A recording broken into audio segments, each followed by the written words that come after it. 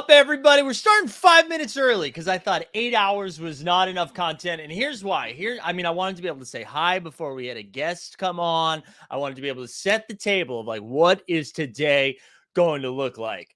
And I got to tell you, nothing but good vibes. I was feeling very positive. I was like, this is going to be a great show. We have some incredible guests. Even though it was 8 hours, I feel like it's going to move through quickly. And then the first comment I see right here is Kay Dunn, who says, I've lost my headphones and your voice annoys my girlfriend, so I'll just watch the action on mute. Sorry, much love, though. All right, so I do appreciate the ability to continue to watch, even though, keep the viewer count up, right? Yeah, I don't know if we needed the last part or the first part in there. I don't know if I needed to know that. I think we could have just kept the vibes good, K Dunn. Shout out K Dunn. Good to see you here. Who do we have in the streets? I see Fenny up in here, Tommy G, the common man, Jay Blaze, Devlar's here, Kevin out here. And I saw Kevin just like gifting Team Hold memberships. What a guy. Borland's here. JC Dynasty. Yeah, we'll talk some So Rare today as well. Shout out So Rare, our presenting sponsor. WizWit in the house. Top Shot Talk. We the Peoples to Chunk. Who else we got? Matic Auto, Courtside, Jump Shoot, Ryan, Gershot's here. Ghost of Greg Oden, Jericho, Borland, Trevo, Regulator, Garen. Who else? F it, Nico, J7, Luke's here. RIP your work productivity. I feel that. Mark's here. Mark is in the house. Jump Shoot, Jonathan. We got, listen, I can't, wow. Topsy Kretz is in here. Topsy Kretz, good to see you. Stubbs, TJ, good to see you. Good to see you. Thank you guys for being here today. Listen, if you haven't had a chance to share what's going on today, please go ahead and do that. I'd like to, get those sweet, sweet numbers up there. We got to boost the numbers. We got, wow, Top Shot, Thought Shot changed his name to So Rare, So Hot, So Rare Hot Shot. We love to see it. Thank you, Ghost of Greg Oden. This is the type of energy I expect to see in the chat today. We have an incredible show. We really do. We have so many solid guests from all over the place. We got so many different guests, and I'm really excited for today's show. We're going to see a lot of great people in the basketball space. We've got some funny people. We've got the first mints coming by. I think we might get a Dustin sighting at some point. But more importantly, Hoops is back. Hoops is back. We have the Celtics and the Sixers tonight. Then we have the Lakers and the Warriors. We have a lot of good shit. So a couple of things just to get us off and running. If you look at our show notes, right, you can see today's presenting sponsor is So Rare. So Rare went live. I know a lot of you have already seen that, but if you haven't had the opportunity to sign up yet, there's a link in the show notes. I'm also going to drop it in here. It's been a lot of fun.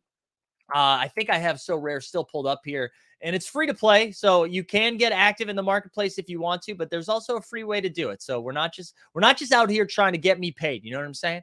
So there's a lot of fun stuff over in the So Rare streets. You can go look. These are my free cards that I got by signing up, not because I'm a hashtag influencer, but just by signing up.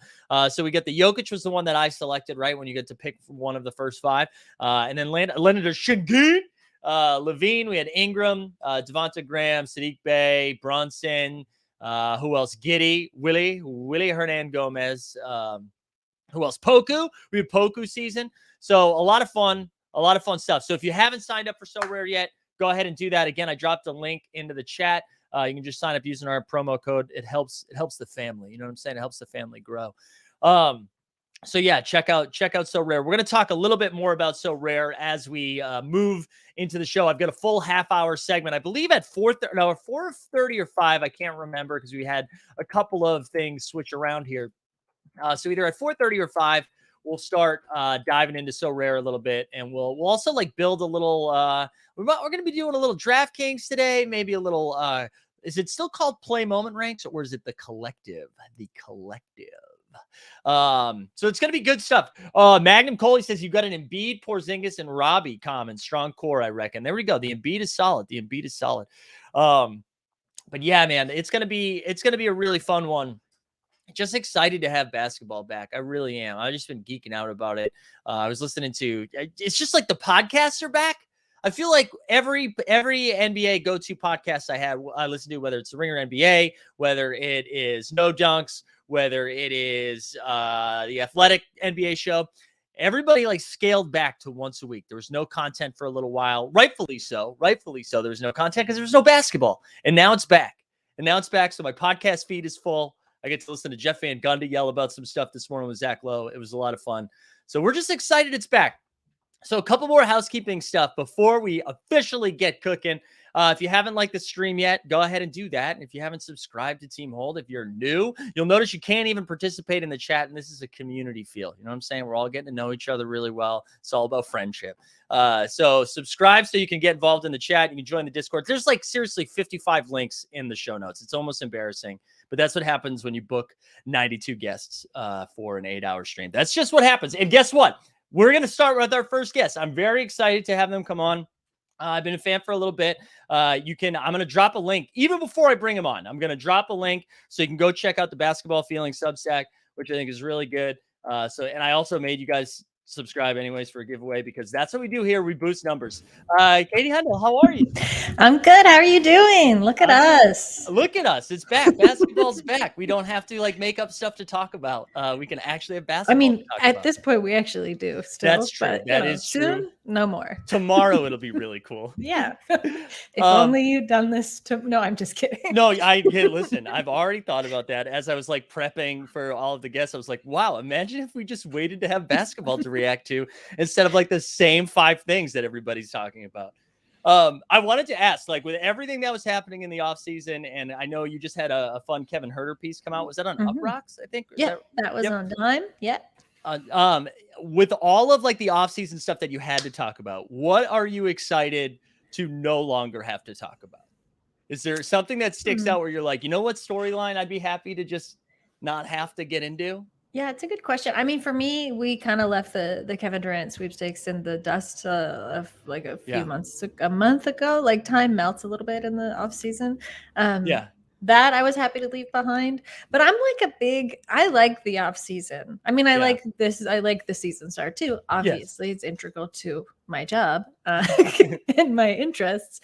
But I like the off season. I do a column called NBA Summer Vacation Watch, also on Dime. So like, but to me, the most dismal part of the off season is when the vacations start to trickle off. Yeah. And like guys are going back to camp, really boring, getting ready for the season. Yeah. So like it's very slow from end of August to like mid-September.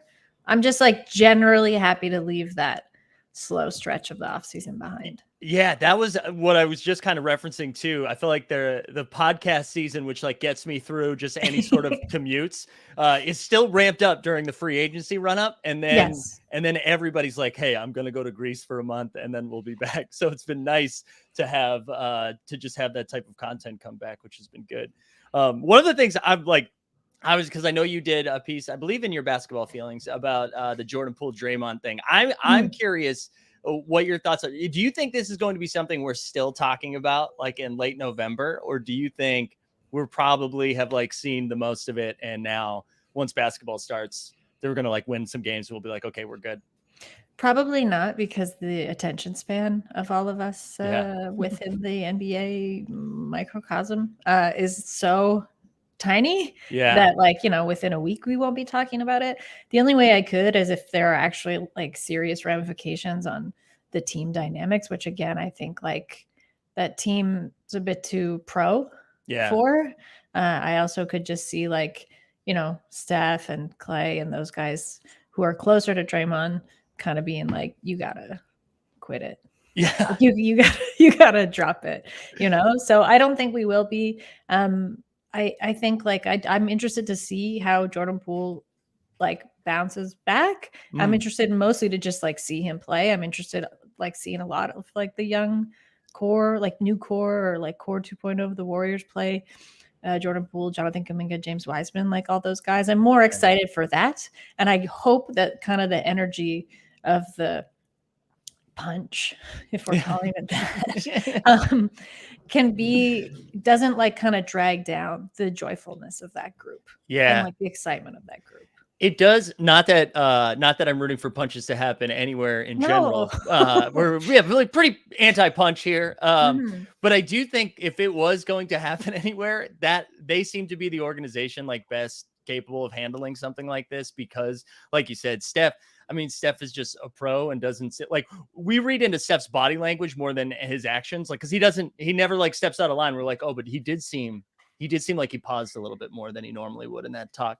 In the talk, but like it's not funny. Like I'm not trying to make light of the video, but like in that clip, like Steph doesn't even turn around for a good chunk until it's like until they're like physically both on the floor. I think then Steph turns around for the first time. So that's why I'm like, professionalism, also probably a little bit used to, hearing Draymond talk, but mostly professionalism. Like Steph's very just so tunnel vision. Yeah.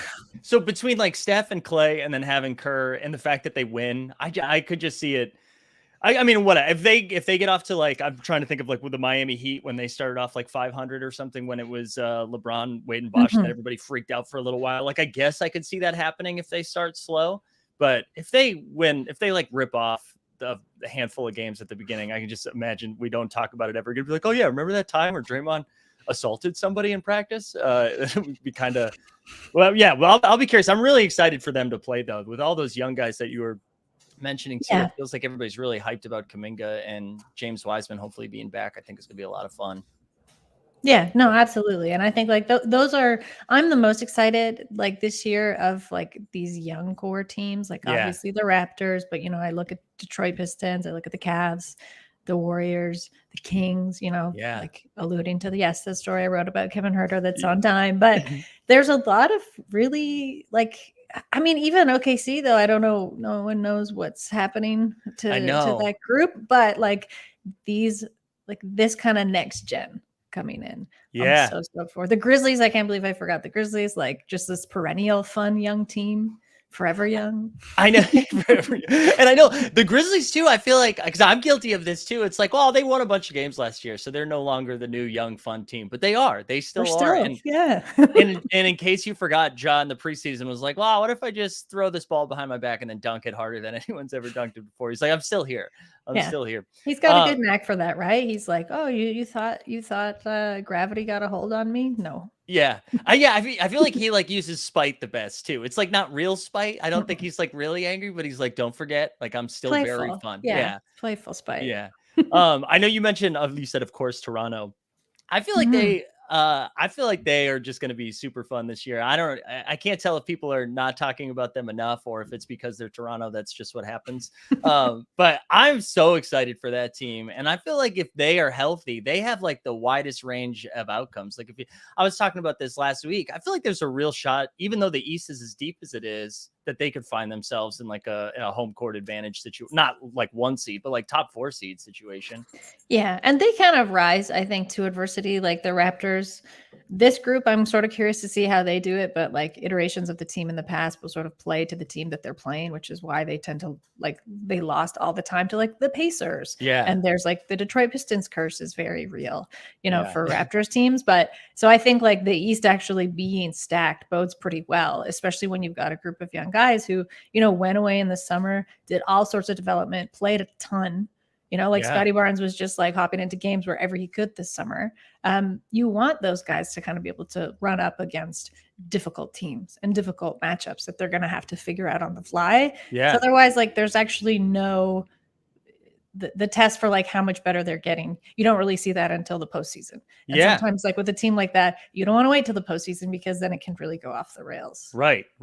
And I feel like they're just such an interesting team. Like, they've got so many different defenders that they can throw at some of these best teams. I mean, I don't know if anybody's got a defender they can throw at Giannis, but like I'm from Boston. Try. You can try, right? We can just stand in front of them. But like I'm a Celtics fan originally from Boston, and so like the Tatum and Brown are really hard to defend. But I feel like the Raptors are one of the few teams where they're like, well, we'll throw Scotty at you for a little while, and we'll throw Siakam at you for a while. Oh yeah, we have OG and Precious and all these guys that we can keep throwing at you. When I think people do talk about that they're long and they're tough they're really good defenders. But I also think because of the way they're constructed, they're also difficult to defend. Like I feel like they present a lot of different problems defensively for a lot of teams, especially if like Scotty takes another leap as a ball handler who's, just a monster. Yeah. And I mean, like Nick Nurse's whole specialty, he's like, I'm the head coach, but I'm more of a defensive specialty coach. He's like, I think he said either yesterday or the day before at practice, he was just like, the more I do this, the more I'm actually interested in how to stop people. Yeah. Like that's where my interests are always going to be at the defensive end. So I think And I think also for a young team, like to be able to problem solve and like to have that kind of quickness and agility at that end pays dividends, like, and again, I hate to be like, this is historically a Raptors thing, because like nothing about this team is really that historic anymore. A lot of those guys have moved on. But like the Raptors defense would always kind of ignite and feed into the offense. And there were these like lulls where it's just like, nobody could get a shot up. I think you've got some better shooters on the team this year with Otto Porter Jr. coming in. I think Gary Trent Jr. is going to be like, I don't know. I'm ready to see him.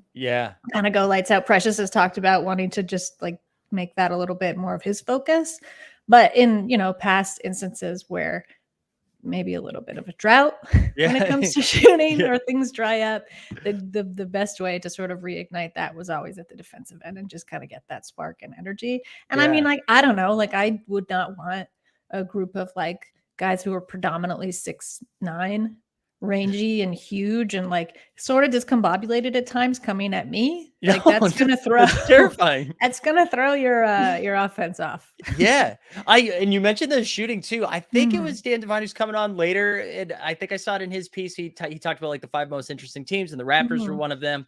I did not know this, and if I flipped the stat, I apologize, but I think it was that Fred VanVleet had made 3rd most threes in the league and had taken the 5th most or so, or it's vice versa. And I know there's been a couple of games where it was like, holy shit, Fred VanVleet took like 13 threes tonight, and you usually don't see that. But I didn't realize that he was chucking at that rate.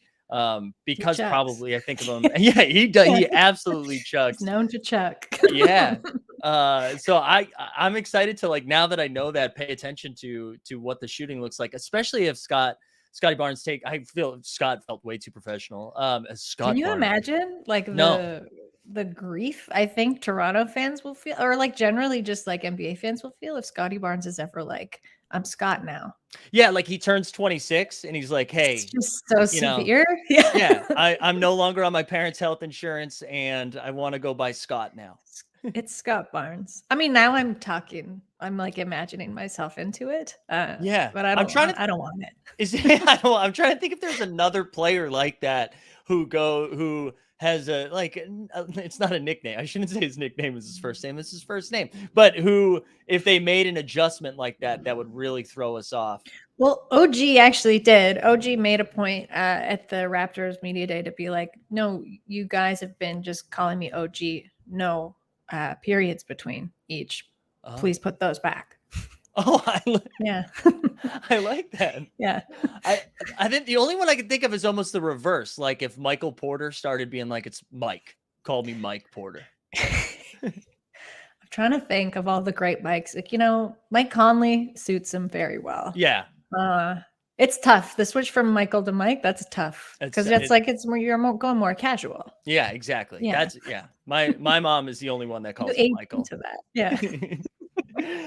Speaking of the Nuggets, I feel that was like one other team. I'm just excited to talk to everybody about the Nuggets because I like them. But also I think people are falling on one or two sides. So they're like, yeah, they're probably the favorite to come out of the West. They're really, really good. Or people are like, I absolutely don't buy into them at all. You can't win with like in the playoffs if Jokic is your big. Where have you kind of landed in the whole Denver world? I'm curious. Yeah. Probably that's where I'd like to comfortably leave it. Because to be honest, the West feels a little bit like a mess to me, like an intriguing mess that I can't wait to like get into and see what happens. But I don't know. Like I'm a huge Jamal Murray fan. It's me too. Phenomenal to like feel like, okay, he's coming back, and try to just like keep fingers crossed and everything, that he stays healthy. And I have no doubt that like he'll click right away. Jokic also seems to me like someone who's just like been patiently waiting for his friend to come back, and the way those two just play off each other on and off court. Like I can't wait to see that dynamic back. As for the rest of the Nuggets, I don't know. Like they went a little bit silent, right? Like in the playoffs, I didn't know why. Like obviously you're short somebody like Murray. Jokic has to make up for it like everywhere he can. So I'm just like, I just wonder how quick it is they'll come back. But they're like a very pacey, pacey in the sense that they are not fast. Right. They're on their need own to pace. kind of chug up to it. Yeah. So, maybe by December, Yeah. January, they'll really be humming. Yeah, I'm like a locomotive, Mike. That's what I'm picturing. I can see it. I can see it. It was like Donkey Kong and Mario Kart. I don't know if you're a Mario Kart fan. He already started off slow, but once he got going, I mean, he was tough. He was tough. Bullying everybody off the court. Whereas like Toad's just like, who's the Toad of the NBA? Oh, that's great. Toad of the NBA. Who's like spinning out. Yeah. You know who? The Toad was just signed by the Mavericks after being let go by the Nuggets. I think it's Campazzo. I think Facundo Campazzo is the Toad of the NBA. Who did I see? A friend of mine was like, when that signing went off, was just like, oh, I can smell the cigs from here. Like Luka and Campazzo. I love that. I like the idea that Luka was just like really pissed JJ Barea isn't in the league anymore. And he's like, what? Get me somebody in that wheelhouse. And they're like, I guess we can do Campazzo. He's like, all right, he's fine. like, I need my guy, Campazzo. Speaking of the Mavericks, if you told me they were like, oh yeah, they ended up being a 4 seed because Luka averaged like 30, 15, and 15 for the year, or if you told me they were like in the 8 or 9 seed, I feel like I'd believe both. I feel like their range of outcomes is all over the place. Yeah, I mean, like I'm mostly excited to see Bradley Luka come back. Yeah. I think like I finally came around to his all-encompassing, consuming brattiness in the postseason last season. For Eddie Luka's good. Well, it's something I just like I couldn't ever. I was like, I don't really like this. Like this is not for me. But that's why it works, you know. Like he has the capacity to get under like everybody's skin, and you kind of saw that in every series, you know, that the Mavs were in, and like it worked so well. Until it didn't, and like he kind of collapsed in his own brattiness and was like almost out bratted, and like went a little bit flat. The Mavs are interesting to me. Like they're another team where it's like I feel like they're still trying to like, you know, we're making jokes about Campazzo, but they're still trying to plug in these sort of like peripheral players and figure out like the depth there, right? And like what's gonna work best around Luka. Granted, like he's his own depth. Sometimes you don't need that, but I think they got closest last season and they want to get back there. So it's like, okay, how do we fill out the back end of this? You know, when Luka gets so tired or frustrated, or we've got like a particularly weird matchup that we've got to kind of puzzle out. And I know, like, because they relied so heavily both when Luka was out and just like out of a game, or just like for taking a break, and I'm like stumbling over my words. When Luka missed a couple of games, you're just excited. Yeah. I got so excited because more Campazzo talk, please. You've had a lot of coffee, but I haven't had too much coffee.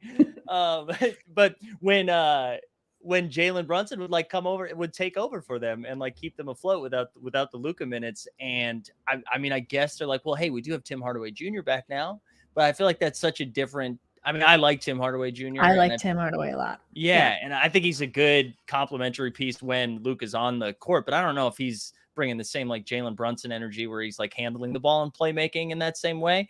I feel like he's just like, let me chuck. And he's a steady guy, also a chucker. But like, you know, he's not kind of that energy piece. That you'd really want around Luka. But I think sometimes that's why it works so well, the two of them together, right? Absolutely. Like he can kind of be that steadying anchor on the floor. I really liked Tim Hardaway Jr. He's like he's someone who I came around on kind of when he got to the Mavs, you know, because I don't really think he didn't really get a fair shake in New York. Does anyone? I don't know. No. I don't think so. Sorry, Knicks fans. DVD. But I think, you know, when he got first with Rick Carlisle and the plan that he had for him, and now it's like nice to see that plan for him has kind of continued with Jason Kidd, you know, and his staff, and he's been able to grow and develop in that way. I hope he stays there, but I hope he does too. I think they need him. I think they need him. They do need him. Yeah. Also, I've seen in the chat, Garen said Jose Alvarado is the Luigi. This is fun. Okay, but I'll ask the chat then. What's the Toad team? Like, what is the spin out?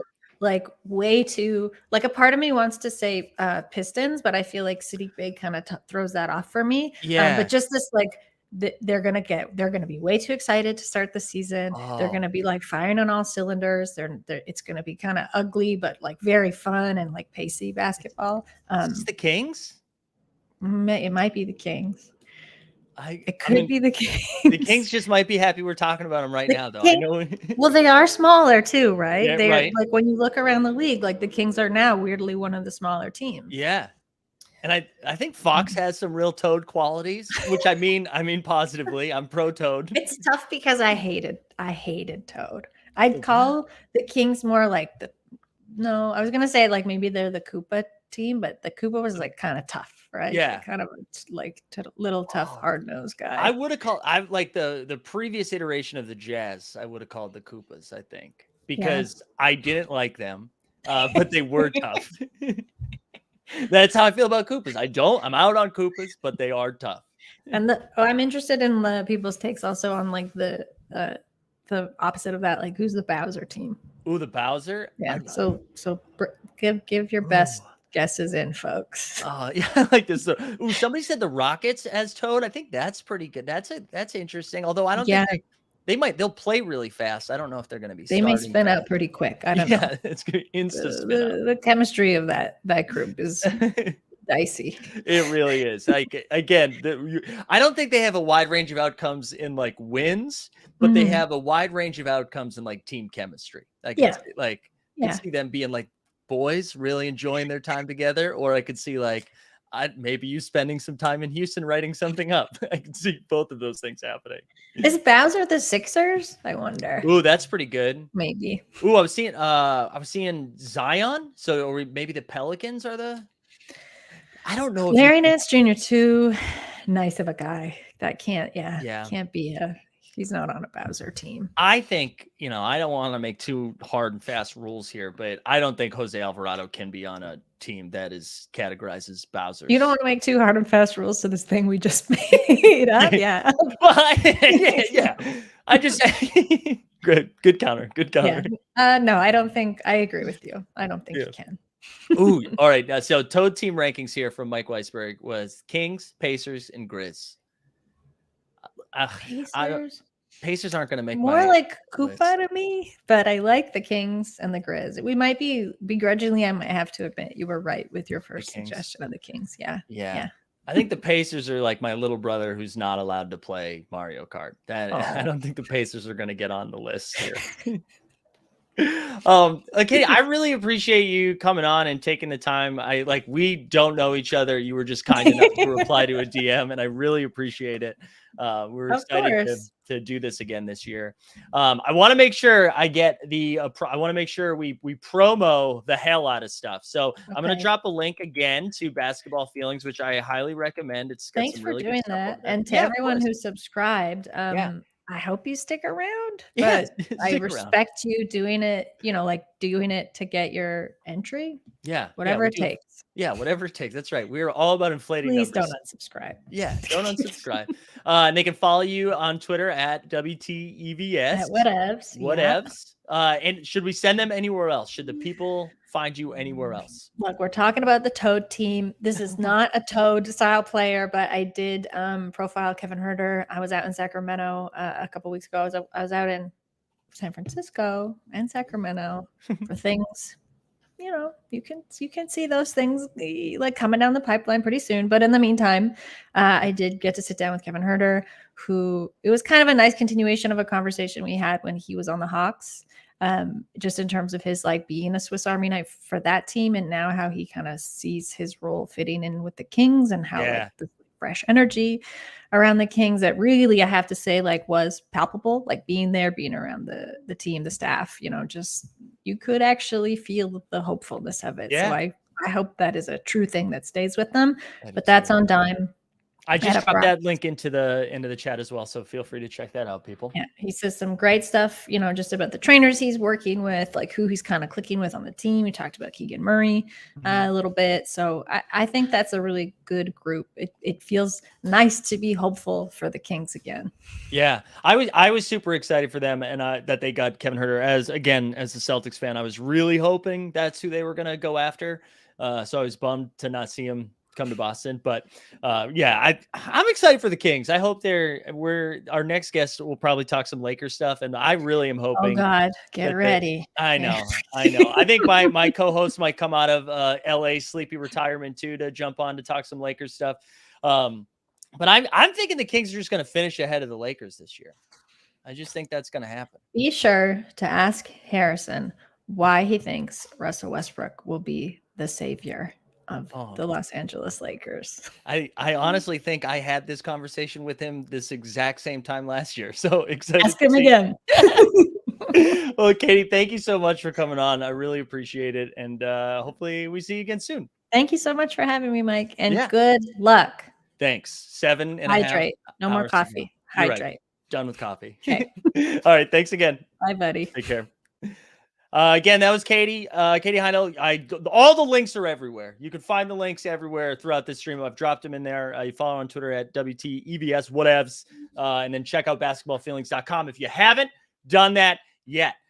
We've got so much fun stuff left. Let's remind the people. What do I have some? I feel like I fired up a giveaway and then I was like, you know what? I'm not even going to tell anybody about it. But if you haven't liked the stream yet, go ahead and do that. Like the stream, subscribe to the old Team Hold channel. And then put hashtag So Rare into the chat. Shout out So Rare, presenting sponsor. How about presenting sponsors? Look at us growing. We're growing. We're getting sponsorships now. We're getting guests on a regular basis. And we're not talking about Top Shot. Let's see. I think we're going to keep things moving. I'm going to see if our boy Dustin's going to jump on. I saw he was in the chat, so maybe he'll join us. But let's bring on from Mr. Harrison Faigen from SB Nation. How we doing, man? I'm doing good. I'm doing a little less well after, watching Katie groan at the idea of me talking Lakers at the end of that last segment. But I'm doing all right. It only a minor hit to my self-esteem. I know. I think it was out of love. I think I like to think so. Yeah. We're gonna I'm seeing him right now. I'm seeing him down here. We're talking.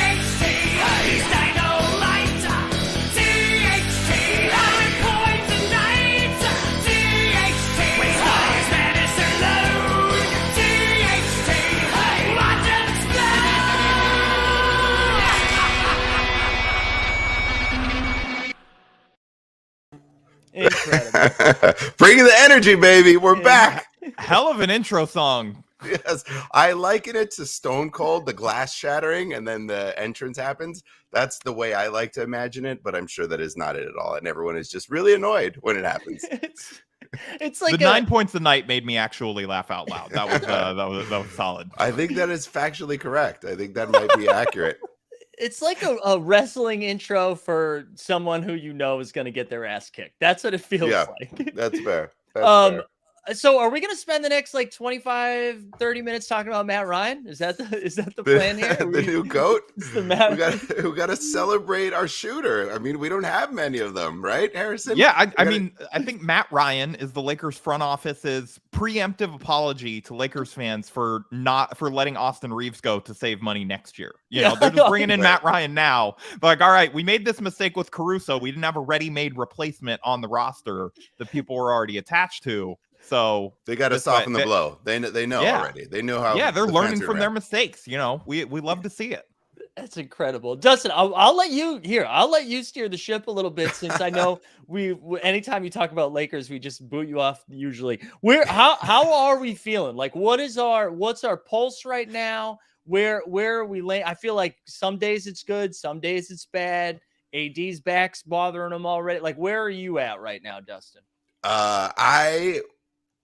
Man, it is really hard to say for Lakers fans. I think you're positive because the season is starting, so anything can happen, right? Like, you're optimistic. No one is, well, I wouldn't say no one is injured, because we already have Dennis Schroeder's injured and Troy Brown Jr. is injured. So it's par for the course. But Anthony Davis got hurt from coming off the bench. That's right. So, yeah. So, look, Anthony Davis is healthy for now. That's a win. I think we'll start there. I don't know. I looked at the spread for today's game. It's -6, which I thought would be much higher, right? Yeah. Didn't you think it would be much higher? So I think they're counting the fact that AD is healthy to keep them close. I don't know. I think you're right on about where they're going to fit. I think they'll be probably in the play-in game unless some sort of trades happen down the line. And Harrison, please jump in. But I know Simmons has talked about that maybe there's better offers for the Lakers as they get down the season and teams get desperate to try and tank for Victor or Scoot. So maybe there's a better deal. Maybe the Pacers deal comes and it's only one first-round draft pick. Maybe I'm dreaming. I don't know. But I think you got to roll the dice and let these guys play a little bit, even though we kind of know what to expect. Harrison, where are you landing right now with Lakers country? Up and down.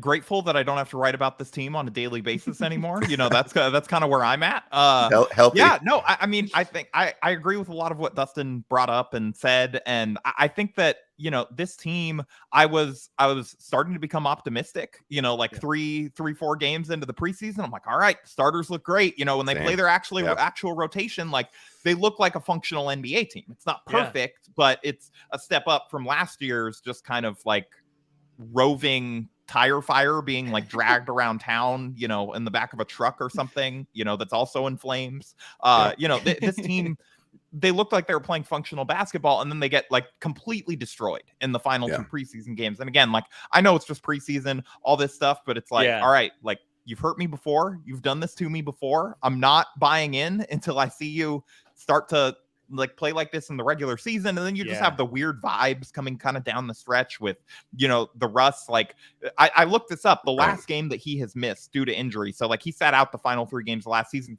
ostensibly due to injury, but mostly because the Lakers were out of the playoffs. Right, the last game was because he complained that he had injured his back because Frank Vogel was leaving him on the bench so long. Yes, I remember that. Yep. And then now he gets injured like 5 minutes into his first time coming off the bench, and yeah, I don't know. The vibes are weird. It is, and it's funny. I think if you didn't have the experience that you had the last year, you'd probably be like, oh, well, it's the preseason, right? Because you're right. You don't want to like read too much into games that don't matter, where they're purposefully messing with some stuff to see what they got, right? But there's this like PTSD of like, I've been down here before. You need to prove to me that this isn't going to be the same tire fire on the truck that we witnessed last year. So I think you can sense it. There's like just an uneasiness amongst the Lakers fans right now. Yeah, like if you had a friend that just came over and like every time they came over to watch basketball with you or something, they just like grabbed your TV and like threw it out the window, like it would take you, like they could say like, hey, I'm not going to do that this time. But after 2 or 3 times, you'd be like, no, well, you threw my TV out the window the last 3 times you came over, What an analogy. What an analogy. So I'm getting TV repairs done today. It's on my mind. You're speaking from what you know. So now that you're not forced to, and don't worry, Dustin, we can still talk about Matt Ryan. But now that you're not forced to like write for the Lakers or write specifically about the Lakers, where have you found yourself going for like your Harrison NBA therapy? So like if you could go, you don't have to write about the Lakers. Who are you excited to be breaking down right now? I'm sort of excited about the Kings. And damn it. So is Mike. Mike. I'm interested in them. I'm not sure that they're actually going to be able to stop anybody, but I think their games will be fun on League Pass, which is a thing that I get to subscribe to through work now and watch and write it off. I don't have to watch every single Laker game. I can bounce around and be like, hey, there's another team that's interesting that's not down by 30.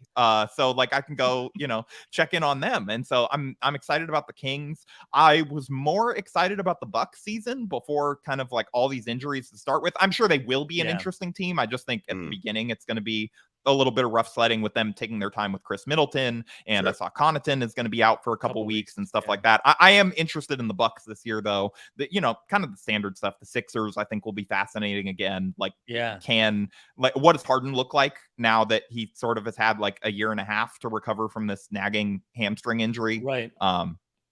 I'm excited about the Sixers too, which I don't want to be because, again, as a Celtics fan, I'm not looking forward to the East being as good as they are. And there's a part in the back of my head that it's like, well, don't worry. Once we get to the playoffs, it's Harden and Doc Rivers. Everything will be fine. But I am excited for Tyrese Maxey on the Sixers. I feel like if you told me he took like a massive leap and ended up becoming their second most important player on the team behind Embiid, I wouldn't be surprised by that. Just what we saw from him in the playoffs was so exciting. And for him to do it in like meaningful games too.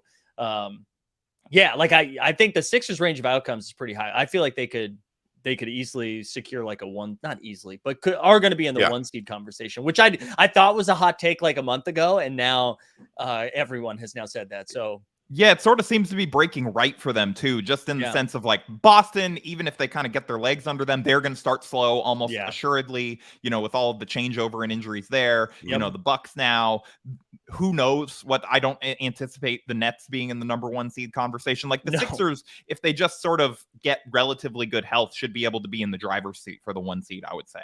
Yeah, I think so too. I mean, because you're right. The Celtics are. I think the Celtics are going to be fine when it comes to the postseason. Like, I still think they're going to be a formidable opponent, but I'm really nervous what the first couple months look like with no Robert Williams. So, Right. like, again, Mike Zakarian aged Al Horford playing 35 minutes is probably not great for anybody. I know they're like pretty high on what Malcolm Brogdon and Sam Hauser is doing, which I thought the Sam Hauser hype was a bit over the summer. I follow a lot. Shout out the Celtics Reddit podcast. They just rebranded. I forget their name now, but shout out Wayne Spooner. He's been hyping up Sam Hauser all summer. And I was like, all right, cool. Relax. And then now he's like entering the national podcast spotlight. Sam Hauser hype. Yeah, he's like having shooting contests with Jason Tatum and apparently winning sometimes. Like, you know. God, this is he's our Matt Ryan is what I'm learning. There we go. Every team's got to have replacing your previous Matt Ryan, just Matt Ryan. Yes, just correct. Matt Ryan. Who was Matt Ryan? Yeah. DC's Matt Ryan. And I don't know, Dustin, what about you? Where like, are you just hyper laser focused on the Lakers right now? No. Or like, what are you? No, you. That's good, No. Dustin. I'm proud of you. No. Normally the answer would be yes. But I've been hurt too many times, right? So not that I'm going to root for this team, but I really want to watch them because I think they have the potential to be the most hated team in the NBA, and that's the Minnesota Timberwolves. The Gobert Cat is just, who likes Karl Anthony Towns? If you're not a Timberwolves fan. Our presenting sponsor, So Rare, does. He was in their community event video. Karl Anthony Towns for the money. Dustin coming on just taking shots at the sponsors. Unbelievable. Hold on. Mike, the way you felt, okay, remember when we talked about this with Jordan Poole last year, and I called it out saying Jordan Poole, I just don't like the way he does things, and then you started to see it in the playoffs, right? Yeah. Well, but I think that's how I feel about Cat. That's how I feel about Cat. No, that's fair. But I should say that was colored by the fact that he was playing the Celtics in the finals. So I was pretty okay. I was pretty fired that's up. Fine. But, well, he does light up the Lakers, so maybe there's a little bit of coloring there as well. I just think that I love Ant Edwards, but I'm very interested more than anything. I'm just interested to see the Timberwolves play. I want to see that combination. I want to see that they they pushed all their chips in, right? To say this is it. And I'm very excited to see this team. I'm very excited to see. They're either going to be so much fun or chaos. And I think people like they might get exactly what you saw when they won that play-in game. Yeah, I feel like they could be like that all season long, where they're just hyping themselves up after every game, and just the fuel of hatred comes from so many NBA fans. I just want to see it. No, Dustin, they lost Pat Bev, so they're not going to have that, celebrate the play-in title like you just won Game 7 of the finals. That's going to be the Lakers after they kiss had they after they win their first game in like Game 4. Pat Bev jumping up on the table, kicking over someone's popcorn, like just like you all haters said we couldn't do it. Pat Bev, not to steal the thunder there. Yes, Pat Bev is going to do. I bet you he's going to do one thing. Point to the crowd and be like, I run this city. We run this town. That's coming. And then they're going to lose the game. And then that will be a video that you see on Twitter for the full 24 hours. It does sound very likely. Now that you sort of paint that picture. You can see it. Yeah. There we go. I hope from the Timberwolves experience that we learn if Rudy is a good teammate or if he's a bad teammate. Like, do we learn that maybe Donovan Mitchell just wasn't great to be around and that Rudy actually is the ultimate teammate? We just didn't appreciate it because no one ever passed him the ball. Yeah. Or like you said, it could be Game 7 and, the Cats screaming at Rudy or Anthony Edwards slaps Rudy, something like that. I don't know. I'll say, though, when you were talking about Rudy and then use Jordan Poole, that is how I've always felt about Donovan Mitchell. That's fair. I'm excited that he's in Cleveland, and we should talk about Cleveland because I think again, every team I feel like I talk about, I'm like, oh, they got a high range of outcomes. But I do think Cleveland is one of those teams. But Donovan Mitchell, and I died on this hill last year. I'm going to do it again. I think he's awesome at basketball. It is when he pretends that he doesn't know the camera is on him and he's doing tough guy stuff. That's when I'm out. Yeah. And that I think is the closest to the Jordan Poole comp that we can do. You nailed it on that one with Donovan Mitchell.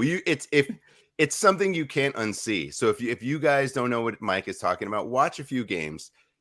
That man knows when the camera's on him. Yeah. And he's like, all right, here we go. Let me get into the zone. It's on me. Like, what are you doing? Calm down. Just play the damn game. Don't worry about the outside stuff. He's so annoying. Like, to make a cross sport comp, he's got a little bit of like the Russell Wilson energy of the Yes! like, I am trying very hard to be like branded and, you know, like I'm trying to say all the right things all the time and be this like person that you like. And it's just like, it doesn't feel authentic to me.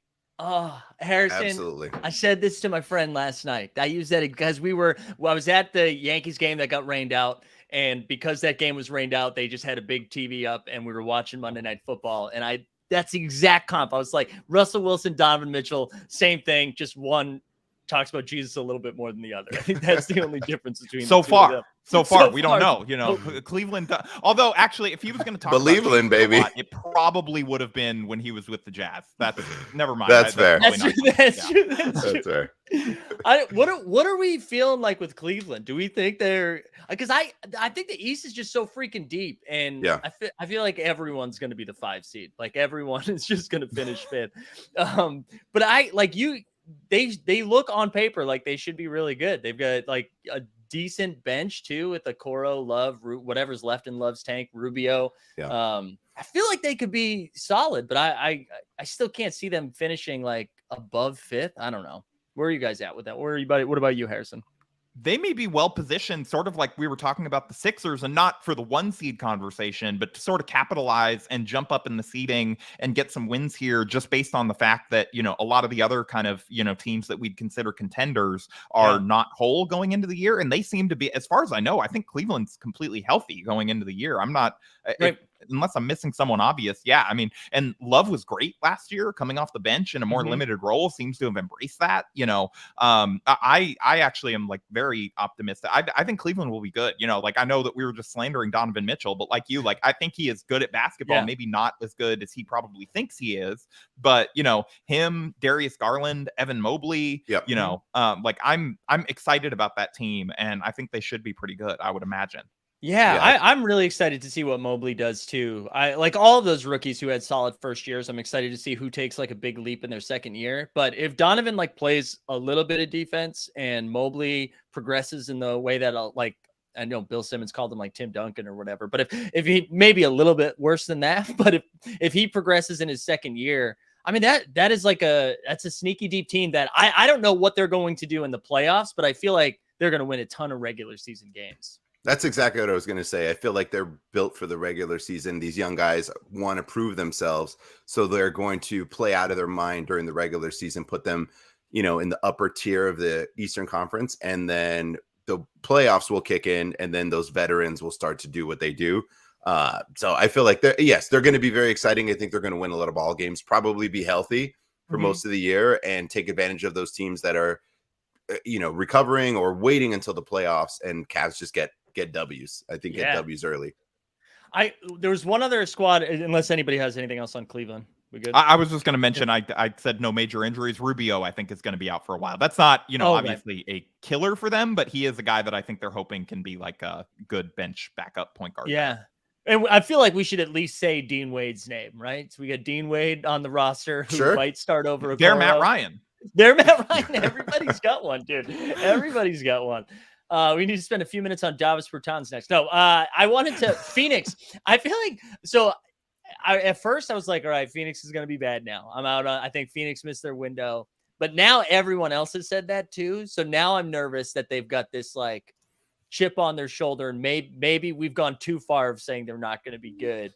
Where are you landing on Phoenix going into this year, Harrison?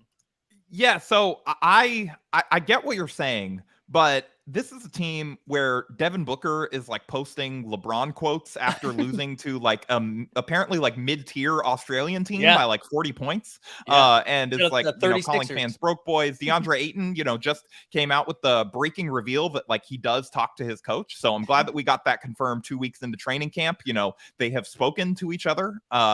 You know, it's a bad vibes team. Chris Paul's getting older. He always gets hurt at some point. I don't think they're going to be terrible by any means. Like, they're not going to be a lottery team. I just don't see top of the West for them this year, especially like even outside of the weird vibe stuff, whatever. Like you lose Jay Crowder. He was a big part of your rotation. Obviously not, he was not the driving force of that team, but you're losing a good player for nothing right now. Yeah, absolutely. And, it just like, I don't know. I don't see it with them this year.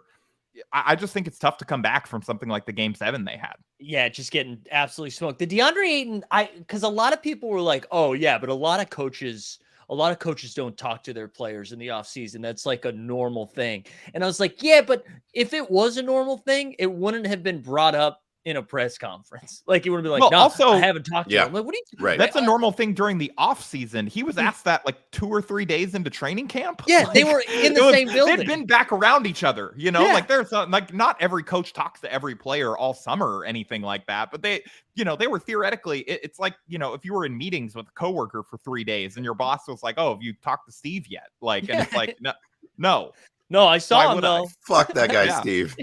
Yeah. I know, Dustin. I feel like you just hate the Suns, anyways. But I do want to know how you're. I'm here for all of it. I'm here for all of the implosion. I'm here for the storylines. Yeah, no, I'm not happy about how successful the Suns have been, and also, I guess, not as successful. So I'd like to see them implode. Like I'm okay Dustin, with it. Do you think them imploding reverses the curse of Drummond, like for the Lakers? Because they have not beaten the Suns since that infamous, I think it was what, game 2 or game 3 when Drummond is, pantomiming LeBron on the bench as he's destroying the Suns, and they have lost every single game to the Suns. Does this counteract the curse? Are the Lakers free now, finally? Yes. I think this year, I'm calling it this year. That is, they beat the Suns at least once. Yes. Yeah. Big things happen in Lakerland, guys, if you can't tell. This is how you can tell where Lakers fans are at. Dustin is just rooting for other teams to implode. Like, it doesn't even mean Lakers gain success by the Suns imploding. You know what? Like, someone else will hurt. I want to comment on that, and you're dead on. You're absolutely dead on. I'm not going to argue that. This is going to sound like such a spoiled LA Lakers fan. So I feel like this is the first year in a while since, like, we had the young guys like, Ingram and all that stuff. Where I'm like, I don't know what to expect. Like the year before, maybe we can still make a championship run. The year before, winning a title. I go into it with that. Now I'm like, what do fans do when your team is like middle of the road?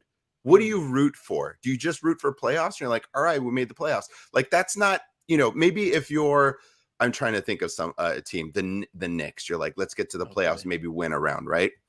Or Lakers like fans, like that's Celtics, not what... that's only won one title in like the last 3 decades. It's just... Wait. What do we do? Celtics are in shambles right now. What are Lakers fans really rooting for? Because just making the playoffs is clearly not enough when you have LeBron and AD. And then you don't say, oh, like, I hope we win a round. No, that's not what I want. I know for some teams that's like, all right, we're back in the like the Kings, right? Yeah. Let's make the playoffs. That's not acceptable here. What do I do? The Pelicans have your pick regardless, right? Correct. They have a pick swap. So it's a swap. As long as the Lakers ends up higher than theirs, and they can swap it, but they don't. The Lakers have to make the playoffs in this. They cannot miss because that could end up really bad. Yeah, could you imagine if they gave up like the number 1 pick? Like it was like it was the Clippers thing. Like when they did it was the Baron Davis trade. They gave up the Kyrie pick. Yeah. I mean, I don't think they're going to be that bad. I don't think the Lakers. I don't think so either. But with some lottery balls bouncing, I don't know. It does feel like something this team would do to Dustin and I personally. Yeah, yes, correct. But like when you really do look at the West, and if you guys run pure and LeBron and AD are healthy the whole time, and Russ either is like, you know what, I love moving without the ball, and Matt Ryan is like, yes, we're like, if you run pure. What's the ceiling regular season? Like 4 seed? I don't know about that. I don't know about 4 seed. That would require a trade, I think. Yeah. Like, I think honestly, the most optimistic I can get myself to is like 6 seed. Like if everything goes right. So I know we were saying like, oh, ping pong balls, we'll see but if everything goes right, there is 6 seeds. So that means if things just kind of go like, okay, with the roster is currently constructed, right? You know, like I think with a trade, I think with the like the theoretical Miles and Buddy trade, the team could start to challenge for home court in the first round, that type of thing, and then you get the right playoff matchups. The Celtics are as familiar as anyone with if that stuff breaks right, you can end up going on. Or I guess that was more the Warriors last year that ended up kind of getting good matchups. But every team requires luck a little bit, and I think the Lakers need more of it than most teams that you would consider a real contender. Yeah. This team, if they make the playoffs, is going to be a problem with LeBron and AD just because those guys are matchup issues. And, over the course of a 7-game series, there's a certain level of, I think, like pounding that you take from having to deal with those guys, if they're healthy and things like that. And if the Lakers can, get some shooting around them with a guy like Buddy, guy like, again, Miles, not like, like a laser from deep, but is okay and can somewhat space the floor. Yeah. And so, but like with this team is currently constructed, I can't get myself that much more optimistic because their highest paid player doesn't fit. Yeah. Right.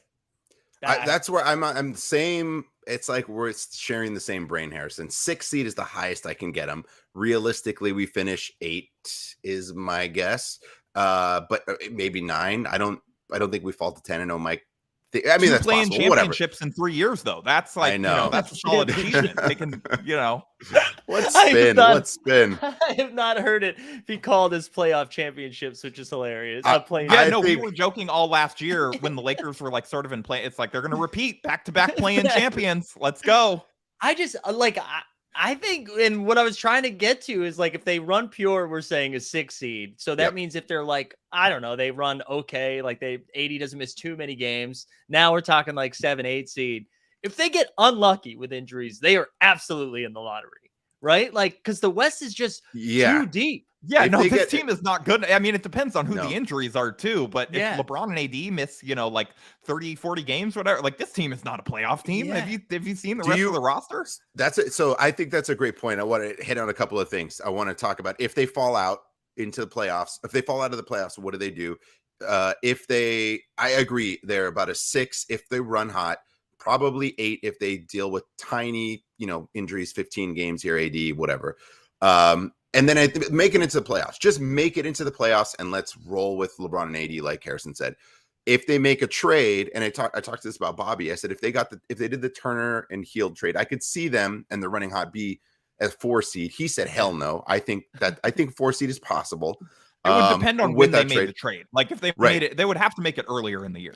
Yes, agreed, to get more W's. And then, so the question I have is if they hit an injury bug and AD is out for like 4 months, right?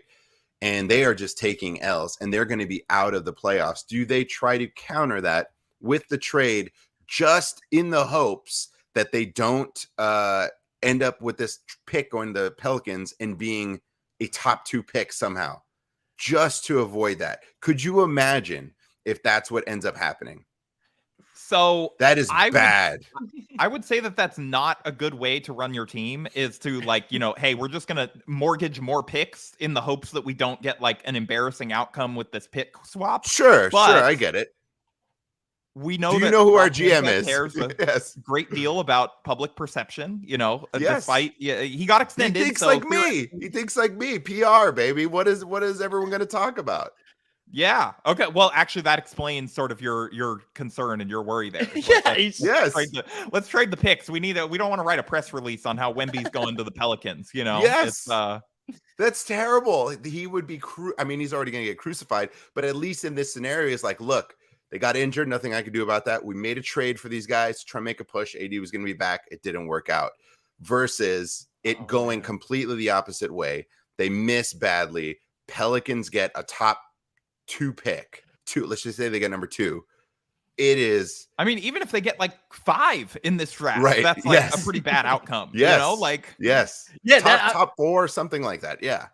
I don't want to be Debbie Downer for you guys, but I feel like you're probably going to be pissed off at the end of the season. Yeah, I know. So see, this is why Dustin's hate for the Suns is shining through and all these other teams is because, sometimes hope dies, but hate springs eternal. We can just hate on all the other teams that we don't like. Absolutely. And that can fuel you as a basketball fan. That's how we've come together. We're hating the Suns.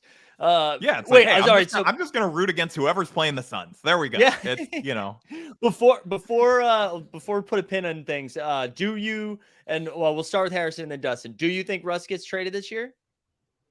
I do. Yes. I do too as well. Sorry, I jumped the gun. I wanted to He's say like, yes yes. immediately. Yes, tomorrow. Well, Harrison, listen, man, I know this is, I believe, your second or third appearance. I cannot remember on Team Hold, but I appreciate Second, you. I think. Second. I appreciate you coming on again and taking some time out. I'm going to drop a link to sbnation.com/NBA where you can find all of the sweet non-Laker content from Harrison. But really appreciate you coming on, man. Yeah, no, happy to do it. I just hope that next time I come back, like I have my own sort of like Matt Ryan intro song or something like that. Like I need I need my version of the THT song that Dustin has. Okay. Yeah, that's doable, because I do think we have to retire the THT song. Yeah. I mean, I think I disagree. I think you can, when you have a good intro song, you just run with it. It doesn't matter what team he's on. I think you just keep that one. That's doesn't perfect. matter how accurate it is. Yeah, that's fair.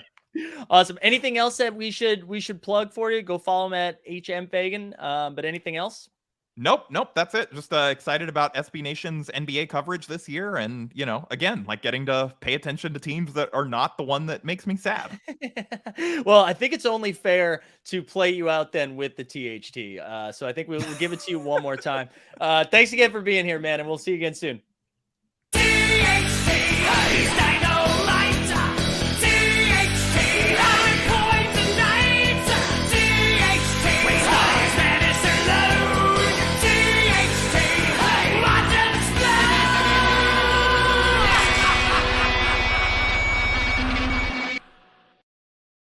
Incredible stuff. Yeah, that was perfect. All right. I have nothing else. I will see you guys later. Take care, Harrison. See ya. Shout out Harrison again. I'll drop some links. Go check out SB Nation to get some of his content. Follow him on Twitter. All the stuff. Dustin, how are we doing, man? Oh, man, feeling good. Look, it's exciting regardless of what the Lakers organization is going to do, because it's NBA season, and that's all that matters. There's professional basketball being played today where there are actual wins and losses. We don't have to care about Thursday night football anymore and pretend that we can get some sports to get us through the week. We can just go right into basketball every single day. It's the best. It's the best. Speaking of I'm best, going to tease something. I'm going to tease something real quick. For the Thursday game, there's a Lakers-Clippers game. There's going to be something fun in there. If you tune into the game, a nice little commercial that you'll see that I think LA fans will be excited about. So that's what I'm going to tease. I thought, okay. Tease. Is that coming from the mouse himself? Just a little tease. From the just mouse? watch the game. I think people will like what they see. All right, real quick, we're gonna after our next guest, I'll spin for a giveaway. We're gonna give away 10 trade tickets for our first giveaway. We got a bunch of stuff that we're gonna give away. But if you haven't liked the stream yet, do that. Put hashtag #SoRare into the chat, our presenting sponsor. Also, if you're trying to chat, yeah, I know, not yet, Matic. If you're trying to chat and you're like, hey, why can't I? That's because you got to subscribe to Team Hold, baby. You can find a bunch of links in our show notes. One that I'm going to drop into the chat as well, but again, it's in the show notes. Sign up for SoRare now. It's open now. We're going to spend a half hour building some lineups later. You can kind of see this is my gallery over here. Look at this. We got a little Shady, some Nikola Jokic. I got Şengün in my pack that I got. I got him in AD, baby. Hell yeah. You can play for free, though. This is free. You don't even have to buy anything. So go ahead and sign up if you haven't yet. You can find a link in our show notes, or I just dropped it into the chat right there. See, there it is. Look at that Brandon Ingram photo. Wow. That's solid. That's like that Brandon Ingram from when he won Most Improved Player. That was one of the best interviews with TNT, for those that remember.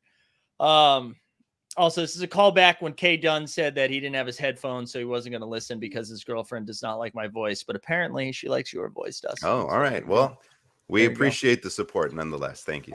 Dustin, are you popping in and out today? What's your plan? I'm going to try and pop in and out. I won't try to get in the way of what's happening, but there's going to be a chunk where I'm gone. I'm going to try and get back. It's also my son's birthday, Wesley's birthday. He turned 10. So we're excited about that. We're going to do a little food, watch a little Lakers tonight. We'll see how that goes. Yeah. Awesome. Yeah. Awesome. Well, how are you holding up? 1 hour in, Mike, after the Yankees game? Feel pretty good. I feel pretty good. Yeah, I was pissed the Yankees game got canceled last night.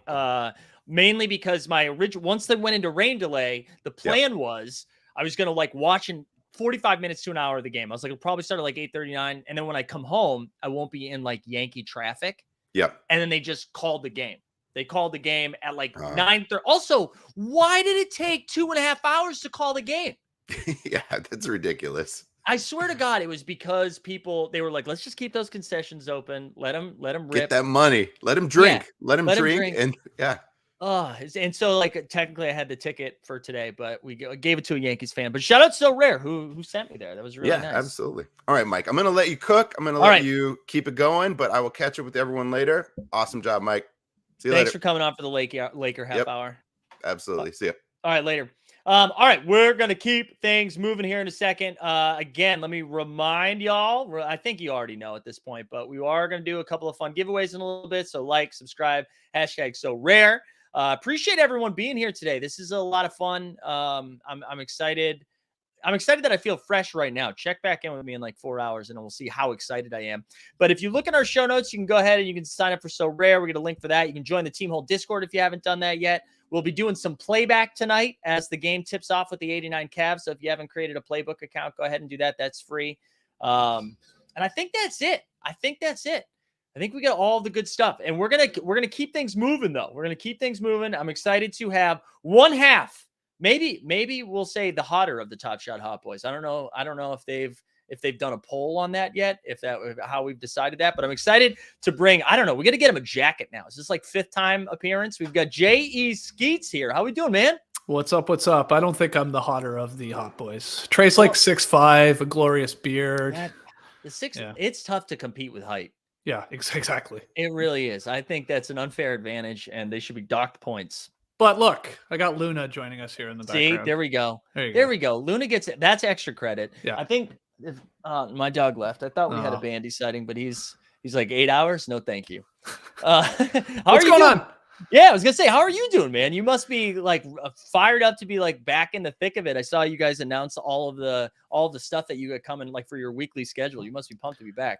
I am. It doesn't feel like basketball is actually happening though tonight. I mean, the shows are coming fast and furious from the Classic Factory, but actual real NBA games, it's like I haven't wrapped my head around. Oh yeah, there's like 5 hours of hoops to watch tonight. You know, what I mean? That part hasn't sunk in yet, but I'm excited. I think tomorrow when you're back into it, and you're like, oh my God, we have like stuff to react to. And Luna also was like, no, I'm not interested. She's like oh, they're talking basketball. See ya. Like, no, thank you. I one of the questions that I was excited to ask you, and I talked a little bit about with Katie at the beginning. What are you, because like you trying to make content throughout the whole off season. We have like the free agency, which is a lot of fun. There's a lot of stuff to talk about. And then there's a little downtime, and now we're like really in it. What are you excited to no longer have to talk about? Like, is there a storyline that you're like, Jesus Christ, never again? I mean, yeah, like definitely the Brooklyn Nets, because anytime we talk about them, we have to do the whole thing where it's like, well, they have Durant and Kyrie and Simmons. They could be a championship contender. And then you have to say the other side of your mouth, but this could go horribly bad and they could be a 30-win team and somebody's asking to be traded and Kyrie's like sitting on the court at half court and refuses to move or something, something insane. So it's like, let's play. Let's see how they are. And we'll find out, are they closer to a 40-win team or a 60-win team? And whatever. Like, I just want to see it. Let's stop talking about it. Let's do it. Right. You know what's so funny too? No one in New York is talking about the Nets. Like and everyone else is outside of New York. Everyone's talking about the Nets. But there's like no, and part of it's probably because the Mets kind of had a playoff run. The Yankees are in the midst of one, and Jalen Brunson and the Knicks, of course, they're going to talk about the Knicks more. But there is no conversation in the city around Brooklyn right now. I'm sure a little bit. Oh, part of that. Well, yeah, it's New York. They care more about the Knicks than the Nets. Yeah. There's that. But there is some burnout too, because we just talked about them all summer long. So it's like it's almost been, dare I say, like a quiet week or two for the Brooklyn Nets. It's true. Like there's a viral video of Ben Simmons airballing a jump shot at an outdoor playground. It's sort of like, that's it. So that's good, I guess, for them.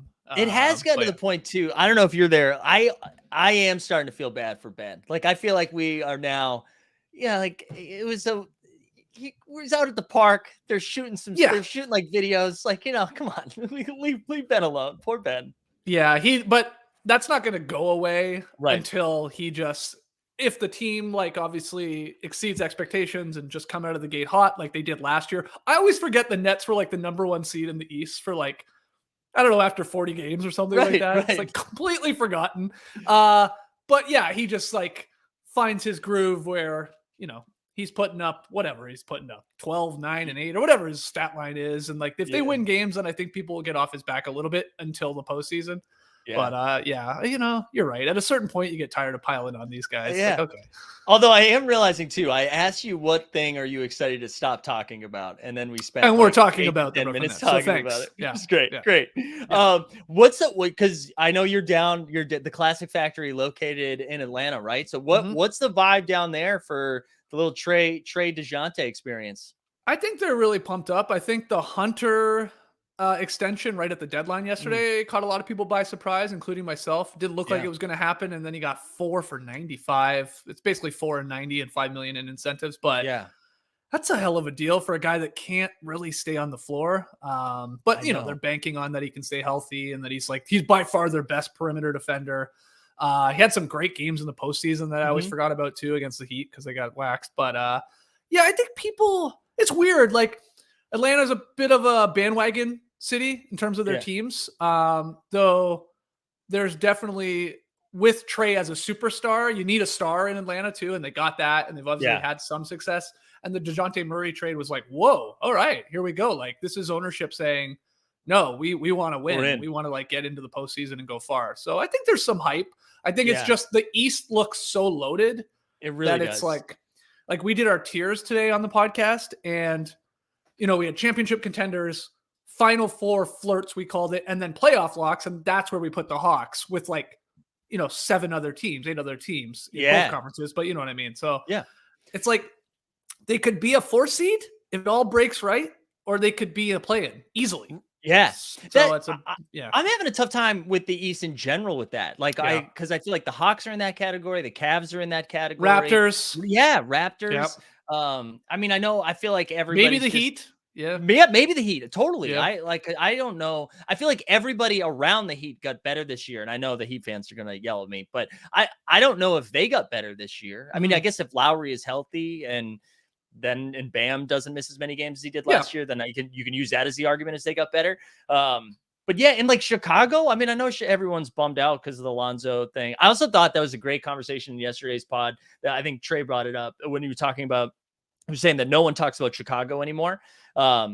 And then the conversation around talking about Toronto, I loved, because the thought is that no one talks about Toronto, and then Trey was like, actually, everybody talks about Toronto. Yeah. I thought that was great. Yeah, but that continued on today's podcast too when we were doing the tiers. Like, nobody talks about the Bulls, but everybody talks about the Raptors. But then counter is nobody really talks about the Raptors. You know, it's like this, like it just goes in circles. And then I said, you want a team that no one really talks about? It's the Washington Wizards. That is no true. one ever talks about them. And there's a big reason they're not really that good. So, I think the Bulls, they're a tough one to sort of pin down. Yeah, I don't know. Like, definitely a play-in team, I think. Yeah.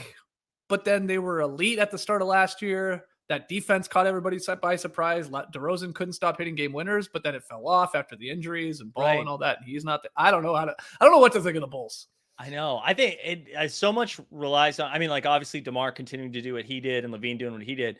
I mean, like, they need Vooch to step up a little bit more than, like, they need his shooting. They need his shooting desperately, right? But I think so much is relying on, like, Io and Patrick Williams, both of them taking jumps, which, I mean, they could. The last time we saw Patrick Williams in the playoffs, right? Didn't he have like a 20 and 10 or something? He had a big game. He had one big game, I think. I think Trey said, one of our athletic writers, I think it was Slater, said he had Patrick Williams for most improved. That was his pick, which is, you know, pretty bold. There's a lot of guys you could pick. But if he makes that jump, then sure, then the Bulls are more of a team that's flirting with the 6 or 7 seed for sure than maybe the 9th or 10th seed. I think you shouldn't be allowed to bet on the most improved, I think, after what because I agree, like, Patrick Williams should be in that conversation, but after last year, I'm like, what are we doing? Yeah. He's already, like, I know it's silly. Yeah. I used to go on rants every year when somebody would inevitably bring up a second-year player for most improved. It's like, oh God, like, Of course they should improve. And we're going to get it this year. Like you watch, like it could be Barnes, Mobley, Giddy, Green. It goes on and on and on. So there'll be some of that. I just rolled my eyes at that. But yeah, the John Morant was it's just a weird win. It was like, we know you're not MVP. Maybe you'll never even be the best player in the league, but here you go. Here's an MIP. Yeah. Yeah. No, send him to the All-Star game. That'll do it. Totally. All NBA and All-Star selections. Yeah. He doesn't need an MIP. He barely didn't he get the trophy and then just gave it away to Desmond Bane? Yeah, he did. Which Desmond handled that great by like posting. He's like, oh man, my guy or whatever. I would have been like, absolutely not, dude. Do not give me. I do not want your hand-me-down, your awards you don't want to win. I'll get my own. Yeah, for sure. It's just a weird award when you think about it. It's like sort of a backhanded compliment a little bit. I mean, it's all how you look at it. Yeah. Like, can Randall win another most improved? Oh, that's good. So I don't think winning 1 is offensive. I do think winning 2 is offensive. That's crazy. That's crazy. Well, a couple years ago after Siakam won it, this is like what, 3 or 4 years, 3 years ago, maybe, or something like that. I was trying to make the case in preseason that he could win it again. Because he had he was a nobody sort of, and then made this jump, and I was like, oh, okay, most improved. He was like a good most improved winner. It sort of made sense. Yeah. And then I was like, what if he goes to the next level as an all NBA guy? I like that. He had he got, I can't remember if that was the year he got off to a great start. I was like, oh, this was a crazy prediction. Maybe it's true, but that. Yeah. So I do think that if it's back to back, it's not offensive. If it's back to back, that's like an incredible achievement. Yeah. But if you want it like 3 years in between, probably not great. Probably had some fall. Well, there was wasn't there most improved for Curry in one of his MVP years. Remember there because he was MVP and then he had an even better year. I was like, well, he's improved. Yeah. I was like, well, no, I just give him most improved or most valuable again. Don't give him most improved. I remember that. Speaking of Curry, do you think is this Draymond situation also going to eventually make the list of the Nets of like, I'll be happy to not talk about this anymore? No, we didn't have to talk about it that long. Good timing. If you're going to punch a teammate, do it, a week before preseason, a week before the guy signs a $140 million deal. No, I said on today's show, though, I'm a little skeptical. And I say this as like sort of the NBA media, maybe even fans in general, that a lot of us, and I don't want to say this for everybody because I know there's some like outliers, but like the 4 teams that are like quote unquote had a weird offseason or turmoil, Celtics losing Udoka, their head coach, the Suns, what happened in the postseason at the end, and then Ayton not talking to Williams, Crowder wanting out, so that's sort of weird. Their vibes are off. The Nets, obviously, because of all the shit. And then, what's up, we get a mobile tray. Yeah, and then what's the 4th team I'm forgetting? Oh, the Warriors with the Draymond Green and Jordan Poole punch. It's like we're all sort of like, those teams will all be fine. Yeah. It's like they'll be like 55 wins, all 4 of them or whatever. Like they'll be good. That can't be the case. Like I totally agree. Some of this stuff has to matter at least for 1 or 2 of these teams, and we'll find out which one. But yeah. TK, what's going on, man? I'm sitting in the parking lot of a grocery store because I forgot stuff here, but I had to tap in to say hi. And now that I'm seeing the background, I feel like I should get some crazy rants off. Guy wearing shiny glasses sitting in a car. Yeah. Let me tell you, coaching's the biggest thing in the NBA. Celtics are screwed. There you go. They lost their coach from an Ime to a Joe. That's a yes to a no. Wow. No, I need to know, was this workshopped? Was this did you put the sunglasses on the way and then you were like, oh, this is good. I got bits. Yeah, he told me he was going to jump on 13 minutes late and make sure I set him up for the Celtics line. No. I thought maybe you guys would want to pop a pack, see what I got in here. Oh, absolutely. Absolutely. Oh, this is a big one. Big pull. Oh. Big pull. 4 ears of corn. Oh, what else? There you go. That's good. What's the Publix roadmap look like? Oh, this is looking all right. Ground beef. Oh, nice. That's got a badge on it, right? And that's got one of the badges. Yep. This is a grass-fed badge. It's rare. It's definitely badge. rare. Oh! I didn't think I was going to see this. What'd you get? Bacon? Wow. Oh, wait. I think we got a drop for Get that. the drop. Do we still have that drop? That's such an old school. Oh, yes, we do.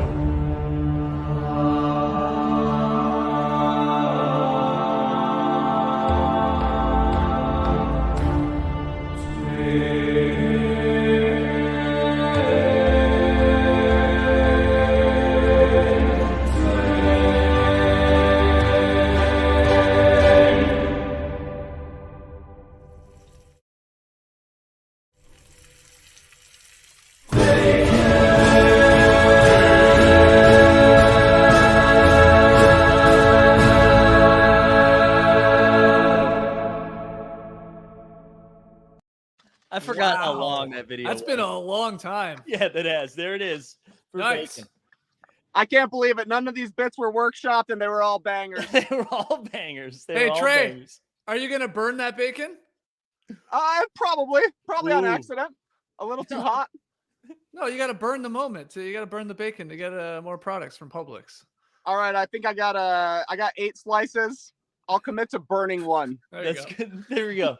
There we go. And you get to, that gets All you right, turkey. have a great NBA season. I got to go do stuff. Thanks All for popping in, man. Bye. See ya. Yeah, what's he having? Corn? I guess, just maybe some burgers. Burgers and corn, I assume. Bacon on the burger. Yeah. Oh, that's good. Wow, that was great. Great appearance. Great shades. I think I did not expect the shades. It was excellent work. Excellent work. But yeah, back to what you were saying. I totally agree. This stuff has to matter. Like I feel like Boston freaked out for a week and they were like, oh, you know what though? It's probably fine. Yeah. I'm like, no, it's not. That is a setback. And like also the Gallo injury and the Robert Williams thing. Yeah. Like I think all of that stuff matters. I'm sure they'll still be fine as it like gets into the playoffs and they'll still be a tough out. But I mean that as a Celtics fan, all of that bummed me out for a bunch of reasons because it also still feels, and we don't have to talk about it too much. It still feels incredibly vague. Like I feel like we still don't really have a ton of information, which is, I mean, I don't know. I don't know. It feels like it's a disservice to the people involved in it in a way, because it's either, the take is like, oh, it's going to be pretty bad if they're not telling us, or it's like, oh, they're not telling us because it's not that bad. And I don't know. It's a bizarre situation. No, it's for sure. It feels like they're just like, hey, everybody, just move on. Forget about this. Like that's just like the classic PR move. Just right. Like, don't worry about the cycle. The cycle will be over this in a couple of weeks, and it is. Yeah.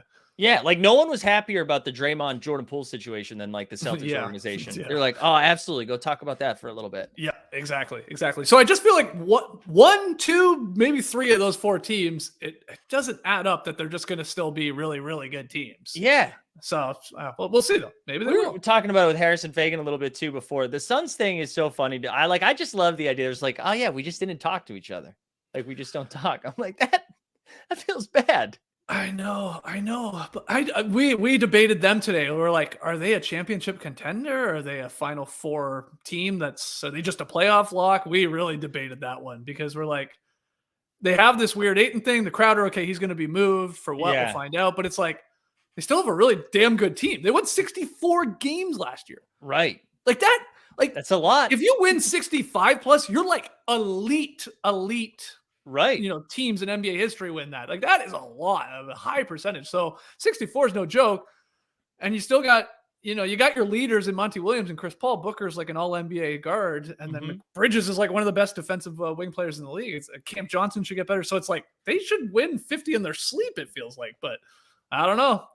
Basketball's a fickle sport, right? Where if you're not going to bat for each other, you're right. And it just feels like everybody got so good, like so much better in the offseason. I know we were talking about that with the East, but same thing with the West. Like feels like everybody just got a little bit better. And if you didn't continue to progress, it's gonna be, especially if you already got like weird chemistry shit. Like if that's already baked in, I don't know. Yeah. I feel like I keep saying this, but the range of outcomes are just so wide for a lot of these teams, where if you told me the Suns were like, oh yeah, Suns 2 seed or Suns 7 seed, I'd like believe both of those.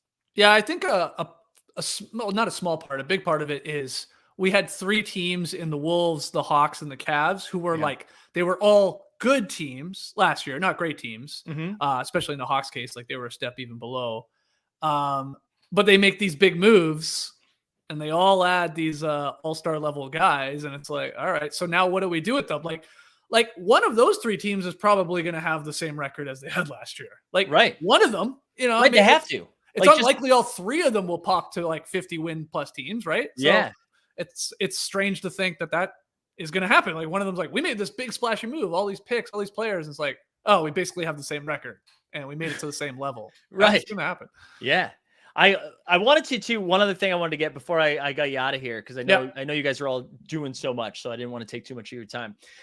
Because one half of the Top Shot Hot Boys, you can check them over on the No Dunks channel, popping packs occasionally. Yeah. Who do you think is going to give us the moment that people are most excited about this year? Ooh, wow. Okay. I mean, look, I think the short list has to include Ja Morant. Like he did something in the preseason game that I bet Austin Kent was like trying to like, hey, we got to make a moment out of this preseason. Like, Austin, we got too many moments, man. He's like, we got to make it a moment. I'm talking about the one like where he goes behind the back, like so smooth in traffic, and then finishes. For him to go from like that fluid, smooth behind the back, and then to throw it down with how much power he had on that, I was like, man. God, it's awesome. So Jaws on the list. Anthony Edwards has got to be on the list. You know he's gonna catch somebody. Giannis is always like he could jump over somebody. So I know he's got a million moments. I'm trying to think of like Jalen Green could catch somebody. At the rim. I'm trying to just like super explosive athletes. Like those are the best ones. But yeah, I don't know. That's a good question. I'm trying to think I like the Jalen Green call's fun. I like that. We saw a couple of highlights from him in the preseason. Also, Thomas is reminding us that Zion's back. That is true. Zion's back. When does he dunk on somebody though? That's true. I went on a rant about this before he got injured like years ago. I was like, he's awesome. He's a freak. I want to make that very clear. But he actually doesn't dunk on guys. That's true. Like, I mean, he can dunk. We know that. Yeah. I mean, you've seen him in the warm-up lines. You've seen him in some game situations, obviously college and a little bit in the pro. But he doesn't really like hammer it on somebody. Maybe that'll be the moment this year. Maybe he'll destroy somebody. I've never thought about that. That is a great take. Like if we get a big time Zion moment, it's probably a block, right?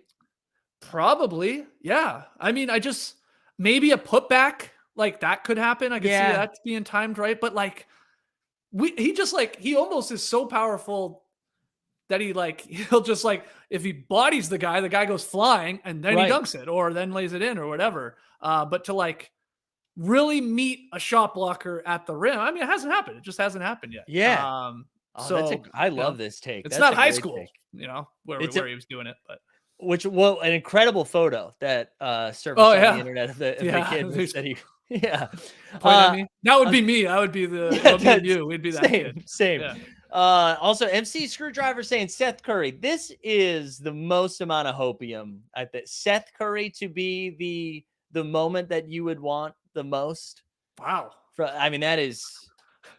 I like shooting a lot, but I don't know. Yeah, I was confused by just a straight up Seth Curry. I was like, what is he talking about? Did Zion dunk on Seth Curry? Okay, I don't remember that. Right. Maybe I should have given him a little credit. Maybe that's what he's talking about. I don't remember it if he did. Or I love the idea that he's like, no, the only moments I'm collecting this year are 7th man of the year, Seth Curry. Hey, he's already injured, which sucks. I know that. Seth is going to put Zion on a poster. Wow, that'd be a moment. There we go, Jeb. There we go, Jeb. There you go. And a lot of rookies too. I feel like I wouldn't count rookies as I feel like everybody wants the rookies. But yeah. But Skeets, listen, man, thanks so much for taking time. I always appreciate you coming on and being willing to do this. You're very generous with your time. I try, especially during the off season. I love it. I catch so much team hold, but it becomes a little more difficult for me to watch as much and to consume as much. But I'll try my best. I'll have to jump back on. We'll have you on the Top Shot Hot Boys. We'll rip some packs or something like that. There we go. They still do packs, right? They still do packs. No, although I think less though. We're gonna get less packs now. Yeah. Hey, look, I can't complain about that. Nope. It all makes sense. But I've decided in this new season I'm going to complain less just in general. So that jeez, don't do that. Your numbers are going to tank. I know. Complain more. We're gonna followers up. Get that engagement. Too many angry DMs. I'm sure you do. I'm gonna drop. I mean, I feel like anyone watching this already is poking around in the No Dunks universe, but I just dropped the link in the chat you can go subscribe to their YouTube over there. You can also find it in our show notes if you need to. Anything else we need to pump up, Skeets? No, I'm jumping on a bunch of streams today. The Athletic NBA show, they're doing like something similar to you. I think they start a little bit later.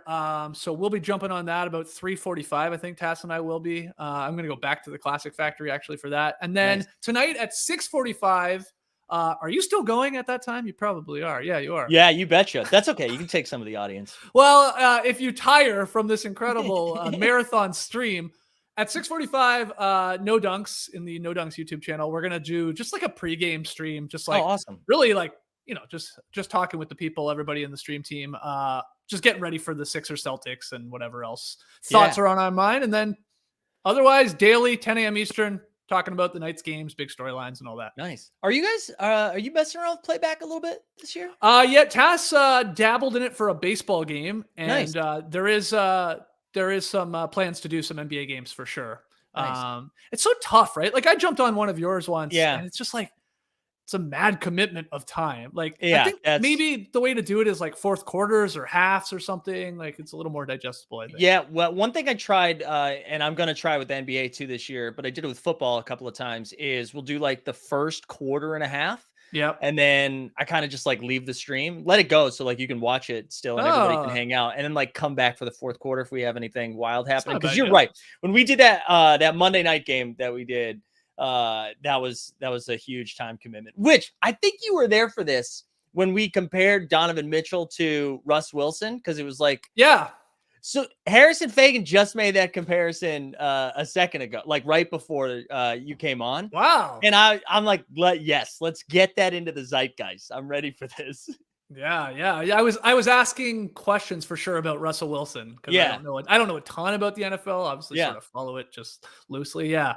That's right. That was that stream, but it is fun. The playback is awesome. Like it's a cool platform. So that's the plan. We'll do that. I think we might try and do more like, big games, buzzer beaters, whatever, and jump on YouTube and sort of do immediate reactions. Oh, I love that. Which always you guys are doing that a little bit with the playoffs too. Yeah. Right? Yeah. That was working well. We were doing sort of weekend shows. So just like shorter version shows, maybe that don't even turn into podcasts. It's just lives on YouTube. So just trying to do it all, man. Hey, you're grinding. You're grinding. I love it. As are you. I'm not doing an 8-hour stream today. So it's because you are a little bit smarter than I am, I think. I am also going to be in your neck of the woods tomorrow. I think I'm coming down for the Hawks game. To Atlanta? Yeah, I did the Atlanta Hawks captain bringing Team Hold to the event. Are you serious? Yeah, I know. Why are you telling me less than? Well, I guess you get 24-hour notice here. Well, okay. I found out yesterday. So okay, it was pretty quick. Wow. Yeah. Okay. Yeah. So I'll see you around. So you're going to the Hawks game? Yeah, going to the Hawks game. They're doing an event. I'm blanking on the name. Some bar and grill in Atlanta, right across Hudson Bar and Grill. Maybe, yes. Yeah. So they're doing an event there that I'm gonna make a little content for, and then head over to see my boy DeJounte. Okay. Well, hey. See you around. Let me know offline what time you might be there. I'll see if I can pop down and say hi to everybody. Oh, that's cool. Awesome. Yeah. Utility, man. Utility, dude. It's all worth it. Our bags are fine. It's absolutely worth it. All right, man. Take care. All right. Thanks again for coming on, man. Peace. See ya. Shout out Skeet. Shout out the No Dunks crews, the Top Shot Hot Boys. Go ahead. I already shared the links, but you know what to do. Let's remind. I said before we get our next guest on. I said I was going to give some of those sweet trade tickets away. So there you go. We've already liked the stream. We've already subscribed. We've got 134 entrants. We're still going to give away more shit, so it's okay to put that in now if you haven't done it yet. But you just can't win this one. Here we go. If you win this thing, shoot me a DM either at Mike's Carrion or in the Team Hold Discord, and we'll get you some of those trade tickets. Who's it? Joseph W. I like that. It went from a bunch of weird Discord names to Joseph W. It's professional. It's a professional W for Joseph. Shoot me DM. What else anything else I need to say promotional wise? Like the stream, subscribe, all things Team Hold. You know. All right, we're gonna keep things moving. I'm excited to go back. Well, even though this is presented by Sorare today, we're gonna go back to some of our Top Shot roots here. And you're gonna know 2/3 of the trio here from when you were lining up in the queues watching people pull the bronze. We got Rukari and we got Eddie. How are we doing, boys? Yeah, let's go. Yeah, what's up, Mike? What's happening? Hey, dude, thanks for being here, Rukari. I think you might be muted. Yeah, and Rukari's supposed to be the tech savvy one. Dude, yeah, I think that is an incredible flex to come in with that setup, with that lighting, with that mic, and then be like, you know what? Let's keep it on mute. You know what? Hey, there's so many things I'm filming today that I've like been scared. Every little broadcast studio that I pop into, I'm like, we just gonna turn this off in case something goes wrong. Whatever. Well, I appreciate you guys taking a little time, especially if you've been filming like crazy today to jump on and just shoot the shit for a little bit. I appreciate you guys being here. Nah, this is fun. Come on, man. It's like a holiday for us, NBA fans. Like we get the first day of the season. Our hopes and dreams are still high before they're crushed by whatever happens with LeBron and the Lakers. That's me personally. Yes. So let's pray nothing bad happens. Come on, Russ. Come on, do something miraculous. Oh yeah. Hope AD stay healthy. Dude, man, it's down bad already where you're like, come on, Russ, just change everything about you. Yeah, and it's not gonna happen. Hey, all I need you to do is just do everything you normally do, but just different. Just do the opposite of it all. And then let's pray that Indiana wants to trade like Miles Turner and whoever else. Like, I don't know. Fingers crossed, guys. It's not gonna happen. The Lakers situation is so tough, man. I'm a Celtics fan, so I'm not at the point where I feel bad, right? Like there's nothing. And also the Celtics were like, hey, Lakers, I know you guys are a dumpster fire, but let me introduce you to some other garbage. And they're like, that coach everybody liked? Yeah, he's not here anymore. We're not going to give you any details around it. We're just going to make everyone uncomfortable. So shout out Boston. But yeah, I'm not at the point where I feel bad, but it is. I feel like LeBron can't go out like this, though. Do you know what I mean? Like it'll be kind of sad if it's, even if you don't like LeBron, you still got to know he's like one of the best to ever do it. And if it just kind of goes out as, I don't know. Is it like this though? What do you mean like this? Like it's bad. It's not like Kobe had a crazy playoff run from 11 to 16. That's true. That is true. I don't know. I mean, I think like our last couple of years, we're just going to keep remembering him being like playing 40 games, doing some weird body language stuff with Russ. And then it's just like not in the playoffs. I mean, I guess it happens to everybody. And were spoiled by like Michael Jordan being like, I'm just going to win championships and then go home. But then he didn't. He came back too. So maybe we're just destined for this. Yeah, everyone forgets, didn't play a lot of games. Oh, go ahead. And everyone forgets Jordan kind of quit twice, guys. Like I love Jordan too. He tapped out twice. Like LeBron played 20 straight years. Sorry, Jordan fans. I love Jordan. I got hella Jordans. He quit twice. No, it's that. And it's like, hey, to think that he was in the scoring title race, no matter what his games played were, like he's still individually, besides his defense, which is just ass-tastic now, he's still playing well enough to where I'm like, all right, he's hooping. Like he still might yam on somebody. It's true. And he was like averaging close to 30 before he went down for those injuries. So it's not like he didn't have it in him anymore. It's more like LeBron's still going to be playing well. And I guess the Kobe I know some Kobe fans right now are about to like lose their mind. Like, don't you dare compare the two. But in the sense that like Kobe was still putting up numbers while his team sucked during that stretch. Yeah. And maybe that is what LeBron's destined to do for the next couple of years. Is there anybody outside of LA you're excited about right now? Can I start, Rukari? Can I start? Hey, knock it out. Do you think? Because I got nobody. I'm going to tell you that right now. So there's a whole bunch of things I'm excited about. So first, Dame Lillard's back. Every time I get on one of these streams, I always praise Dame Lillard. I'm Dame Lillard high, second favorite player in the NBA. I'm also excited about what the young talent in the NBA is going to do. Like we already know what Luka Doncic is, but I'm super excited. Is Memphis for real? We're going to see what Ja Morant and those boys can do. And this could be the year of the ascension of Anthony Edwards. I'm super excited to see what Anthony Edwards and his dog can do. Follow his dog on Twitter. Was it like Anthony Edwards Jr. or something like that? Yeah. So that I'm excited about. And then also the Clippers. What's going on with the Clippers? Like we haven't seen Kawhi Leonard and Paul George play together in I don't know how long. Like the roster is a symbol where the Clippers could be legit championship contenders. No one else in LA wants to see that, but it could happen. So there's all these storylines beyond the normal drama that's going on in NBA. It's like the young talent ascension, this new generation of NBA players, because our LeBrons, our Durants and stuff are getting older. And then you still have the drama stuff. You still have Brooklyn. What's going on with them? We talked about the Lakers. We talked about what's happening in Boston. Can New York not be a dumpster fire? And what's going to happen in Cleveland? I'm know. really excited to see what happens in Cleveland when you have those young stars and you mix Donovan Mitchell in it. The NBA is the best, bro. Yeah, it really is. I'm when you talk about the Clippers too. Did you guys see the photo of Kawhi like this past? I think it was last week. A bunch of stuff came out, and he just looks just swole. Oh, the like yoked one. Yeah, I seen the yoked one because everybody got a little, little energetic on social, and folks was calling it out. But hey, to have John Wall coming back too. Like when Eddie started going, I started thinking about it. I was like, damn, I do follow basketball, even though I thought I got nothing. Because it is seeing John Wall. I do want to see Ja Morant and what the Grizzlies can do. I want to see if the Warriors, especially with Draymond and what he had going on, continue that run of dominance, because they're ridiculously good and they're going to pay a stupid luxury tax considering they drafted 10 of their 12. Yeah, it's something egregious like that. So yeah, in that sense, I do want to do it. It's just, look, I'm not going to lie. I'll be the first person to tell you my basketball viewing outside of playoffs declined significantly after the Sonics left, because I just didn't have, it was always on TV. Like you always knew where to see it. It was on Fox Sports. It was always just there. And now I just don't pay attention. Yeah. Then that was your go-to. The Sonics were your go-to. Oh yeah. That was that. Born and raised Seattle boy. I had no choice. So but now, I mean, it sounds like they're going to be back soon. Man, no. They've been telling us that for so long. I'm a Sonics guy too. Me and Rukari are both from Seattle. I don't live there anymore. I live in LA, but we'll believe it when we see it, guys. Because we've walked this walk so many different. Oh no, the Sacramento Kings are gonna move. Oh, Chris Hansen is gonna move.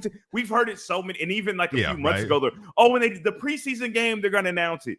We are broken. Like they have to. Baby, I swear I'm gonna change. Yeah. No, you're not. Listen, we're gonna need Adam Silver to stand up on a podium and say, "Here's the dates. The Sonics coming back. Here." Otherwise, we're not going for it. I like that. That's a healthy way to approach this. Because you're right. You're just going to keep getting burned, and then when they do come back, you're not even going to enjoy it because you're like, "No, you've hurt me too many times." Yeah. All right, I like that. You were talking about Dame too. I feel people forgot about Dame, because he missed so many games, and I think people they're just like, oh, the Blazers were bad, and that's why Dame was sitting. It was like, no, Dame was hurt. Dame was hurt, but before Dame was hurt, Dame was really good. And then he played in the Olympics, and he got hurt. He didn't have any time off. I'm with you. I think Dame's going to have a wild year this year. If you told me he averaged 32, 33, I'd believe it, because I do. I think he's angry too. And he I was saying this about Ja. Ja's like a playfully spiteful player, where he's like, oh, you don't think I'm going to throw this down right now? Let me throw this down. Dame, however, has spite in his heart, and I love that. I love that he's like, I'm going to do this because you're forgetting about Portland. You're forgetting about Dame. Look, man, all our memories are so short. So when Steph Curry was hurt, I remember the narrative of look, Dame Lillard's better than Steph Curry. Look at Steph Curry. Steph Curry's not in the playoffs. Dame Lillard's better. Then all of a sudden Dame Lillard gets hurt, and it's there's not even commentary about Dame Lillard. Everyone forgot about Dame Lillard, and the boy is a dog. Now, his team's probably going to stink. I don't foresee them being pretty good. But the reality is, hey man, put them stats up, bro. Yeah, they extended them. Go do something. I love Dame Lillard. Dame Lillard hive always. I'm with you. Rukari, is there anybody you were mentioning John Wall too, getting him back? Did you guys see? There was a clip that came out where it was one of the younger guys on the Clippers made him do the John Wall, made him come out and do it. Dougie. And that I felt so old. I felt so old. Hey, we are old. And that's not a bad thing, though. But when you start to realize that LeBron's been doing this for 20, I had the realization the other day that I've been out of high school as many years as the age I was when I graduated. Oh, right? I hit that 36, that half and half. And I started thinking about the LeBron comparison. I was like, he's been in the league 20 years, longer than he was, alive before he was drafted.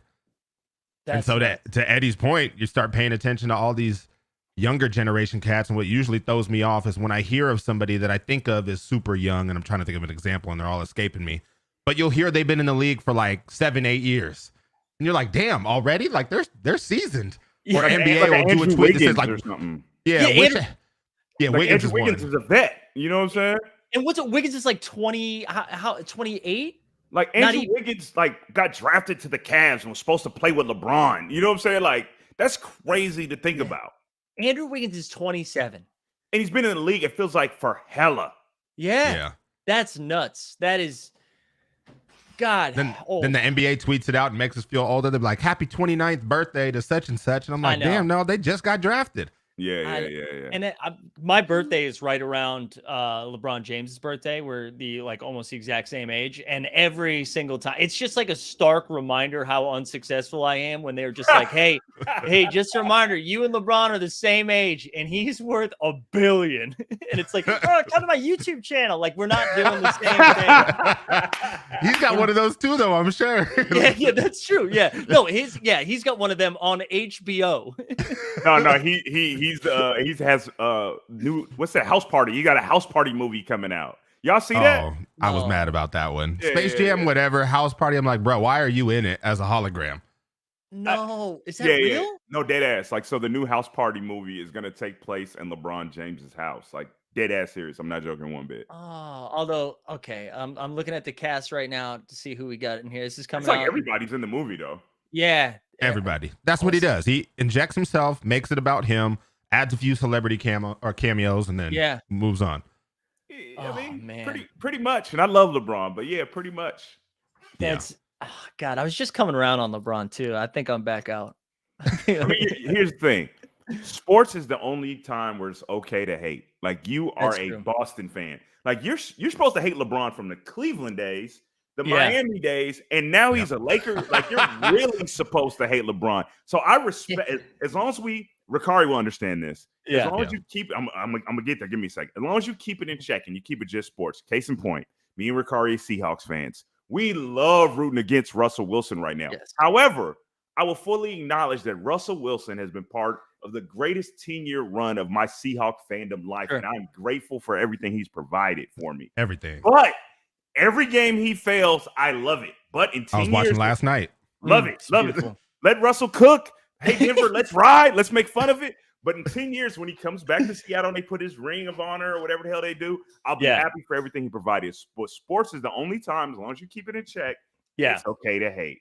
I like that. I forget who said it, but they were like, when Russ came back to Seattle, they should have cheered when he got there and then booed the hell out of him for the rest of the game. But then you could tell like there is a lot of like football hate for Russ right now. Again, football hate. Like, keep it. Some stuff gets weird and personal. Yeah, and I don't have space for that. And you can have you can not like someone's personality types, but in reality, a lot of these men do great things in the community. A lot of them can be stand-up people. I respect who they are as men, but as long as it's on the court and the field and all that, boo! Yeah. Can I give you this has now come up twice already, but because you brought up Russ and you have feelings about it being Seattle fans, I have decided that Russ and Donovan Mitchell have like the same energy in the game. And what I mean by that is they are hyper aware of when the camera is on them. Where I feel like we get this. Russ is a whole nother breed, though. Yeah. A whole, like, he is professional at it to a point of exhaustion. It is. Yes. It is tiring seeing Russ realize he's on the camera. Donovan used to do this thing. I feel like he would drive to the hole and then he would see the camera would go on him and then would decide to do like a mean mug or a tough guy thing. And I was like, that's not real. I think most athletes nowadays fall victim to that. Outside of you, like Kevin Durant don't give a fuck. Like Kevin Durant's like a zero. Kobe later in his career became one of those people. But your LeBron, like, they are all aware that they either are or they're attempting to be an enterprise. And that at all points in times, they're trying to protect the business. And to me, I don't love it. I understand it. And that's why it's refreshing to see your Ja Morants that don't necessarily play that game and your Dame Lillards who don't necessarily play that game, which I enjoy. But for reasons I understand and I grasp, a lot of them are doing that. Instead of being who they are, they're being who they want us to see. And that becomes a bigger conversation about society and Instagram or whatever. So I understand it. Yeah. Except I think Russ is really that. So I don't know enough about Donovan Mitchell's like off-court personality. He played in Utah, dog. I wasn't watching no Donovan Mitchell like that. That's the bit. But like Russ, I got two Russ stories. One of which, well, not one Russ story. One of which is I had a friend who probably broke some sort of law by telling me this, but somebody used to work for 911 dispatch. And Russ really called in the 911 dispatch because stuff downtown, Eddie, you know the area, like 3rd and Pike was all blocked off. He was coming out. And he legit, they picked up the phone. He was like, hey, this is Russell Wilson of the Seattle Seahawks. You guys got all this construction down here and it's blocked off. Could we radio down and have them move it around so I could get to practice? And this is like year 2, 3. Now, mind you, great playoff run, Super Bowl loss, whatever. Like, he's up. Yeah.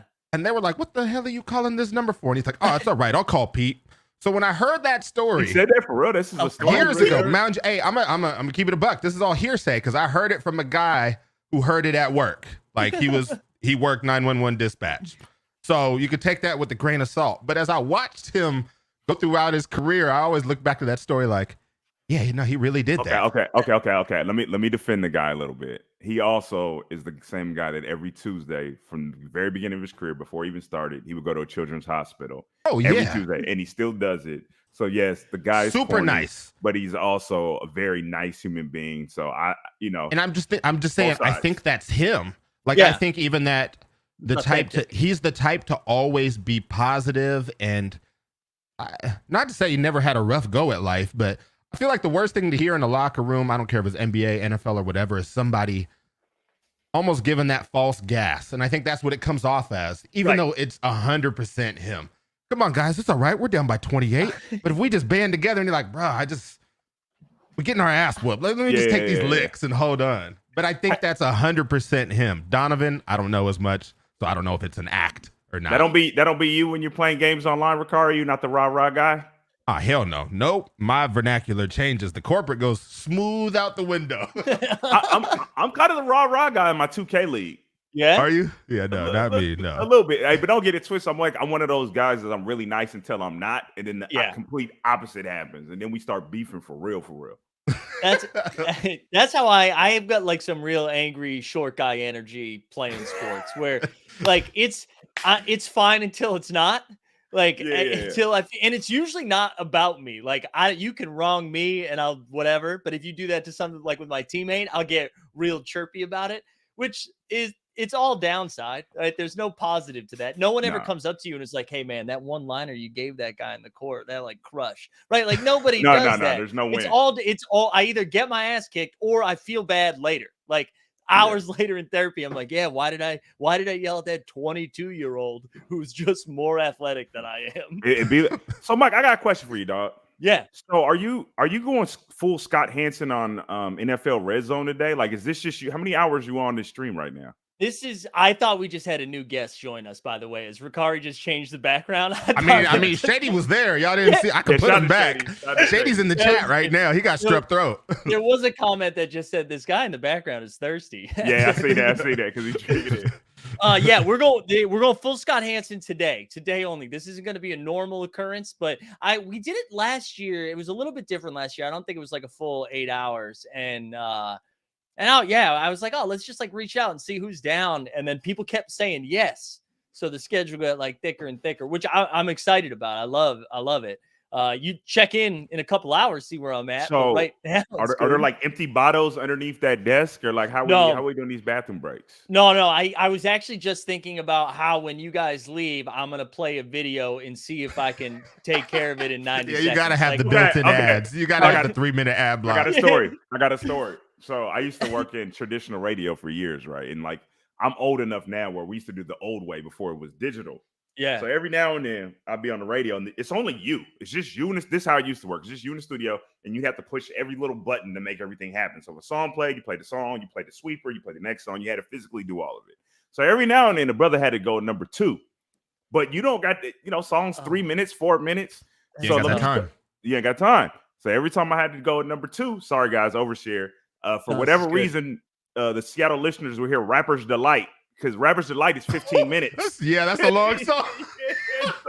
So anytime you heard Rapper's Delight back in the day, it was like, all right, man, I got to go to the bathroom. I know I got 15 minutes. And it would be no rhyme or reason to Rapper's Delight. It'd be in the middle, like at night. That was the Redman one, right? Man, bro, 15 minutes, dog. 15 minutes, I got to go to the bathroom. The bad part is I was the dude calling in the queue being like, hey, can y'all play Rapper's Delight? Just because I wanted to hear it. I was helping you out. Bathroom. Now, if you did something like that, did you get feedback? Where like did someone be like, "Hey man, you can't be dropping 15-minute songs"? Like, I mean, because they all know. Like, how are you supposed to like? You can't take a comfortable number 2 in like 4 minutes. You know what I'm saying? It's like you're not leaving yourself no leeway there, brother. Like, I gotta go to the bathroom. That's why I got up extra early this morning too because I was like, I need to be flushed. Like, I need to be ready to go. But again, I'm getting too cocky right now because we're not even 2 hours in, and I'm like, I actually feel pretty good. Like, yeah, don't fall for that. Don't fall for that. No coffee, bro. If you have some coffee, it could go all bad. I had it this morning. We're good. No more coffee. Right. If we get anything, it's going to be tea from here on out, I think, because I'm nervous. I'm going to sound like I've been swallowing cigarettes for the last 10 years. But yeah, guys, I'm super appreciative for you coming on and taking time out of it, man. I really do. I love what you guys do. And you guys, like, I know Top Shot decided they didn't want to sponsor the show after agreeing to do it, but we still love Top Shot. We love our man JP who's here. Yeah, you want to talk about Dame's spite? Once they said, hey, we're going to do this, and then decided not to do it, I was like, well, let me book as many fucking verified people as I can. Right? Oh my God. Listen, man, if anybody can respect the petty, it's me. I call myself Petty Francis sometimes. So, like, I'm with it, bro. Petty energy. Listen, and maybe that's like, the MJ, I took that personally, and it helps like motivate whatever, I don't care. However you process your shit. But no, I really like when you guys host I love when they do the streams for the Qs. I always think that like brings a better energy to the Q experience instead of just like waiting to spend your money. And I know they're doing stuff with steady breaks now, and I think they do a great job with their pack opening stuff. But I thought you guys bring like such good energy. And I remember learning, Rukari, we talked in Vegas a little bit about this. I had no idea that this was just kind of like that you guys didn't already do this together professionally. For how that came together is just, I don't know, you got capitalized on that shit because you guys have like really good chemistry and rapport, and it's awesome. It's good stuff. Shady, you want to tell the quick version of the story? Shady got nothing. Now look, he's still in there. He's in there. I see him right now. Rukari, tell the quick version. The quick version is just what was it? That tweet that went out that said, hey, we need some people to try to host things. I was like, oh shit, I host. Like I've been up in front of 10,000, talked in front of millions, watching on the air. I was like, I could do this. Reached out. They said, okay, sure. Go ahead. Bring your show on Top Shot. I said, my show? I ain't got no show. What you mean my show? I'm coming to host your show. They were like, yeah, do your show. Oh shit, I need to get a show. Well, who could I call that could run their mouth about anything, that got that stage presence, that can do this thing? I was like, oh, well, Eddie and Shady, because Shady's in that gaming world, and I knew he had this set up. Eddie being in broadcast and doing the things that he, did, loving sports, the fact that we were all involved with sports, all brothers. I was like, this will be easy. Like we need to shoot the shit. We could do it. I just didn't know if they was going to sign up for it. I was like, I don't know what I'm signing y'all up for. I don't even know what's going to go on. They said, so you don't know what's going to happen? Nope. We went live, and that was that. Oh, it was great. It was great. I know they still share that video occasionally, but the LeBron pull reaction was so. Motherfucker got up like this. Good. Yeah, it's so good. Yo, so the backstory to that is Shady he's a Laker fan, but he's also a LeBron fan, and he was just really hoping to pull a LeBron. And Shady really goes after these Top Shots. Like, he's a Top Shot fan before he ever hosted Top Shot. So he was really trying to collect. So long story short, we did like a little prayer. We prayed to the Top Shot gods, and they don't just, we didn't know that was happening. Like, this was just a pack. He was real deal opening. So all of a sudden, I think first we saw like the numbers. It said Lakers, right? Or did it say number? It said Lakers. Right? It said Lakers first. It said Lakers. So Shady's like, here we go. You know what I'm saying? And I think it showed like number 6 or something. So then he knew it was LeBron, and he just lost it. Like, lost his mind. Oh, so good. I love it. Where can I plug anything? Anything you guys? I know you got your handles in there, but anything you need to go ahead, Eddie. Listen, bro, I'm your boy Eddie on everything, dog. Follow me on Twitter. Follow me on Instagram. Follow me. Let me see what else. Oh, on TikTok, I had to put a 1 at the end because someone hated on me. I don't Twitch. Follow me on Twitch. Wherever you see your boy Eddie, it's the brand, my guy. All right, I need you to get on Twitch, man. I need to see this 2K gameplay. Man, so I'm in a 2K league, but I don't play like you gamers. Like, I don't play in front of the monitors. I play like in my living room, and I got like, I'm all Apple everything, so that's not the ideal situation to stream. So if I ever did stream, y'all would just see my 2K league, but it wouldn't be like me on camera or nothing. It would just be y'all watching gameplay, and I'm buckets, just so you know. I'm buckets, but your turn, Rukari. Look, mine's easy. It's the same thing, except I got my name everywhere. So you see Rickisel right there. Don't nobody want that. Don't nobody want Rakizzle, so I can get that wherever I need to. That's it. That's where it's at. I love it. I love That's it. where it's at. Wait, hey Mike, are you building in your 5-minute break right here? I'm gonna purposefully ask that. Wait, because that was smart. I see you. I see you, dog. You got to look. Hey, he's breaking down. He's about to hit y'all with an ad break. Hold on. So that's what I was gonna do, but I tell you what. I'm gonna do instead. I'm just gonna let you guys cook for a couple minutes. Oh, let's cook. Okay, cool. I'm gonna let you guys. If you guys cool with that, let's see him, Eddie. What shoes you got? What shoes you got? Thor wants to come in. He was like, he said we're cooking. So then Thor ran in, and then yeah. So we're excited about the NBA season, Thor, aren't we? I love this. So Thor guys talk. I'll be right back. So Thor started off as a puppy when we first. Rukari, I'm gonna show you something. You talking about to go grab something? I'll be right back. Yeah. Come here, Reggie. Let's see if I can get my dog. I scared the hell out of my dogs when I just yelled that LeBron bit in imitating Shady. Messed around and I got a text from downstairs like, "Is everything okay? You all good?" Oh, Mike done messed up. He done let us take over his show. This is gonna be a whole nother pack drop. Don't y'all love this? What's going on, chat? Is that JP in the chat? JP, we miss y'all, man. We miss y'all. Oh, that's right. I saw this one. Hey guys, so I went to Star Wars joint, right? I can't hear no more. Can you hear me? Yeah, I hear you. Okay, yeah, I went to Disneyland this weekend, and I'm super into Star Wars, right? So I don't know if y'all know who Ahsoka is from Clone Wars and Rebels. She's gonna get her own show. She's a Mandalorian. So I bought Ahsoka's lightsabers, and look at these joints, dog. Like, look at this, bro. Expensive. I like that you holding the pose. You got two, huh? I already broke one, dog. I had to hit up Disneyland. Yeah, bro. Like, I had to super glue this thing back on. I had to hit up Disneyland and see if they'll do a return, bro. I love these joints. Ahsoka High. I don't know. Had to email them a video. And so if anybody got a plug at Disneyland that can give me an exchange of just one of these, Ahsoka High, please. You got his two lightsabers, huh? All right. Look, this is all I bought. I just bought new controllers. That's it. I got my little camo and this white Xbox one. That's it. No shoes. I know Dustin. It must be so hyped right now because this has some Disney appeal.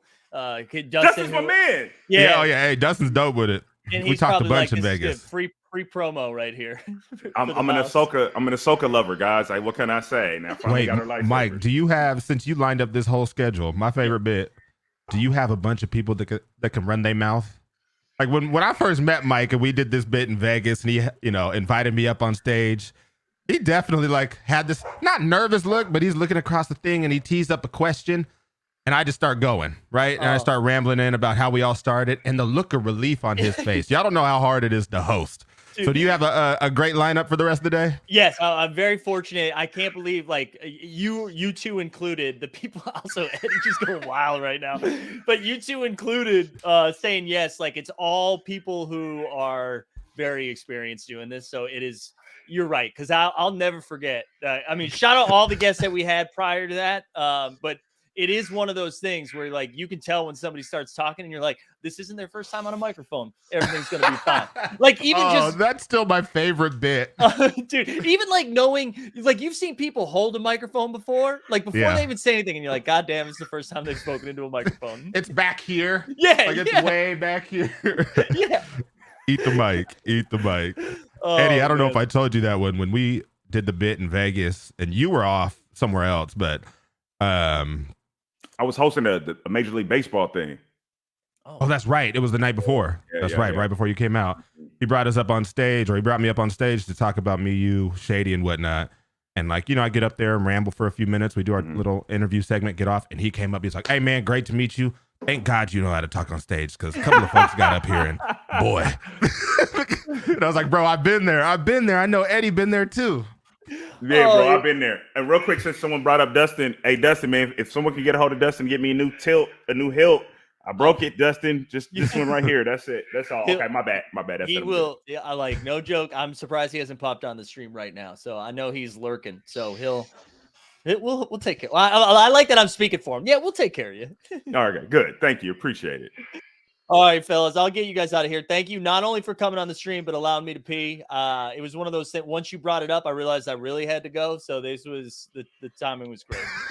All right, man. I appreciate it, man. Everybody, man. Thanks, Mike, for having us on the stream. Yeah. Rukari, as always, it's love, community. I've been reading the comments, man. You guys are the best. Someone's just started following me and he loves my pen sweet. Love y'all. There we go. Love that. Engagement, Appreciate you, Mike. Appreciate you. Hey, Shady, I'm going to just let you know, I got to go record in 1 minute here, a little sneak preview of the next Call of Duty. So I'm going to do that for the next 4 hours. Miss you, man. Coach, please. Thanks. Coach, please. All right, take it easy, guys. See ya. Shout out Rukari and Eddie for coming on. I really appreciate them. You saw all their Twitter handles and everything, so make sure you go follow them. And yeah, good stuff. We love to see it. All right, let's take care of some business right now. 2 hours in, Bandy's still sleeping behind me. We're cooking. We're absolutely cooking right now. Appreciate everyone for being here. Listen, do me a favor, guys. If you haven't shared what we're doing with your friends, let's get some more people in here. Let's get some. The vibes are good. You know what I'm saying? We've got so many good guests coming in. We have our man Joseph W. won the first giveaway. We're going to fire up a second one right here, right now. If you haven't put, we'll do it after our next guest. So you're going to like the stream, subscribe to Team Hold, and put hashtag #SoRare into the chat. I'm also going to use that as a reminder to go ahead and sign up for Sorare if you haven't done that yet. Well, I'm going to drop a link in the chat. You can also find it in the show notes.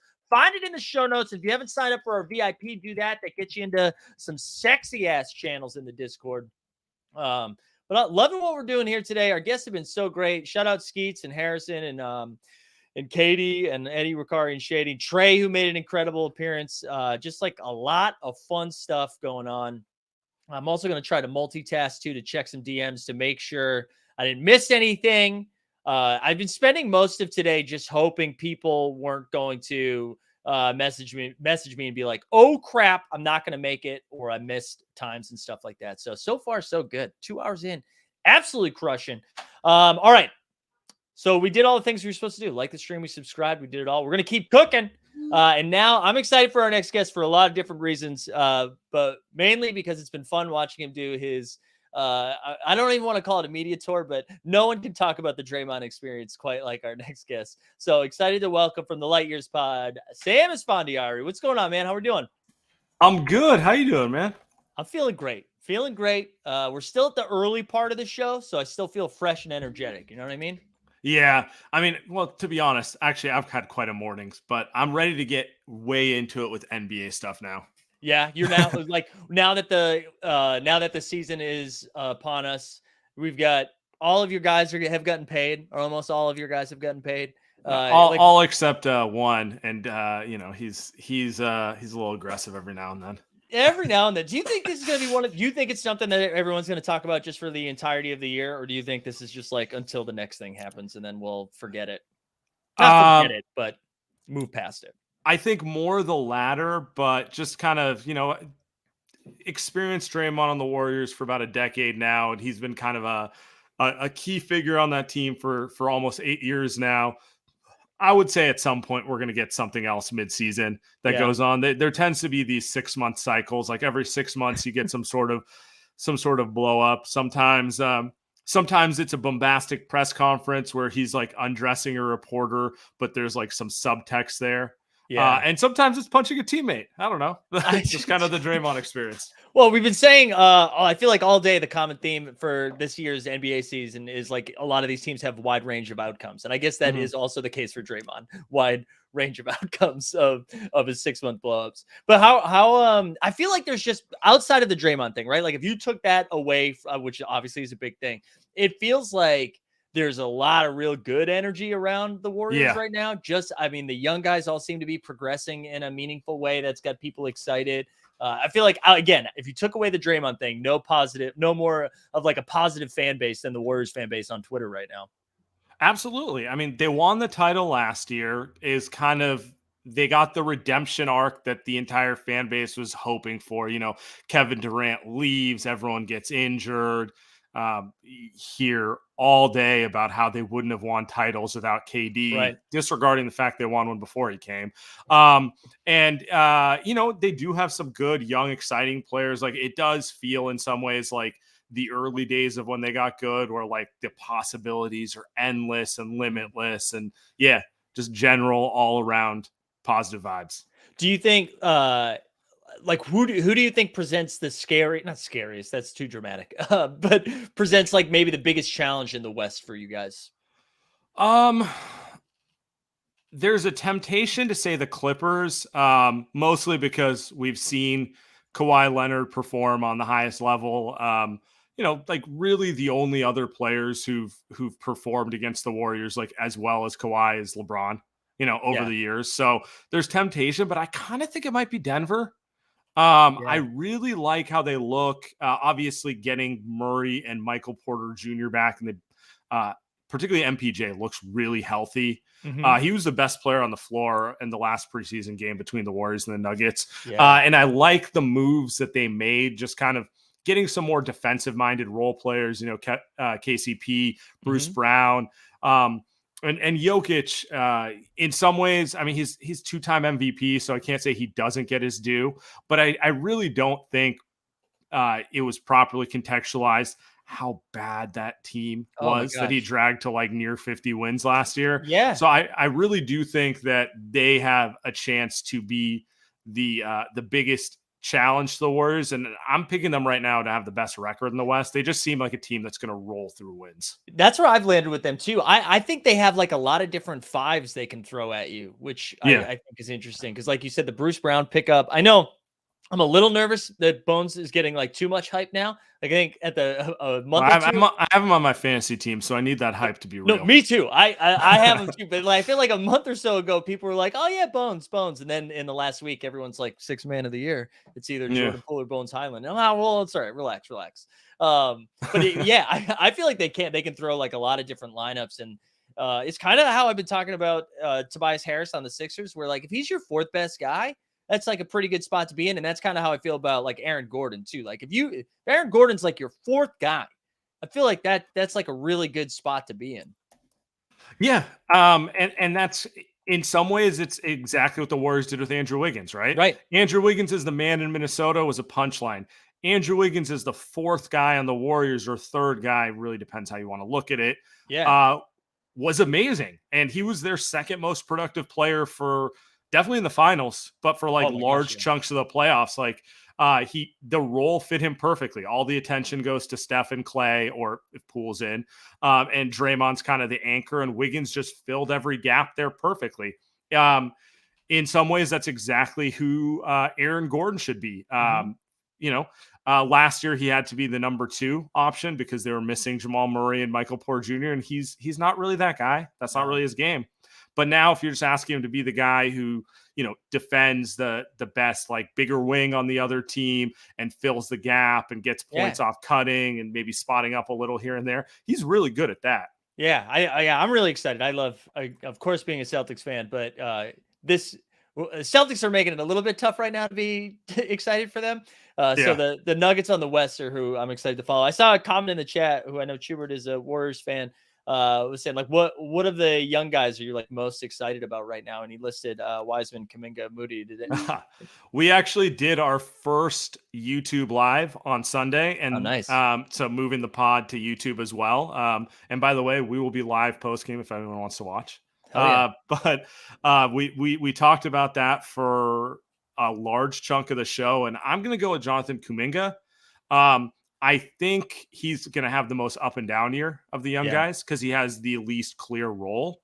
But when you look at the ways that the Warriors coaching staff is trying to use him, and you look at the way the Warriors tend to play in the playoffs and what the playoffs devolves to, 6'7" wing who can switch and guard everyone is like that. You can see if they get into a series with the Clippers, and the Clippers obviously have, Kawhi, Paul George, and then like 10 other wings. You can see him being like a must play because you need those guys. The Boston Celtics, another team who's just wings on top of wings on top of wings.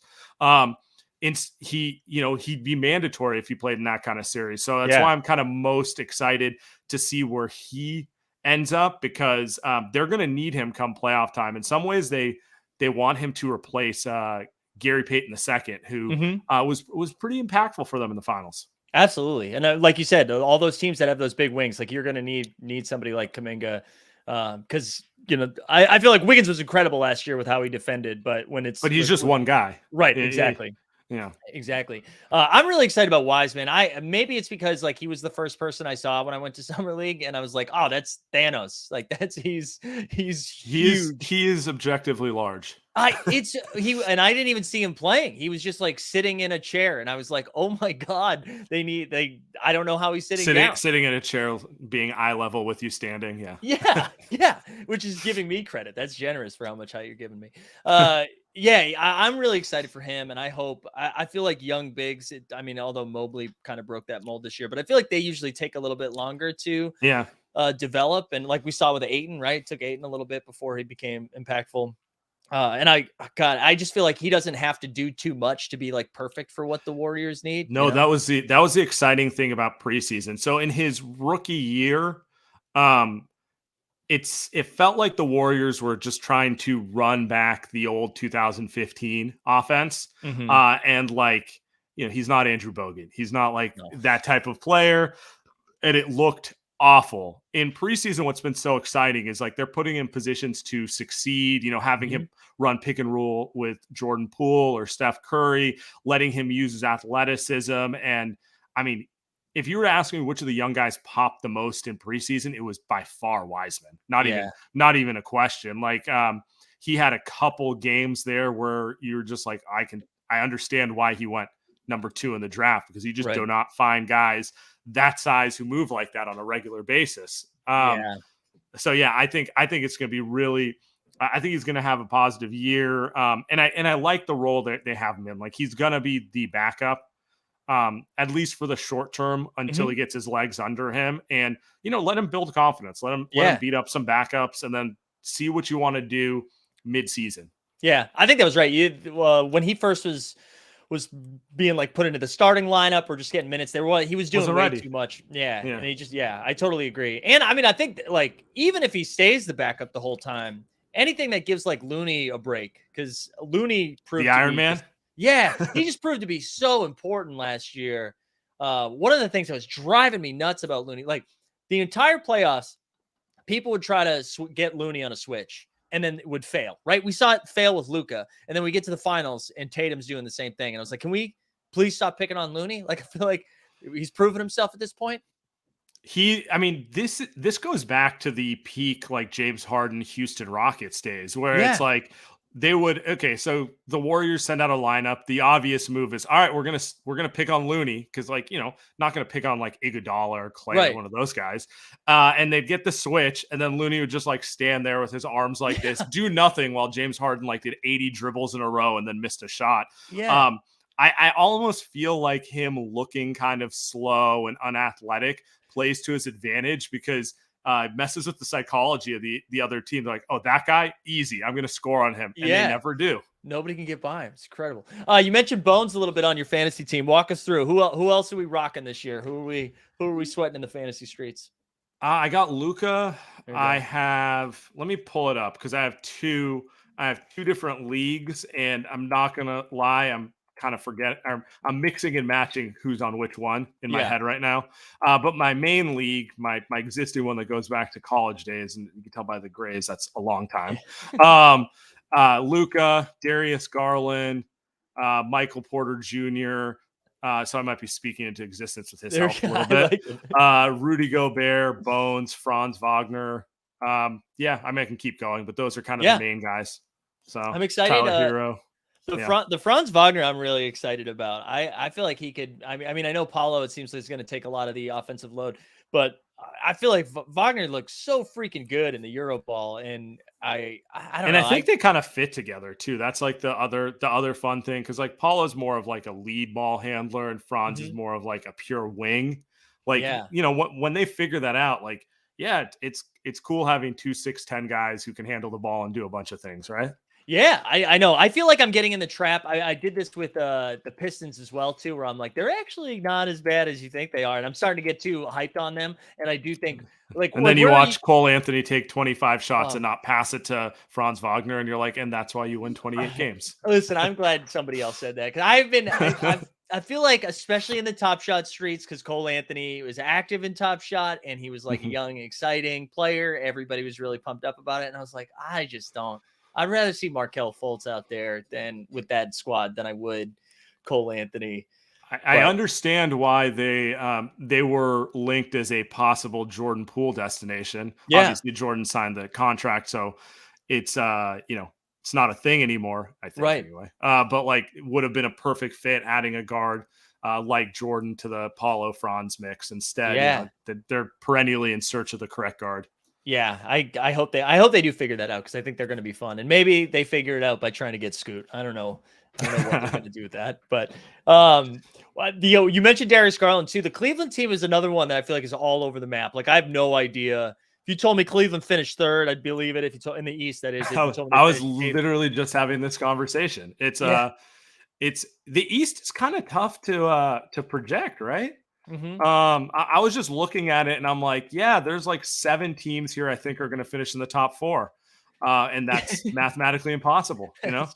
I forget what I was. It might have been No Dunks. They were doing overs and unders, and it was like, I think there's like 7 teams that are going to finish with over 50 wins, and it's like, well, that means there's a couple of teams that are only going to get 3. But yeah, maybe the Wembanyama sweepstakes will help us out in those projections, right? Like everyone's going to win 50 games or 8 games. There'll be zero 500 teams. That's true. Yeah, I'm with you. I'm having a tough time with the East, and like I think just the wide range of outcomes for all of them, where the Raptors I think are going to be really, really tough. And that and I don't know where Miami lands too. We have a guest coming from Miami, who I'm sure the Miami fans in the chat are going to be excited about, because I feel like I've only been slandering Miami this whole time. But I can't bet against the culture. I look at the roster and I'm like, yeah, this is like the 7th or 8th best roster in the East. Yeah. But then they do weird culture stuff and win 50 games. Yeah, I know. There's somebody that we've never heard of is going to be like starting at the 4 by the end of the year, and is going to be on an all-star team. That's just how it works in Miami. And then someone's going to pay him like $50 million after that. But I really don't know. The Raptors, I think, are the ones that I'm the most excited about in the East, outside of the Celtics, who, again, I'm trying just not to talk about. But the Raptors, I feel like, could be really sneaky and a lot of fun. With I was reading a stat I think it was by Dan Devine, who's going to be joining the show later, that Fred VanVleet made the 3rd most 3-pointers this year and took the 5th most, or it might have flipped those. And I was just like, I don't consider the Raptors a 3-point shooting team. And I was like, oh, maybe I need to re-examine them a little bit better. Yeah, it's kind of like VanVleet and a bunch of dudes with 7'4" wingspans. That's kind of their team model, right? That's the whole squad. Yeah. No, I mean they're going to be good. I don't know, man. I don't know how good I think they'll be. They'll take a ton of threes. They're going to dunk on everyone, and they're going to play defense. I love the Siakam, OG Anunoby, Scotty Barnes trio. Like, it's gonna be fun. Most teams wish they had one guy like that, one like 6'9" guy with a 7'2" wingspan. They have 3 of them. Yeah. It just got to be a nightmare to play against defensively. So one thing I've been asking everybody that's been coming on, and I feel like I'll know the answer to this, or maybe not. What from the entire offseason, like, what conversation are you excited to finally not have to talk about now that basketball's back? Now that you don't have to like create content. This isn't something I spent a bunch of time on, but there was 2 topics that I'm really excited to not have to hear about. One is true every year, every time the NBA season starts, which is stop seeing the Laker photoshops of players that they're never going to get. Like, I'm just every year they faceplant, and then I have to like hear about how they're going to sign everyone and be great again. So that one's a perennial one, but like the other one is the Nets. I mean, everything around the Nets is just exhausting like it's never about basketball. And honestly, I'm kind of bored of their basketball a little bit. So like, as if I can just move them kind of to the back burner and not have everything be about trade requests and all that sort of stuff, I'll be pretty happy. Yeah, I'm almost rooting for them to get off to a hot start, because that will eliminate all of those conversations, right? Because if they go out there and it's like 5-8 in their first 13, it's going to be like, who's demanding a trade request? Steve Nash, like all of those things. Where if they get off to like 10-2, then maybe we're just like, oh, Brooklyn's back. Yeah. Good. I was gonna be like, I have a hard time seeing it, but I know. With Brooklyn, there's always like the 1% chance, because they don't. It's not like those guys aren't talented, you know? Right. There's always the chance. I was pretty bummed to hear that it sounds like Joe Harris and Seth Curry are both going to start hurt, which I feel like that's gonna really slow them down because that shooting would have been pretty helpful with Ben Simmons on the floor. But yeah.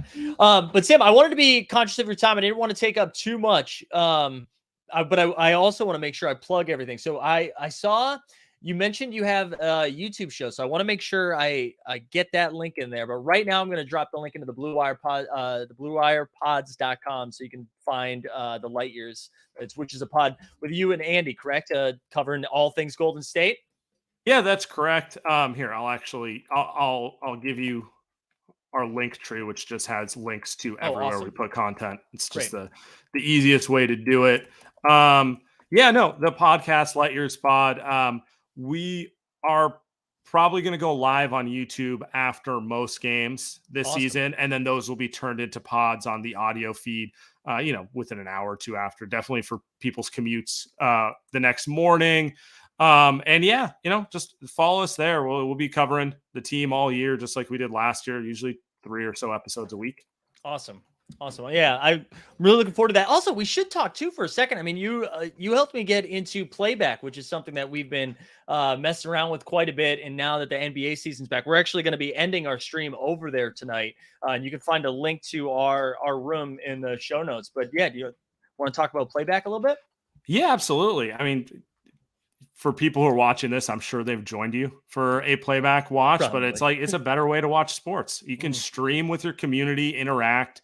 I think it's the most fun way to watch. I'll be watching the Warriors game there tonight. And I just want to put the plug out there. If anyone is interested, if they have their own community, be it based around a team or an NFT or anything like that, feel free to reach out. We're looking to add more communities to the platform.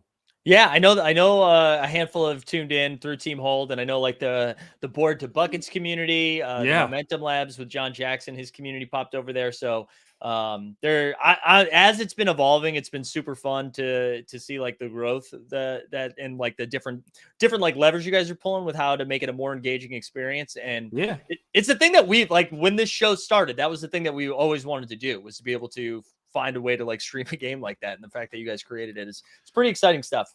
Yeah, we added scheduling a couple of weeks ago. So now you can just have your schedule. You can outright schedule in the app. And then anyone who comes to your room will know, hey, Mike and Team Hold, they're watching today at 4:30, right? Yeah. 7:30 your time. Yeah.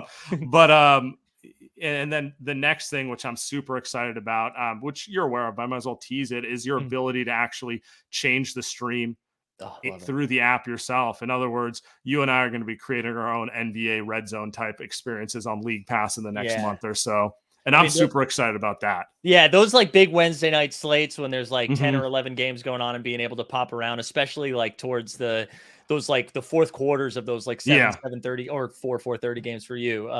That's going to be so exciting. I love it. It's been really a game changer. I'm excited to see more people get into it. Awesome. Yeah, no, I'm just so excited the NBA season's here. It's like and in every way possible. Warriors breed so much fun on playback and just watching with other people. It's exciting. Yeah, and I think if you have a team like the Warriors, it's even more exciting to have the NBA season come back. It does not suck, I will say that. Yeah. Do both have a really good team that is a defending champ, but also some drama around it is like content gold. Absolutely. Yeah, they give us, one night we're just talking about how Steph Curry is the greatest thing that ever happened to the sport of basketball. The next night we're talking about how Draymond has to stop punching his teammates. It's just endless. That's right. The possibilities are endless. Shout out Draymond. I'm going to drop a link into the chat as well. Somebody was asking about the playback where you can find our room, and then I'll drop your link tree one more time so that people can see it in there and check out all things Light Years. I know we have a ton of Warriors fans in here, so awesome. They'll be excited for it. But yeah, Sam, seriously, thank you so much for taking the time out. I know this is a crazy time of year for you, and I appreciate you being willing to come on, man. Awesome. Anytime, Mike. Yeah. All right. We'll see you soon. All right. Shout out, Sam. Again, follow all that good stuff in the show notes. I said we were going to do a little giveaway too. So let's fire that bad boy right back up. Joseph W was our last winner. Here's what you got right now. You're going to like the stream, subscribe to Team Hold, and put hashtag so rare into the chat, which I'm going to do right now. And again, just pay attention to the show notes. All right. If you haven't found some of that hot links, right, you can sign up for So Rare using our account. You can Join the Discord. You can sign up with playback. You can find all these sick ass links. And then we'll draw a winner here in a second. Our next guest is coming on in just like 10 minutes. Tyler Parker from The Ringer is coming on. I'm very excited to have him on. I've been a fan of him for a little bit now. He also just had a book come out or a book release, I believe, as well. So excited about that. I'm excited to talk about that as well. Also saw Top Shot had some new announcements about a challenge, but this is a Sorare sponsored show. So we're not going to cover that. And I saw they also have a Spaces going live, which is fun because they said they weren't going to do any competing content. Joseph, yeah, I saw you DM me. Don't you worry, buddy. I'll get you that. I'm not going to give you the gift right now. You know what I'm saying? Because we are live. But here we go. Let's spin. This is going to be for a Momentum Labs subscription. I believe a 3-month subscription, but or maybe it's 2 months. I can't remember. But this is a Momentum Labs app subscription. And here's the thing: if you win and you already have it, you're going to get 2 free months anyways. Okay, so that we'll figure it out after. So this is for a Momentum Labs, and then we'll give away some more choppy shoddy stuff as we get later. And just a reminder too: LG is coming on at 6, and I don't know if you saw that tweet. Actually, let me see it. Let me pull up the tweet before I give this away. I'll give some more people a chance to get in here. But LG is giving away a shit ton of packs in this like no deal or no deal type thing. Here we go. Let me show you this hot stuff right here, right? So we get some base sets. We've got a premium pack from Series 1, Drop 2. So there's a lot of good stuff that we're going to have in here, and that's coming up a little bit later. So get excited for that. Get excited for that. All right, let's go ahead. Let's spin this wheel, baby. Oh no, that's my So Rare. Don't forget to sign up for So Rare, baby. Using Team Home. All right, here we go. It's from Momentum Labs. If you win this thing, shoot me a DM either at Mike's Carrion or on the Discord. On the Discord. Let's do it. Let's do it. John Hickey. John Hickey with a big W. Big W for John Hickey. Congrats, John. Shoot me a DM. Shoot me a DM. I'm also going to drop a link to the So Rare. Listen, the So Rare link is free to sign up, okay? You just create a little account. It's a little free dollars. You don't have to spend anything at all. All right. As we get, wait, why are people saying RIP Top Shot Econ? What happened there? This is what happens when you're live the whole time. Let me catch up on my DMs. All the Top Shot community and the Top Shot economist accounts were dead. Interesting. Wow. All right. We haven't even really, like, I know we have games come. I feel like even though the game starts tonight, we haven't even like talked about it. Who do you guys have in the first game, Celtics or Sixers? Who do we have in the first one? I feel really nervous about the Boston Celtics for the first couple of months. That's where I'm at right now. I feel a little nervous. I think the Robert Williams injury is a little bit more problematic than people are paying attention to. I'm a little nervous about Big Al Horford putting in minutes. All right, let's see. We got Celtics, Sixers, Celtics, Sixers. All right, mostly Sixers. Already created So Rare lineup. There we go. I'm playing Harden and Embiid and moment ranks. Collective, excuse me. It's collective. LG needs to sell them on eBay, I'm seeing. Depends on what. Oh, there we go. Nate Pierce in the house. Depends on what kind of Harden we get. Dude, I'm in on early season Harden, out on postseason Harden. Sixers by 20 tonight. No, I'm just kidding. Come on. I'm saving this for another segment before I fully put that on. Saving that for another segment. 2.5 hours in, only one bathroom break. That's a positive sign. We've paced ourselves well. Oh, I clapped and the dog came over. We got a doggo sighting. Mike says Celtics, but hometown bias. Gobler says Bucks. That's rude. All right, who do we have in the second game? Second game is Lakers Warriors. As Dustin pointed out earlier, Warriors only favored by 6. Feels like it would have been 30, right? Feels like it would have been 30, but maybe they're thinking this is the one game AD plays. Maybe this is the one game we get Anthony Davis. All right, let's see. What I wanted to go back over to So Rare. Let me drop that link in there one more time. I'm going to drop the link in one more time to make sure you assholes are signing up. And then I'll show you some of the cards I got here. Wrexham game on ESPN in 2 minutes. There we go. That's good. I'm glad we got an 8-hour stream about NBA, and we're like, let's talk some Division 11 Welsh football. Welcome to Wrexham. Shout out. I'm glad Ryan Reynolds and McElhaney caught a break. You know, good to see them catch a break. All right. I think. Wait, Mike says Lakers weirdly ring nights tend to get overhyped for the home team. I look at this diving into Lakers already. We're gonna move right along to our next guest. I'm very excited. I'm also gonna I don't know if he'll agree with this, but I'm gonna include this in his media tour now. We're gonna say this is his media book tour. I don't know how many stops Tyler Parker has, but I think is this your first stop in your media book tour? Yeah. Hey man, maybe first and only. I mean, you might be getting an exclusive here. We don't know. I'm a nobody. No, this is big, dude. This is big.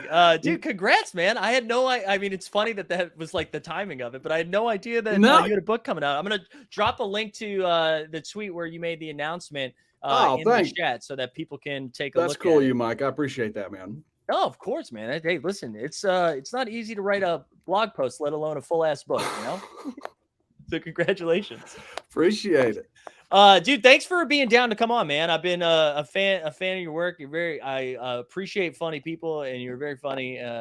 So I was excited to just like shoot the shit and talk some hoops for a little bit. No, yeah, thanks, man. I appreciate it. Yeah, I saw it on your profile. You did like improv stuff? Yeah, I mean, big Upright Citizens Brigade, big UCB head, man, big UCB head. And then you had to like sign up and then wait 7 years to get into level 2 or something. Oh man, dude, I moved here 8 years ago, and you had to follow the UCB theater class account or whatever, and then you had to have your notifications on because that's when you had 8 minutes to give someone $500 to give me make believe advice. My wife did it. We met in Chicago doing improv. I did that for 6 years there or whatever. She was there for a long time.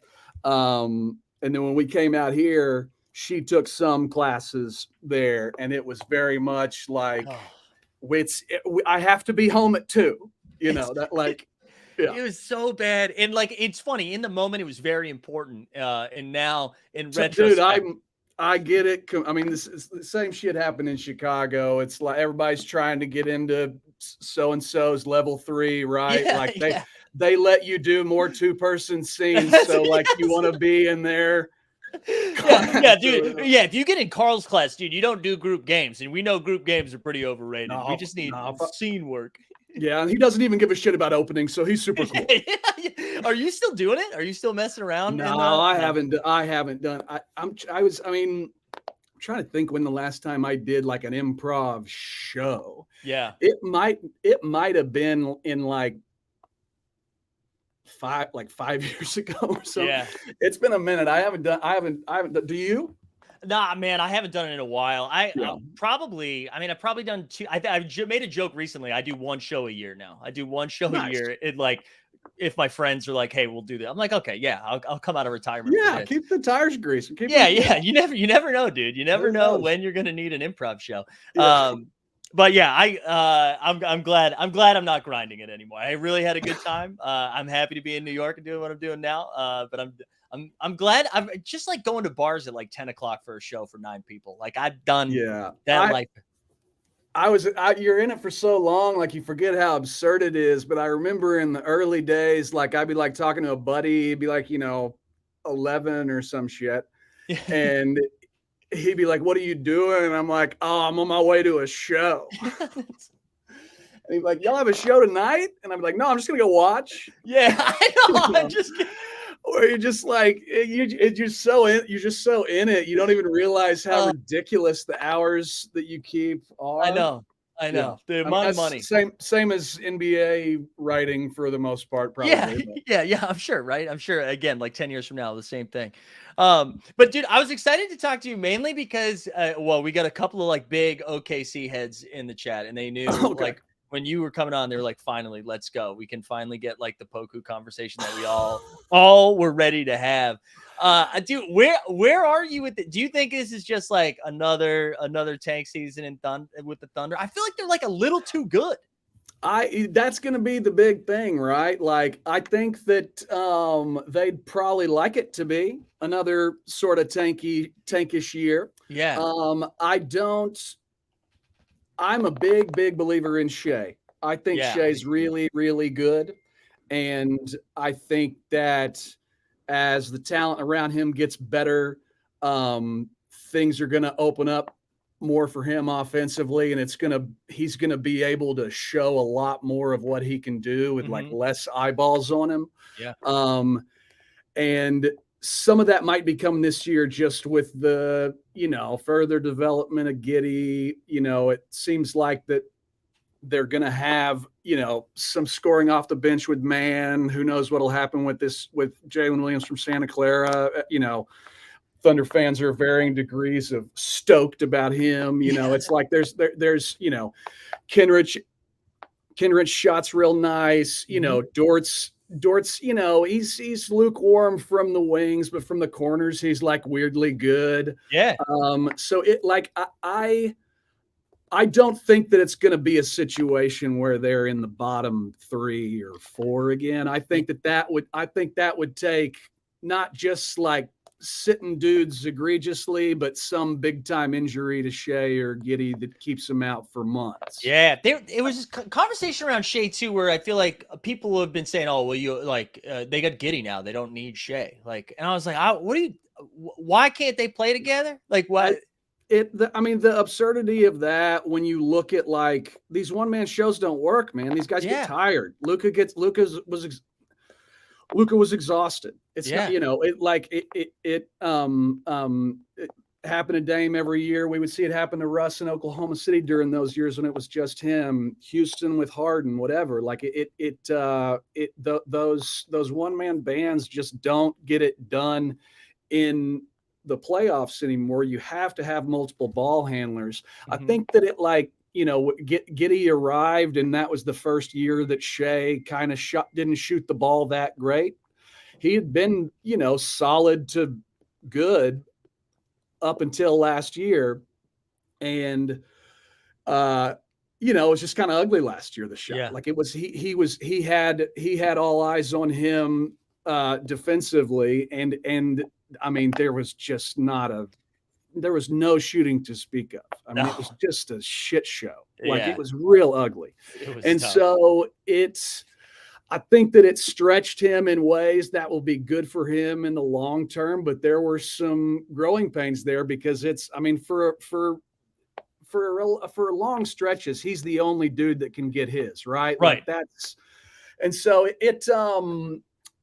But yeah, I'm a big believer that you need multiple ball handlers and that, Shea's shot last year is way more the aberration than, the reality. Right. And so like, I think I feel good about the pairing. Giddey's shot seems to be getting better. I'm trying to not count any chickens before. I know. They hatch. Everybody's so just, we're masturbating to pictures of Chip England left and right, man. It's crazy. We're so pumped up. I know, and I'm not an OKC fan, but when they got Holmgren, I was like, man, I actually think that's why I'm so bummed about that injury because I thought that 4, I don't even know who the 5th would be. Oh no, dude, and same thing on chat. But what I was saying was Chip England, shooting coach that they just got. Chip, sorry. No, we're thirsty enough. We'll jack off to shooting coaches, man. We're good. We're just looking for some talent in the building.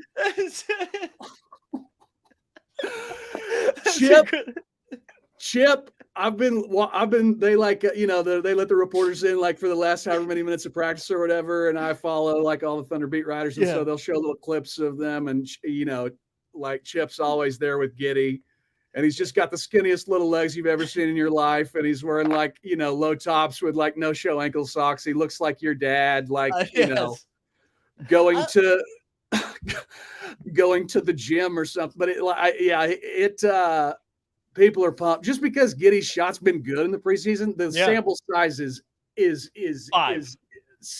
It's so small. It's 5. That's like every conversation around Isaiah Stewart right now. They're like, actually, he's like shooting 40% from 3, and I'm like, yeah, but he took 8 of them. Took 8 of them. I didn't know that. I didn't know Beef was extending his range out. Yeah, Beef's a stretch 4. Dude, I would love that. Would be so awesome if they could play him and Duren together. I think they were talking about doing that. I'm sure they will. I just mean they better. They need to. They need to. But I more mean like because it seems like there's a lot of overlap there in the skill sets, at least initially. But if Beefy can get out beyond the beyond the arc, that would be amazing. I would love that. That would give him so much more minute that he would be able to get a lot more burn that way. That'd be great. Right, because otherwise he ends up just being like a backup big or a backup 5, right? That just comes in for like 15 to 20. But you're right. If he can shoot, shoot. Yeah. I love it. I just want to see it. Like, I physically just want to see. No. I mean, I get it. I get it completely. But no, to your Chet point, yes. I mean, it was everybody after the first Utah game. You know, there were obviously, and still are obviously, a ton of detractors and non-believers, and when they base it off the body, you know, I kind of, you know, I'll buy it, whatever, you know, I disagree, but I can't look at him and be like, no, there's nothing to worry about. That's absurd. But I do like that it's one or the other too. Like, you're not allowed to be like, yeah, you know, I think he's pretty good, but he does have to develop a little bit. It's like, oh, no, he's frail and will probably die in a year. Yes, or it's like, no, it's fine. You're an idiot for thinking that. Right. People he's like one of those weird guys that people in both directions, there's like something in their like morale. They like wrap their morality up or something in their decision to like believe or not believe in this thing.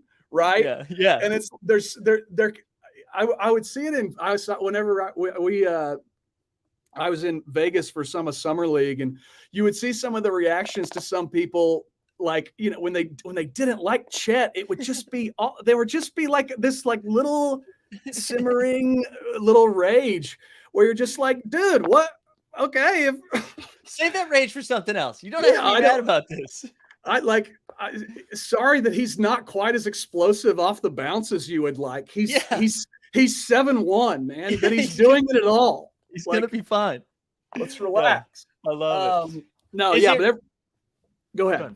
No, I was gonna pivot a little bit. I was gonna ask, is there anything that you're excited to be done talking about now that the season has started? I've been like throwing this at a couple of guests. And I'm going to put one parameter on it because I've realized now after this happening 3 times, I think Skeets threw this out there, Sam Esfandiar just threw it out there, the Nets. I think everyone collectively is done talking about the Nets. But is there anything from this offseason you're like, no more? I'm so done talking about the Nets. I wasn't even going to bring them up, even though that would have been my first thought. Yeah, that's great. What am I bored of talking about? I was wondering I was surprised nobody said this. I thought the Draymond thing was going to get there, but I think there was just like too much spiciness behind, you know, an assault that people were like, no, we need it. We need. And I also think it was just like Fast and Furious. Like everybody got all their takes out. There weren't anything left. There wasn't anything left in the chamber. Everybody was so hungry to, like, you know. My entire podcast feed was just emergency pods. Like everybody, they're like, well, let's not come up with a fucking title. Emergency pods. Right. Yeah, that is true. People, emergency pod, and you do kind of get excited though when you have a pod you like and you see the emergency pod title. You do kind of get pumped up. Yeah, you do. That's a good question. I am tired of I'm just tired of. I think I am just sort of tired of Draymond. I think. Yeah. Just not even necessarily I was tired of Draymond in 2016, to be perfectly honest. Yeah. Yes. As a personality or whatever, but obviously brilliant player, brilliant defender, brilliant brain, all those things. The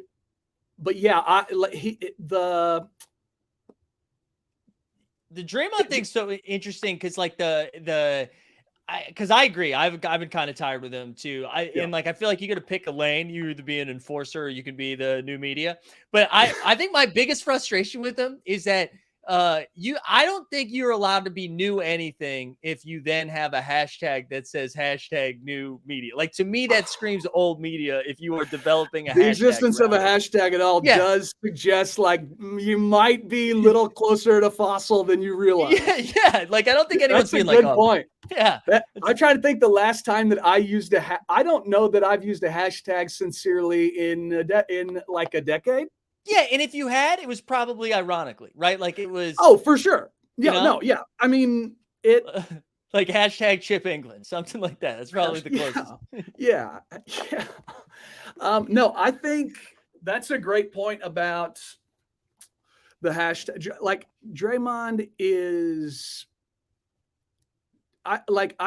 there's just going to come a point when he's not worth all the fuss. Right. And I don't know when that's going to be. It seemed like he's bumped right up against the roof of that. He's close. Multiple times over the past few years even. And there were early stretches of the playoffs, even if my brain hasn't melted, I feel like I'm remembering this correctly, where he looked awful. Oh yeah. But he sort of turns it around enough in the 11th hour in the finals and defensively, is his, sort of normal self. So it's sort of all water under the bridge, and he gets to have his podcast and everything. And it's the victory lap. I think it's just like, I don't know, man, you're not what you like. I would just be careful with the, if I were him, I would feel the heat much more than he appears to, I guess. If I was just like trying to stay in Golden State, and maybe he's just like, fuck off all of y'all. Like I'm untouchable. They're not going to mess with me. Like if they haven't gotten rid of me yet, they're not going to now. I would like to think that I'm fiery like that, but I would have 100% taken the Wiggins route, where I'm like, you know what? Give me less, dude. I'm happy to be here. This is awesome. Dude. Yeah, man. He's an interesting dude. He is so like seminal in like the history of the league at this point, right? Like as a just on court personality even, but then, especially when you throw in the defense and then the connector stuff on offense, right? It's just one of those things. Like, I think that he's not as good as he is loud. You know what I mean? I think he's just a little louder than he is good. Yeah. And that's sometimes a combination that is fine. Like Anthony Edwards is louder than he is good, but he's really good. He's just really loud too. Like the gaps there. Some ratios I'm fine with, and even sometimes with Draymond, right? Like in certain contexts, like in the like you thought you was Kobe context, I'm like, yeah, give him a megaphone. Like let's get into it. Yeah. But when it becomes sort of like the whole like bully ball in all facets of his life, all the shit that's absurd. What a shitty thing to say. All the stuff that we see, all the public facing media shit, on court stuff that we see, there's just sort of, I don't know. I think he's wearing thin on a lot of fans. Yeah. Probably. I also don't think he cares. No, that's the biggest point, right? Like, I don't think he cares either. I think I'm a big fan of other people giving you W's and you not having to claim them for yourself. For sure. No. And like, I think that I like that. And I think like you said, if you want to go at somebody else, I'm here for that, Draymond. Go for that. But you don't need a victory lap for me. Like, people will do that for you, man. Yeah, it's one of those things, and I try to keep this in my head, is like, I'm such a homer that if he was on the Thunder, it would have been, I would have justified the punch very quickly. I'm sure. Yes. I would have found a way, right? Like if I really thought like, dude, this guy's crucial to our success on the court this next season. I'm sure I'm like, well, that's just Draymond being Draymond, right? Like it's weird. That whole thing kind of has gone away though pretty quick. I mean, especially with Poole signing the extension, like that's it'll get touched on when, tonight or whatever, whenever Breen, I'm sure Breen's doing that game. I think so. Yeah. Whenever they are doing their little pregame hit and stuff, I'm sure it'll get talked about the first time that Draymond assists Jordan Poole on something or whatever, that'll be a thing. Yeah. But it is one of those things. If they start off like 13-2, probably nobody cares, right? And then maybe we talk about it in the offseason when they figure out what he's going to do with his extension. But if they do that Miami Heat thing where they're like, 8-9 for the first 17, then I could see it getting a little spicy. But I think the Warriors are just too good.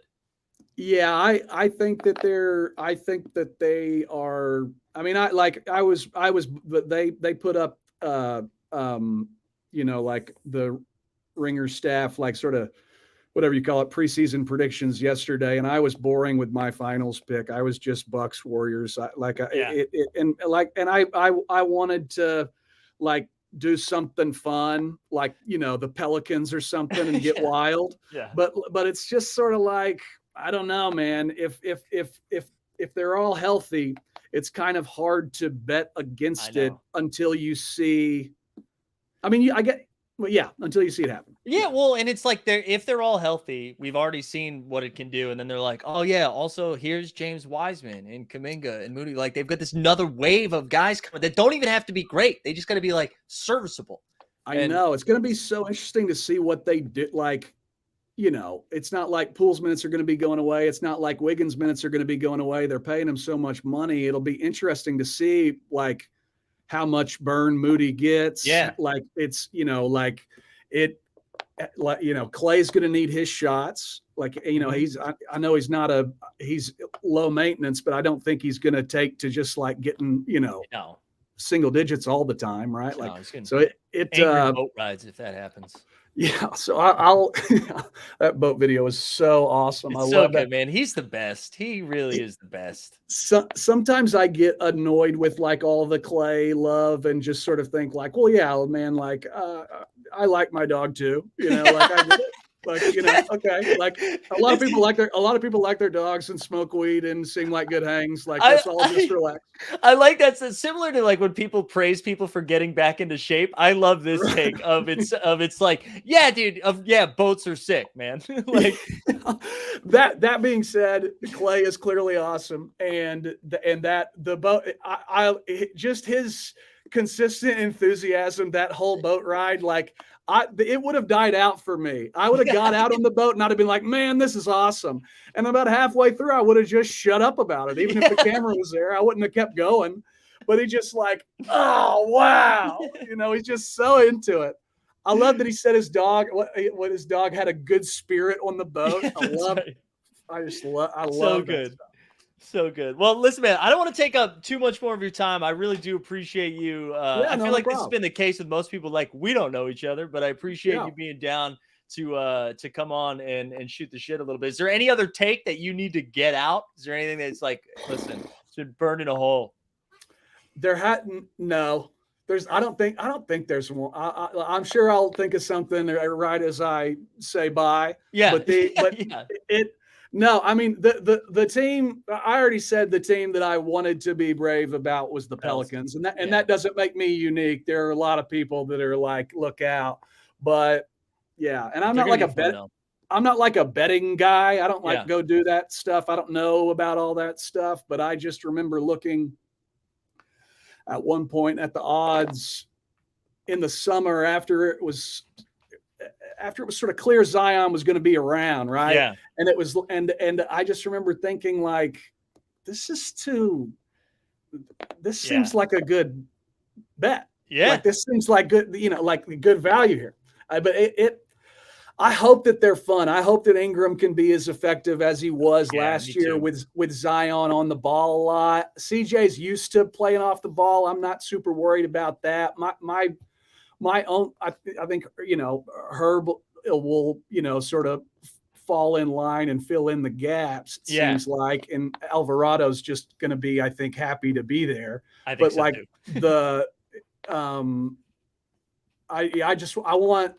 I want Zion and Ingram to fit. I want them to get along on the court game wise. You know what I mean? Like I want that stuff to kind of sync up together in a good way, because I think those pick and rolls could be super duper fun, like with either one of them handling. Yeah. And I mean, like if it does fit and then you like have CJ and then, Zion needs a breather and you get fucking Jonas coming off the bench. Like there's a lot of, it could be super fun. Dyson Daniels kid, everybody's all in a tizzy about. Like they're good. They're clearly, who Swin, Cash, and Yep. Langdon. And is Langdon still there? I don't know. I don't know. I know it's David Griffin. I almost said Griff, but I hate it when people do that. When it's like, I know you don't know him. What are you talking about? Griff, my boy Griff, dude. It's like the Bobby De Niro thing. That's Griff is the Bob of the Bob De Niro in the mid anecdote Bob drop. Is the Griff. That's the NBA beat writer Griff drop. There's something there. That's really good. The Griff drop's good. Hey, so I'm gonna drop a link to everybody go follow Tyler Parker on Twitter. You can check him out at The Ringer, but I'm gonna drop a link to your book. Can you give like a little backstory to A Little Blood and Dancing? Sure. Yeah. It's been started in 2015. It comes out June 13th, 2023. It's kind of a comic Western tragedy sort of thing. There's girl sees her dad die when she's 5, and then the story follows her and then the dude that shot her dad, and it's sort of the there's parallel narratives there, and they meet in the end. Oh, that's awesome. Yeah. Awesome. Well, check it out. Drop the link into the chat. Dude, seriously, thank you so much. I can't thank you enough for coming on. Mainly, I wanted 150 people to listen to us talk about improv for 10 minutes. So that was the goal for all of this. So I'm sure they were stoked about that. Yeah, they're like 2-person scenes. Hell yeah, finally. All right, man. Well, take it easy again. Thanks for coming on, and we'll talk to you soon. Thanks for having me, man. All right, take care. Shout out Tyler. Go check him out on The Ringer. If you haven't done that yet, truly, like I was introduced to him through the Bill Simmons podcast, and it was one of the funniest appearances. And after that, I started following along. So definitely go check it out. Shaken says was not expecting that to be a real book. Pretty cool. Yeah, it's a real book. But yeah, that was a lot of fun. So shut them out. We've got Molly Morrison's coming up next in a few minutes. I'm very excited about that. I might be dropping a video for you guys right now because your boy's got to pee again. So what we're going to do, let me remind the people. We got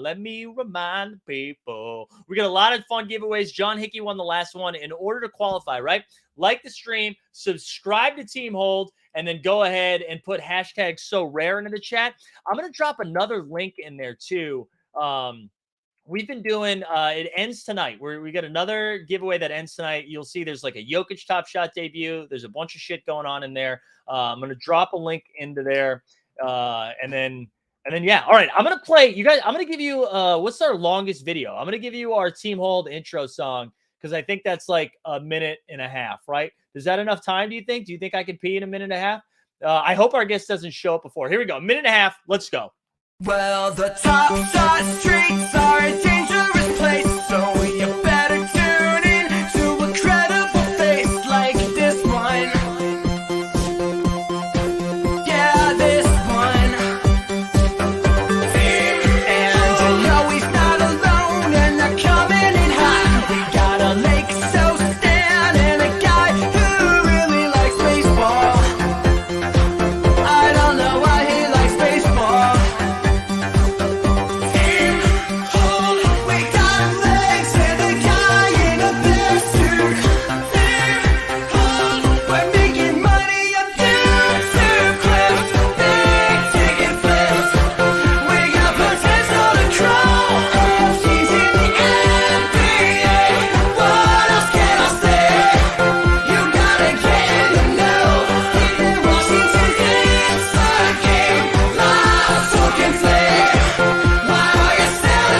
So low. We're back, baby. Look at us, 3 hours in, and I still feel good, guys. I still feel clean.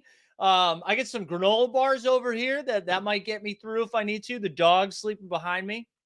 I might have to get the dog out at some point. That's something I should have thought about. But he's gotten 3 walks already today. We got him up early. How's everyone else doing? How's everyone else feeling so far? This has been great. Seriously, our guests have been so fun. I'm excited for our next guest too. Molly Morrison's going to come on. I found Molly Morrison through the old TikTok. She's got some great TikTok stuff. And I feel like there's not a lot usually on TikTok for NBA content. I feel like you see people like what I'm doing. where I like cut up videos of shit that I've already done, or you see like clips of games, right? And Molly Morrison does it a little bit differently. Like she's got some really good shit. So I'm excited to have her come on. It's gonna be fun. It's gonna be fun. Will says feeling great. Glad I took the whole day off. Let's go. Took the whole day off. Love to see it. K Dunn's still around. Shout out K Dunn. Thanks for being here. Let me just remind the people. Did we sign up for So Rare yet? Did we do it?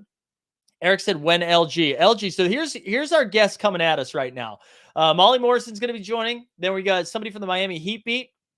Then at 4:00, Josh Gondelman, who's one of the best comedians in the world, and Dan Devine, who's a senior NBA writer over at Yahoo. And then we're gonna talk some So Rare for a half hour. Then Sean Highkin's gonna come on. Then Casey Kiernan, and then LG at 6. So even though it feels like we are close, that's 3 hours away. 8 hours is so stupid. Rad Dad with a great point. Imagine taking off instead of just slacking at work and getting paid to watch. There you go. And Borland, you know what's so funny? I can't see that shit on. Oh, there we go. I can see, and I see Garen just did it there too, dude. Thank you guys so much, man. Thank you guys so much for gifting some of those. I appreciate it. But yeah, if you haven't joined the Discord yet too, let me check. Have people been coming in the Discord? Has that been happening? Have we had any new people? No new people all day? Are you kidding me? Are you guys not in the Discord? Or maybe you're already there. Let me drop a link into that too as well. How are we feeling? Did we learn anything about Discord? Did we learn anything? I mean, about Top Shot today through Discord? Did that happen? Ernest said we'll never close the stream up till the end. Let's go. I'm really excited. When new users, when marketing. There we go. That's a classic Top Shot related stuff.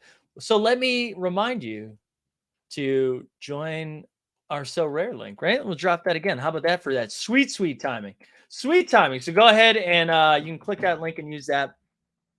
All right. I'm excited for our next guest. I already did a little bit of an intro, but I highly recommend following this guest. Molly Morrison's going to come on and talk a little bit about, we're just going to talk some hoops. I'm excited to have Molly come on the show. Molly, give me a thumbs up if you're ready. I want to make sure I don't. Yeah, okay. Occasionally I bring people on too soon and then I feel bad. So I wanted to make sure you were good to go. How are you doing? I'm good. I'm so excited to be here. Yeah, thanks for being down to come on. I really appreciate it. I was excited to talk to you because as I was saying a few minutes ago, I recently started like cutting up some of my stuff and like putting it on TikTok. And I found you feel like one of the more unique TikTok and Twitter follows when it comes to like NBA content. Because I feel like most of the stuff, right, is like just clips of games or but I feel like you take a more unique approach to it. So if you don't mind, talk to me a little bit about like how you like when you started doing it and kind of how it's evolved for you. Mm-hmm. For sure. Well, the reason my TikTok strategy might feel unique is because I literally have no idea what I'm doing on there. Perfect. But in terms of Twitter and all that, I think like I've always just been honest with myself. And as much as I do love to, talk about the ins and outs of the game and discuss my takes about how teams are going to perform, how players are going to perform, I am highly aware that there are people who are better at that than me. And there's just so much of them, right? There's so many of people out there who do those things. So I think for me, what's always been important is to just approach the sport from really just a fan lens, someone who likes to find different things. I just always like want to just be talking about something that maybe isn't like the trending conversation. So what do you like, if you remember, what's like one of the first things that like popped for you? Like, was there something that like when you started making something that like really took off and then you're like, okay, cool, I think I've like found a lane in this? Yeah. So actually, I did my Made in Memphis Grizzlies Twitter account for a while. So the biggest like pop for me, just to get that sort of base NBA following, I guess, was when I told people I was running this Memphis Grizzlies anonymous account. But after that, I really started to kind of unintentionally build this NBA audience, which was really, really cool because I thought, there's no way anyone who's not a Grizzlies fan would want to hear what I have to say about the NBA. But I really have just always loved the NBA as a whole and not just the Grizzlies. So it's really cool that I've one big moment for me was definitely when Woj blocked me. That was a big that got me a lot of. Oh, I didn't know that happened. What was the Woj blocked you? Yeah, twice. So that means he went through the process of unblocking you, and then yes, he did. Oh my God, what was the impetus for that? Are you very anti-Woj? No, I love him. Like, I'm such a fan. I like to think him and I have an understanding. There's a reason he's given me multiple lives. I feel like he thinks he has to find humor in it. No, a lot of people, I feel like I talk about this all the time, but it's just sort of like part of my identity at this point. So basically I tweeted like something about how Shams broke the news that Trump had COVID, even though he like didn't. And then he blocked me for that, which was sort of crazy. And then the second time I actually feel like I deserved a block. It was when I photoshopped the like Kyle Lowry has a ring and a fat blank.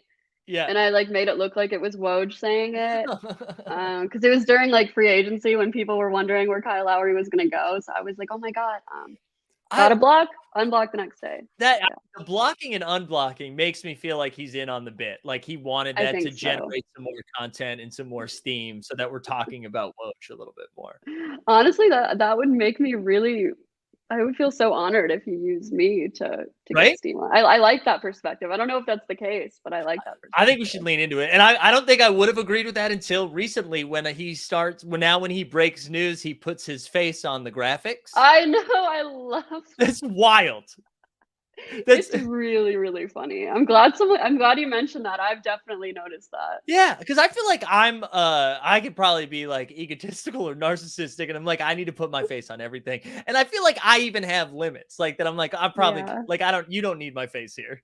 No, it's so funny. Yeah, big fan of that. Yeah. Pivot so as like the season, I'll ask you this in this way because you do content around it, and I've been asking a similar question to other people, but like, what are you most excited about with the season coming back?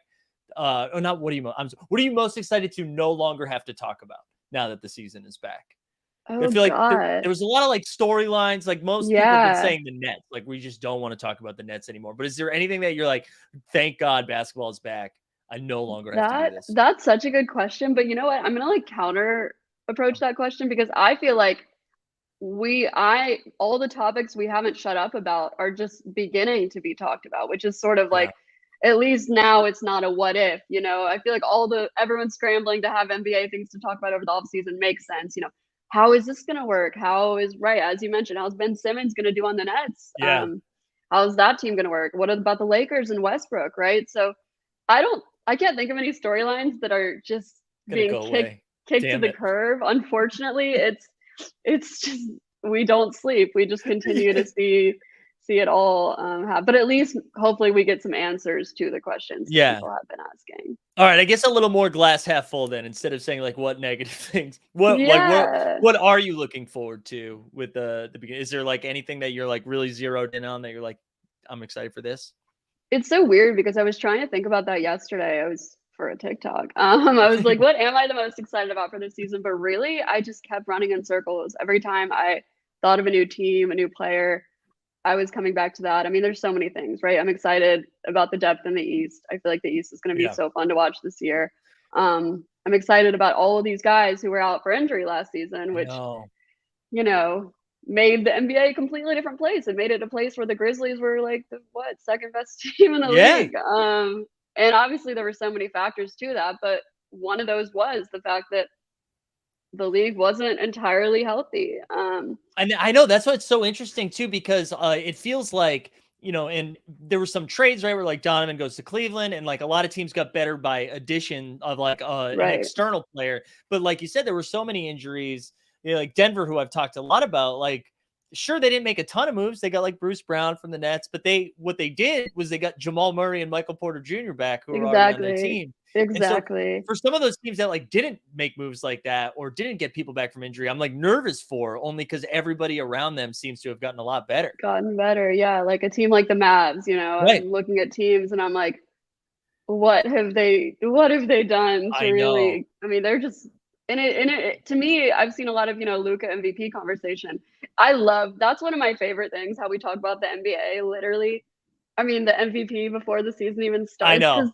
Because it's so funny too, because all of us know that it really doesn't matter at the end of the day, but it's just such a good talking point. It's so fun. So Yeah, I mean, I've seen some Luka conversation there, and it's, to me, I don't think the Mavs are going to be good enough for him to be in that conversation. If That's I'm what I was honest. saying. Like, I think if you're gonna bet, like, if you're someone who bets and you're gonna bet on Luka to win the MVP, you also have to bet on like the Mavericks being like a top 4 seed or something. Exactly, I'm totally exactly. with you. I don't think there's a shot in hell that they're gonna be good just because everybody got better. Like, you No, still have the Warriors, you still no, have the yeah. Nuggets, the Clippers supposedly are gonna be awesome this year. Like, there's so many good teams coming back. I totally feel you. I don't see the Mavericks doing it. And I love Luka, but I was like, man, I don't see it. I don't see it Yeah, this year. he's freaking great. But Yeah. exactly, it's like, but then again, you look at Jokic, who didn't. I was about to say, for a guy to win MVP, he really needs to have some help on his roster. But hey, I guess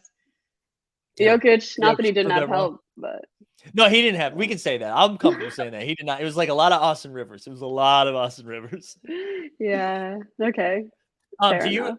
Do you have yeah, I won't make you say it. I'll just say it. Do you have a squad that you rep with the most? Like, do you have a team? Or I guess you said Grizzlies, right? Was that like that from childhood? That was like your first love, the Grizz? Right. Yes. How are you feeling on them this year? Because like you were saying, are you like a little bit nervous? Like, is it a fluke because other people got healthier, or where are you at with the Grizz? So I don't think it was a fluke at all. I do think they are going to regress this season. I mean, Jaren's out. Now we have Zaire out, which I missed that. Yeah, you know how vague teams are with injuries. He hasn't been playing. We have no idea. It could be in a few games, whatever. But yeah, I think like with them out and also losing Anderson and Melton, that's tough. It's going to be a bit of a struggle. The Grizzlies' depth is really something that a lot of people like praise them for last season. I feel like that was like, aside from Ja and how great he was, their depth was really what allowed them to be that killer of a regular season team, their bench. And we're sort of getting to a point where their depth is maybe proving to be a little bit of a problem because it's about to be opening night and I don't feel like there are solid rotations. Right. I know. And one of the things, the reason I can tell like the depth is a little shaky is like now I'm hearing a lot of Santi Aldama talk. I've been hearing a lot of Santi. There's a lot of Santi hype in the Memphis streets. Yeah, I think that's a good way to put it. That's how you know that but it's so interesting because, a few months ago we're having conversations of, okay, if Jaren's out, who's it going to be? Is it going to be Roddy? Is it going to be LaRavia? And now it's like, oh, it's Santi. He's their starter. And I don't even hate it because he proved himself in Summer League. He was awesome in Summer League. I think we were at the game. I went to Summer League this year. I can't remember if we were at that game, but didn't he drop like 30 or something? He had like an incredible shooting game. Yeah, he did. And I feel like there, he's not going to be able to make up for. He's not going to be able to make up for what they lack in the absence of Jaren Jackson Jr. The way Jaren helps. Okay, my AirPod just died. That's the noise I heard. You still sound really good. So I don't know if you can still hear me. You're good, but can I like take out my AirPods? No, I say something again. Hello? I think it still might be connected to your AirPod as you were. Yeah. How about now? Everyone, isn't this live? Yeah, no, you're fine though. Don't worry. It's a bunch of dummies in the chat. I'm not too worried about it. Can you still hear me okay? Yes. Yeah. The other person that everybody seems very excited about here is Mr. Big Body Lofton, Mr. Kenny Lofton Jr. Or do you have the same hype for Kenny Lofton? Yes, I do. Literally, I'm like doing a Q&A on my Instagram right now, and someone asked who I think is going to be the most surprising rookie, and I was like, easily Kenneth Lofton Jr. He is just like, he's the most fun type of guy to root for. I mean, you look at him, and he's just doing like Zach Randolph things. Plus, he has a shot, an outside shot. So it's really fun to see. I don't know how much playing time he's going to get. I don't know when he's going to fit into that, but I have a feeling he'll get his time to shine, and it will be like a big national phenomenon. He's super fun. He was the most fun. I feel I've been to Summer League twice, and it's fun to like find a guy right away that you're like, oh my God, this is like, they might not do anything, but this is my guy now from Summer League. And that was him this year. He was just super fun. He had like great energy. The second he came on the floor, it was like infectious to the people around him. It was super fun. Yeah, well, okay, before we move on from the Grizzlies, I feel like I have to say something positive because I'm sitting here dissing on them. Yeah. You know, Ja Morant. I Pretty mean, good. this guy is just unreal. I think he has a legitimate shot to win MVP this season. He's continuing to improve aspects of his game that he wouldn't even have to improve to be so elite, but he is. He is just sort of becoming this really solid all-around player, and I just feel like that could be enough to make up for some of these woes. Also, Desmond Bain, as I love Desmond Bain. Desmond. No, like I could sit here talking about him all day. He's so fun. Think he's so great. So yeah, there's a lot to be excited about, and the rookies. I just don't think they're going to come out and be that great. It will take time, and that's fine. I'm okay with that. I think your Ja MVP thing, similar to like Luka, right? I think if the Grizzlies still maintain that like top 3, top 4, with like the West getting so much better this year, I totally agree that like he could be in the MVP conversation. He's just fun, and he's just electric. Like we were talking about it earlier, that preseason game a couple games ago, where he just like so smoothly puts the ball behind his back, but then dunks with like such like aggression. Yeah. He's just so fun. He's so freaking fun. Yeah, and I mean the explosiveness he has, but also the way he makes his teammates better is just also what elevates it and what allows, because you'll see a guy who's new to the league, he's so good, right? But his team's probably not making the playoffs. It's hard to make a team, a playoff team, especially a top seed. And the way they are isn't just because of he's doing these flashy dunks and he's so great. It's really just because he does have that ability to make his teammates better. So. No, he can do everything. Because I know he was getting like some Russell Westbrook comparisons earlier on, just because of like how explosive and fast that he can be. But I think one of the differences, and I know We the People is like a big Russ fan, so I apologize right now if I'm about to slander Russ a little bit. But what I love about Ja is that like he doesn't need the ball, like he's like Desmond Bain's gonna have some possessions where he's running point, or you can play him with Tyus Jones. Like I love shout out Tyus Jones. We love Tyus Jones here. Oh, I love Tyus Jones. But yeah, I'm hoping. I like that people seem to not be on the Grizzlies bandwagon, because I think that's where they like thrive, when like people are like, oh, you don't think it was real? So I'm excited. I'm excited for the Joker Rock too. It's okay. I got the Grizz hype covered. Okay, Joker Rock. But yeah, I'm really excited for them. Ja's just so freaking fun. Well, all right. So if you since we covered the Grizz, we covered your Grizz hype. Where are you at? Like, is there any other squads that you like gravitate towards, or that you're really excited to kind of dial in on this season? I think the Pelicans are a team that I'm really, really excited about. They have Zion, BI, and CJ have never played together. I know. All three of them. So like that's gonna be freaking fun.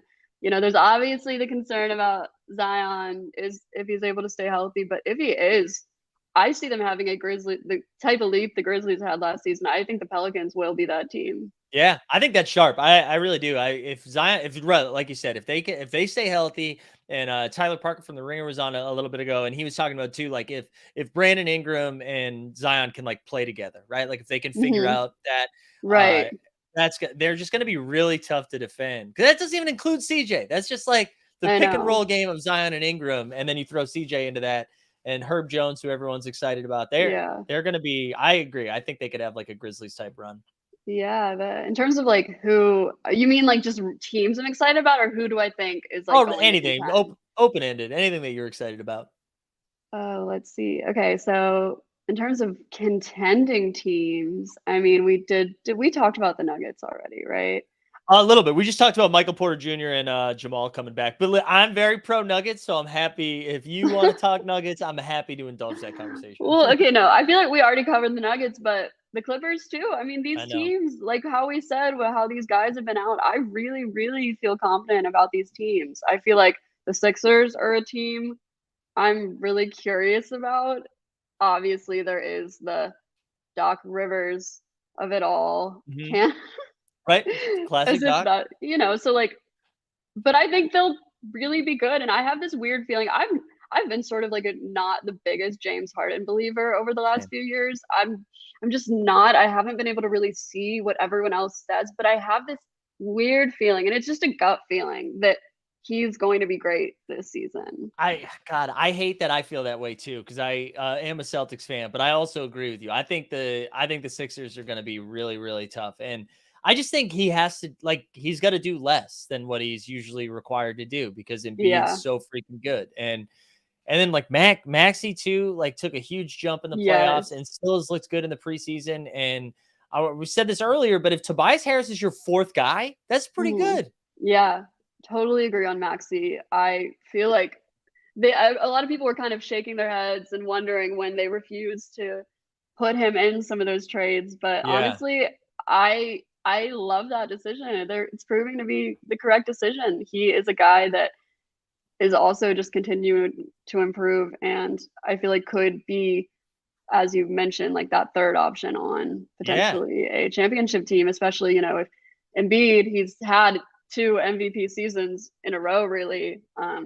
You can say he should have won. To me, it literally doesn't. I don't even think it like matters, even though I will debate it. But yeah, so I feel like the Sixers. You're a Celtics fan, you say. So how do you feel about the Celtics? I think they're still going to be fine when it comes to the playoffs. Like, I think they'll be able to hang. But one of the reasons I like the Sixers is like the Bucks are dinged up. The Celtics don't have Robert Williams. They just like randomly got a new coach. And I shouldn't say randomly. It wasn't super random how it went down.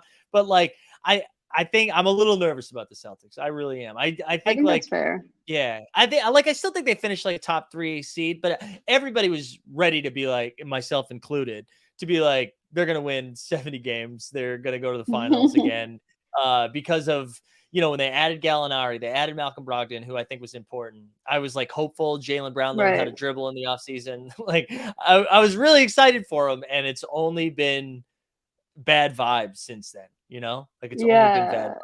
But I feel like a team like the Celtics has room to struggle throughout the regular season and then can come in the playoffs. I feel like that is a team that could come in to the playoffs and just all of a sudden be a contender, Totally. So I don't know. I don't feel comfortable like just being like, oh, the Celtics are screwed. I don't think anyone does, but I definitely don't feel like as high on them going into the season as I was last season, just because, as we've said so many times, there are so many teams that are getting better. Right. And like I think the Robert Williams, like if Robert Williams didn't get hurt, I'd probably be like, okay, they'll be fine. That's huge. Yeah, like relying on Al Horford as much as they're going to be, and there's just like a bunch of if he plays how he did. It's true.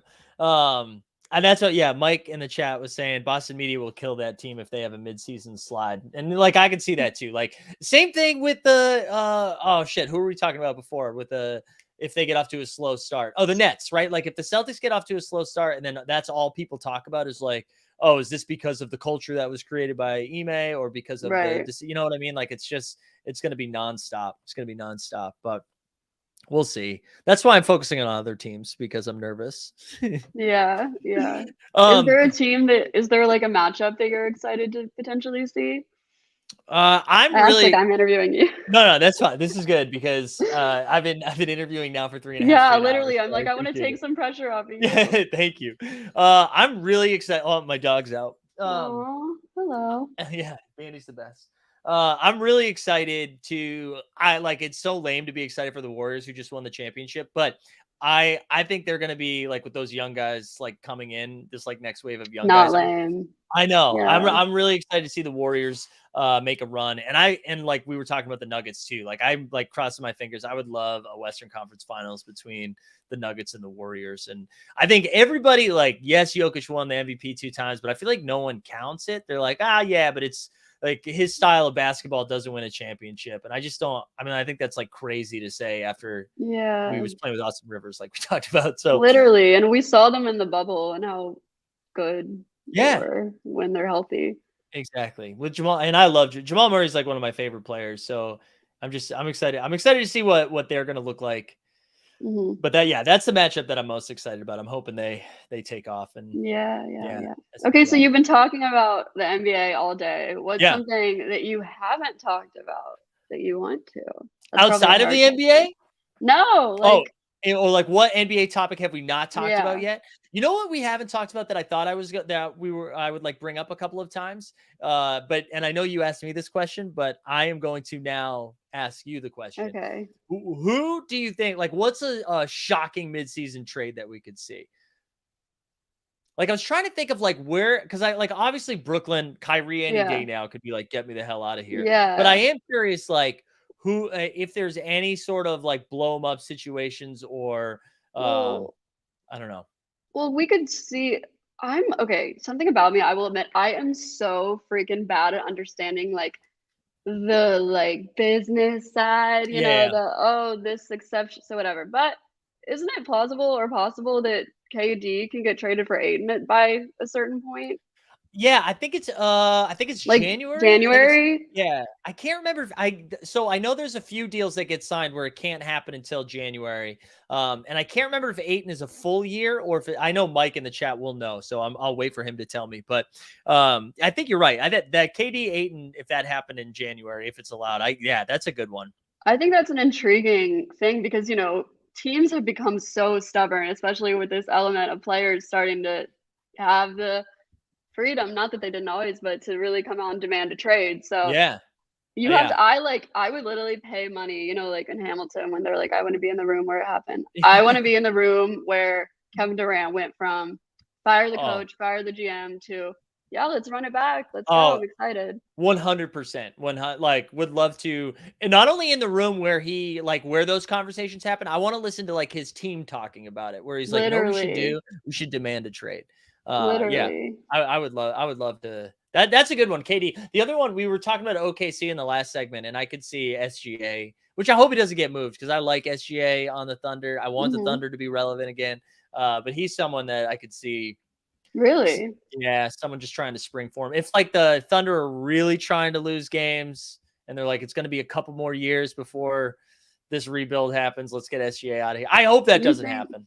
You think these tanking teams are really going to step it up the tank this season because of Wembanyama? I think it's going to get maybe. I think the Thunder might be too good to tank. Like I feel like they still have a little too much talent. Yeah, but they do have like the injury of of Holmgren. So. Yeah, I think. I don't know. I don't know what's going to happen, but SGA was one that stood out, and then there was another one. Oh, Julius Randle of the Knicks. Like I could see our boy Randall getting moved. You know, I feel like I don't really see that one as much. I'm pretty excited about the season Randall could potentially have just because the Knicks, I mean, they struggled last season to find a point guard. Like that was just like the ball was in his hands too much. It was putting a lot of pressure on him. And Jalen Brunson, another guy who I'm just a huge fan of his game. He's great. I feel like he's just gonna, not only is he gonna elevate them so much, but I feel like it's a really good fit for him. He's, you know, does so well when teams play fast, and I feel like the quick pace is gonna be beneficial for his game. But also, like, just freaking Julius Randle finally is not going to have the ball in his hands. I know. And so I feel like that could be a good fit to me, but I hope so. I hope so. Like I live in New York, and New York's way more fun when the Knicks are good. So I'm rooting for them. There we go. Yes, some New York Knicks talk. I know we really are like 3.5 hours in. I think this is the first time we talked about the Knicks. I got you guys. There we go. Thank you. I'm with you. I hope like the ball being out of Randall's hands a little bit like frees him up to, I don't know, to just like attack more. And because I think you're right. I think Brunson's a great point guard, and I mean, I don't know. I hope they're relevant. Yeah. I would love it. I mean, they really just went the whole season struggling to find a point guard. And then they they actually land a good, they always think they're going to land the freaking blockbuster, but they landed a good free that counts. agent. Listen, they have to take the wins where they can get them. So that counts as a blockbuster for the New York fans. That will be a blockbuster. Molly, I don't want to take up too much more of your time, but I wanted to, I know I plugged it a little bit earlier. I'm going to drop your TikTok into the chat so people go follow Molly, and I'll drop your Twitter as well. Is there anything else we should make sure we plug before we get you out of here? So my Instagram is Molly_Morrison. I'm answering NBA questions on my story all day. I've gotten a lot of them and I've answered like 5, but gonna keep doing that. Exactly. I dropped your link tree too, because that is a way more efficient way of doing it. So I dropped that into the chat. But seriously, thank you so much for being willing to come down and take a half hour of your day and shoot the shit a little bit. This has been great. Thanks for having me. I'm blown away with how energetic you seem after. And you're only like halfway through, right? I know. Every time I start like patting myself on the back, like, hey, we're getting there. I'm like, oh, I only have 4.5 hours to go. And then it really sinks in. We're almost at the point. I think I'm almost able to get another coffee now. So that will get me there before I switch to alcohol on the way out. Well, all right. But thanks again for coming on, and hopefully we'll talk to you again soon. All right. Sounds good. Bye, everyone. Bye, Molly.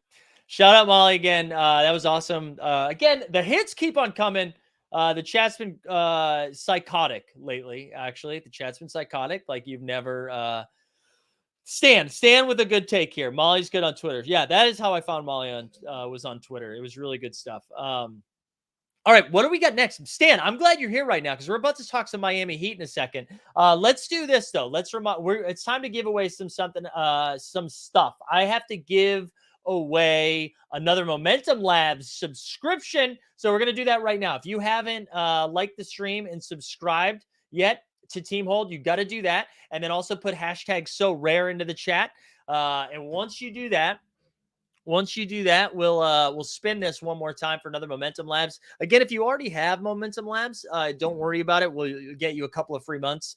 Just shoot me a DM. Shoot me a DM if you win this thing. I'm going to spin this now. And if you're just getting here, don't worry. We got plenty other giveaways coming at you. So here we go. Let's spin. If you win, just shoot me a DM. And then I'm going to drop a link to Sorare again, which we're going to talk about in just a little bit. Ransom Reed. Shout out Ransom Reed. Big dubs. So again, hey, we're over in the Sorare streets now. I'm going to drop a link right now. If you haven't signed up for Sorare yet, please go do it and do it under our name. It's free. You get a bunch of free shit too. And it looks good for us. It looks good for us if you do it. So go ahead, sign up. Look at Shingun right there. Shingun. We should have talked about Shingun with Molly. I feel like Molly would have had good Shingun takes. But yeah, let's just remind the people what guests we got coming on here. We have it's saying I'm trouble connecting. What's going on here? Is my stream okay? Okay, we're good. Sorry, my chat got a little weird. I panicked. I just heard my voice too, and the first thing I thought of was K-Dun being like, "No, bro, your voice sucks." So we didn't want that. But yeah, just a reminder, right? We're going to talk some Miami Heat here in a second. Then we're going to have Josh Gondelman and Dan Devine come on and try to lift my spirits about the Celtics. Then we're going to talk to Sean Highkin then we're going to talk Sorare. Then we're going to talk with Sean Highkin and then Casey Kiernan. So we got a lot of good shit. I appreciate everyone being here as long as you've been here too. This has been worked pretty hard to get this show together, and I'm excited that it is. I don't know. I'm excited you guys are here. I hope you guys are having a great time. I know I'm having some fun. I'm going to double check my Twitter just to make sure I didn't get any DMs saying I'll never talk to you again. No, thank you. I don't know. What else you guys? So Zavala Bala just won here. Yeah, chat did get a little weird. Yeah, guys, be cool. Be cool. This has been great, though. I mean, seriously, this lineup of guests has been insane. This has just been fun for me to be able to talk hoops. And listen, we didn't even have to talk about Top Shot. We didn't even have to get mad about Top Shot. We're just talking about basketball because we're excited about basketball. And that is refreshing for my brain, baby. That's refreshing for my brain. Ransom saying when collective. This is what we're going to do. We're going to do the Sorare talk at in like an hour and a half, I think, or an hour. I can't remember. When that happens, that's when we're going to go do some collective stuff too. Driver says 42,000 signed up for this. Makes me think, what if Top Shot gets a partner like this? Shake my head, one partnership. You're right. Good point, Deep Threat. Good point. Are you going to build a lineup on stream? Yeah, I'm going to build my Sorare lineup because there's 2 different tournaments on Sorare, which is pretty cool. One has a salary cap. One's like MVP base. It's pretty exciting stuff. Also, Borland's saying if we get back up to 150, he'll drop another gift sub. So there you go. Go share the stream. I'm getting a little bit nervous here that maybe, let me just make sure I'm good over here with my guest. All right, maybe the guest isn't coming. So what we'll start doing right now is maybe look at some of the Sorare stuff. And then we'll go from there. Yeah, no, I know people are asking where the sex bots are. No bots today. I think it's because it was subscriber chat only. You know what I mean? Subscriber chat only. let's do this actually. Let me show you playback. So if you guys aren't in playback yet, we're going to be watching a little bit of the game tonight over here. And all you're going to do is just join our room. And what you'll see here, if you go over, where's our team hold at? I'm in the fast breakfast room, the no dunks room. And here's team hold right here. And so we're going to be watching the game tonight. We're going to be watching the Sixers Celtics, and then you guys can go over with boards to buckets after that. I'm going to drop a link into the chat. Go ahead and create yourself a little account. It's free. To the House. Look at To the House just donating some $4.99s. We love to see it. Thank you so much, man. Thank you. Jay Blaze says, I'm coaching cross country right now, but if you need a fill-in guest to break down all things Cam Thomas and the Nets, I'm here. No more Nets talk, Jay Blaze. But shout out Jay Blaze. Honestly, I was excited for some Heat talk, mainly because I wanted to see where people were at. I'm not even out on the Heat. I just don't know if the Heat got better. That was my biggest concern. I tell you what, though, let's go over to Collective right now. Let's go over to the Collective, and why don't we build a lineup? What's it called? Collective XYZ. Collective XYZ. All right, hold on. Let me connect my wallet first, and then we'll do it from there. Oh my goodness, I don't even think I have an account. That's what's hilarious about this. I don't even think. Do I still have it? I don't think I have an account. Let's continue with Google. But yeah, we'll build a little fantasy lineup and see what we've got. Oh, is it just Play.Moment Ranks? It's not called the Collective. The Collective. They got to change their name, bro. Play.momentranks.com. Let's check this out. All right, here we go. It's still the same. Let's get this party started. All right, we're going to build a daily contest lineup. Here we go. Did they say what the prizes are yet? Did they announce the prizes? Let me know in the chat if they announced the prizes. Here we go. Let's see what we got here. Kendrick Nunn, lock him in. All right, so we got a LeBron, Tatum. It's so hard to actually figure this out right now. Top 50. Did they say, is it the same prize pool? Did they do the same prize pool? That'd be a bummer if they did. Here's the thing. I guess I don't own it. Oh, no, I do own an Embiid. You need to play, right? If we think about this off the top of our heads right now, right? If we think about it off the top of our head, everyone is playing Tatum, Embiid, Harden, LeBron, Curry, right? Are those just the 5 people are doing? Are those the 5 that people are doing? Is it actually less? They announced the prizes. Somebody tell me what it is. I don't know what I'm going to do here. I'm having a tough time figuring out this slate. I think the LeBron assist I'm going to go with here. I feel like LeBron's going to have a pretty big game. I like the LeBron assist. Tatum, do we just play? Tatum needs 7 assists, but he needs 4 threes. I think the Tatum 3, if you own one of those, is probably the play. If you're playing Tatum, that is. Jaylen Brown might be the off the board play. Embiid, I think you got to play. Just raw points, man. He only needs 23. I feel like Embiid is going to destroy Al and whatever other big they throw at him. What's Jaylen Brown's statistics looking like? Yeah, I know that prize pool. Yeah, I know they're funded by Dapper. That's why I was asking if it was going to be less. Jaylen Brown, yeah, the Jaylen Brown steal where he only needs 1 is pretty solid. That's pretty solid. Did we get a ruling on AD yet? Do we still need Lakers news? Because Anthony Davis would be a phenomenal play. What are you guys doing? What are your locked and loaded plays? What are you guys thinking? And just to let people know too, our 4 o'clock guests, who do we have next? Our 4 o'clock guest is going to be Josh and Dan. So get excited for that. I'm very excited about that. Smart steal. All right. Marcus Smart steal. You went AD steal. Okay. Fun fact, Embiid is 4-6 versus Horford. 4-6 win record? Is that what you mean? Their win record, they're 4-6. Any other Top Shot news come out? I saw they're doing spaces at 5 o'clock, which is great. I love that they're doing competing content after saying that they weren't going to do it. So good to see that they stayed true to their word. Any other stuff? The Embiid Top Shot debut assist is a good one, especially because the price on that has come way down. So Rare's at 5 p.m. What about Sorare at 5 p.m.? What else we got? What do you guys want to talk about? What do we want to talk about? I'll like just scroll through Sorare a little bit. We can see. So when you sign up, they have a really good onboarding experience, by the way. Like they break it down like the dummies you are. Like it's really, really easy to understand. All right, first is 200. Thank you for the prize pool. There we go. They capped offers at 1,000, so I have to cancel 6,000's offer. Wow. All right, here we go. Let's see. What I like about it, the onboarding experience is pretty good. It's very easy to sign up and like you immediately pick one of your. There's like 5 moments that you get. You pick one of them, and then you get a car like a pack of 20 basically. But it's all free, and it's free to enter these contests like right off the bat. But when you look at the contest here, and again, I'll build this a little bit better in an hour or so. But see, these are the contests that are available right now: Common Contender, Common Champion, and the training. It's pretty exciting. I'm excited about it. I'm excited to mess around with it. I feel more comfortable talking about this because you guys don't have to spend money. And that is appealing to me because I don't want, not financial advice, whatever you want to say. So there you go. Oh, you thought strictly, I got you strictly sports. My bad.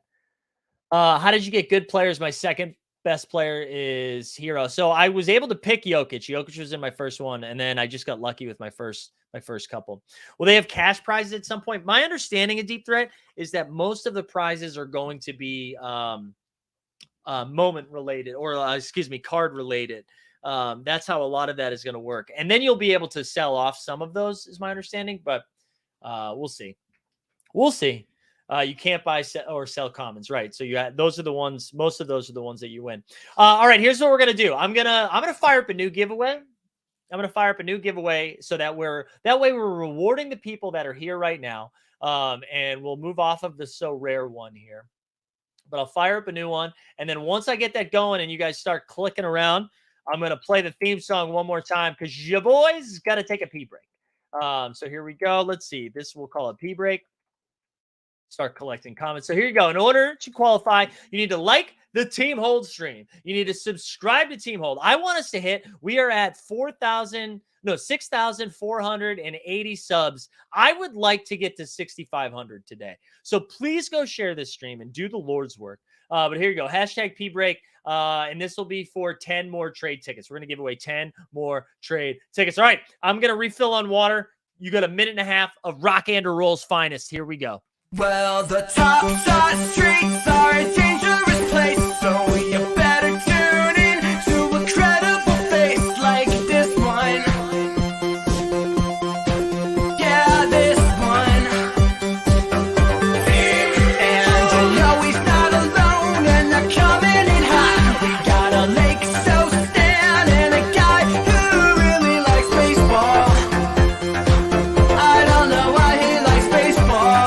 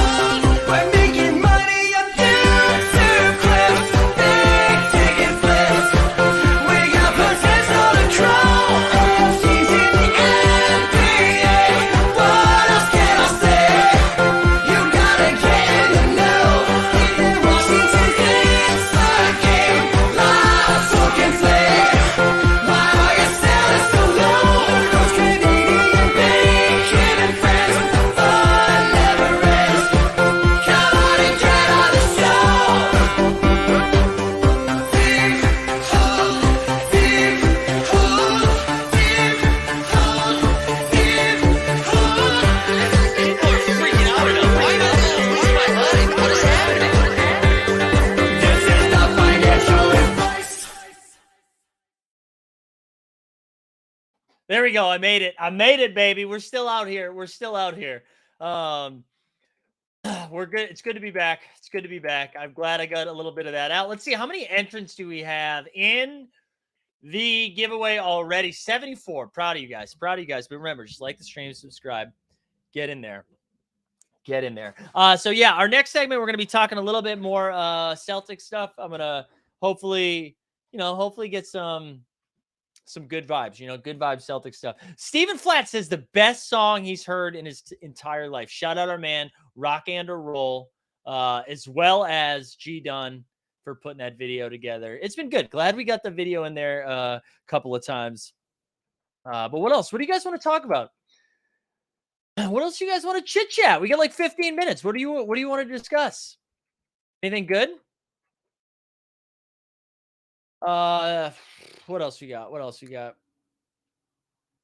I'm seeing, okay, mostly just break into the chat. It's really hard to be like, hey, let's engage with the chat. And then I am the idiot that was like, put hashtag P break into the chat.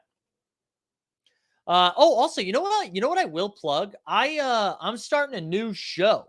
I'm starting a new show, new weekly show, I think, and it's going to happen in a couple of weeks. And I think I'm excited about it. And we're going to do it on my personal channel to expand the brand.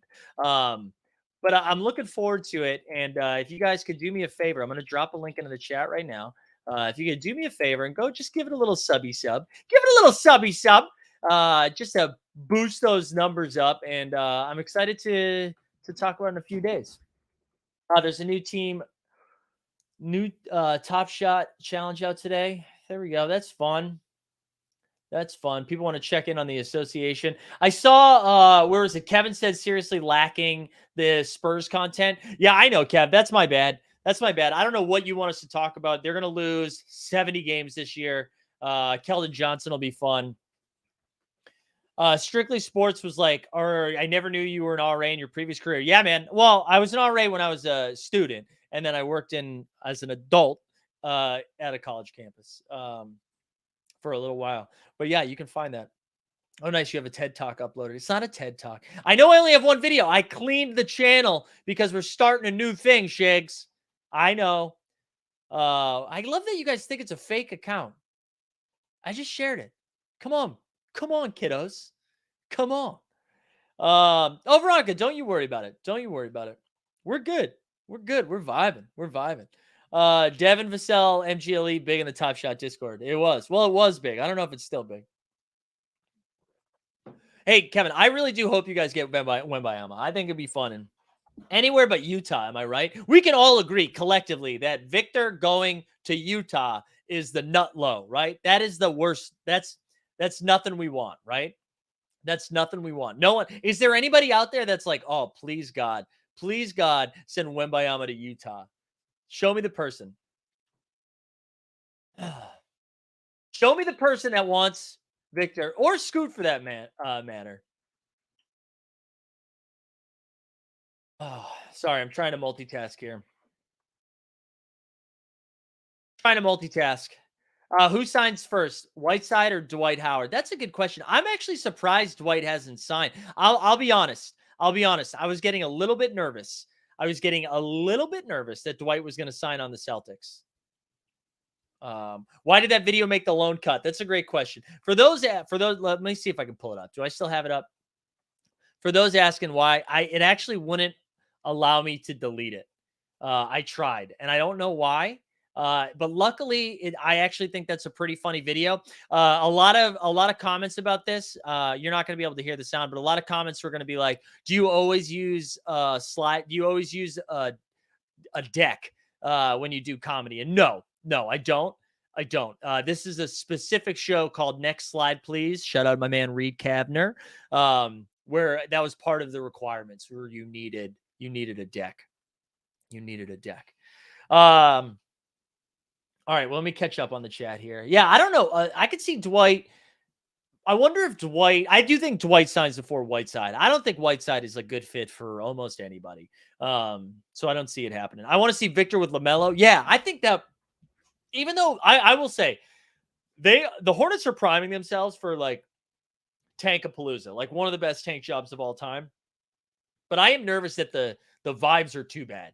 Too many bad vibes. Like the LaMelo ankle, it is what it is. Book Night, I didn't know the Book Night stuff. Book Night has like 4 of the, I don't know if they were all DUIs, but he's got like 4 of these in the last like year and a half. That's not great. Obviously, Miles Bridges, like the vibes are bad. All right, what else you got? Who signs first, Melo or Aldridge? Probably Melo. Melo feels like he should still be playing. Another Celtics destination. Another one. I'm a sophisticated comic because I'm using PowerPoint. It was it was required, guys. It was required. Top Shot Common Man's starting to drink already. I'm not going to drink until the Doucette Bros come on. Once the Doucette Bros get in here, then maybe I'll break out an IPA, if you will. Dwight just did all the smoke in an attempt to get signed. I feel like Dwight should be on a team, no? Like, he wasn't a bad backup. If DeAndre Jordan's on a team, Dwight Howard should be on a team. Explain that to me. Did you delete all your prop stand-up videos? No. I don't have a lot of stand-up on YouTube, but I used to do this character called Liam Sullivan. He was Liam fucking Sullivan, who's from Boston, and he would do weekly roundups of all the sports happening in Boston, and it would always start out about professional sports, but then it would end up me yelling at different Little League kids who weren't doing well. But because I'm rebranding that, I took most of them down. People like DeAndre. So, Jay Bourne, is that the difference, right? The difference is people are just like, DeAndre Jordan is better to hang out with than Dwight, and that's why Dwight isn't on a team. That's a fun take. I'm here for that only because I like the idea. Hey, we should reward being a good person. Being a good person should be rewarded, right? I'm here for that. What else we got? Rebranded to Top Shot Tony? No. Just straight up Mike Zakarian. So we have to burn our challenge moments now. Did I read that right? Brent, I got to tell you, this is one of the most freeing experiences of my life. I have not read a single Top Shot related thing today, and I feel good. That's not true. I read the initial blog post, and that was it. JaVale McGee is better than Dwight. I agree with that. You know what, Kevin? You are a Spurs fan. You have a really good chance at getting a 10-day contract. With the lineups they're going to be rolling out, you're going to be starting right next to Primo. Primo Forge backcourt. Yeah, great point by Local, too. That's why Boban. Boban's going to keep getting deals. Boban, the European Udonis Haslem. Huh? Not as tough, though. Not as tough. But close, right? Close. Better FanDuel play. LeBron. Are they both forward eligibility PPE? I haven't looked at FanDuel today or in the last year. More of a DK, bro. My guess is that LeBron is the cash game play and AD is the tournament play. You read that they are usurping the streamers from Team Hold later today? I wouldn't be surprised, dude. I wouldn't be surprised. On a positive note with Top Shot, I am going to be in Atlanta tomorrow. If you guys are in, if you're in Atlanta, I'm going to the Hudson Grill. But I'm going there for the Hawks captain event. Shout out our man Eric. I'm going to go there. We're going to do a little content in hot Atlanta and then go to the game. Ooh, Stan says, pitch me why I should use your So Rare referral link instead of Tandy's. Well, listen, I'm actually going to go the other way, Stan. I think you should use Tandy's because I think he could use the W. You know what I mean? I think he could use the W. Virgins need wins too. You hear that, PP? But go ahead, use that link. Atlanta got to hit up No, I'm not going to Magic City. I see that was my closest like Ron Burgundy moment where I'm just like reading the chat. I'm glad I didn't do that earlier though, you sickos. Jump shoot at. You know what the problem is, guys, about doing this half-hour solo? When I'm doing an hour show, it's fine. But when we're doing 8 hours, it's a little bit tough. Are you dressing up for Halloween? No, I don't think so. It depends. It depends what Kelsey wants to do. Random Run and I will be in Atlanta this weekend for a Weird Al concert. That's awesome, Whirly Bird. I love that. What a wake up. Good morning, Team Hold. Mess with Fire. Thanks for being here. I know we're taking a little bit of a break of the non-stop guest action, but Dan Devine from Yahoo is going to be coming over soon, as well as Josh Gondelman, which is going to be really fun. Someone said I should dress up as Janie. I believe I already did that. or Tony did. Remember, Tony did that. It already went viral. You know what I'm saying? All right, cool. What else we got here? What's up with the mass amounts of Flow Fantasy Sports projects just started this week? Well, strictly sports. What I will say is it makes sense that it started this week because basketball's starting this week. So that makes sense. It would be weird if they started a fantasy game for basketball in like, June. So that actually makes sense. I haven't messed around with it, but I don't know. It seems like they're giving away $1,000. So I'm pro that. If you will. I'm late to the Top Shot streets there. That's okay, Will. You're right on time for this, though. Maddie says in the last hour, Mike's going to be slumped over his desk mumbling. So you want to talk about how we are talking? Yeah, I know. I'm feeling okay. Yeah, hero drop in honor of our missing guest. Thank you. That's a good idea. Let's get the hero drop. Where's the Tyler hero drop? Here we go.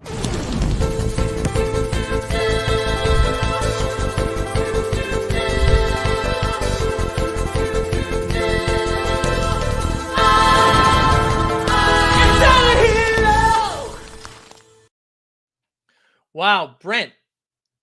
Is that real? That's at 91% full. That was at like 70 yesterday. Wow. That's wild. I'm very surprised about that.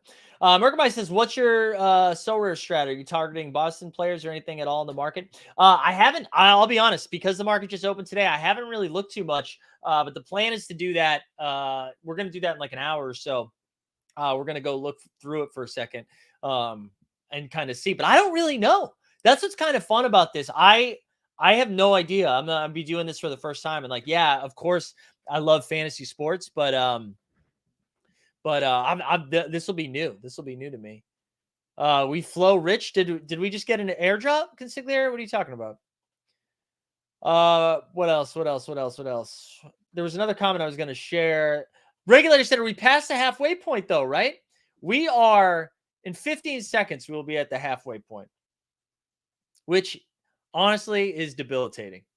The fact that we were only halfway, you can see it on my face. It feels like we're more than halfway, but 4 straight hours is pretty good. I'm like the homeless version of Colin Coward right now. Yeah, nothing fills a contest faster than overlay. That is crazy.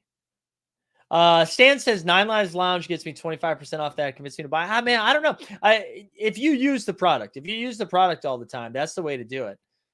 That's your selling point. If you lose the product, you should absolutely, like the premium stuff, you should absolutely use it.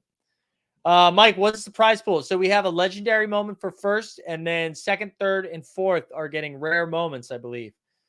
So there you go. I'm at 40 double dribble entries, so that's a $25 one. And I've had to pick number 2 0 times 0. Oh, yikes. That is tough. I get Giannis at like 3 the other day, which I thought, 4. It was like Curry went 2 and then Embiid went 3. It was crazy. Yeah, it was nuts. All right, let me let's see where we are at the giveaway. Maybe we'll spin a giveaway for some trade tickets here as our guests will be joining us momentarily. Let's see what we got. We have 86 entrants. I tell you what, we'll do the giveaway after the next set of guests. We're going to be giving away 10 trade ticket NBA Top Shot moments. All you got to do is like the stream, subscribe, put hashtag PBreak into the chat. I like that there's more people here now than there were earlier. We're 5 away from Borland having to give away a YouTube sub. So there you go. There's your reason. I know I did a bad job selling the Jolly Jokers. I'm trying not to sell anything right now, guys. That's the plan. That is the plan.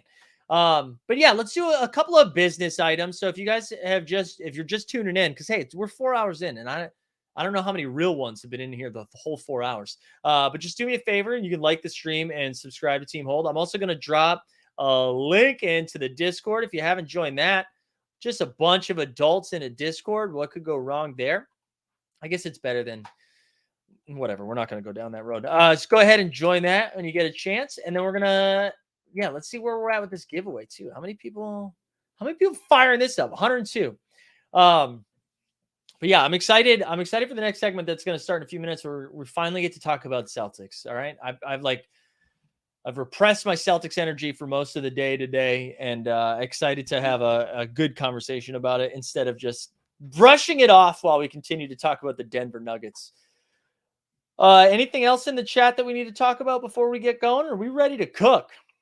All right, I'm going to change my little backdrop here so that it's for 3 people. And I'm excited for our next 2 guests, guys. I'm excited for our next 2 guests. We're going to pop on Dan Devine and Josh Gondelman. Dan Devine from Yahoo and Josh from People Pleaser and Improv Boston Family Show fame.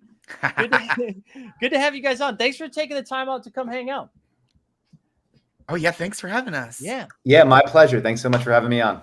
Yeah, you guys, I'm at the 4-hour mark, so I think I'm like right at the end of any sort of freshness that was left. So we're ready to bring in fresh legs off the bench. Nobody brings more energy and pizzazz than me and Josh. So we're That's here. right. We're ready for it. And we are the Boneses Highland of this live stream.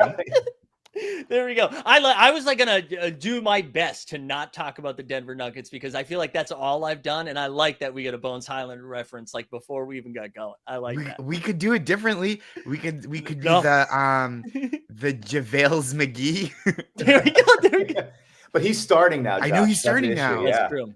Yeah, that's true. Which I still can't believe. But I was excited to talk about the Celtics a little bit, only because I feel like if the Phoenix Suns bad energy didn't exist, we'd be talking more about the Celtics energy. But because the Suns are there, they're providing cover. And I'm curious, and I guess Josh, we can start with you because I know you're a Celtics fan. Like where are you at right now? Like how are you feeling? Because I imagine you're someone that people just reach out to you and you're like, hey man, how are you feeling about these Celtics? Because they just know you're a Bostonian. I like this team a lot. I am, as I think the basketball watching and thinking public of America is, I am confused and disheartened by the Ime Udoka suspension. Not confused in that, like, I'm like, how could they? I'm confused, like, what happened? Yes. It's a very important caveat. Yeah. I'm not like, what? Come on. It's probably fine. But I do love this team. I think I'm excited that Malcolm Brogdon is in town. I almost went. My mom's birthday is tomorrow, and I'm going up to Boston from Brooklyn, where I live now. And I almost went a day early and like bought secondhand tickets to the game tonight just to like watch Joel Embiid pummel my dreams in person. I know. I think once Robert Williams is back, I think it's going to be a little rough before Robert Williams gets back. And I think the Boston media will probably take that in stride. There won't be any takes like, we got to break up the Jays again, dude. It's finally time. We're not going to get any of that. But I think once Robert Williams comes back, it's going to be a really fun and extra fun and wonderful team to watch. I'm a little like, especially tonight. I don't think anyone, I'm in my later 30s. I don't think anyone my age should be tasked with guarding Joel Embiid, and that's what's happening tonight, and that makes me nervous. The first time Embiid kind of really got the upper hand against Horford in a meaningful matchup, it was like the first time you like beat your dad at a board game, and you're like, oh, okay, all right, it's different now. Yeah.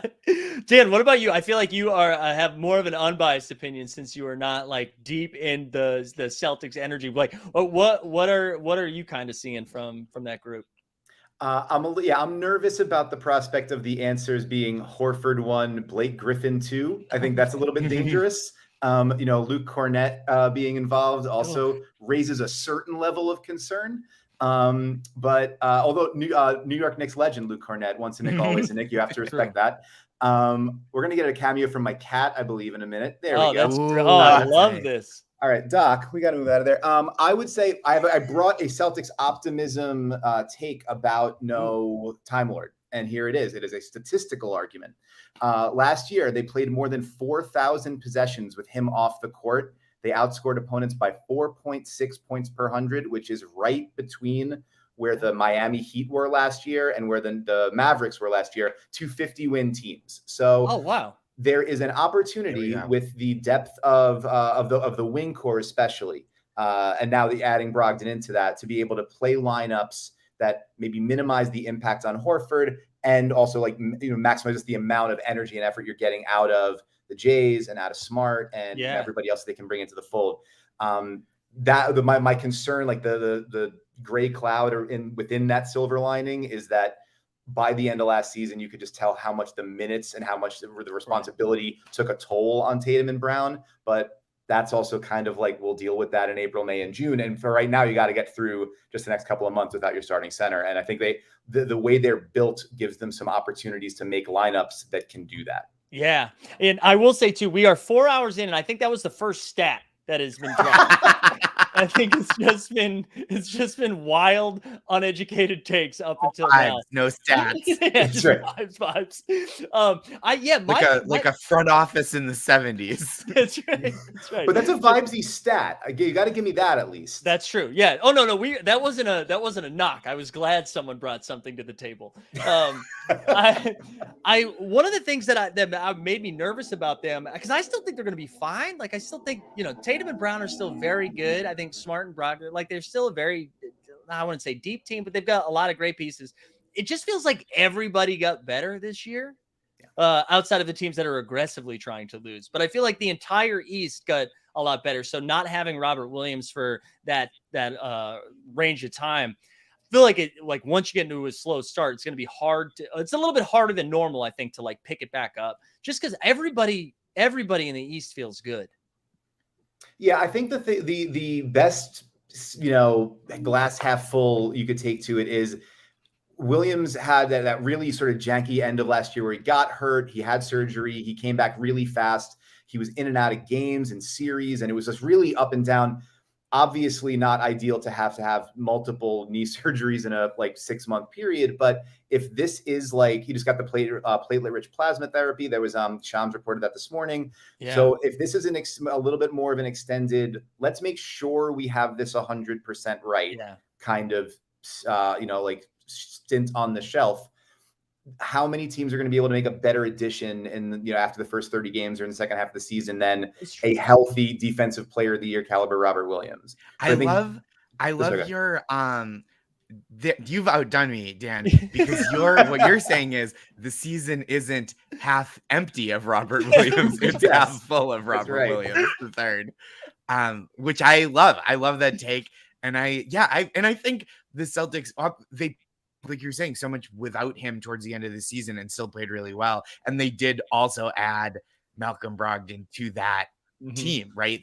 So I do think the Celtics also improved. And so like I feel really optimistic about this team. It weirdly feels like the bad vibes torch has been like passed around a lot. And I don't think the Celtics are holding it, right? Yeah. It's like a very hot potato, and it feels like currently it's either the Warriors or like back to the Suns. Right, back to the Suns. The Suns will always have it for a second. I will say no one was happier. They won't say it, but no one was happier about the Draymond situation than the Boston Celtics front office. Sure. Like, all right, thank you. Right. You guys want to talk about that for a couple weeks? Why couldn't he have punched Jordan Poole in the face during the finals just 3 months earlier? Yeah. Come on. Can't you just swing one more finals with a punch in my favor this time? Okay. I think there's the most recent strong contender for the bad vibes torch. It might be Charlotte for some very serious reasons, but also because of Gordon Hayward's haircut. And that is those are bad vibes. They took the haircut. They took the maybe like a Charlottesville torch to the sideburn area of Gordon Hayward, and it's a bad scene for all, and it's everybody's fault. Katie Heindl, right? First guest on this stream, called it the gummo haircut. Yes, that's right. It's bad. Has that been expanded upon? Like, has he answered any questions about it, or did everyone collectively don't say anything to him in the room? We'll just tweet about it afterwards. You might need like a military tribunal to ask the questions about that. Like it would need to be a court-martial type situation. Like it's a very serious crime that's been happening there. Yeah, I was like, "Are you okay?" Why did you lose a bet? Did your kids do it? Right. Like, make it cute. Did your kids do it? It's Fine. Not a haircut. He's changing the game. I've never seen a single. Forget player in the league, but like human being with that haircut anymore. Right. It looked like he asked just like a regular barber, and he was like, "Can you do like an anime thing?" And the barber was like, "No," and he was like, "Try it anyway. Here's $100." Hey, ironically, he looks like he should be wearing a Celtics jersey, smoking a cigarette outside of the garden. Like that's he does look like I've seen him. Dude, my wife did me with the Flowbee. It's awful. Brutal guy. Are you kidding me? Yeah, it's rough. I know the Charlotte thing is a real, like we were talking about it a little bit earlier, and they were like, well, maybe this actually works out well for Charlotte, because how fun would it be with LaMelo, and if they got like the first or second pick? And I was like, I don't think you guys understand how bad vibes works. This ends with the third pick. Like this doesn't end. Yeah, you can't have these vibes and then get the number one pick. That just goes against how it works. Yeah, I mean, well, the hope is that like from I don't know if it's like if there's regional memory in that way, if but they've already paid a lot into that. Like they had that 7-59 Bobcat season in the Anthony Davis year and got Michael Kidd Gilchrist, and so like maybe it's the basketball gods show some mercy after that, and they're like, we can't do this to you twice, but the basketball gods can also be cruel and fickle, so. I don't know. Yeah, but I think it's such a weird moment for the league, because there are many teams that are in strong contention for the championship, or at least just they expect to be really good, that also have bad vibes. And then there's the sort of attendant larger bad vibes of 6 or however many teams at the bottom of the league going like, fuck it, we're out. We're just going right for the top of the draft. And yet there's also, it feels like 25 teams think they should make the playoffs. I know. The overall emotional swings of this feel like they could be very severe. I think it was the No Dunks guys yesterday or the day before, and they were like, I think it was Tass who like rattled off 7 teams that were going to have over 50 wins this year. like math, you can't do that. Yeah, and that's what it does. Point. Yeah, and but it does feel that way. Like, and that's why I think the East is so nuts. And if the Celtics do start off slow, I mean, like, there's just so like. The back end of it, it's still good teams. Like they're like, if you told me the Hawks finished 3rd or 8th, I'd buy it. Same thing with the Cavs. Same thing with the Raptors. Like those are all weird teams. And that's not even including the mess that Brooklyn will most likely end up being. So yeah, it does. It feels like it could land in any direction, but like flipping it from bad vibes and maybe moving outside of Boston a little bit. Who do you think's holding like the good vibes torch?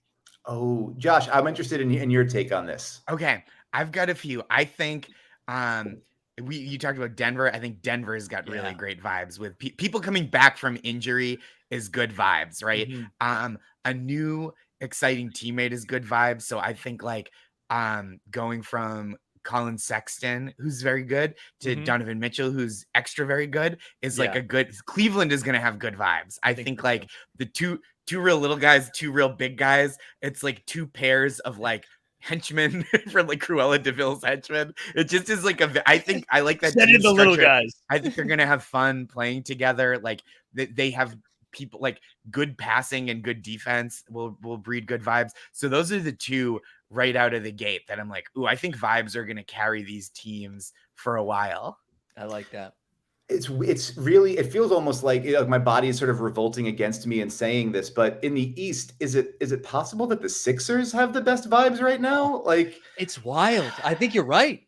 Like how many times? I mean, it's more of a rhetorical question, but if we could actually come up with them, that would be great. How many times have we gone through an offseason in recent memory where the Sixers didn't have something like catastrophically awful, like whether it's something like an embarrassing internal saga, or a player just refusing to come, or a trade request that didn't get met, or something, or a highly touted prospect injuring his foot or knee. Like there's just a Zaire Smith has the uncovering of an allergy that rendered his career essentially like out of ended. And then all they did this summer was get James Harden to take a pay cut, bring in a couple of his buddies who make the rotation better, trade for DeAnthony Melton, and then bring back like the rest of the core of a team, such that now like all the guys that they were relying on in the playoffs last year, where it's like, you cannot play Shake Milton right now. You cannot play Furkan Korkmaz right now. Right. They don't have to play those guys anymore. They have new guys who are good guys. And then they also bring back Embiid. So like, you feel like you have to like cross your fingers, throw salt over your shoulder or whatever, but like the Sixers they were normal this summer in a way that was positive. I like we're grading on a vibes curve here. Yeah, it's true. It's true. They had a good offseason, but I don't know. I think it's gonna take like a couple weeks for me to like, because James Harden has such, his vibes are so chaotic. And right. Embiid is a vibes Josh is back. Sensitive player, right? Good. I say Joel Embiid is a very vibes sensitive guy. Like I think that he's the aura around him is really impactful. I see that. I can see that. Yes, by and the players on his team. If things start going down, I think it'll take a little while for me too. Yeah. So I think I like it, especially on a vibes curve, but I might stick with Cleveland as my answer still. I think I have no problem with that. That's a completely valid one. Okay. I think if you based on sorry. Okay. No, go ahead, Josh. I think we're gonna get some of the first. This might be unprecedented. We might get good vibes on some tanking teams. Like I think the Magic are not going to be good, but they're going to have tremendous vibes. I think they're going to like have a lot of fun playing together and getting better and like getting on the NBA floor. And like Jalen Suggs is going to play better this year, and that's going to be good for morale. And I think like there will be some bad teams with some good vibes. Magic, Pistons, I think, are in that route too, where Pistons they're like for sure. No expectation. They're just like let Isaiah Stewart shoot threes. We're excited about that. We get Jalen Duren out there. They're just gonna have fun. To go back to the Philly thing, based on my Philadelphia Eagles friends who are listening to the media crown them as like a 5-0 team, they're like them having good vibes in their mind is bad vibes. So like, no, that's not how this works in Philly. Right. We're supposed to have bad vibes. That is our good vibe. So I wonder if people just being, because it feels like everyone is now being, and myself included, I'm like, yeah, Sixers are probably the 1 seed now. And they're like, no. That's not how it works in Philly. You're not allowed to do that. My favorite version of that. They're running around. Oh, sorry, go ahead. My favorite version of that is that the fan base shifts. Sometimes it is a fan base like Toronto or a fan base like Utah or a smaller market in some senses or an overlooked market, right? And so the fan base will be like, when that team is playing really well, they're like, we got all this good vibe, all the good vibes happening right now, and the play is fantastic. No one's paying attention to us. This sucks. Yeah. And then you're like, all right, so I wrote about how you guys have been great for like 3 weeks, and here's a big national feature on it, and they're like, no, we want no one to pay attention to us. Shut up. Yeah, right. It's like Schrodinger's cat or whatever. Like once you look at it, then it's not there anymore. Yeah, the vibes dissipate at that point. We were talking about Memphis earlier, and almost how like they're now in a good situation because I think people were like, oh, they were the number 2 seed, so they were going to have these high expectations, and immediately they're like, nah, they did the fluke. There's no way. So now they can like go right back into their comfort zone of being like, see, they don't care about us. Right. I feel like a lot of fan bases reject expectations. Yes. And the ones that don't, like, I feel like Laker fans love expectations. They want to have like a movie preview for their season, right? So that everyone gets excited. And then I'm trying to think of but that's the one that like Lakers fans embrace expectations in a way that like other teams, it's a different thing. Like even when Portland was like, oh, we're going to be better than you think, but you can't say that. That's for us to say. Yeah. It's like the analog of appreciating us or saying that we're good is like beating up your little brother. Like, no, only me. I'm the only one who's allowed. Yes. The one that I'm still trying to sort of chart on that graph of, I guess, like self-expectation and external acknowledgement is the Knicks and Knicks fans. And I hail from that tribe and which is hilarious because I also worked at a website run by somebody from Boston. And for years, people were like, you're a Knicks hater because you work at this Green Boston website. And that was never true, but it's fine. But we're like, it is an extremely passionate and online fan base that is like so nitty gritty in terms of the level of information that they have and will repeat about it. But also it's like, if you do not accept that this is perfect, you are the enemy. Yeah. But also, if you don't accept that this is cursed, you are the enemy. That's right. And I kind of don't. You shift in and out of roles and responsibilities there. But I guess the number one thing to know is that you are the enemy. Either way, you are the enemy. How do you right? think- It's like if you criticize Tibbs's rotations, you're not trusting him to do the right thing, and you're the enemy, right? And then when you like accept them, you're like an apologist for management, and it's so funny. I worked for Knicks fans at Jesus and Marrow for years, and the roller coaster of like Knicks fans feel like they have such a sense of history, but also within the season, goldfish memory. Like game 1 of the season, beat the Celtics in double overtime. They're like, this team is great. We've got it. This is the team that's we're gonna do better than last year when they were the 4 seed, right, against the Hawks. Yep. And then, within 3 weeks, they were like, oh boy, all right, well, time to just hope for a good draft pick again. Yeah. The acceleration into despair is really unparalleled. It's like, if it would get you drafted as a corner in the NFL, like it's like so quickly going into like absolutely not. But all that said, they are, as what you were talking about, Mike, the depth of the conference this year. They're kind of an interesting case in that, because I think they're probably going to be better than they were last year. Yeah. Even like if you just, I don't have the other numbers like that in front of me, but if you strip out the Kemba minutes, they were like about a 500 team there or thereabouts last year. And now they have 0 of those, and they bring in Jalen Brunson, and there's like maybe 10 or 12 real NBA players in the team. But they could be better and still not get up above 11th or 10th, right? And just because of the depth of the conference at this point, and goes back to that initial point you were saying, like there's really no off nights at this point, and these are very few. Right. Like I could just see, I mean, especially because of how, reserved and logical New York fan base is. Like if they like drop a game to Orlando early in the season, and I don't have the schedule in front of me, but if they drop one of those games, I could just see people going like, you can't lose those games.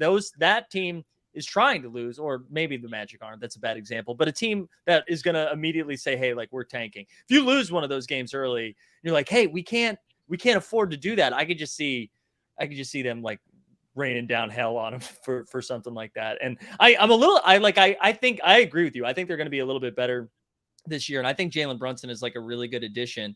I'm a little bit nervous, like if Jalen doesn't immediately pop off, like stats wise, if they're going to lose their mind too, like this is what we paid $100 million for, or whatever it is, I don't know. I'm curious what your thoughts on like with the Brunson fit. I think if nothing else, there's just an additive element of another guy who can create shots, another guy who can shoot. He's not like an elite high volume 3-point shooter, but he can do it. He has experience playing off of high volume wings all the time with Luka. And there's somebody who sort of, I mean, this is a little crunchy and ephemeral in a coach speak kind of way, but on really good teams at Villanova, on what came into really good teams in Dallas, there's a value to bringing somebody that has sort of that level of stability and solidity and experience and how to put together a winning atmosphere kind of. Right.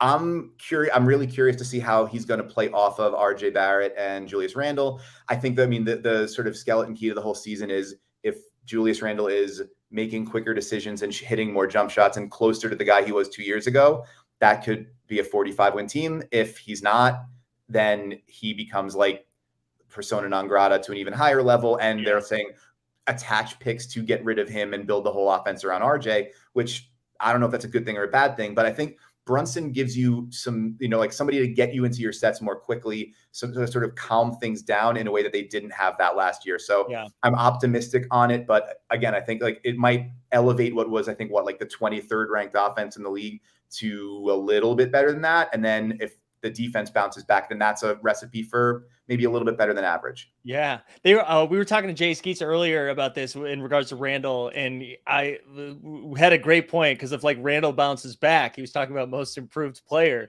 And I was like, can you like, has there been a 2-time award winner of most improved? And if that happens, is that a slap in the face, like to win that a second time, which means you like did well, did bad, but then did well again? Well, people are already kind of considering most improved player a little bit of a slap in the face. Like the trend in like Ja won it last year, and it was like Ja right away handed it. I mean, well, and also he right away kind of was like, I should hand it to Desmond Bane. Yeah. And I will grant, and if you want to slap at me about this, you can. I voted for Ja because I was like, the biggest improvement you can make is from not an all-star guy to like all NBA guy and like MVP guy maybe. But there is a big kind of community of passionate citizens who argue that that's like not the spirit of the award, which is reasonable, a completely reasonable way of looking at it. Like, it's not for guys that were top 2 picks that we already think are going to be great. It's somebody more like where, Randall, it was like his career's kind of stalled out and then he's taken the bump up. Yeah.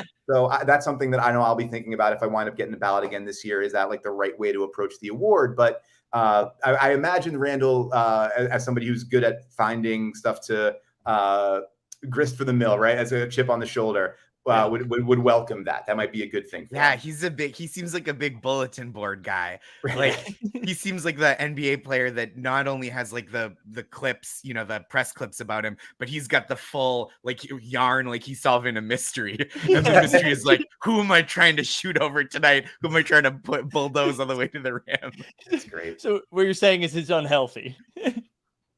Yeah, I appreciate it though. As someone who has a lot, I mean, the Yankees and Guardians are playing now, and I consider today a big intersports doubleheader for me, where I'm going to root for the Celtics while they play the 76ers. I'm going to watch the Yankees game and root against the Yankees, and that's not healthy. But I feel like Julius Randle and I would get along on that. I was supposed to be at that game last night, and I was doing the same thing. Well, I was there. It just didn't happen. That's even worse than supposed to be. The 2.5 hour to make the call to delay was bonkers. Like, there's whatever. That's a different story. But I had brought that same energy in yesterday, where I was ready to just start a "Let's Go Cleveland" chant by halfway through. In the Bronx. Oh, yeah, I love that. Yeah. I love. And the thing about rooting against a team is if they win, right? If you don't have like, I have enjoyed watching the Guardians play.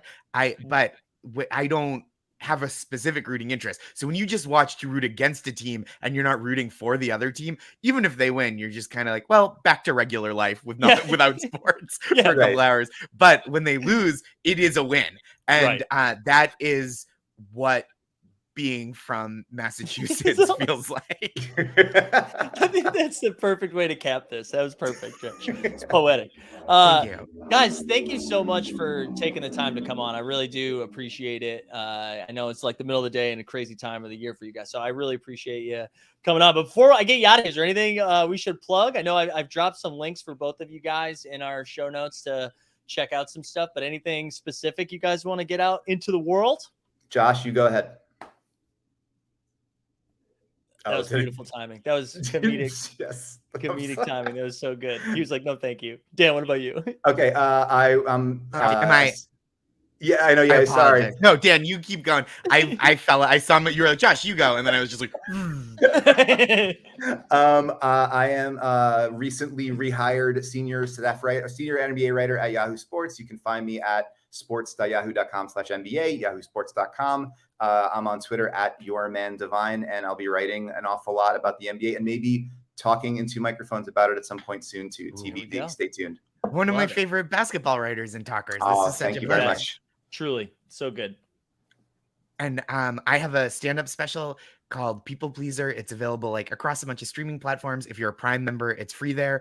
Other places you can rent it worldwide on Vimeo. I know that's the case. Or buy it. And I'm on tour. I'm going to a ton of cities through the end of the year. Yeah, joshgondelman.com. But I'm going to San Francisco, Seattle, Portland, Atlanta, Memphis, Louisville, Boston, Minneapolis, Chicago, Milwaukee, and then next year, Toronto and Salt Lake City. So come out and see a show. We'll talk some hoops afterwards. I'll yell about however the Celtics are doing or however I'm afraid they might be doing. And I would love that. Awesome. I just dropped a link in the chat there to Josh's website. So go check that out. Guys, seriously, thank you so much. I really appreciate you taking the time to come on. This was fun. Thanks so much for having us, man. Take care. Be well. Thanks. See you guys. Take care. That was awesome. Thanks to Josh and Dan. That was great. Guys, Hall of Fame guest list. Seriously. Hall of Fame guest list. This has been awesome. So I appreciate everybody that's been coming on. We are, look at us, 4.5 hours in. going strong. Let's go. Let's spin a giveaway, and then Sean Highkin is going to join us to talk some Blazers. We're going to get some Rip City talk. I'm very excited for this next bit. But let me get where's the old giveaway going? We got the P break, last call. Actually, no, not last call. We're just going to spin this. This is for some trade tickets. If you win, shoot me a DM. If you lose, don't. And then we'll keep this giveaway going for a little bit later. And so just a reminder, so we have Sean coming on, then we're going to do some So Rare talk. Then we get LG coming on. This is going to be good. Brandon Lamb, big dubs for Brandon Lamb. Congrats on the W. Let's do a live look in. Did we pick up any subs there? We're at 6,482. We're cooking. Also, there was a comment I started. Where was it? Look at Jay Bourne. I always forget, Justin, that this is your handle. I always forget that until that was a very specific comment, and then I remembered. Justin was with Justin, Mr. J Catch from 89 Cavs was with me last night for the game, and we both spent $17 on big-ass drinks, and then they immediately called the game, and it was absolute horseshit. Absolute horseshit. All right, what else we got? Yeah, Brandon, nice mix of guests. There we go, Brandon. Stanton hit a 3-run dong? That's terrible. I mean, I don't know. I get whatever. This is another reminder. If you haven't signed up for So Rare yet, make sure you go do that. Again, it's free. I'm not telling you to spend any gosh darn money. Just asking you to do that. Just create an account, baby. Also, so let's remind what guests we got coming in. Seriously, the guests we've had so far are insane. This is bonkers that we've done this. We still got Sean Highkin's coming on. Then Casey Kiernan from AM Hoops. Casey's great. Casey just had a great, if you're a content creator doing basketball, you have to make your picks of like who's going to win all the awards. And Casey just had a really good video. So check out AM Hoops if you haven't done that. He's going to come on in a little bit. Then it's LG Doucette and the First Mints coming on to give away a bunch of stuff. And then we've got the 89 Cavs, baby. And then our man Mike Weisberg, too. He's going to jump on with some of the Shot Tank boys for some playback as we wrap up tonight. And then you can go over to Boards and Bucket. Travel Addict says, how do you get moments on So Rare? They're free, baby. When you sign up, you get a bunch of free moments. And then you can auction. You can participate in some auctions for some other moments as well if you would like, but totally up to you. All right, I'm now starting to feel it right here. I'm starting to feel it right there, baby. Right there. Yeah, you just sign up and bam, 20 moments. 20 cards. They're called cards here in the So Rare streets. Shout out our official sponsor of today's marathon show. 4.5 hours. 4 hours and 35 minutes because we started 5 minutes early. Not only am I crushing it, shout out the dog, though. Shout out Bandy, who, like, at some point I'm going to have to find a way to get him outside to pee. You know what I'm saying? Although he's been great. Shit, thank you, Bagged Wine. Thank you guys for doing this. I get the free ones. Are those worth? Yeah, there were. Yeah, you can participate. We're gonna in an hour after our Sean comes on. We're gonna go ahead and build some lineups. James is saying, "Hey, I didn't get my free one." So if you log in now, so if you had signed up before today, you didn't get your free ones. But when you log in now, click the NBA button and you'll see. You'll pick one, and then you'll get 20 more after that. So it's pretty good. It's pretty good. Soul Bro, dude, Soul Bro, I haven't seen you in a while. Good to see you, man. I know you were in the Candy Street. Martin Kings is here. Let's go, Martin. Thank you for being here. I'm actually going to start up a new giveaway. We'll start up a new one so that way we're rewarding the people who are here right now. That's what we do. That's what Web3 is all about. All right, let me pull this up. We'll get this going. And then I don't know. What do you guys, let's go back. Let's do it in honor. Let's just do PP. No, I don't want to do PP. What should we do? Well, Martin's back to the new. Yes, let's go, Martin. No, we'll just do marathon. All right. So you're going to like the stream. If you haven't liked it yet, do that.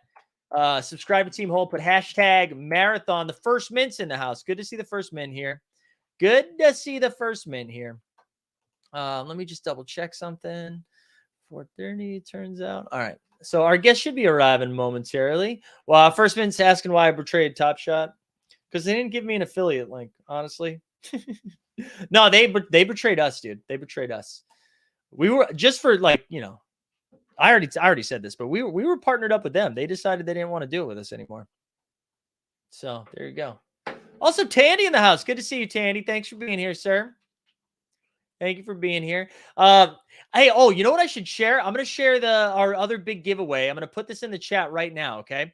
We're doing another big giveaway. You have a bunch of different opportunities. There's like a Jokic Top Shot debut in there. There's a bunch of good Top Shot moments. There's also some other subscription. There's some Team Hold merch. It ends tonight if you haven't done it, but you can collect a bunch of different entries by subscribing to people, by like following different stuff. So I'm going to drop a link in the chat right now. I'm going to wait till a couple more marathons come in. And then our guest is going to be joining us in just a few minutes. I just got confirmation from that. But yeah, by like subscribing to Katie Heindl's, her basketball feelings, that'll get you something. By following all of the good stuff. So here we go. Oh, wow, there we go. Tandy, for the record, I told Stan to do that. Stan asked who we should go for, and I said you. But I just dropped a link in the chat. Wait, love stories and educational massage techniques. It's a specific. Thank you for being here. Thank you for being here. Love stories and educate. Yeah, that's nice. That's nice. Do we need promo codes? It's almost time for a snack. I got to eat something soon, I think. 4.5 hours in. 4 hours of content. Don't forget, guys, the Top Shot Spaces. Make sure you tune into that. I got to fix my mic a little bit. It's getting a little loosey-goosey over here. And I'm going to drop a link to, is the sub to the podcast only an Apple thing? No, there's a Spotify one too. Spotify one as well. So good question, Trevo. Oh, but I see, like, for the giveaway, I see what you're saying. Yeah. Sorry.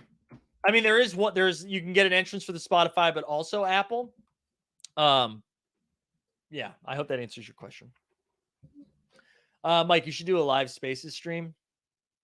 We should. Should we just pull that up for the half hour? Mike is going to get slap happy soon. I am excited to get a drink in a little bit.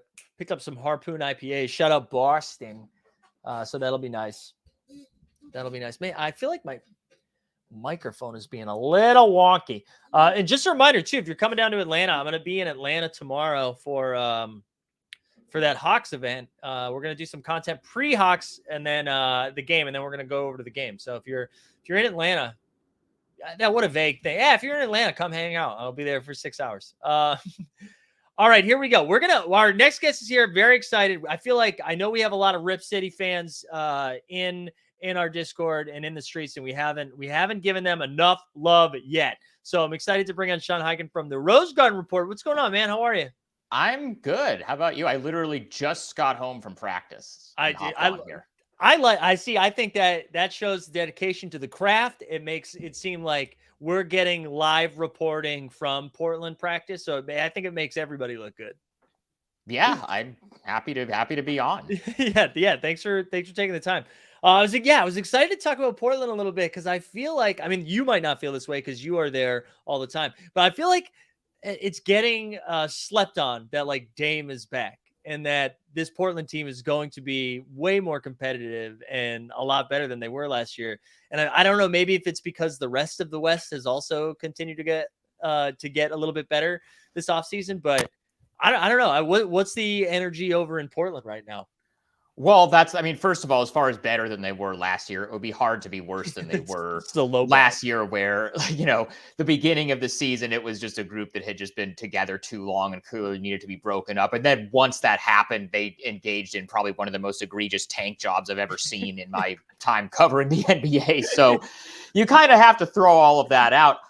I think they feel like they can be more competitive than they were last year. But the thing is, they could be a significantly better team than people think they are and still be a play-in team because the West is just that deep. That's the thing. I know. We were just talking about the Knicks a second ago, and it was the same thing. Like, the Knicks are probably going to be a lot better this year with Jalen Brunson, but that doesn't necessarily mean they're going to get a bunch more wins because of how competitive the league is this year. Well, I think they'll get more. I think both Portland and New York will get more wins, in terms of a number. I think it's going to be so skewed, the number of wins that these teams have, just because the way it stands right now, literally a third of the league is actively going to be going into the season actively trying to lose as many games as possible because they're trying to get Victor. Right. And so I think we're going to have remember like 10 years ago or whatever, that one year that Phoenix was randomly good. The first year they had Jeff Hornacek as the coach, and they had the Bledsoe Dragic backcourt. Yeah. That team that won 48 games and missed the playoffs. I feel like in both conferences, we're going to have a situation where every team that's even trying to make the play in is going to be in the 40s somewhere. And then the rest of the teams are going to be in like the teens and 20s, because there are going to be the teams that are trying to, whether they're going to get there or not, the teams that are going into the season trying to make the playoffs. And then there's the teams like, Utah and San Antonio and Oklahoma City that we already know that they're not trying to. And the thing that I think works in Portland's advantage is that two of those teams, Utah and Oklahoma City, are in their division. So they're going to have 8 games against those teams, plus, 3 each or 4 each. I don't have the schedule in front of me, against San Antonio and Houston, who are also kind of in that category. So right away, that's just a bunch of easy wins you can pick up right there. And like you were saying, as far as Dame, he didn't shoot well in the preseason because there was some rust, but you hear him talk and you hear what people are saying about him.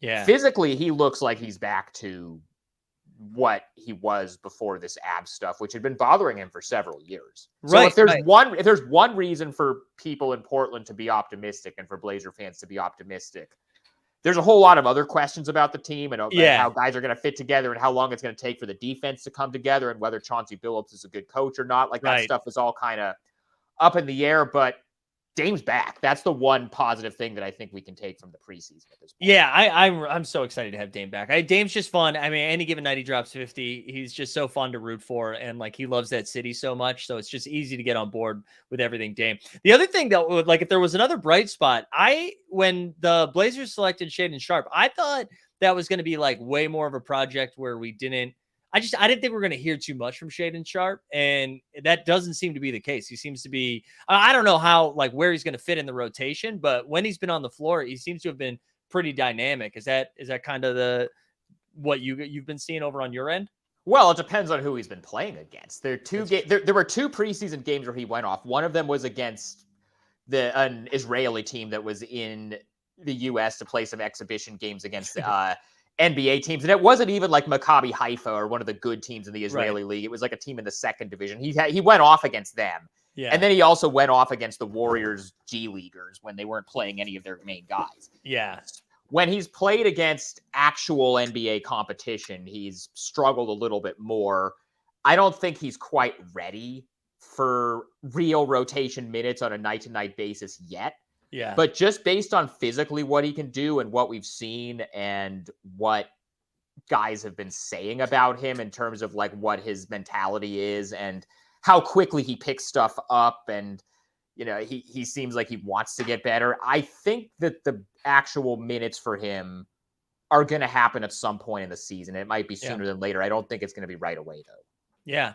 Yeah. I really thought, I didn't think I was, like when he was drafted, the way people were talking was like, oh, you probably won't see him till like maybe year 2. Like he's going to, because nobody had seen him play. That's the thing. Yeah. And then when they went to summer league, he had the shoulder injury within the first 5 minutes of their first summer league game. Right. So he entered the training camp and the preseason still with that quote unquote mystery man label on him because nobody had ever seen him play. Yeah. And then they threw him out there against the Clippers in their first preseason game. And then they also, to an extent against the Jazz in their second preseason game. And there were a couple of incredible plays that he made just athletically. There were a couple of blocks that he had, a couple of dunks that he had where you're like, okay, I see what the talent is and I see what the upside is. Right. And then in the game against Maccabi Ra'ana, he got extended minutes because the Blazers weren't playing any of their main guys. And he went off for, I think he had like 27 or 29 points. And he was scoring from all different parts of the floor. It wasn't just like, oh, he only got, shots at the rim or he was only hitting threes. He was doing a variety of different things on that end. And you're like, okay, I see the upside there. I see what there is for that people are excited about. So it's just a matter of when they decide that he's ready to actually get minutes. I don't know how soon or how long it's going to take for that to happen. Yeah. The other bit of news that came out too is the Nasir Little deal, and that seemed to be everybody seemed to be pretty excited about that. That was they got him at a pretty good number, and I really liked what Nasir Little was doing before he went down with that injury, and it seemed like he was still progressing.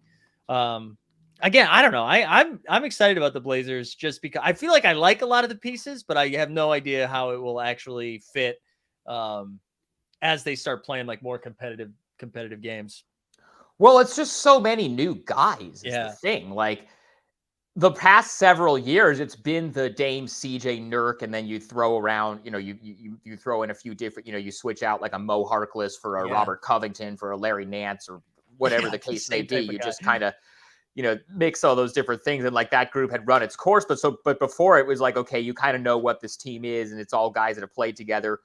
With this version of the Blazers, there are 6 guys currently on the roster that were on the roster at the start of last season. Wow. Out of those guys, the only 2 that really have extensive experience playing with each other as full-time starters for multiple years are Damian Lillard and Yusuf Nurkic. Yeah. The rest of them are like Anthony Simons didn't really break out and move into the starting lineup until Dame got shut down and they started, resting everyone and trading everyone. And then the same thing with Nasir Little. And now to your point about Nasir Little with the extension that he just signed, I think probably originally his camp and his people thought that his number was going to be a little bit higher than that. But the thing you had to keep in mind with him is that he looked like he was having a breakout year, and then he had the torn labrum in his shoulder in February and was shut down for the rest of the season. And then during the offseason, he had a core muscle. He had actually the exact same core muscle surgery that Dame had that shut him down. I didn't know that. Yeah, he had. Well, nobody really paid much attention to it because it was after he was already out for the season with the shoulder injury. So it wasn't like it was causing him to miss more time than he was going to miss. But he had that surgery. So he was rehabbing from those 2 things. They came into training camp thinking that he had a shot to be the starting small forward. And I think long term, that's still what they want. But then since he hadn't played in so long, he was struggling in the preseason. He was rusty, and they just decided he wasn't ready to get that role yet. And I think at that point, everybody thought that with the extension stuff, because he hadn't really fully come back from the injuries yet, they were just going to kind of work their way back, into the starting lineup, and maybe he'd play out restricted free agency and not. And it wouldn't be something they would do now, but we talked to him at practice yesterday after they signed the extension, because I was kind of like you. When I saw what the number was and I saw what the extension was, I was like, that seems kind of low compared to what guys who are maybe comparable players would get. Right. But he was talking to us at practice yesterday, and he said, look, I don't want to think about it anymore. I want the security. I want the stability. $28 million is still a ton of money. It's more money than I've ever seen in my life. Like, I'm good. Yeah.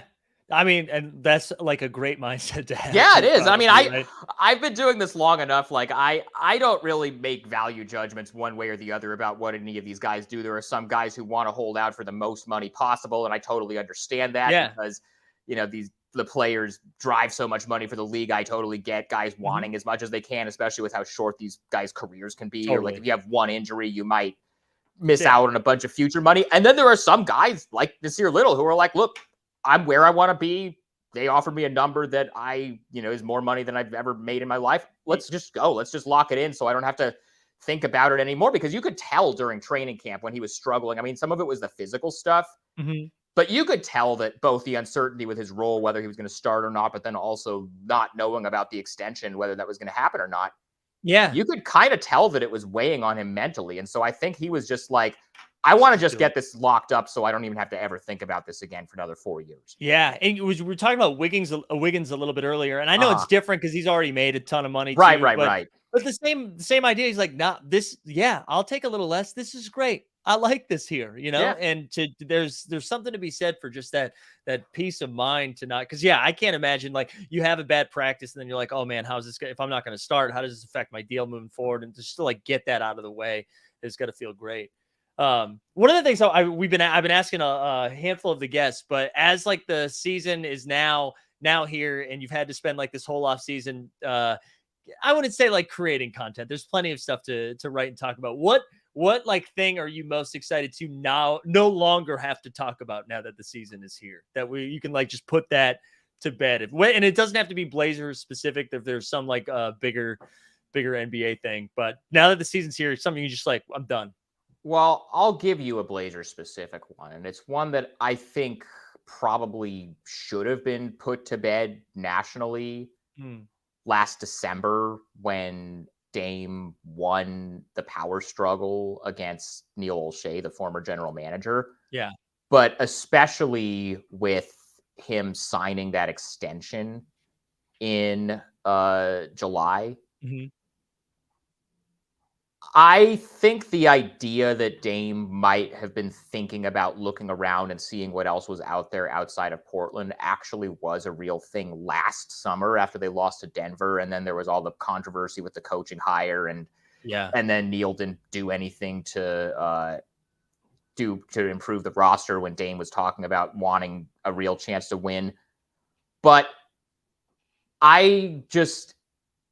it got so exhausting when Dame would come out again and again and say, I don't want to leave. I'm good. I want to stay in Portland. I want to win here. I want to play here my whole career. And then you would still see like whoever would be writing like, well, rival executives are still thinking that maybe if Portland gets off to a slow start, maybe Dame will I think him signing the extension and also it being a different front office regime now that maybe he feels a little bit more confident is actually on the same page as him. Yeah. I think the whole is Dame going to stay, is Dame going to leave thing has been a dead issue for a while. And I think now slowly people are starting to realize that. And I'm very excited to not that because I'm not a fan. I just cover the team. Right. But just from me day to day, like it just got so exhausting, even when nothing really materially changed with the situation. You would just have to hear about it all the time. Right. I would have to go on shows but with people who weren't like as plugged in locally as we are. Yeah. Who then that would be the one thing they would ask, hey, what's going on with Dame? I think at this point, everybody kind of knows what's up, and it's not something that people talk about anymore. And I have to say, I feel pretty refreshed by that. Yeah, I think so too. I mean, again, I'm not a Blazer fan. I like Dame, but as someone who's not in that world, I am happy for that to be done too, because I think we can, and like Dame can do whatever he wants. Of course, I have no say in that, but it's fun having him in Portland. It's fun. It feels like it's me against the world type thing with him. And I'm glad that that's like put to bed too. Cause there's only, and I'm sure for you, there's only so many ways you can talk about that and write about that before it's like, this is no longer an issue. Like he signed the extension. If he was ever going to do it, it would have happened like with the ownership change. Right. And it's put to bed now. Well, I think that if the person who was the general manager when that was a thing last summer was still the general manager, I think we might be having a different conversation. But yeah, I think then the other part of it that has kind of annoyed me, and this is, I think, just because people on Twitter are just the way that they are. But whenever Dame does get asked about it, and it's never by people here locally, because I think everybody here locally kind of knows that he said what he's going to say about it, and it's not really a thing anymore. Right. But whenever one of these national outlets or what, he goes on some other national platform, he does an interview with somebody from a national outlet, and that's always what he's asked about. And then he says the same thing that he's been saying for the last 2 years. And that's the quote that gets picked up. And then people on Twitter pick that up and are like, why does Dame always feel the need to remind us how loyal he is and how humble he is? It's like, well, he only keeps answering the question because he keeps getting asked about it. Yeah. Like, it's not like he's unprompted. I think Dame would like for people to stop asking him about it. And I think here locally, those of us who are around him every day don't ask him about it anymore because we know that it is what it is. Yeah. But he still will, whenever he goes on whoever else's platform, that's still something he gets asked, and then he gives the same answer that he's always given, and people kind of like get annoyed that he gives the same answer over and over again. It's like, stop asking him about it, then find a different question to ask him. It's brutal. What on the flip side of that, is there something specific you're looking forward to seeing with the team as in like the first month or so of the season? We touched on it a little bit already, but I really am looking forward to whenever Shaden Sharp does actually get in the rotation. I don't think it's going to happen opening night, but I could see a scenario where like they have a pretty tough schedule early on in the season for the most part, but somewhere in the first month or so, I don't have their schedule in front of me, but somewhere in the first couple weeks, they have a game against Houston. And I could see a situation where like that's a blowout and he gets some extended run and he goes off. And then suddenly it becomes, well, hey, he looks good in his NBA debut. When is he going to get in? When is he going to get in? And then it's going to get louder and louder. And at a certain point, they can't keep him off the floor. But then now, as far as somebody that is not, we haven't already talked about already, the biggest offseason addition that they made was Jeremy Grant. Mm. And he's looked really like, if you want a positive of the preseason, there weren't many, but if you want a positive of the preseason besides Dame being healthy, Jeremy Grant has looked like he's going to do exactly what they brought him in to do. He's the type of athletic two-way wing that they haven't had really since Nicholas Batum. And I think he's in kind of a perfect situation for what his skill set is and what his talent level is, because when he was in Denver and he was a big, key role player on that team that made the conference finals in the bubble, he maybe took too much of a backseat in terms of touches. And then he goes to Detroit and it's the opposite thing where he's the first option and he's not quite good enough to be the first option on a team that's a contender, which Detroit wasn't. Like, he's a guy that can be the first option on a bad team. So I think you put him in Portland and it's like the perfect balance where he's going to be a featured guy, behind Damian Lillard and Anthony Simons. He's going to be probably the third option on offense and maybe the second option some nights, depending on, matchups and whatever else. But he's also not going to have to do so much that, the entire team is going to go as he goes, like it was in Detroit. So I think it's a perfect situation for him.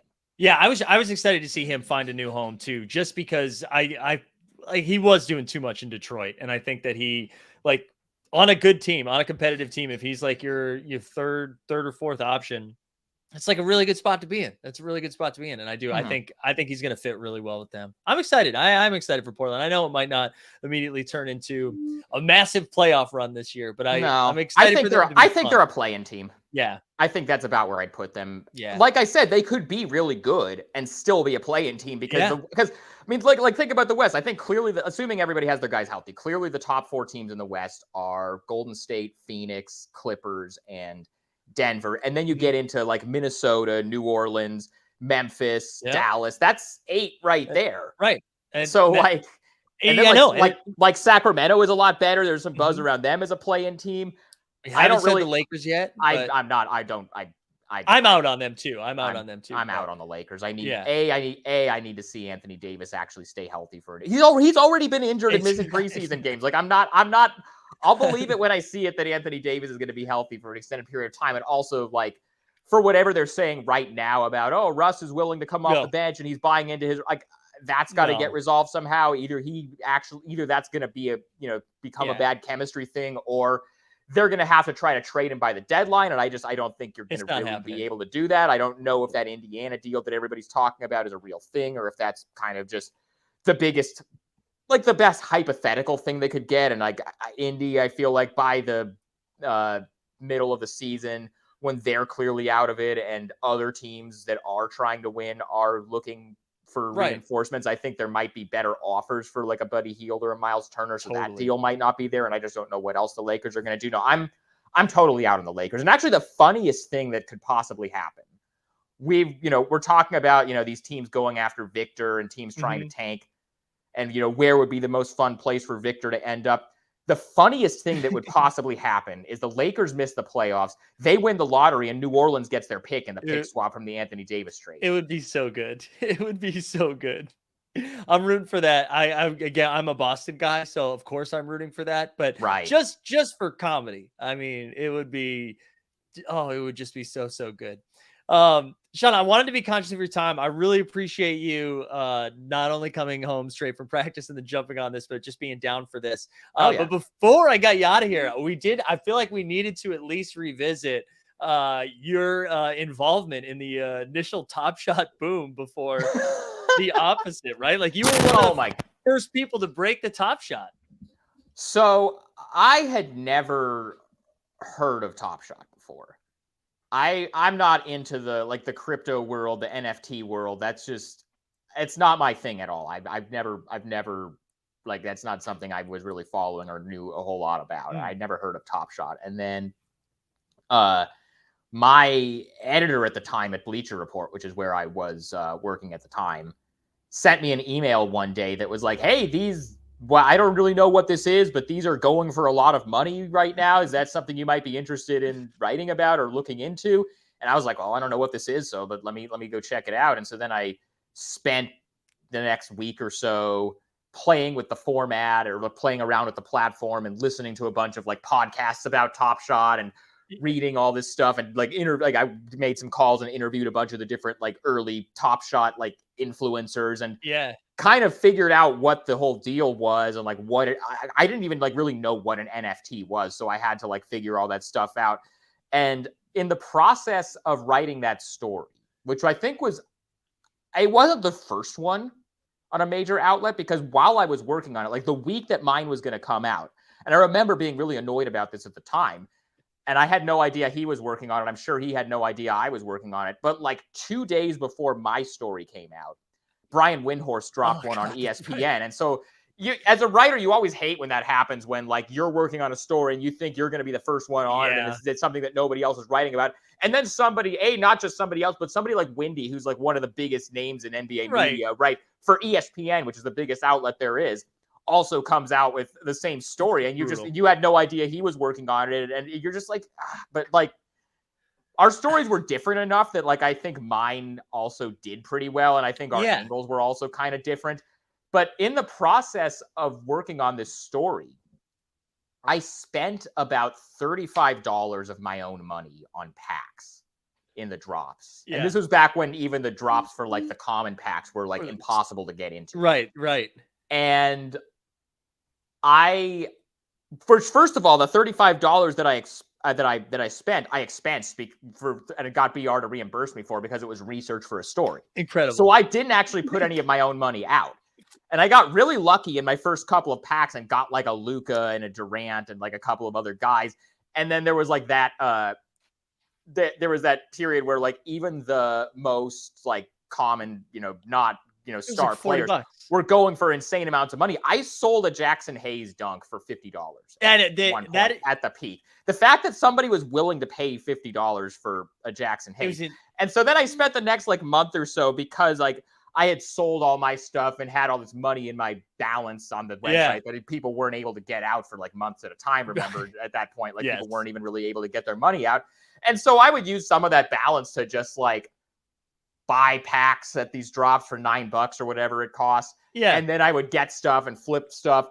And then by the end of it, there was like that 2-week stretch around the All-Star break in 2021 where it was just going crazy and the value was just going up and up and up. The whole time I knew that it was a scam, and I knew that like this is not this is a bubble, that people are just bored during COVID. This thing is going to crash at some point. I managed, I didn't really spend real money on it. Right. But also, by the time that it had crashed, I had like $2,200 in my balance. And then eventually, like 2 months later, they finally started letting people take their money out of the system. And so I was able to cash out like before the whole thing crashed. But like there are people, I mean, I guess it's still going. Sometimes I check the website from time to time just to see what it is. And now it's like you can go on and you can buy a pack whenever you want, or you can get something, you can get like one of the entry level ones for like $2 or whatever. But like the whole time, even while I was doing it and I was just like dabbling in it, I wasn't actually buying into the idea that it was legit, or that I was just like, cool, this is a scam, but scams are good if you can get in on them. Well, so that's kind of how I was looking at it. But we still mess around with it, but the problem, like the real issue is like, if you got in during that time, that part was like, it was just so unreasonable. Like you said, like Jackson Hayes should never be $50. I have no idea how anybody, and I was like, some of the folks that I was interviewing for the story who were like the big time collectors and the people who paid like $200,000 for like the LeBron Kobe tribute dunk, gold, diamond, whatever edition that they called these things. Those guys, like I interviewed like some of those guys on the phone for that story, and they were just like raving. I was like, this is the future of collecting. This is the future. This is like, I really believe this is a real thing that's going to last. And whether those people actually believed that, or they were trying to sell it to people so that other people would also get in and then they would make more money off it, like kind of a pyramid scheme thing. I don't know what the case was. And now you're kind of seeing how the whole crypto and NFT markets are just cratering since then. That like, it's also really funny to me that it sucks that a bunch of people are getting laid off, but like the crypto.com paid $700 million for the Lakers arena naming rights, and then now they're like scaling back a lot of their stuff. It's like, I don't know, everybody thought this was going to be the future for like 2 months, and then it really wasn't. Yeah. I also just love, I mean, this is a whole nother conversation. I just love the idea of like, you know what would get people into cryptos if we named it after if we named the Lakers stadium that? Like, I just don't I mean, maybe I'm wrong. I don't know. I've never bought anything because a stadium was named that. That's not a marketing tool that works on me. Well, the Blazers actually, for last season, their jersey sponsor patch was StormX, which is one of those. It's like probably a similar thing to Crypto.com. It's one of those like you earn crypto as cash back when you buy stuff. One of those types of deals. Yeah. They signed a 5-year deal for their jersey patch sponsor. They had it on their jerseys last year. This year at Media Day, all the players came up to the podium to do their press conferences with the StormX patch on their jerseys. That day, because I don't know, for people who aren't in the media, the way that Media Day works is there's the press conferences with us, but then all of the in-game stuff when you go to a game, like all those like the skits that the players are in where they're wearing their jerseys, they shoot that stuff during the day, or like on Media Day, they shoot all that stuff on the same day, and then they take all the team promotional photos for the year. They do all that stuff. They shot all that stuff for the season with the StormX patch on their jerseys. And then like 3 days later, I was down in Santa Barbara for training camp, which is where the Blazers were this year. Yeah. And then they sent out a press release saying the Blazers are looking for a new jersey sponsor as they've decided to end their partnership with StormX. And I haven't been able, I've asked a few people, I haven't really been able to figure out what led to it, but it clearly wasn't a planned thing for them to abruptly end that partnership of course after not. 1 year of a 5-year deal when they already shot all their stuff for the year with that stuff with the patch on it. So I don't know. It's incredible. It's incredible. I gotta be conscious. I want to get you out of here so I don't take up too much more of your time. But I'm going to drop a link into the chat right now to the Rose Garden report so people can follow along. Anything else that you need to plug before we get you out? That's the main thing that I'm trying to plug. If you want just comprehensive day-to-day coverage of the Portland Trail Blazers from someone who is there every day and has relationships and connections with people in the organization and is going to give you, coverage that you are going to probably get most other places. I offer free and paid subscriptions. I would encourage people to sign up for the paid subscription because I give, a lot of kind of the more exclusive content and some of the more in-depth features and that kind of stuff are behind the paywall. It's $6 a month, or you can pay $50 for the whole year, which I think is pretty reasonable considering the amount of content that you get. Yeah. So there's the pitch for that. And then also there's a podcast that's the same name, and that's just Apple, Spotify, all the usual places you get that stuff. That's not paywalled at all. You can just get that wherever. But both of those things are kind of going on right now. I started it at the beginning of the off season around the time of the draft, and it's grown a lot. I still have more that I want to do with it. And so if anybody watching this is interested in reading, real, thoughtful, in-depth coverage of the Blazers, again, from somebody who's around the team every day, I do my best to make sure that the people who are paying for it are getting their money's worth. And I think I'm doing that. And I think I'm going to be able to do that even more as it grows more. Awesome. Well, dude, listen, man, I again, as has been the case for most of the guests, we've never met. And I really appreciate you just being willing to come on and totally, man, and hang out. This has been great. I've had a lot of fun. Yeah, it was good to talk to you, man. We'll do this again at some point. Yeah, definitely. We'll talk soon. Yeah. All right. Thanks, Sean. Again, check out Rose Garden Report. Shout out Sean for talking some Blazers. We get some Blazers talk. We got some Crypto.com. We get some SmartX. That was great. We're having fun. We're 5 hours in. 5 hours and 11 minutes in. 5 hours and 11 minutes in. What do we have right now? Let me look at the schedule. We're at the point now where I know you guys. I know. I love the idea. Everybody's mad. Everybody's mad in the chat. I love the anger, guys. Oh, I love it. Yeah. Hashtag hard on. I do like you saying he was talking hell trash about Top Shot. I like that. That's what we do here every day, though. Like, we do that every day. We talk shit every day. Speaking of, sign up for Sorare. This is what we're going to do right now. We're going to give something away. We're gonna give away. I forget what I said we were giving away. We get some So Rare talk for like 25 minutes or so, and then we are. Andrew Mackins says only a front. Mackins, I can't believe that's gonna max. I was like hammering that draft this weekend because I was like, I think I think we might have a little overlay. That shout it out. All right, let's go. What 5 hours in before NFTs? Yeah, that's what I'm saying, Rebel Reseller, right? Are you kidding me?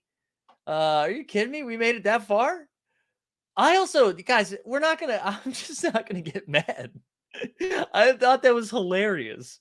All right, here we go. Let's spin this thing. If you win, shoot me a DM. I don't know what this is for. I think I said trade tickets, and then we'll fire up another one. And then after this, I might have to squeeze in a little pee break. Who's got Merkemist? There we go. Bang, bang, bang, bang. But I don't know if you got my DM on Discord, but can you give away a taco at 7:10 sorry. Yeah, sorry. I'm not checking DMs today, except for my Twitter ones for people who are doing the shows. Yeah, we'll give out a taco. That's what we'll do next. Merk, shoot me a DM. All right, I'm gonna fire up another one. I'll fire up another giveaway. Then we're gonna dive into So Rare a little bit. I'm gonna build a little lineup. But I'm also going to do a pee break. And we'll do one more giveaway. And it'll be, we'll do Rose. So like the stream. If you haven't liked the stream, do that. Go ahead, like the stream, subscribe. Hashtag Rose into the chat. Let me see. What are our subs at right now? We are at 6,483. We are cooking. So what we're going to do next, I'm going to pee. We're going to play the video. Let's play the video, play the theme song, 5 hours and 15 minutes. Well, the top shot streets are a dangerous place, so you better tune in to a credible face like this one. Yeah, this one. And you know he's not alone, and they're coming in hot. We got a Lake So Stan and a guy who really likes baseball. I don't know why he likes baseball. We got legs and a guy in a pursuit. We're making money up YouTube clips, big ticket flips. We got potential to grow. AFC's in the NBA. What else can I say? You gotta get in the know. Even Washington's inside game, live talking play. Why are you selling so low? Those Canadian bacon and friends, fun never ends. Come on and get on the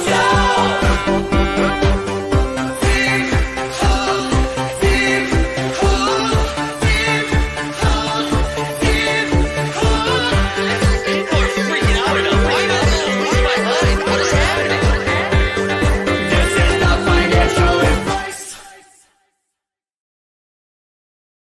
Let's go. Getting a granola bar. You could have sponsored this. This could have been a sponsored segment, but you're not gonna. No sponsors here. No sponsors here. 5 hours and 15 minutes. Can you believe it? I feel good too. I feel good. I'm feeling myself now. Bases loaded for the Guardians right now. That's a good update. Can you guys hear me? Okay. I feel like my mic is low. There we go. Now we go. Turn my headphones up. My son loves staring at that intro. Dude, shut up, Veronica, huh? Veronica doesn't get enough love. We love Veronica. I'm sorry that I'm eating. I'm usually pretty anti that. Opening night space. Oh, yeah. That's what I was going to ask. How are the spaces going? Fuck it. Let's listen to the spaces. Let's do a live reaction to the spaces. I don't know if you'll be able. Will you be able to hear it, though? I think so. If I share audio. Hold on. If I share audio. Let's go to Twitter. Let's go over here. Let's go to NBA Top Shot. Hold on here. Here we go. Let's see. All right, spaces. Live reaction. Let's join. I'm so excited for the future. Can you guys hear this? What Troy Weaver was able to pull off on draft day was miraculous. and I'm excited just to see. That's what Austin. these We're not teams going to like. dunk on Jaden Austin. We Ivey's love a Austin. Massive, or massively athletic, explosive, reckless, Let's see. athlete. Can you guys hear this? Bigs flying through the paint. I love it. All right, I'm cool. so excited to see what he can bring. And Jalen Duren just has this rim running. Yeah, pour one out. Pour one out for the Top Shot community account. I think they're capable of it. It's very I'm so quiet. Let me excited to watch those. And the Canadian in me, incredibly pumped to see a couple of I think that's just awesome, guys. in the lottery this year. It's as loud as I can Shaden get it. Sharp on the Blazers and Benedict Mathurin on the Pacers. I think we're going to get a ton of great highlights from those guys. We are really. Let me just see who's in the spaces. We're not going to do this very long. Shout out to our Canadians, Austin. Who's I feel like our who's in here? better every year. Let's see. We got NBA Top Shot. Yeah, great. I think Austin almost covered Brandon, the Carey. class there, Okay. but, some good picks in Steve's there. in there. I love the Mathurin pick. I think he has a Good stuff. All right, that's it. That's not as fun as I thought it was going to be. Let me know if something spicy happens. If something spicy happens, we'll jump in there. I don't think we need to do this though. Who cares? You know what I'm saying? Looking forward to Reddit. Yeah, that's true. When's Reddit happening? All right, hold on. Let me get out of this for a second. Okay. I was having too much noise. Let's Guardians only got one run. That's too bad. Let's see. What else can we do here? Let's go over. I'm going to show you the So Rare lineup build. We'll do that, and then I'll slide over to DK. And then our man Casey Kiernan from AM Hoops is going to be joining in like 15 or so. This is like being out on a date and running into your ex. Yeah, I guess. I like that. I love how bad you guys got about. Look at you guys defending NFTs though. I appreciate the staunch defense in the chat. I like it. Plant your feet into the ground. I appreciate it. It's okay, guys, if people have differing opinions, you know? How about our guests though so far today? Seriously, this is bonkers. This list of guests is truly incredible. All right, I'm going to share screen one more time. We'll fire up the old So Rare. And then here we go. Oh, people said, have you had a mental health check yet? No, you're right. How have we not done a mental health check? You guys want a little HJs in the morning? Let's get a mental health check going.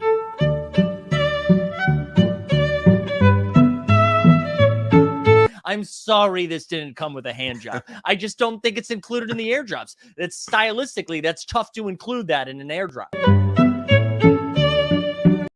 There we go. We love it. I'm going to drop the link into So Rare again one more time. If you haven't signed up for So Rare, it's us. No, there are presenting sponsors. It's free. You don't have to pay any gosh darn money. You can just sign up.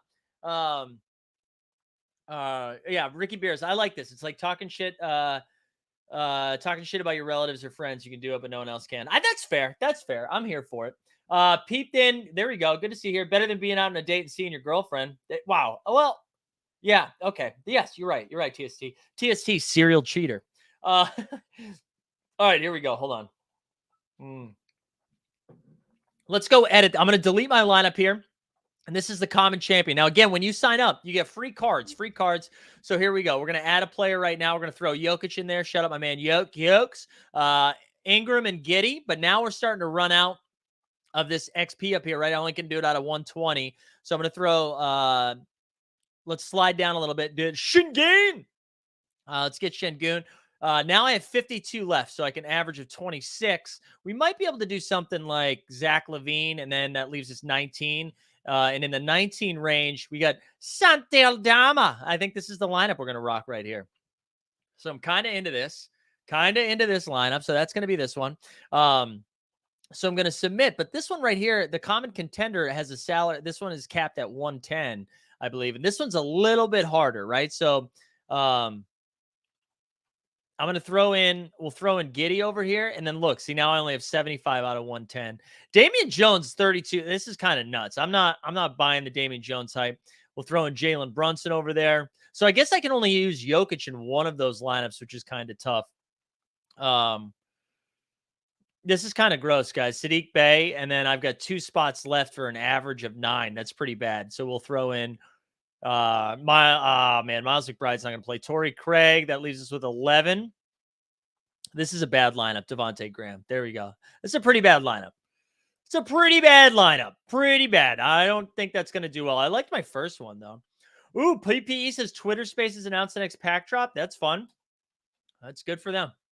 Good for them. All right, let's see what else. I wanted to go over to DraftKings, even though I need to check out my boy Peter Overzet and get into the deposit kingdom because I've been getting my ass kicked in fantasy football DFS. It's very bad. It's very bad. I don't like it. All right, you have to do more training. Yeah, I know. I got to do some more training, but I've been a little busy, jump shoot. A little busy. All right, let's go over to the DraftKings. Let's see what we're going to play today. So we got a 2-game slate. This is going to be a fun one. $5 with a 200K up first. Thank you very much. Let's see what we can do here. I'm curious what people think about this game. So the Celtics Sixers spread is a little bit closer. I believe the Lakers are dogs. They're 6-point dogs against Stephen Curry. My only concern with the Celtics Sixers game is I wonder if we see more defense there. So I'm not really sure exactly how to attack this. I think pricing is usually pretty efficient early in the season because we don't have weird people sitting out. But let's start in the Philly-Boston game. Let's see if anybody sticks out. Harden at 8-9. Let's compare all of the players actually first for pricing. So you got Embiid at 9-9, Curry at 9-4, LeBron at 9-2, AD all the way down at 8-5. Do we have AD news yet? All right, the list is probable. I kind of like AD. I kind of like AD in this one. Yeah, Schroeder, the Eurobasket most improved player. Yeah, but Schroeder's out for 6 weeks, I think. Maybe it's just 4 weeks. All right. What does he have Maxey at? Maxey's at 5K. Maxey is a lock. Maxey's 100% a lock there. I kind of want to get AD in. Curious what people's thoughts on Embiid too, because Embiid is 9-9 and 9-9. Brooklyn 9-9 shutout. 9-9. I'm sorry. He's 8-5. 8-5 feels a little cheap for that. And I don't know. What do we think about the Kevon Looney matchup? Nunn shock. What could go wrong? I know, but Nunn does open up stuff, right? Because you get Nunn. Where's Kendrick Lamar Nunn? 3K. It's hard not to, especially on a small slate. Because can we do both Embiid and AD? That leaves you 5-9, dude. 5-9. That's not bad. Because then you can probably get in, let's look at the small forward situation. Wiggins at 7K. I don't know. Toby at 4-9. I don't really love that. Let's look at the power forward situation here. Draymond 5'8". Al Horford 4'9". That's too cheap. Al Horford's going to be playing 4'9". I'm in on Looney. I faded Embiid. Rather have Bron chasing the points title. You think he's going to get it all back tonight, though? Yeah, Ricky, that's what I was saying early, dude. I'm nervous about it. Yeah, Horford at 4'9" is way too cheap, though. This gets you now to 6'2". I don't know. What was the other center you said? Looney at 4'5". What does that give you? Can you go Curry and Bron? Ooh. Oh, this is the lineup here. Oh, we're just off Tobias Harris. I like this, though. I like this lineup quite a bit. I'm just going to throw Kuminga in there and figure out what to do with the 1.3 later. I like that quite a bit. All right, we're 10 minutes away from our next guest, and Casey's going to be joining. Let's remind the people we're giving away our man Sneeps. Wanted to give away a little taco. All you're going to put is hashtag Rose. Like the stream, subscribe, put hashtag Rose. Or maybe it's Rose, depending on how you want to pronounce it. I just hit my knee so bad. Wow, that hurt. Did you guys see the camera rock? Holy hell. I'm going to drop some other links here too that you can find in the show notes, but it's usually easier to do it here. If you haven't joined the Discord yet, you should go ahead and do that. The Discord is popping. So I'm going to drop a link in there for the Discord. I'm also going to, do I still have the link up for playback? Yeah, I'm going to share the playback schedule, which will be over there doing some fun shit later. What else do I have? What else do I need to share? Sign up for the VIP memberships. If you haven't done that yet, I'll drop a link in the chat for that as well. VIPs get access to a bunch of different giveaways and shit like that. We'll start having some VIP streams only too. That's right around the corner. But that's all the stuff that's cooking right now with us. Let's see. Are we going viral on Twitter yet? Are we going viral on Twitter yet? We should be. We should be if we aren't. I've been saying that for years that we should be living viral. But look at us though. 5 hours in, 5.5 hours in. I'm so close to getting a drink. I'm excited to talk with Casey though. Again, I'm gonna pull up Casey's YouTube so you can get a feel for it. Not a feel for it. You don't need a feel for anything. He's got some good stuff.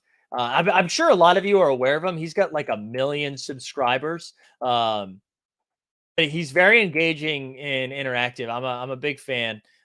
He had a really good Who Wins Every NBA award. Here we go. Now that I'm sharing screen, I'll drop a link into that.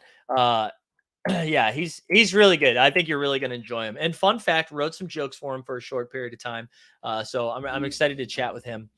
And then right after that, LG's coming on. LG's going to rip some packs and give some stuff away. We're going to be doing a fun little deal or no deal. And then after that, the 89 Cavs kicks up, and I'm ready. I'm ready. The 89 Cavs. So I miss the 89 Cavs. I really do. That is like the 89 Cavs is therapy, honestly.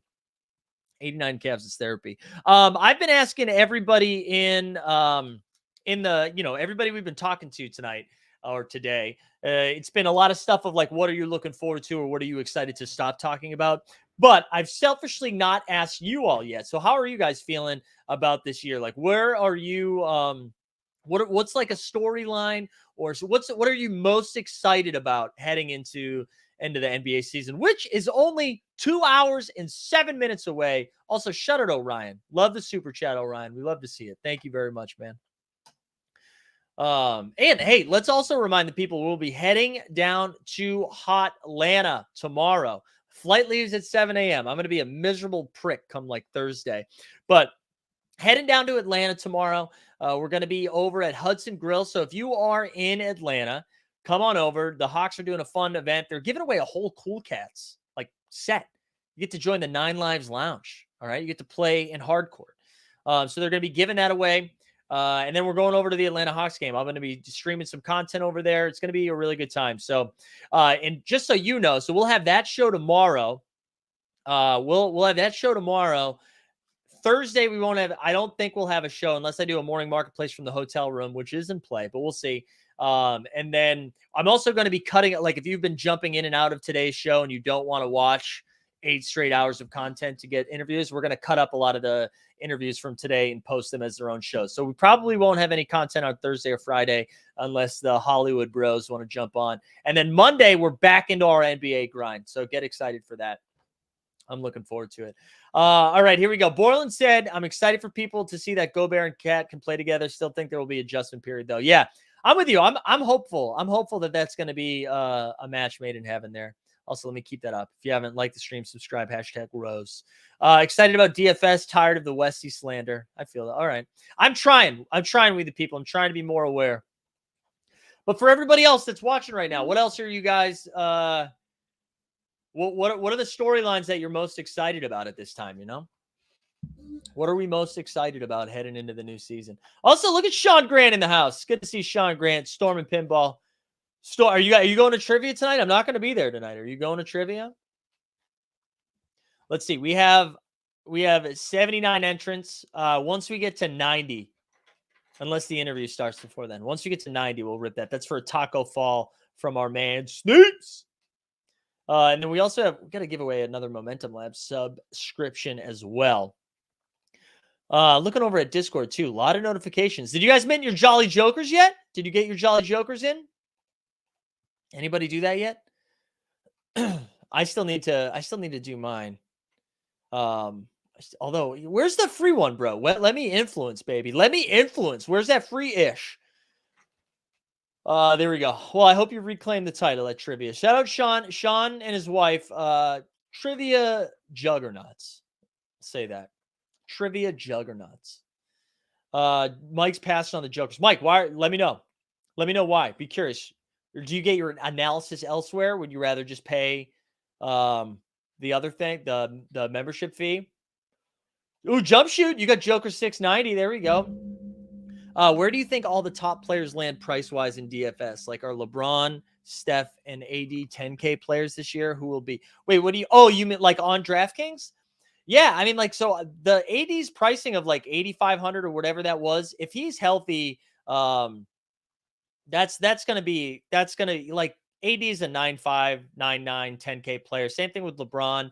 Same thing with Steph.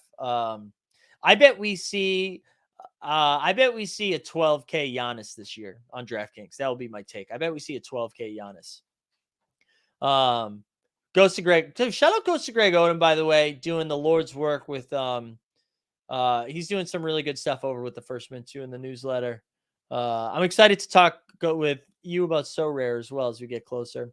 Sean says just excited about the greatest amount of overall talent in the league. Yeah, man, there is so much talent right now. There is a lot of talent in the league.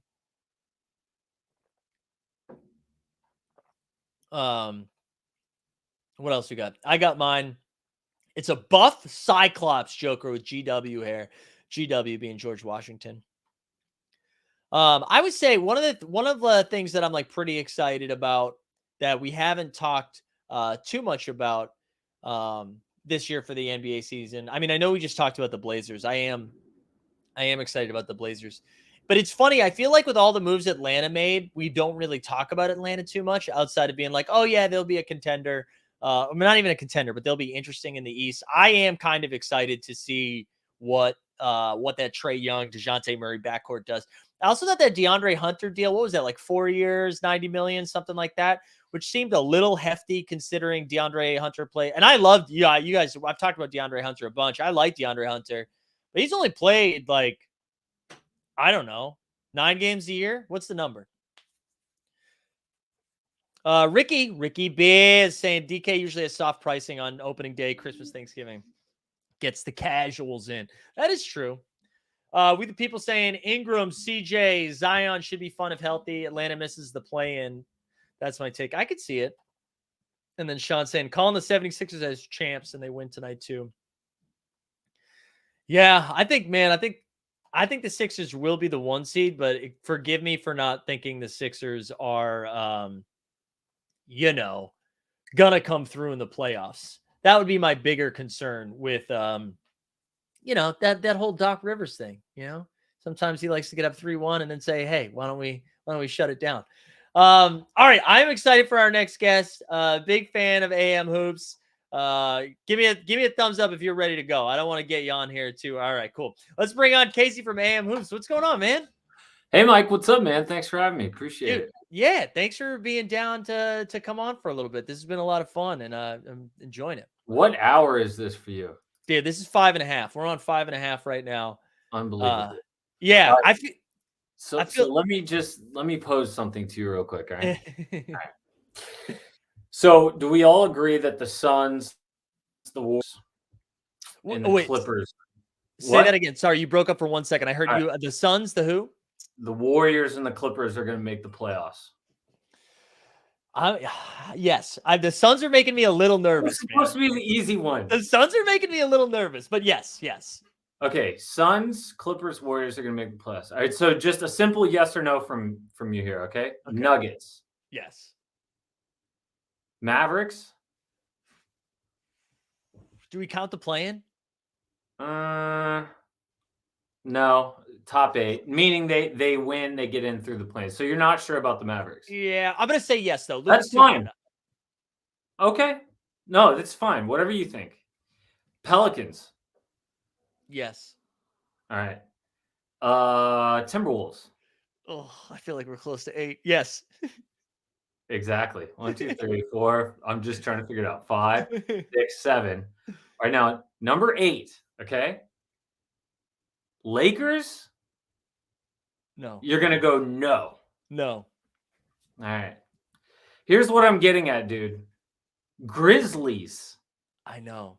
I mean, okay, they finished with 56 wins last year. Their best player is John Morant, who I love. Yep. But they won so many games without him last year, right? Mm-hmm. Their second best player, Jaren Jackson Jr., is going to be out till no one knows, maybe Christmas. Yeah. And if he's not the second best player, then it's friggin' Desmond Bane. Look, I really like Desmond Bane a lot, but maybe I have like a prejudice against like smaller players. But like, dude broke out last year for sure. Yep. But I mean, look, he's a really good 3-point shooter, off the catch, off the dribble, whatever. I just feel like 3-point shooting is so fickle. Like, look at Julius Randle last year. He went from like 47% 2 years ago to 30%. Everyone is just penciling in the Grizzlies for like a top 6 seed.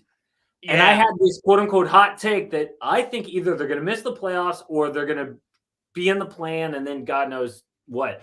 But then, of course, I listen to all of the expert like articles and podcasts come out. Yeah. And I got nothing. Like I was hoping someone else was going to stumble on this and I was going to be validated. And I read everything and listened to everything. No one mentioned like. So, what do you think about that?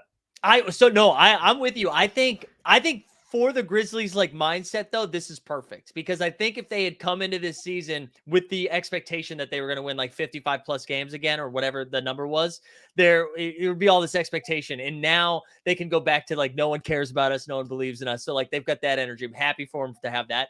I'm with you. I think like one injury for almost all of the teams that you read off of could drop someone from like a 4 seed to a 9 seed because of how tight it's going to be. But I agree with you. I think I like Desmond Bane. Clippers. Except for the Clippers, yeah, because they have like 32 guys. They're going to do hockey changes. But I'm with you. I like Desmond Bane quite a bit. But if you're like, oh, is he your second best guy? And then you rank that with everybody else, you're like, okay, how does it, it just feels so flimsy to me. Yeah. And then last year they had the benefit of Kawhi being hurt, Jamal Murray being hurt. Mm-hmm. Even Dame, which I know like Portland's probably not going to make too much noise, but and that's the other thing. I didn't even mention Dame and the Blazers. Like we're not even having them in this conversation. And I don't really think that they deserve to be. I guess I have more faith in the Lakers than a lot of people do. And the point was made that I just heard, and I really give a lot of credence to it. It's not just a bet on LeBron and AD's health. It's also a bet that LeBron and AD are going to play like close to MVP level, tons of minutes as well. Right. Like those are two big things to ask. Normally for any player, any great player, we usually ask them to play close to an MVP, right? Which is already a huge ask. Right. Then you also have to ask them to stay healthy. So I get why people are down on the Lakers, but I have learned a long time ago not to bet against LeBron. Yeah. And as long as he's healthy, I think he makes the playoffs. No, I think that's fair. I think that's like the right approach where it's like, okay, if they run pure, I was talking about this earlier today with Harrison Faigen from SB Nation. If they run pure, right? If LeBron is healthy the whole time, AD's healthy the whole time, what is their like ceiling though? Like 4, 5 seed? Because the rest of their roster, like as constructed right now, like with Russ. It's so funny because I want to say their ceiling's a 2 seed. Oh, man, maybe I'm not giving them enough credit. I'm just thinking like, okay, look at their big 2 against everyone else. And then, I mean, look, we don't know what we're going to see in the role players. It's so funny how often we get this whole role player thing wrong. Yeah. Remember in the offseason when they got like, who was it? Melo and who else did they get that offseason? Dwight. And everyone was like, forget it, shut it down. It's over. Like we got it so wrong with the role players. So for me to try to judge the role players right now, like I want to wait and see. And so if we put them out of the discussion, put the Lakers big 2 against, I say top 2 seeds. So against, I don't want to say the Suns, who knows? Suns, Warriors, those are 2 great. But against the Mavericks, big 2. Against the Nuggets, big 2. Even though Jokic is maybe the best player. T-Wolves, Pelicans, Clippers and their health. I just think, wow, the Lakers have such a strong case to be better than most of those teams. Yeah, I will say, I do think if the Lakers do, or maybe if Russ, I made this joke earlier, if Russ decides to play different than he ever has in his entire career and shifts his No. I'm not banking on that at all. Yeah, did you hear the Patrick Beverley thing today? No. Dude, it was so good. I wish we could pull it up, but don't worry about that. So Patrick Beverley, and it's so good to hear it come from his mouth. He on his podcast today, he said, everyone knows Russ is not going to come off the bench. Come on. And his co-host was like, yeah, you're right. He goes, that's not going to happen. So incredible. He was like, that's a stupid thing to even think. He's a Hall of Famer. I need him next to me in the starting lineup for all these things. And he basically like put it into words what we're all thinking. Like, of course he's not. But to hear someone who's on the team say that, Right. it's, hey, just forget about it. That's not going to happen. Yeah. I think if anything, they're going to do the buyout route. I mean, they're not willing to trade both first round picks. We already have seen that. Yeah. The only trades out there for them to make are with the Pacers or with the Jazz. They don't like those. I think the only other option is to bite the bullet and do the buyout. Yeah, man. But if they do that, I don't even know what that like opens up for them. Because I was a little intrigued. I know they're not going to do the Pacers deal. Like if you did throw Buddy's a great shooter. If you throw Buddy on there and Miles Turner, like I feel like that does raise their ceiling a little bit. Yeah. And you know what I just thought? That doesn't make the buyout thing work. And so they would send him home is this whole cap space thing. So they're trying to preserve right now. They've got about 35 million next off season. And so, you know, the buyout would count against that. They don't want that. Maybe they just send him home and let him play out his expiring contract on the couch. And the reason they don't want to get Buddy is because he'll contribute like 18 million to their cap next season. So, all right. Yeah. Yeah, I don't. God, but you could tell. Like seriously, if they run pure and you're like, yeah, they get a 2 or 3 seed. Sure, I could also see them being like, yeah, AD did his normal shit and LeBron, played 35 games or whatever it is. And I mean, he's gonna play more than 35 games, but you're right, they have to play like their MVP caliber. But that's why I'm like really excited about this season more than most. I feel like the range of outcomes on both conferences are just like the East is nuts to me because everybody outside of like 3 teams are like competitive. Like the Hawks, who we haven't talked too much about. I feel like I'm low on them. I feel like their playing game is their ceiling probably. But if you told me they won like 52 games and they're like the 4th seed, I'm like, yeah, I guess. Like it seems like outcomes could right. Really and that's vary. the team also with the chip on their shoulder. If you want to talk chip, I mean, DeJounte Murray, like I didn't even know the last 6 months he's become like someone that I didn't even know he was. But wild that I need a 30 for 30 or some doc on that because we did not get a window into that type of dude. And by the way, that's the nature of being in San Antonio. Like, yeah. You could have a totally, crazy personality and no one ever knows it. But no, I agree with you on the Hawks. I'm also down on them, but it's so. I mean, of course, the biggest boomer bust team is the Nets. Yes. But I think who I'm most down on is the Bulls. Oh, yeah. The Bulls are in trouble, man. I feel bad for the Bulls. And you're talking about like the 3-point variance when you're talking about Desmond Bane. Like Nikola Vucevic is a great example of that too, where he had like those 2 seasons where he shot almost 40% and now he's down in like the low 30s. And that's killing them. Like they need that.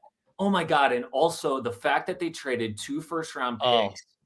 Dude, it was so dumb. Listen, not only did they trade the 2, they traded is it Wendell Carter? Wendell, yeah. Yeah. Listen, and he's looking like a total badass. He would be better than Vooch. Right. And they used one of those picks to take Franz Wagner. Oh my God. It's such a nightmare trade. It is because they could draft like dog shit in this next pick, and it doesn't matter. Even if you took away Franz, there's an argument, like you were saying, for Wendell over Vooch right now, anyways. Yes, and he's younger, and he's more cost controlled. Yeah, crazy. Yeah.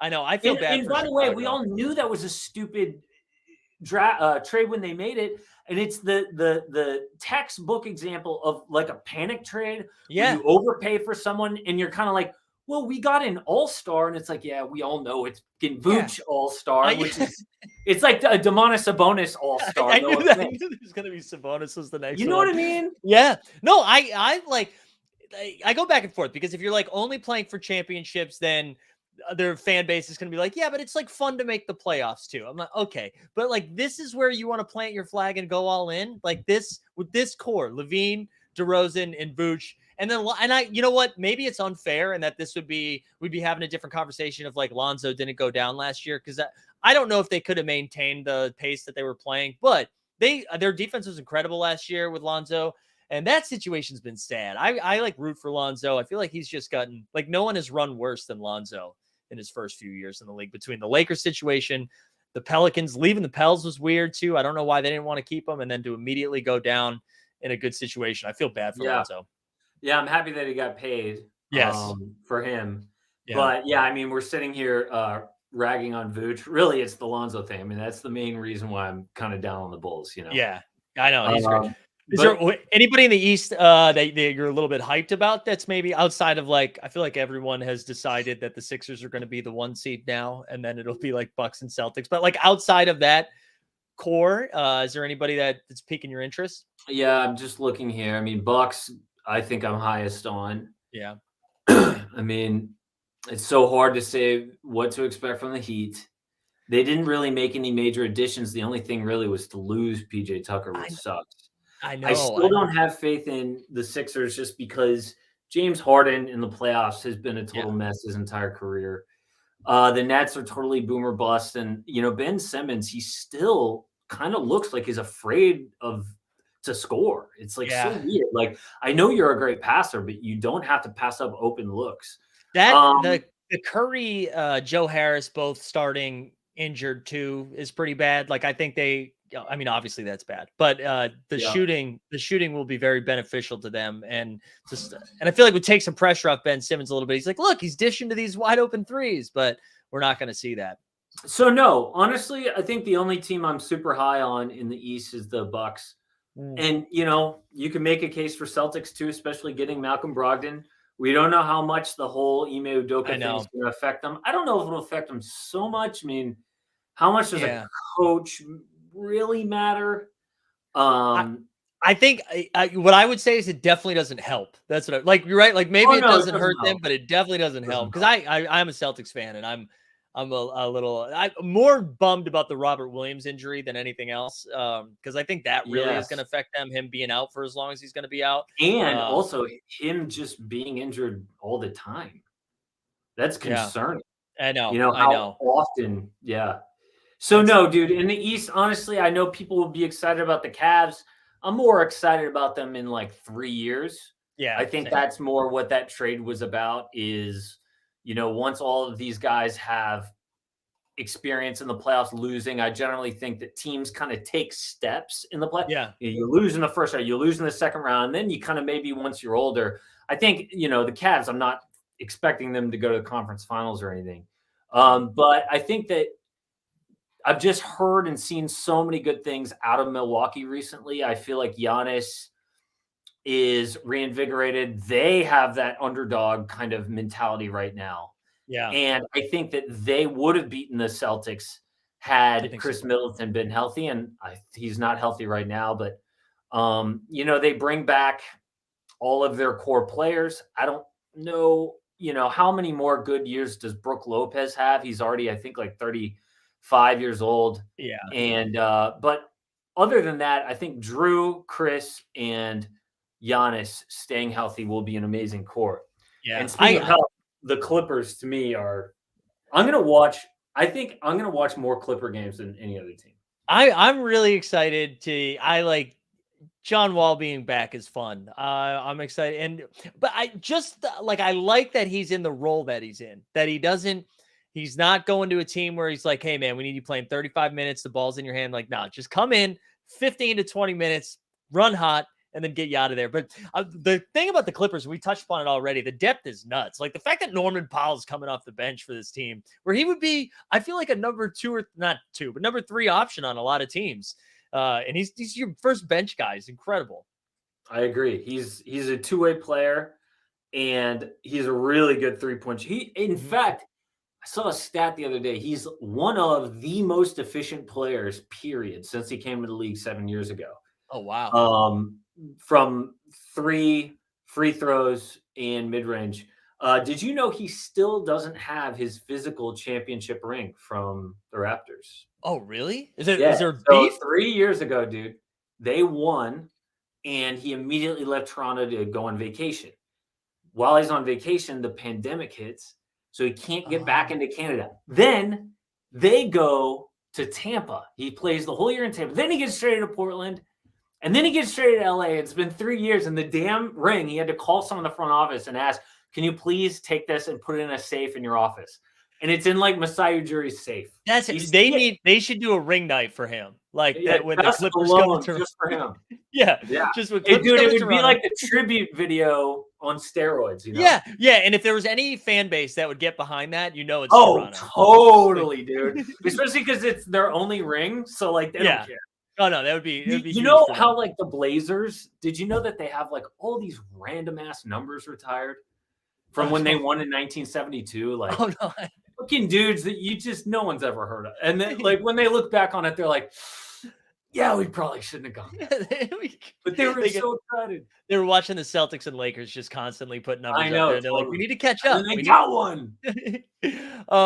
Anything else? Like, will you have any? I shared your video earlier, but your AM Hoops, all of the awards you went through, The awards. and broke them down. I thought that was an awesome video. But yeah, any super hot takes you need to get out into the universe? Okay, some fun hot takes. I mean, dude, first of all, I'm selling on the Grizzlies, and it's so funny because last year I sold on the Bulls like everyone else, and of course they shoot up to first place. And they're in first place all the way to I put out like 3 I'm sorry videos. I'm so sorry. And the same thing's probably gonna happen here. Okay, let me just revisit. Now, and for those that don't know, too, like the AM Hoops has a pretty good following. So if you fire out a take like that, I'm sure you hear it. Like if I say something, I get like 10 to 15. But I bet if you do that, you get like 10,000 to 15,000 of being like, oh, come on, dude. Yeah, you're an idiot. But what you can't do is do too many of those because then people start to not take it seriously. You know what I mean? So the hot takes need to be few and far between. That's right. Honestly, I'm looking here at all my award predictions. I don't think any of them are that controversial. 6th man of the year, Jordan Poole. Yeah. Most improved, Zion. I like it. Defensive player of the year. Now this one's crazy. You ready? Rudy Gobert. There's no way Rudy. There's no way he doesn't win it. All right, here's another crazy one. Rookie of the year, Paolo Banchero. Yeah, I know. That's hot. Scorcher. I know. Scorcher. MVP, Joel Embiid. So look, these are all really boring. I'm sorry I didn't come with. No, yeah, that's okay. They'll more fire. likely be right. I like the NBA. I do think because I think you talked about it in your video a little bit about Luka. I think like if you're betting on Luka for the MVP, you should also be betting on the Mavericks to beat their win total because there's no way unless he plays again, they would have to. They're not going to finish in a 6 or 7 seed and he's going to win MVP. It's just not happening. No. Exactly. Yeah. And dude, if you go to Vegas or FanDuel or wherever, they have Luka as the favorite to win MVP. I mean, dude, I think that's crazy. Yeah. Yeah. I mean, they would have to get, I would say, a top 4 seed. Jason Kidd would also win Coach of the Year. Yeah, you're right. Bet on all of those things. Bet on all of those things. Yeah. I mean, so what did they lose? Jalen Brunson. They brought in Christian Wood. Tim Hardaway Jr. is healthy. And they've got Reggie Bullock still, Dorian Finney-Smith for the defense. JaVale McGee starting. Who? JaVale McGee starting, yeah. It's so funny. Did you see the ESPN top 100 players list? I saw the only thing I saw from it was that Keegan Murray's already in the top 100. I know, isn't that wild? That is nuts. He won Summer League MVP, and I guess he won some people over, but that's so early. I mean, I don't know. Play a game first. Yeah. Okay, so here's what I wanted to point out to you. So the ESPN top 100 players, which is a pretty good barometer. They have some smart people working over there. And if you look at each team, they'll tell you who they have in the top 100. Each team. The Mavericks, Luka Doncic 3. Spencer Dinwiddie, 69. Christian Wood, 92. Ooh. That's it. There is a Grand Canyon between their best player and their second best player. I honestly forgot Spencer Dinwiddie would be their second best player. Their second best player, Spencer Dinwiddie. I know. Dude, there's no way he's going to win MVP. I get that he would have the opportunity because he would have to carry the team, but I don't know, man. It just seems a crazy thing to me that he is the favorite. Well, no way.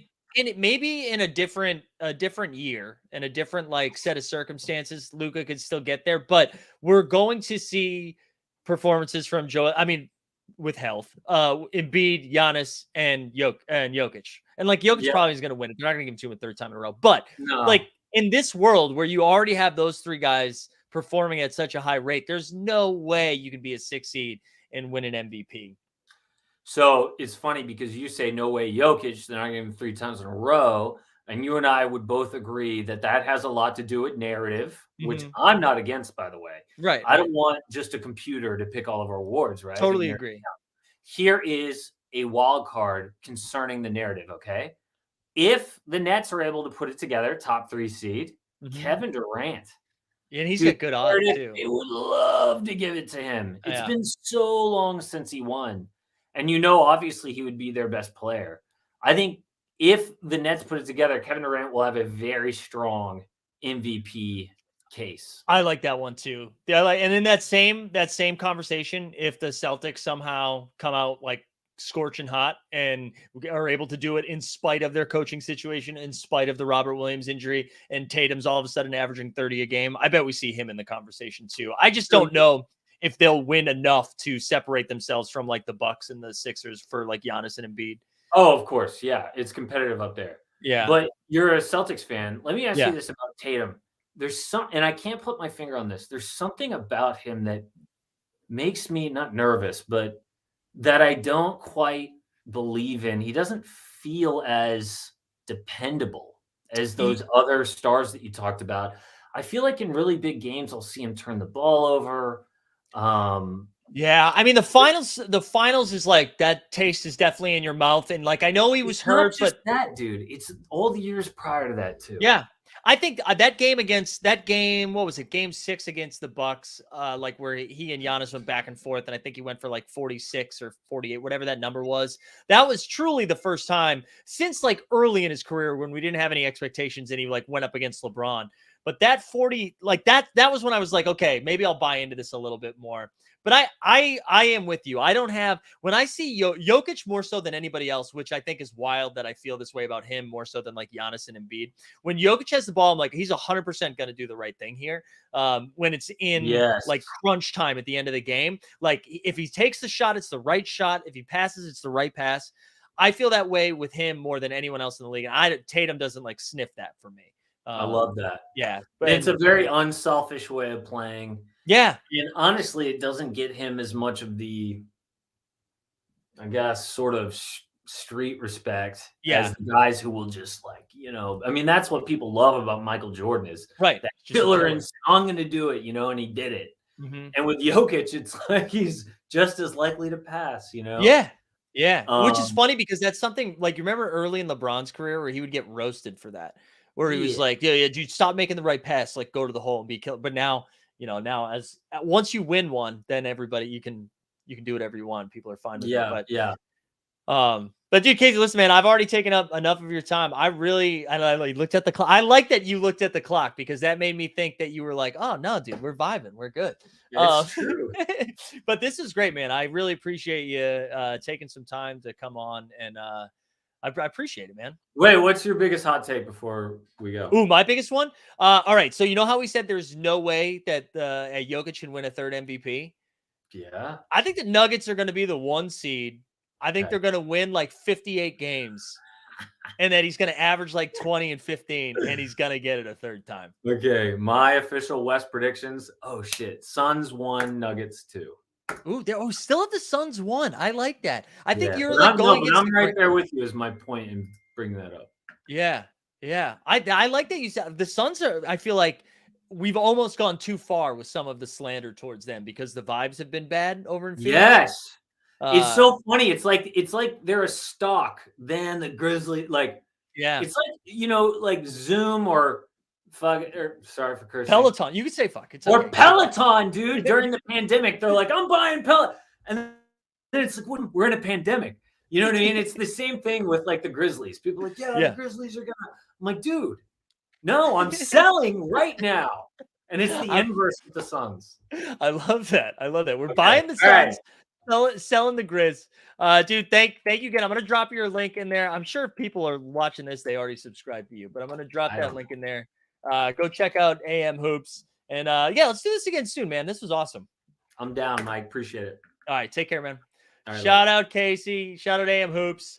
Look at us. Hour 6, baby. We are cooking. And guess who's coming up next? Oh, What's up, everybody? LG do said. Oh, also is the beard. Are we getting a little more facial hair? Just lazy, man. I just live like out in the middle of nowhere now, and I'm really committed to the barber I've had for like 8 years. So I refuse to go to some small town fucking whoever around here to have them just butcher this like masterpiece that she's crafted for the last like 8 years. So then it's just like, as the time goes on and I, really long between appointments, I just let it all just kind of like blob out kind of thing. I like it. Yeah. Thanks, man. Thanks, dude. How's the stream going? Dude, you know what? It's been awesome. This has been a really good time. Our guests have been great. We had one guest who came like just murdered Top Shot, but not because of like not because of like how we do it, but basically because it was like a scam. And so that I didn't expect to see that coming. So that was kind of fun. But we've had a lot of who did that?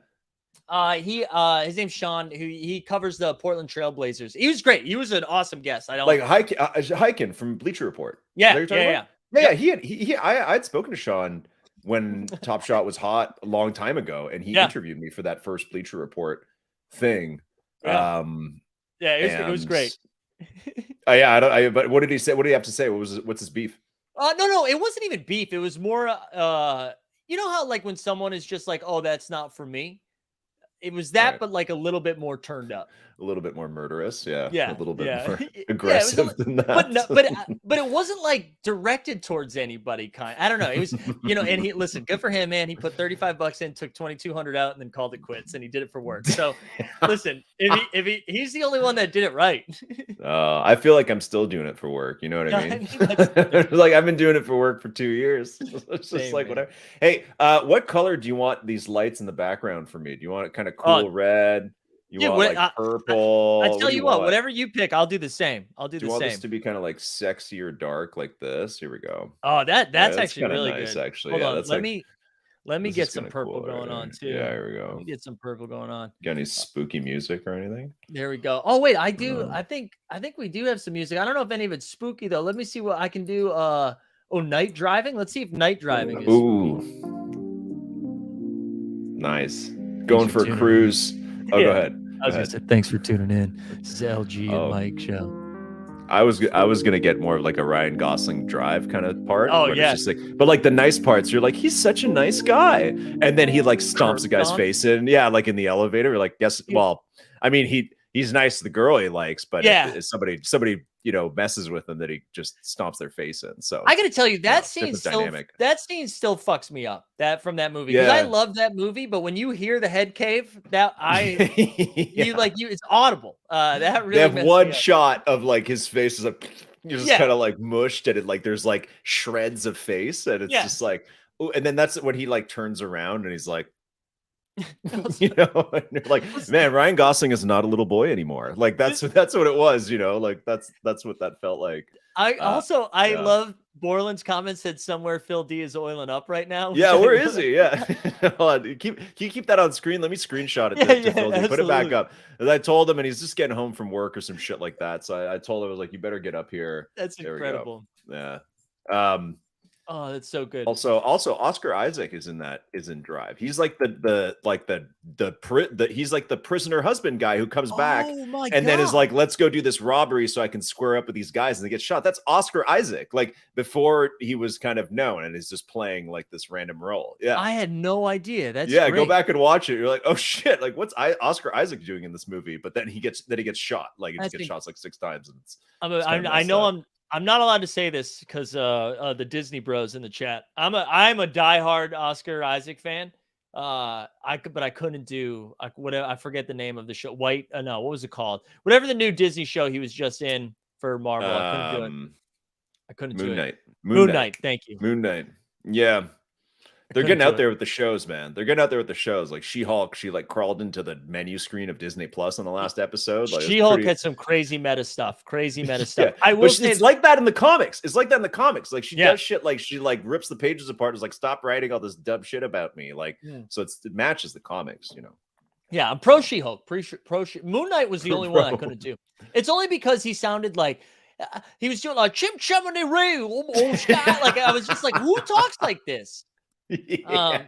Just annoying Mary Poppins man. That's- Like, yeah, basically that's- that was the Brit. Like the American part was like, okay, cool, like serious Moon Knight Yeah. guy, and then the British part, you're like, oh, just Yeah. shut up. Like it's so Well, gee, annoying. Grumpy, we'll get all here. I'm like, what are we doing? I work at the museum. And you're like, yeah, that's enough of that shit. I did have some comments about your MVP conversation. Oh, yeah. About you were talking Jokic winning a third time, which I think is very much a possibility. But I think there's a problem where the NBA and the writers and everybody who votes for that doesn't really want, like, Jokic is fantastic and he's incredible, but he's just not like the superstar like fabric that they're like, oh, it's got to be so amazing, Right. And they did the same thing to Steve Nash, if you remember the year that Dirk won, and it was like, okay, tight race, Nash and Dirk, like maybe a little bit of Nash. And then it was like, no, like you can't have like the Canadian short point guard guy be one of the only like 2 or 3 players to ever win 3 in a row. Like no. Right. So they're like, no, give it to Dirk, and it was so like, oh, see, that they got the Steve Nash haters anyways. But listen, he just fit into that D'Antoni system so perfectly at the time. It's not his fault, man. I know. I totally agree. I think it's going to be near impossible for him to do it. I think they do have to win they have to be the 1 seed, and they have to he's got to be incredible. Like that's the only way it happens. And I honestly, my real pick is Embiid, but Jokic is my hot take. That's going to be my hot take one. LG, listen. I have a dark horse prediction. I just wanted to throw it out there. It was Kawhi. Oh, I just could see a world where it's like, listen, the Clippers been trying to line this team up for like 3 or 4 seasons now. Hasn't worked, but it could fully healthy. Clippers could literally just finish. I mean, I don't know who you think is going to finish first in the West. Warriors, I guess, but it's like they could easily finish right there. Or if they absolutely nuke it and win like 64 games or some shit, and Kawhi is like incredible, then I think that's an obvious, he could easily win it. I really like that take. Because I was looking at that too at the beginning. My only concern, and this is so stupid, but they play 15 back-to-backs. And I just assume he's going to sit all 15 of those, right? And then and then they're like, oh, did he play enough games? Blah, blah, blah. But hopefully I like that take because I do think the Clippers are going to be awesome. So I'd love to see Kawhi back in the form he was the one year we had him on the Raptors, because it was such a joy to watch. But it just, he hasn't really had the chance since. Yeah, no. So LG, I because we are 6 hours and 10 minutes in, I desperately need a pee break. Oh, so you waited for me to narrate while you're gone? Well, no, I've normally had these 3-minute breaks in between guest and the next guest, and then I set up a giveaway, I play a video, and I pee as fast as I can. But now that the professional's here, I also figured you can kind of set up maybe what's about to happen. I could talk for hours, man. I could talk about just pure fucking nonsense for hours. So I can do that. Well, I'm gonna unleash you then for a minute and a half. I'll be right back.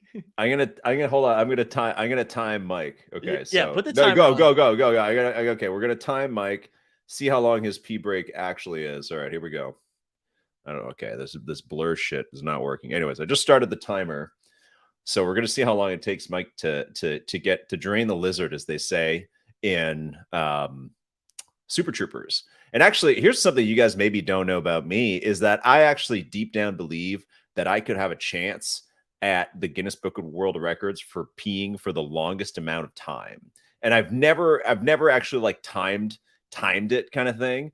But there's it's the kind of thing where it's like my wife, has to pee often, let's say, and I don't, or I have to pee sometimes, but not all the time, and I'm able to hold it for forever. You know what I mean? We're in a car ride, and it's should we pee here? And I'm like, no, I can keep holding it, and then sometimes it's fine. I can drink 4. I don't drink that much, but it's just if I drink 4 beers, I can still hold it without breaking the seal, and more and more and more. So there's times I swear I've peed for 5 minutes straight, to the point where it's I've gone to the bathroom to pee. And I come out and people are like, whoa, were you doing something else in there? And I'm like, no, I was peeing the whole time. And they're like, I don't believe you. You were in there for so long. That's happened to me. So I just want you guys to know that it's I could maybe be a Guinness World Record holder if I wanted, just like people who are I had the talent to go all the way, but I didn't feel like it kind of thing. That's me. But with the number one. Somebody asked, Where did you? Brandon asked, where did I move? So he's back. You can keep going. You can keep talking. Well, I mainly talked about how I think I could hold the Guinness Book of World Records for longest pee, because sometimes I'm able to just hold for so long. But I've never tried. But it's kind of thing where it's like, it's like I could make it if I try. I could make it in the big leagues if I wanted to, but I don't. So it's that kind of, that's my, like, everybody has some belief. I think every guy has some belief like that they're like, like, I totally could have done this. I just never got the opportunity. I never felt like it. I think every guy has something about themselves. Like, I could have been a professional esports player, but I had to go to college or some shit. You know what I mean? Like, everyone's got a thing like that. For me, it's being for a really long time. Hey, listen, you can't choose the skills that you're given. You know what I mean? Like, you can't choose your own superpowers, and I think you just lean into what you're great at. And if that, I would love that skill. I've peed like 4 times, and it's only going to pick up because now we've officially opened up a drink. We're having beer now. Nice. Maybe I'll join you in a bit. I wouldn't mind a nice little beer today. Yeah. And also, like, shout out my dog, my dog's bladder is just like. Oh yeah, I remember your dog. Yeah, I took him up like 3 times this morning, and he hasn't had to go since, and he's playing it cool. There we go. This is better. This background. Oh, do you want to actually? We have a bit of time to kill because the first contestant isn't going to be here for a couple minutes, so I'll explain the game, and then I have like a bit of a show and tell to share with you, Mike. Awesome. Can I just ask while we wait? What is the name of our first contestant? That's going to be Luis. Okay, because there's a couple people in the green room sitting here waiting right now that I see. So okay, so they're probably all ready. So we can wait a few minutes because I do want to drag it out. But Luis is going to be first up. So Luis is, if you're there, wait like 5 minutes and we'll get you up here. Okay. Basically, what we did is we had a Google form people could fill out, and they're going to come up here, and I'm going to screen share Mike, and then basically like we're going to open 1 pack at a time. I'm not going to hover over the moments or anything like that. They're just got to tell me which one that they want to open. They get to open 2 of them, and then the third one. And then when we get to the third one, they have to decide if they want to keep the first 2 that they open, or they want to keep the third one that they haven't seen yet. And then the rest goes to the pot. And this is probably a good time to tell you guys that we do have a float. Ooh, hell yeah! For this, the float is only let me go drop it in the chat. The float is literally only live during this stream. So as soon as I'm done at like 4 o'clock my time, 7 o'clock your time, it's over. So here's the float. I just put the link in there. Mike, I'm gonna drop it in private chat if you want to click on it or share it somehow. So that's the float. So basically, contestants need to come up, they play deal or no deal, they keep some stuff. Then there's like half or more or less half of the rest of the stuff goes, to the pot. And the pot is gonna be split up amongst people who held our float, got floats from our last couple spaces. In our session with John from the Sorare pod, and then also people who collect the float today. Okay, so just by getting this float, you'll be entered into the pot of the extra moments that are left over. I think it's going to be like 12 of them or something like that. We also have one of the packs is a premium pack from Series 1. So what they did in Series 1 is it released premium packs with like, okay, there's a metallic gold in here. It's very sexy, and we're like, I don't know what that means. And, Alexa would be like, metallic's so good. And basically they did waves where it'd be like, okay, wave 1, there's a bunch of LeBrons. Wave 2, there's a bunch of Lukas. Wave 3, there's a bunch of Jokic. So I have a pack from the Jokic wave of that, which is going to be one of the packs that can be open. When the contestants come up, I've got a wheel to spin. So we're going to spin a wheel to see which pack they open out of all the ones that I have. Does that make sense? I love this. Yeah, it makes a ton of sense. Okay, last thing I want to tell you about before we actually start is I have a new thing that I do because I live in a small town, right? So you got to find, when you live in a big city and you go to a small town, you got to find new entertainment. So basically, the new thing that I do to entertain myself is I go on Facebook Marketplace and I offer people like 2% of the asking price of whatever they're trying to sell. Like somebody was selling like a really nice like DJI Phantom 3 drone the other day for like $600, which is a fantastic deal, and I offered them like $50. And they just were back to me like laughing. Oh fuck! Here he is. Whoa! Look at you guys with your fancy lighting. I'm here with my garbage lights, my freaking llama. Phil, this is the classic Phil with the llama, though. This is what people want from Phil. This is just not the studio I need to be at, but look at you guys, all sharp with your purple lights in the back. And whoa! Mike's filming in the same studio that Sorare shot that video in today. Yeah. Hey, can we talk presenting sponsor so we can talk about that before we give away Top Shot moments, because that's the only time I'll reference the Top Shots. Yeah, that video, that was like wow. Shout out putting some production into something, huh? That was like Yo, man. incredible.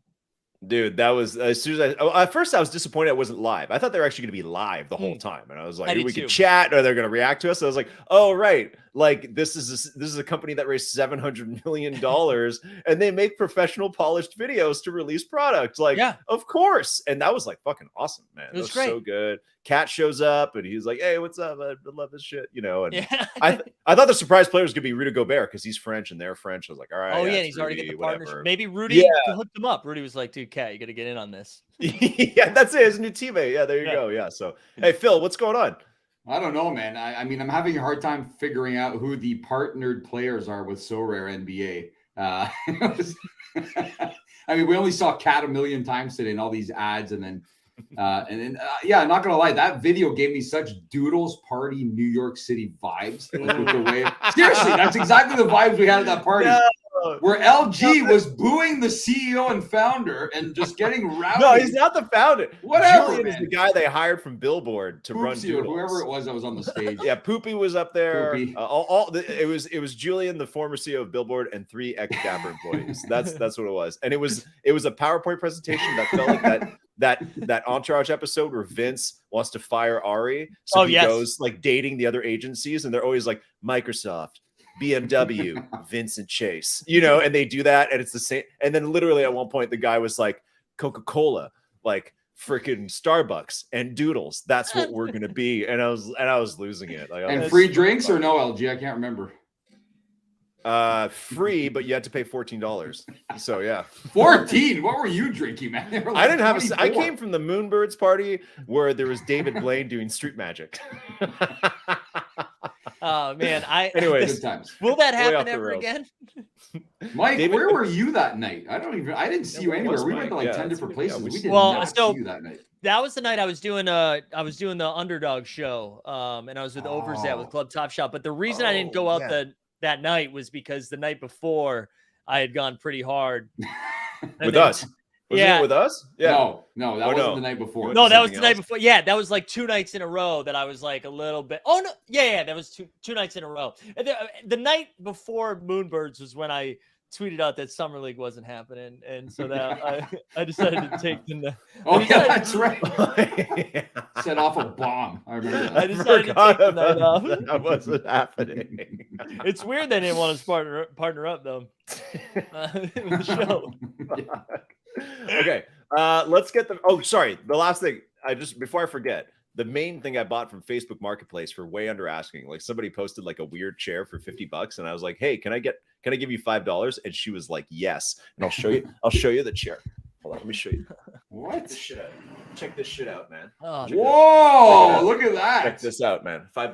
$5. Look at this guy. Check it out. Full screen. Full screen. Whoa, that's so LG, full screen. You can't even we do not see need me. to see a full screen of Look you, at man. this. Look at this What chair. in the world? $5, man. Any stains That's on the it. chair? Show us. No. It just looks weird like that. Listen, it's bear market, man. You got to take whatever you can. Okay, that's like 3 trade tickets right there. I love that I've been streaming for 6 hours and 20 minutes, and I've done nothing like that. You've been here for 20 minutes, and you're like, "Look at my chair." Look at my chair. I could pee for 5 minutes if I needed to. Like extremely everything. weird. Kevin says that chair is big, live, laugh, love energy. Oh well, I've been living and laughing and loving. Wait, no, forget. No, it's good. It's good. Okay, wow. Let's get it. Is Louis here? Luis? Yeah, Louis I think we got Mox. Luis. I'm gonna add you to the stream. What's going on, man? What's up, man? How you guys doing? Dude, thanks for coming on. Dude, where are you? Are you at the soundstage from Sorare? No, I'm at work in our library. Oh, you're yeah. whoa! Your work as a library. Shit, Nice, man. dude. Okay, yeah. Okay, okay, Louis. First question. It's a really easy one. What do you like more, First Mint or Team Hold? What do you love more? Only one of us can mute you. Wow. I'm just kidding. We all love First Mint more. Come on. Only one of you can. Only one of us can give you packs too. I like that $5 chair more. Whoa! Yeah, he doesn't want the facts. He just wants. The chair should be an offer tonight. Yes. Yeah, that's gonna cost so much to ship. Luis, thank you for entering the contest, man. What do they ask on Deal or No Deal? Like, where are you from? Like, is that what's his name asks people? I don't know what they ask people on that show. Howie. Howie. Yeah. Howie, that's it. Where are you right now? Which town or place are you in? I'm in downtown LA. Ooh, Oh, you're in there we LA. go. Okay. Okay. Nice, man. Okay, cool. Well, are you ready to play Deal or No Deal? Yeah, I'm ready. Okay, so we're gonna spin. You're gonna get 3 packs. Okay, so we're gonna spin 3 times to start, and then we're gonna go open the packs. That's how it works. Okay. Okay. Are you ready? We're gonna spin for packs. One of these is the Series 1 metallic pack. Okay, the rest are just all Series 2 base releases. Some of which are nice. One of them is release number 2, which is like an EV of like $35, so it's not bad. Okay, here we go. We're gonna do this 3 times. Here we go. We're going. Whoa. Oh, so Wow. close. Dude. Okay. Oh, Okay. listen, Luis, I was rooting for you, even though you kind of said the first minute instead of team hold. But it would have been wild. It would have been wild if the first spin was the Series 1 premium. Yeah, that'd be like $1 million being the first prize. Yeah, it would have been like Poker Pro Eric having sex because it'd end right away. Oh, you know what God. Let's not go there, please. Is he here? I'd probably. He's Oh, always yeah. everywhere. I'm going to get a DM from him any second saying he knows how much I hate Top Shot. It's coming. He changed his name to Sorare Eric, which is actually kind of Are you serious? I didn't even see that. That's hilarious. Actually, you know what? I think we only have 3 contestants. I think you actually get 4 packs. How many do we have here? 1, 2, 3, 4, 5, 6, 7, 8, 9. Yeah, so you get 4 packs to open. So let's do this. All right. Oh, okay. And S2 release 10. Okay. All right. Boom. Are you ready, Luis? I'm ready. Okay. So we're gonna do Hustle and Show Series 2 to start. And I'm not going to hover on any of the moments unless my mouse is in the wrong place or something like that. But then you're going to tell us which 2 moments to open. And then once those 2 are open, you tell us if you want to keep those or if you want to go for the 3rd one. And I hope there's only 3 moments in this drop. If not, if there's 4, we'll do half and half. If there's 5, we'll do 3 and 2. Okay. Okay. Because I didn't really think about that part. All right. Hopefully, there's no delay. LG with a major pack flex right there. I know. That was Well, nice. not for long. Not for long. Okay. There's 5 of them. whoa, So, whoa. Luis, you're gonna pick 3 to open. Which one do you want to open first? And I can't hover over them. Do bottom right. Look at LG avoiding them. I know. Okay. Whoa. And it's a cat. Wow. 40K. Shout out So Rare. The shout out Yeah. so rare. Yeah, So big rare time. sponsored this so hard that one of their guys is in here. They're all cats. Okay. Cat, 40K. Which one's next? Top center. Uh-oh. Gonna make it tricky here. Oh. Okay. Who's Spurs. first? DeJounte. Murray. All There right. we go. That's the Hustle and Show. Here we go. Okay. And the 3rd one. Top right. Oh. Here we go. Some more Hawks. Hawks. Clint. Capella. That could be useful in the burning fantasy stuff this year if they do like rebounds or whatever. Maybe. Okay. Luis, do you want to keep these 3 and make a deal or no deal and you want the other 2? Oh, I'll keep the 3. What? Oh, I love Wow. this. all right. Wow. Okay. Let's see what you Wow. missed out on. You don't even want to call the banker? LG, do you keep the other 2? No, they go to the Oh, they go to the whoa. pot. So if you so they go to the pot. So whoever's claiming the float, you'll have a chance at these other 2. So they go to the Gotcha. public pot. I don't keep What them. No, is no, no. happening here? Okay, so Luis, you could have had a LeBron and you're in LA Probably straight ticket though. and a Trae Trae Young. Young. Wow, Luis, man. Luis. Okay, that was only the first one. How do you feel? It's okay. I'm a Clipper fan. Oh, Oh yeah, Luis, I love that energy. I love that energy. Oh, Okay, you're not next- gonna win. with next bailouts one. like Kawhi. Next I have one. to He's go not. with He's it. not done. He's not done. Let's. Okay. Wow. Next one. Series 2, release 10. Here we go. There we go. I have to get through these. Okay. Luis, how do you feel about the first pack? You're happy? You happy I'm with happy, your deal? yeah. Okay, you get to pick 2. Which ones are you going for? Center and right. Here we go. Yeah, I'm gonna Whoa, low what cereal cereal from Mason Mason? Plumlee. Wow, Mason Plumlee. What a Shout out. moment. Shout out Jamie. I'm forgetting the name of their pod when they did it, but he was big plum dog. Are Matthew you sure Scott. about the center? Hold on. Are you sure about the center one? Yeah, center. Sorry. Go ahead, Mike. I'll No, I was just saying. Matthew's comment said Luis not phased at all, and I like that. Right? Like everybody was like, "Oh, LeBron, Trae Young." He's like, "Nah, dude." Didn't give a Fuck the shit Lakers. at all. Yeah. Here we go. Wow. Common. Luca. Whoa. Whoa, these are loaded. Wait, hold on. I can't believe we get to do this. This is in real time. We get a drop. Luca magic.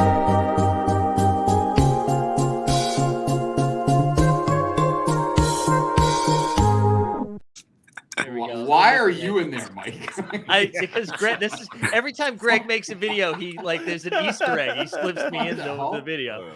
Oh, it's so good. Wow, Okay, Luis, do you want to keep these, or I'll offer you to keep these if you don't open the third one. You want these or not? No, I want to open the third one. Oh, okay. So he's getting rid of the Luca and the Mason. Are we ready? Here we go. Oh, this can't be good no matter what. Oh, Ken Birch. He's Canadian. I'll buy him from you for $1. I'll send it wow. Luis with the maybe incorrect move. I don't know. Maybe he's a huge Chem fan. I love this. There's no risk here. All of these are worth $5, right? Like, there's no risk. Do you remember how much those Lucas were worth? Because I had like 10 of them, and I sold them all at easily like $600 to $700. Oh God. Okay. Series 2, release 7. Here we go. Luis, this is your second last pack. Which ones would you like to open? Left and right. Bad moves every pack so far, the chat says. I like it. Oh, here we go. Grizzlies. Another Canadian. Another Canadian. Love it.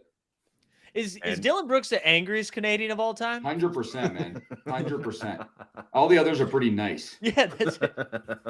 Okay, you want this one? Right, yeah. Okay. Oh, Lakers. Ooh. LeBron. Wow. 7,500, which is probably worth $1 more than the 40K. That used to be worth so much money. It was so much. It was so much. Like so much money. It's a good walk. These are all stress test packs. This is all from like the stress tests and shit. This is like a walk in the past, man. This is crazy. Luis, you got to offer more. Keeping these two or taking the third? I'll keep those two. There we go. You got to offer something with the third, LG. Like, come on, man. What kind of offer is that to not keep these two? You want the third one in the chair? You have to pay for shipping, though. Okay. The third one was, he finally made a good decision. Well done. That was a good decision. There That we was a go. good decision. Okay. That's done. Okay. And the last one was Series 2, Release 3. So this is early. This is one of those that like we were astonished at how quickly it sold out. Like this is one of the ones that what's his face? Not Woj. The other the troll guy. The troll Woj. What's his name? Stephen A. No. He always tweets bad. Like every 6 months, he says Darren talk shit Rovell. about- Darren Rovell. Yeah. This is one of the ones where Darren Rovell retweeted me saying like these sold out in like 10 hours, and he retweeted it being like, "Whoa, top shot!" And this is like January 5th or something like that. Hey man, like, he's busy buying Topps baseball cards, so leave him alone on wax or whatever the hell it was. all right, Luis, this is your third, or this is your fourth and final pack. Which two do you want to open? Let's go with middle and left. Ooh, middle first. Ooh. Aaron. Let's go. All right. Womp womp. That's not a bad play. Okay, and left, Luis. Nobody watched those. Here we go. This is Pacers. Malcolm Brogdon. Screw this guy. This is. He said he picked the Celtics over the Raptors. I couldn't believe that. Saw that? Yeah. Punk. As a Celtics fan, I was pumped. Nobody picks the Raptors. Luis, what's it going to be? Brogdon and Bledsoe or moment number 3? Moment number 3. Oh, yes. I love it. Are you sure? Yeah. Are you sure? Absolutely. You can still change your mind.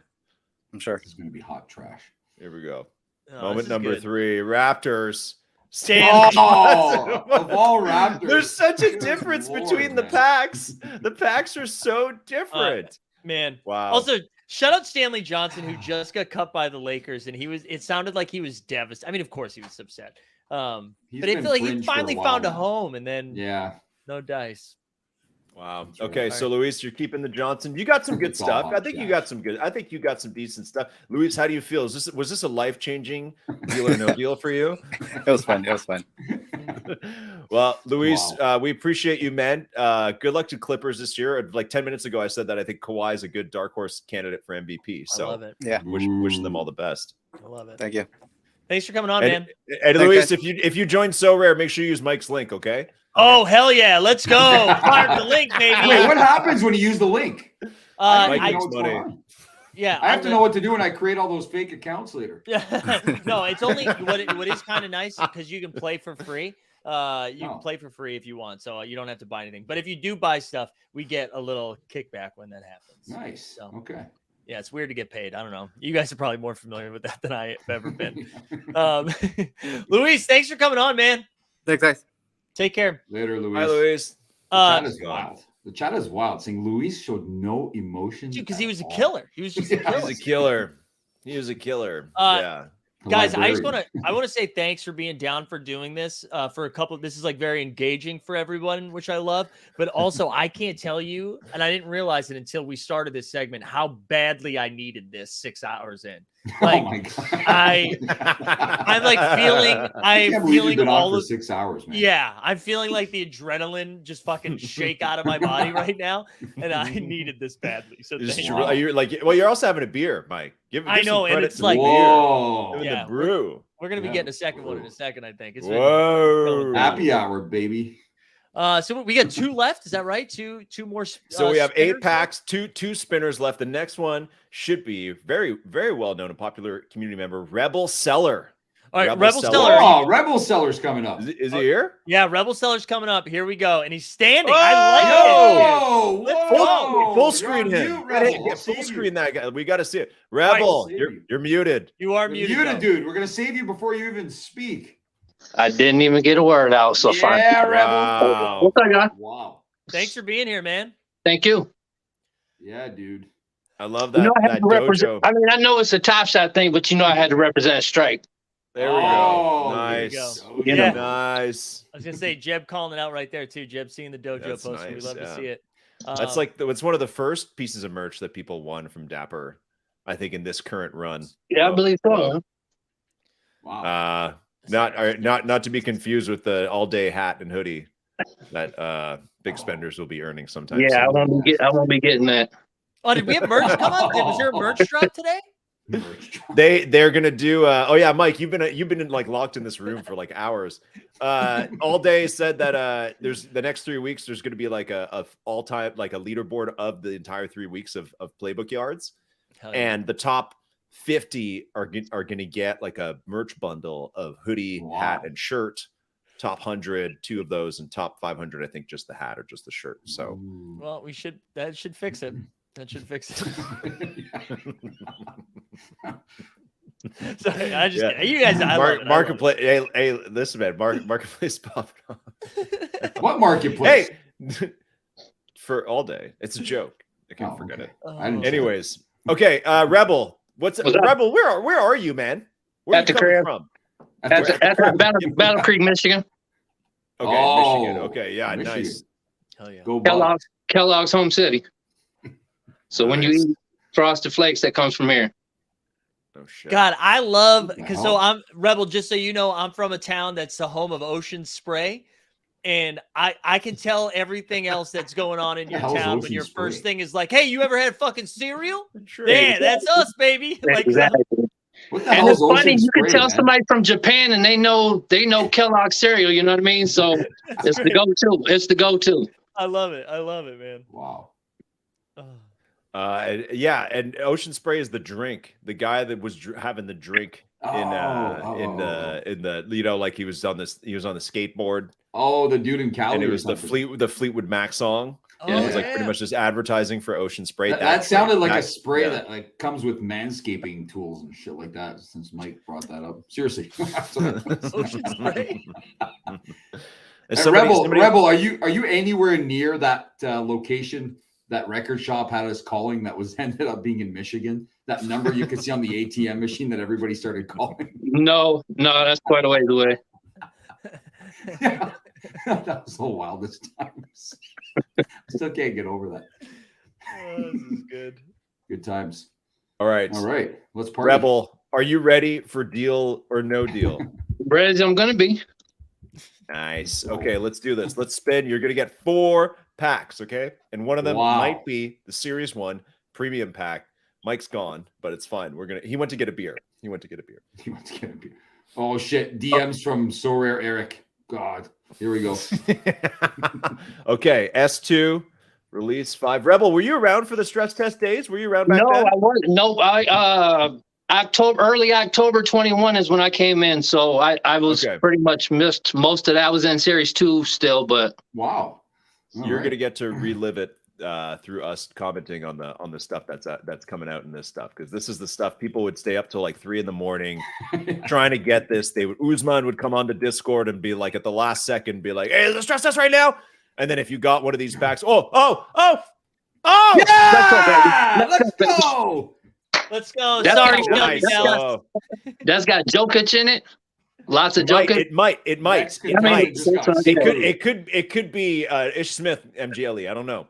Next contestant just got screwed large. It's sweet though, because that's a pack that I ain't never got to open, never had the chance to. So there you go. Okay. Series 2.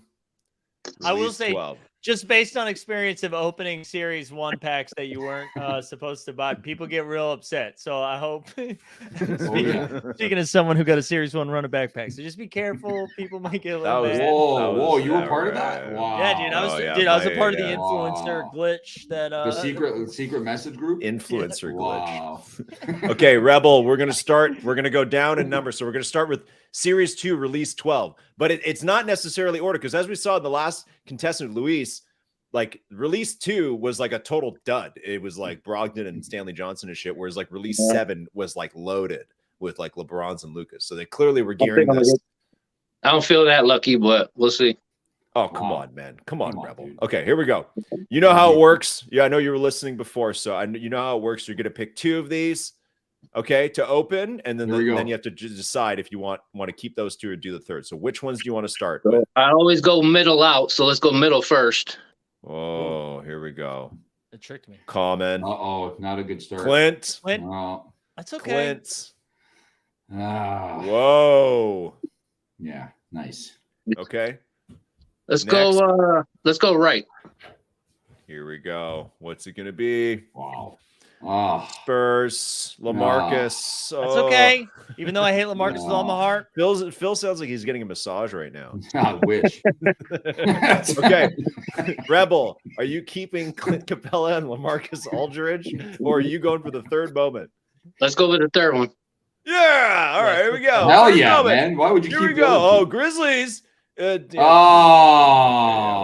but what a dunk it is. Boom. Oh. Nice dunk. Yeah, nice dunk. It is a good dunk. I'll take it. Yeah. We love D'Anthony. There we go. Great attitude. Okay. All right. That was a less exciting one. Now we got release 5. Okay, that's good. Let's do it. Release 5. I wish I had the story behind. I wish I had more of like what exactly the stress test was and like what time of day it was. All right, Rebel. Honestly, I don't know if y'all have seen. That's what I've been trying to do with Strike while it's still halfway fresh in my memory. But like I'm a couple months behind now, so it's hard to go back to the tweets. But I did that with that thread there a couple of months ago, just trying to like document the weird things that happen during these times that people down the line won't remember. We need that. We need to document that stuff, man. We leave like audio histories of some of these times. So I'm glad you're doing that for Strike, because we'll need it. Rebel, what do you want? Let's go inside out again, middle. Woo! Wow. Here we go. Oh, whoa! Ish! Yes, Ish. That's what I wanted. That was what I came for. Yes, we love Ish. We brought up Ish's name more than any other player in stream history. That's crazy. That's a good cereal. All right, Rebel. Which way are we going? Let's go left. Ooh. We need a pack valuation expert here. Yeah, like $1. Okay. Joel Embiid. There we go. Ooh. Oh, these are all good. These are all bubble moments too. Is that a bubble? Yeah, it's a bubble moment. Oh, hell yeah. Look at the background. That's not a stadium. Okay, Rebel, are you keeping the low cereal ish? And Joel, are you going for the third? I'll keep the first two. Yes, Rebel. It's that low cereal ish. That's going personal collection. Yeah. Yep. A personal collection. I thought, okay, I like that. A couple hours later, it's 100% hitting the marketplace. Mike, give me a prediction for the third one. All right, Mike, so give me a random player. Okay, this is for sure. Caleb Martin. God. Oh, no. Jeremy Grant. No, you should have. He was. Yeah, we pulled that one many times on stream. Yeah. Good call some again. of these Dougs, like the other team, like I think Wiseman there, he doesn't even move. Like he's just no, I'm not ending up on a moment. You're not gonna NBA Top Shot that me. Okay? Still did. That's exactly what Wiseman was thinking there. He's like, don't put this on Top Shot. Okay, release number. We picked 3. It's not here. People are just like, come on, get Is that through what we these. did? What did we pick in the last one? Was it? Oh, we had a release 3, but it's not. There is no release 3. Okay. I think maybe release 2 is what we'll. Let me just double check. Randomizer. The randomizer's broken. Yeah. Oh, you know what? I think down. I think I opened number 3 by accident when it was release 2 for the last one. So what we're gonna do is give you release 2, which I think is gonna be better. Yeah. Because that's pretty early. Yeah, these ones are worth like $4. I think the EV on these is like $40 on the like release 2. Okay. LG, you're being accused of running a scam in the chat. This is very much a scam of my own moments that I'm giving away. Pack 3, pack 2 instead of pack 3. My own third part. So funny. That's good. Third party. Sorry. Yeah. Oh yeah. Everybody in the chat just got a legendary. Sorry. That's yeah. Sorry. Oh, sorry. Actually, all of these just went to Judge's account. No, he's just gonna, and he's not giving them back. Yeah. Wow. All right, Rebel. Which one's it gonna be? Let's go middle. Here we go. Oh, Jokic. All right. Loaded, Look at bro. that. Kaboom. That was going for hundreds. Oh yeah. There wasn't much not going for hundreds. That's true. Even ish at some point, I think. That is true. Rebel. What is the second choice? Right. He's going right. He's not changing up his. Whoa, oh these are all good cereals. Oh my God, it's the bonus. Let's go. Yes. I like those bubble moments. I do too. That's like a team moment, practically. Yeah. I don't know how we enjoyed games in the. I don't know if I've ever seen that moment. I don't think I've ever seen that moment. I like it. Yeah, I like that. It's not bubble. It's empty arena. That's like the start of the the next season. It's not bubble. It's not bubble playoffs. Oh, it's like okay, look, they're in an empty arena. Right. So they're in Chicago. Wow. You should sell it to Sorare Pros. He might want that. I think he's a big Kings fan. Okay, these are pretty good. Yeah, Rebel. Well, I'm just gonna say though that like this is clearly like the release 2 is clearly a loaded pack. So I'm just saying that don't assume that the next one is like a 40K because I don't think those existed at this point. No. All right. No, I'll keep those 2. There's no way you're not taking. Okay, these. Phil, give me a player prediction for the third one. I'll go with Kyle Lowry. Oh, that's a good one. Cavs? Nope. Andre Drummond. Wow, Rebel, you made a good decision. Rebel's on fire here. Very good trading decision there, man. That was pretty good. Rebel, how do you feel so far? About all this? I'm feeling good because honestly, when I came up, I thought I was opening 1 pack until the stream started. So 4 packs is fucking awesome. Nice. And I got the one that I was hoping for, obviously. So I'm happy already, and I'm getting the extra one on top of that. All right, here we go. Here's the good stuff, One right? of these guys. And you can see I have a lot of other packs that maybe can be used for later things. Or honestly, there are other packs that I'm just saving for like the marketplace that may never come. So there might be a point soon where I just snap and open all the other ones. Just honestly, I'm amazed. I'm amazed at how long you kept those packs unopened. It became one of those I don't know things how he where does it. I would have drank. Yeah. I would have been drunk one night and for sure opened all of those. Absolutely. For sure. Or pissed off about something and something. Me up. Yeah, absolutely. I can't. Who knows what's going to happen tonight once this stream's done? Who knows what's going to happen to those? Who knows that pack? Oh shit, there's 6. There's 6 moments in You're this. screwed, Rebel. Oh You've been on my fire so far. But you're God. screwed on this one. Okay, Rebel, I'm gonna give you 4 of these. 4. Okay, you get 4. God. And we don't. And one of these is metallic, but we won't know obviously because we're not going to hover. So you're getting. Oh, I 4 of love these. that Big one. too. That's right. Yeah, and honestly, I wasn't even looking if you happen to have anyway. So Come on, dude. I mean, I am now, but I wasn't a second ago. So let's go. I'm hyped. I'm Rebel, hyped. which one? Pick one, Rebel. Let's go middle top. Oh. Whoa. Whoa. Oh, Maxi Maxi Kleber. Maxi. Honestly, fuck that. I thought that was Luca for a second, and it's Maxi. I got so excited, dude. I was ready to Maxi. throw my camera. This is still a debut. That's pretty good. I man. know. This is gonna be a very valuable pack. I'm just gonna say definitely. it's like this. This is like at least $100 or something like Oh, that. this is $100, great. yeah. Yeah. Okay, Rebel number 2. Let's go top left. Oh my God. I thought you were going middle again for sure. Oh. Whoa. Whoa. All right, Here we go. Let's go. Rebel, which MGLE is it going to be? Oh, I don't know who's my option. I mean, shit, Jokic. Is he in there? He is now. Let's find Let's go. out. Oh! Oh! No. Oh my God! Let's go. Call it. Shot. Call it. Let's go. Wow. Let's go. Oh, Rebel! Yeah. Yeah. Jokic Series 1 metallic. Oh, Dude, you have to sell Oh, that immediately. wow. You gotta sell that immediately. Shot. Wow. Oh my God. Got access to Look, I'm gonna be honest with y'all right now. And How much is that? How much is that? $1,369, Rebel. All right, so check it. $1,369 is the low ask. Look, I might sell that and buy into the champion club for UFC Strike because I still don't have one. And then you can still have $700. And That's still right. have Yeah, you'll $700. still have We all- tons of We're money. shocked you don't have one. I don't think you had many. Because I Wow. wanted to pull. I was an OG and I had to pull one from a pack. I just didn't have the money like that first drop. I only bought one pack, Dude, that's or no, amazing. 2 packs. 2 packs. So you know what I mean. When everybody got refunded, Yeah.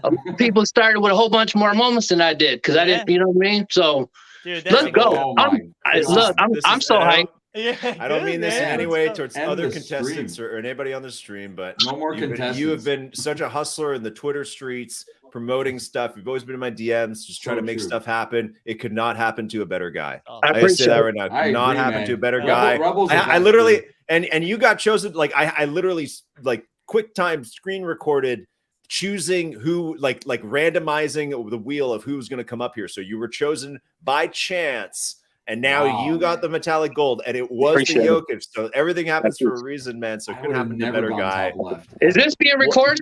Yeah, man. We'll clip Yeah. it. It's For just- sure, we'll clip it. Hold on, Rebel. You know this is live, right? Like people are watching. Yeah, right I now. know that. Of I've been course- watching.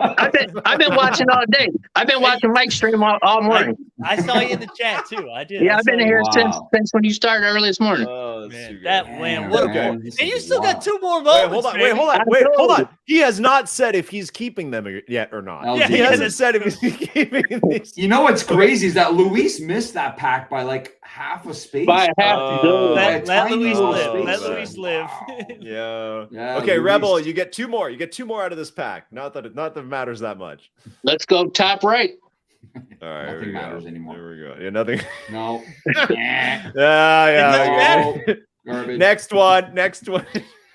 Garbage. Bottom. Let's stay in the middle. Hey, before you I click, knew he was before you click, I just want to share his comment. It says Top Shot will ask to use this as promo, and the best part Yeah. is the You're best right, part Mike. is, Mike, they were supposed to be the presenting sponsor of the show. They Wow. should. Yeah. They can only They use it messed- as a promo with the, yeah. The Sorare Yeah, we'll thing. put They the little messed up. there. It comes- I signed up for So Rare this morning. I ain't gonna lie. Let's go. Let's go. Oh, Let's go. things are shot. All right, here we go. Whoa. No. Oh, my. Oh, What is my going God. on here, man? Oh, What is my happening? God. Oh, my my God. God. Oh. Rebel. Oh, my God.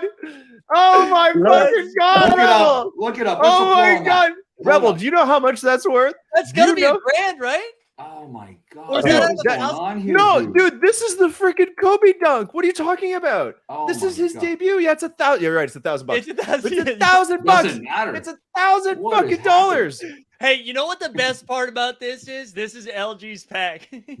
It's LG's package. This is what live, it's so he all can't about, just man. erase the show. This is everyone, Wow. and this is you know what I get to do, Mike, is not only do I get to feel nice, Yes. but anytime someone comes and tweets, be like, LG, you betrayed us. You don't talk about Top Shot anymore. You hate us. I'll be like, oh, fuck you, man. I gave like fucking $1,000 back to the shit I've been sitting on for 2 years that none of you can do. None of you can hold an open packs, right. okay? Take Shut that up. fire Shut up. rolling. All right. And I We gave know you're in it here. one of the best people in the fucking community. So there we go.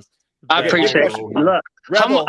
how much is a floor first mint day one pass right now? Do you know? Yeah, way less than either of those.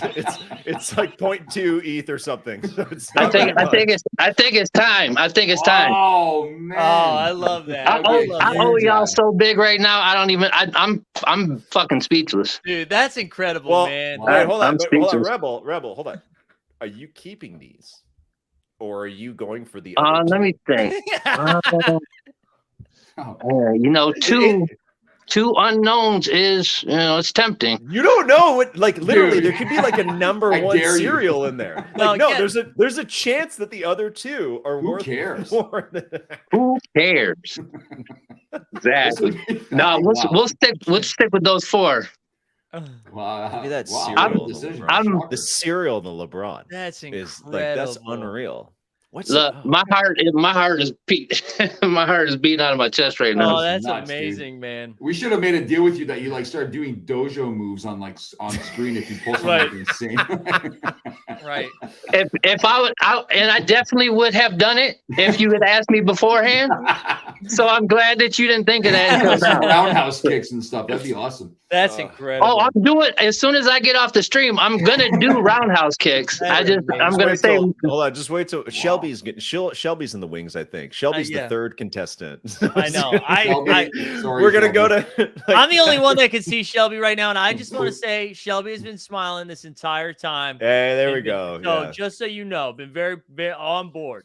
Shelby's gonna pull like a low LaMelo debut or something like Please, that. I hope. Like, I that's hope what I'm every. saying. Yeah, because honestly, Luis got. I mean, shit, them were kind of nice packs too. Mm. All them LeBrons. That's kind of you to say, but Yeah, sure.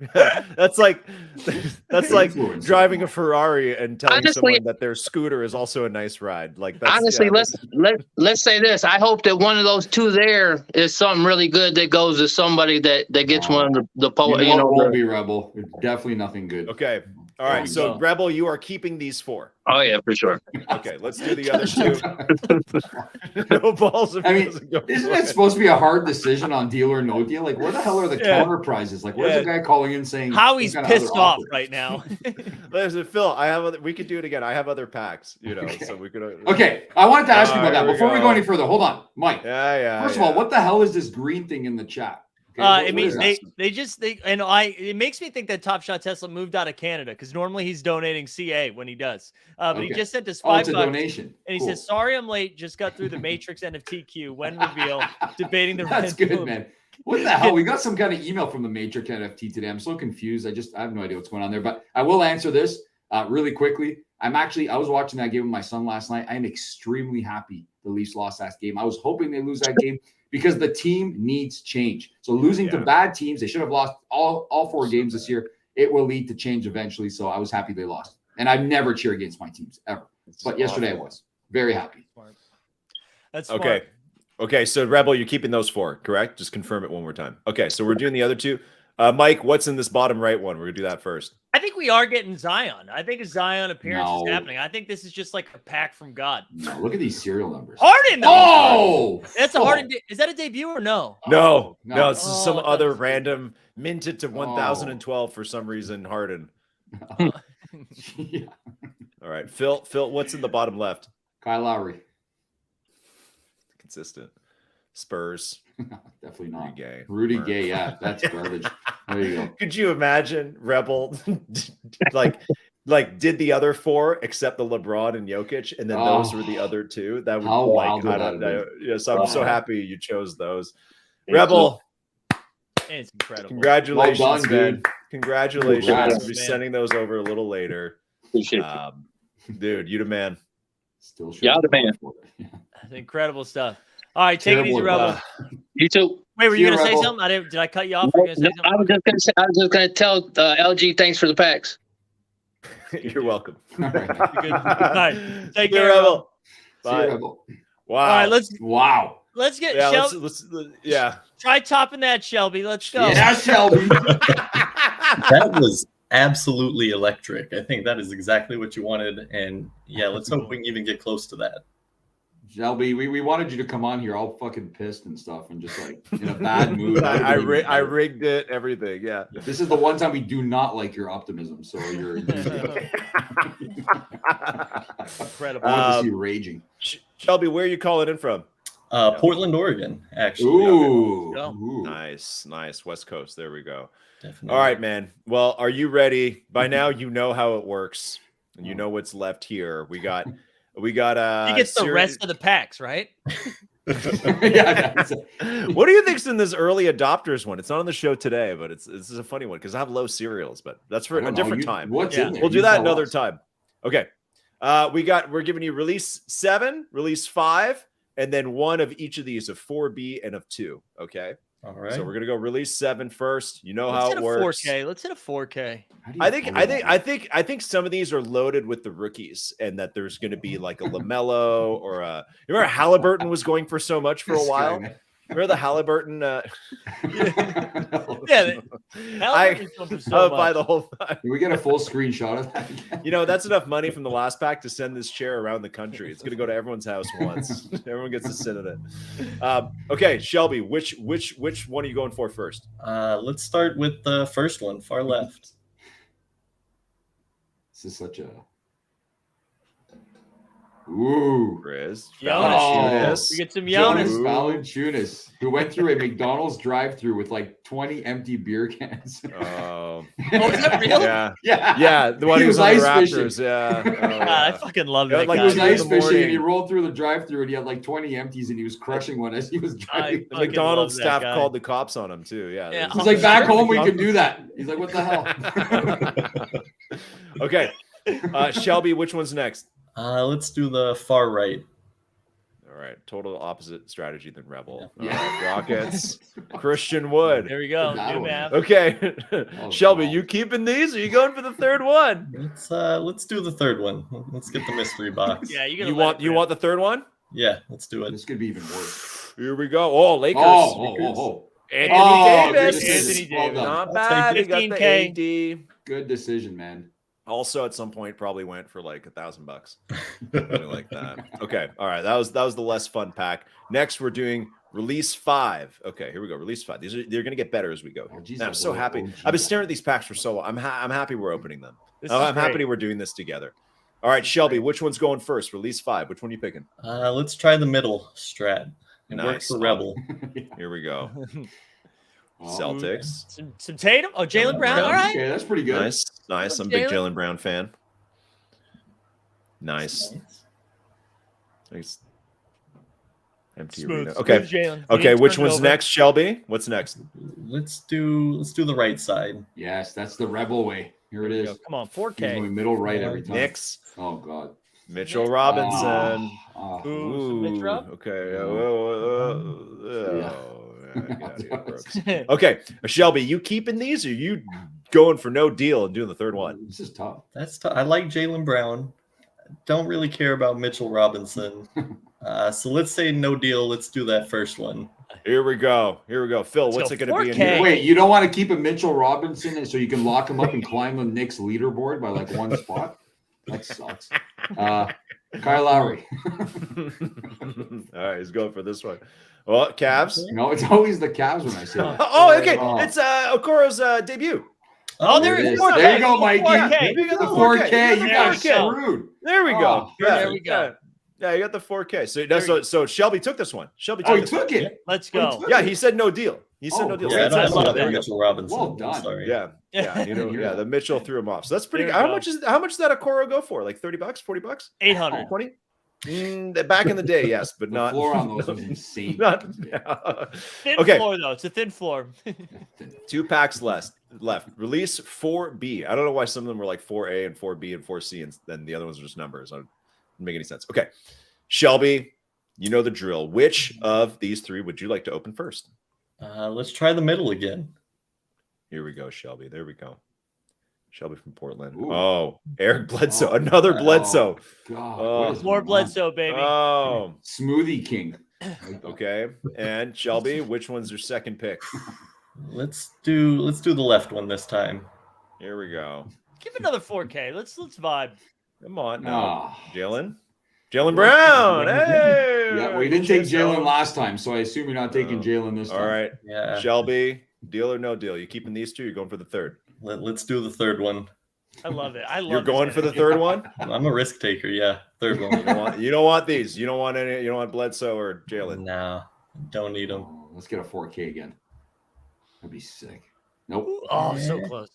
Bucci Mane. Booch. Nah. Not mad. Could be worse. Back then, when you opened these packs, no matter what, you'd be happy. Now, can you imagine this? Do you want me to? Should I just sell this for $3 right now? I can. It's giving me the option to. Put it for 2. Just Venmo me the $3. We don't have Venmo in Canada, man. Sorry. Okay. Release 2. This was loaded with Rebel. The release 2. This was a loaded pack. So we'll see if don't Shelby have his luck. So well, hopefully it listen, rubs off hey, on don't me. say that. Don't say that, man. It's your last pack. Come on, man. Do you have any good luck charms, Shelby? Do you have anything you do like rub a rabbit's Rub foot? something. People do that in the that's a 90s movies thing that you had like a rabbit's foot for luck, like on your keychain, but nobody does that anymore. What? Not with me right now. No luck, nothing for luck. Okay. That guy on the crab fishing show, he knocks on some little baseball doll. I forgot what his name is. One of the captains. I've seen that. Captain Keith. Show. Yeah, what's it called? The crab show, man. Deadliest catch. Deadliest catch. Yes. Yeah. I love Okay. that show. All right, Shelby. Which one's it going to be? All right, let's start with A little the rub. third one. Which one's the third one? Now the far right. This Yes. one? Yes. Okay, Wow, here we you're getting go. Wild Shelby. Oh, it's a high mint, but it's Josh Green. Wow, Oh, these are this is awful. Oh Terrible. my! What did you God. expect? What did you expect after Rebel, though? Seriously. Didn't they do an Instagram live with Josh Green at one point? Probably. I think Nobody so. even I knows think who he they is did anymore. one. Anyways, okay. All right. That's your first pick, Shelby. Second pick. Let's do the middle this time. Here we go. Oh, low cereal. Bruno. This is awful. This is brutal. Yikes. Well, at least the decision's been made. You know what I mean? Like, think of the time you've been on the stream now, Shelby. You could have been making money somewhere. Now you're on here losing money opening these $1 freaking moments. Okay, Shelby. Top shot debuts. So Okay, keep it. Oh, wow. Are you going to keep the debuts? Or are you going for the third one? He's keeping. Who bought? Somebody said I bought this for $2K. let's just do the third one. Oh, All right, wow. I so thought for the sure you're third going to one. get wild and keep these two. I think you've done that for every single one. Just because I think you've gone for the third one. He doesn't every play the time. numbers game. Yeah, he could have left with 6 moments. He's going to leave with 3. I'm okay with it. Shelby, who is going to be in this third moment? We need like a low cereal LaMelo. Is probably the best thing you could get. Maybe like the Anthony Edwards debut. Hopefully. Okay, yeah, also really Ooh, good. Yeah, yeah. low There we go. cereal and debut. Portland. Just give them all 3. Rebel We might have called to his here. shot. Rebel called his shot. I think that Shelby can turn this whole session Let's go. around for himself Let's go. and go with the ants. Ant-Man, believe one you. time. Show me the Wolves. Come on. Oh, Grizz. Oh, Grizz. Down Jonas! Oh, JV again. Ooh. Oh, Well, Shelby. That was tough. That was tough. brutal. This is awful. Yay. Well, I had a great time. This is awesome, guys. Shelby, we're happy you're here, man. That's Yeah, what I matters. appreciate Just you hanging guys out for with putting this friends. on. Damn. You know, we appreciate you, man. Yeah, thank you all. Yeah. Make sure, Shelby, if you sign up for when you use Sorare, make sure you use Mike's link. Okay, we Ouch. use Mike's link, That's just ouch. so make sure you do that. Of course. I'll make sure Yeah. that happens. Shelby, thanks for jumping on, man. Of course, appreciate y'all. Have a Sorry, good one. Shelby. Take care, man. Hi, Shelby. Brutal. Oh, well, guys, guys- I got to tell you, like I've been sitting on those packs for a really long time, so it feels pretty good. That was great. That was seriously. Thanks for being down to do that, and congrats course. to everybody who won some shit. You know. Yeah, that was pretty insane, honestly. Like even when I was like, we'll give away the metallic gold pack, I was like, I looked at the pack list and I was like, God, there's so many bad like MGLEs it could be, and I was like, it'll be so anticlimactic. Like there was like, let's show you. There's But he picked Jokic and he asked. here. if he was in it. Yeah, here we go. This is the list. This is the list shit, of there's some MGLEs terrible ones in there. it could have been. Jokic was Yeah. the best pull, right? What's yeah, false? so they What what else they would false? do is they would do like here's an MGLE pack, but what they would do is they would load it with one player. So you could see every player here had 33 moments, except for Jokic had like 160 or something like 166 or 64.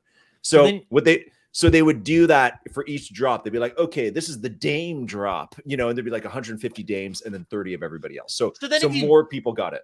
That's funny because I feel well. I guess it's not. I was gonna say then you really only just make people even more pissed when they don't get there because you had like a 40% shot of getting it. And they're like, well, here's Danilo Gallinari. Yeah, well, that's pretty much what it was. Yeah, that's like you like the most likely player you are to pull here is Jokic, and then you'd get like a Brooks Lopez MGLE. But And- he guessed it. He guessed it, and he That didn't was even know if crazy. they were in these packs. He's like, "Is he even in here?" That was amazing. I can't believe. And then that to it hit the was LeBron, Jokic, I mean, and then the LeBron. Because And look the at like LeBron. here, like here's all the stuff it could have been. This is all the other stuff it could have been besides the LeBron. These are all the commons that were in there. These are all the Series 1 commons. Yeah, Not so it could have bad. been anything else, but it was the LeBron, and that is completely insane, honestly. So in the LG, the chat says that account still has packs in it.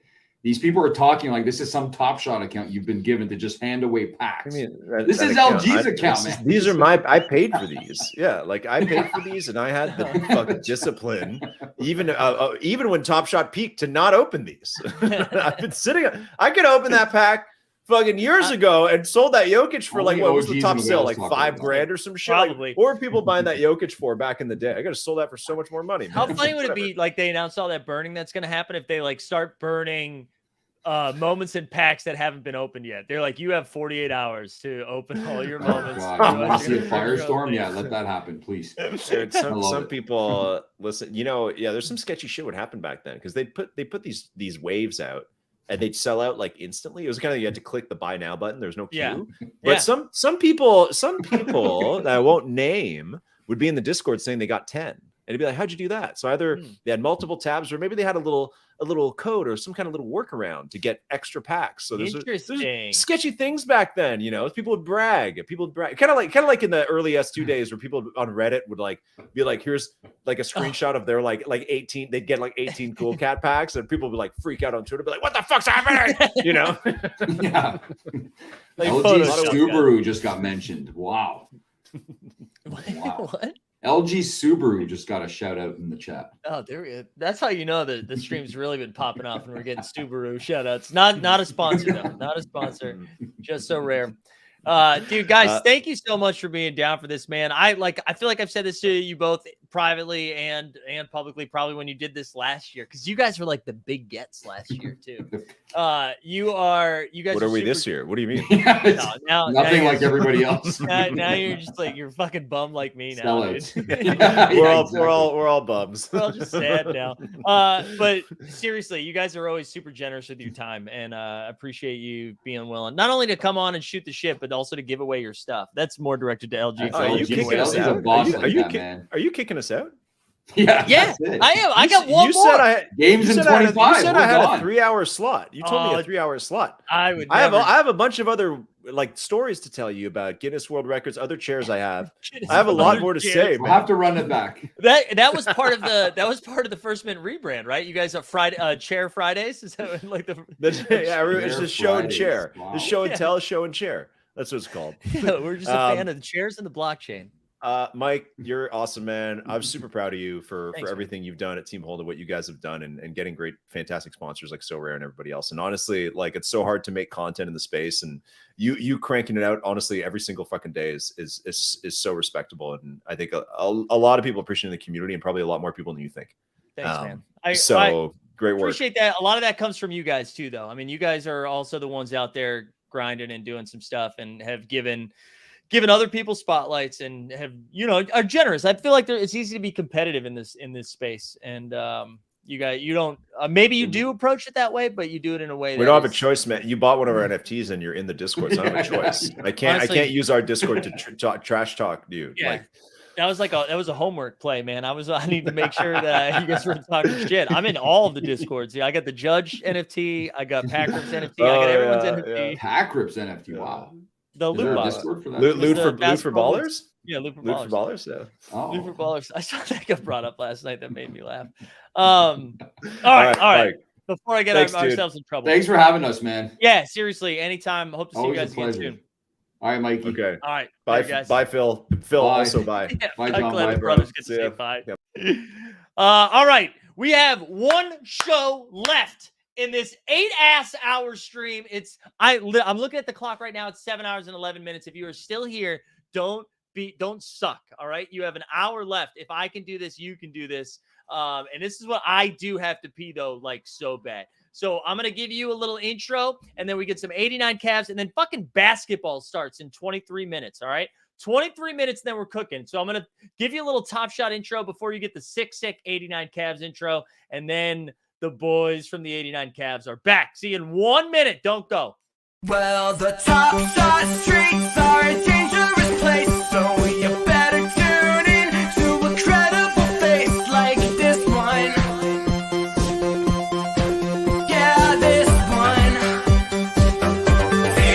And you know he's not alone, and they're coming in hot. We got a Lake so Stan and a guy who really likes baseball. I don't know why he likes baseball. We got legs with a guy in a bear suit. We're making money on YouTube clips, big ticket flips. We got potential to grow. He's in the NBA. What else can I say? You gotta get in the know. In Washington inside game, live talking flag. Why are you selling so low? Those Canadian bacon and friends, fun never ends. All right, enough of that bullshit. 89 Cavs intro. Let's go. The boys are back. Wait, hold on. Where is it? Here it is. Now 30 seconds of hotness. Also, just like full disclosure, I haven't eaten anything in a while, and now we're 2 beers in. So let's go. Let's end this thing the way that it needed to be ended. Let's go.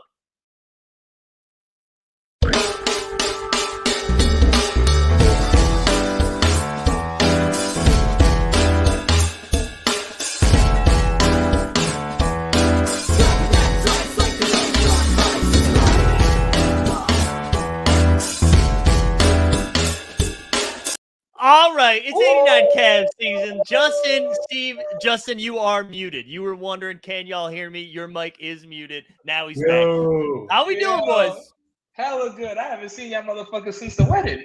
I know. This is crazy. This shit is Nice. crazy. This is Mike Z's wedding. So shout out to Mike. Yeah, shout out marriage. Shout out love one time. Shout out love one time. Steve, you're also in a new location. You wanted to make sure that you were like boots on the ground, giving us Harden updates. You already know. I'm a 76ers fan now, Phillies fan, Birds, Eagles, all that. We 6-0. I don't even watch football, but I know we 6-0 because I live in Philly now. I'm chilling on my Charlie Day shit. You feel me?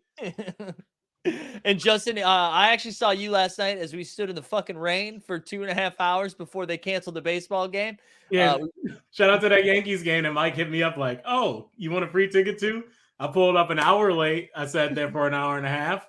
I got a $17 Bud Light seltzer that the game was canceled 4 minutes after I purchased. And then you know what? But it was beautiful. It was lovely. I took a city bike. I've city biked from the Bronx down to Brooklyn. Dangerous. And then couldn't go to sleep. So we're on that energy.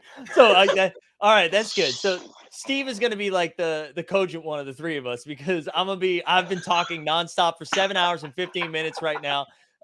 Justin hasn't slept.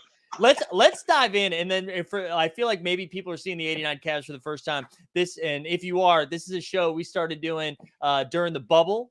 We just started like talking hoops during the bubble, and then turned into a weekly pod, and we do it. I believe it's going to be every Monday night. And the best part of the show is Steve usually tells us like what kind of trouble he got into in pickup basketball. So I'm just excited to have that energy back on a weekly basis. So what's crazy is I live like 3 minutes away from like a brand new court. Like they just remodeled it. Shit is beautiful, and nobody goes there. Like for real, like nobody touches it. Nobody's ever there. But one time I was shooting around and it was raining. I'm not talking about like rain, but it was raining. And like 4 old ass dudes that look like they come from like money, like Gatsby money. They literally go, "That's right, fella. Ball don't stop. Put them damn shots up. I see you," and just walk away. And I'm like, I moved to the right neighborhood, man. Y'all should have said some crazy shit. But y'all said one of the nicest things I've heard in a while. So shout out them. Shout out the neighbors. I've never heard people get compliments playing pickup basketball. That's wild. Right? That That is shit wild. crazy. That shit is crazy. Compliments. If they do get compliments, they're like vaguely racist or just Wait, can we get an example of that? Like what is something that you have heard that was a vaguely racist or not even vaguely? I forget. Oh man. I know one. No, but it's just like usually different races. The homie Dan Yang, he's Chinese, and he told me a story. He was balling out of court, and they called him some wild. I forget the player. I'm sorry, I'm slipping. It's not like Yao Ming or anything, but they called him a player, and I was like, yeah, it's a compliment because it's like it's like that older dude compliment, but it's also absolutely racist. My college roommate, shout out, he was my best man, Vedran. We played rec league together, and we played intramurals together. And I used to scream because he was also a Kings fan. So when he would and he was a good shooter, and when he would shoot threes, I would scream Peja, and it was always cool if he was hitting it. But if he wasn't hitting those shots, he got so fucking mad. And I was like 19 at the time and stupid. And like in retrospect, yeah, it's probably not. I could have found a Bosnian at least because he is Bosnian. Like I could have found a Bosnian NBA player to yell about. But yeah, so I'm sure I fall into that category as vaguely racist when it comes to yelling stuff, at least towards Vedran. Yeah, where I grew up, if a white dude was on the court and he was shooting threes, they would either call him JJ Redick or they would just say white boy.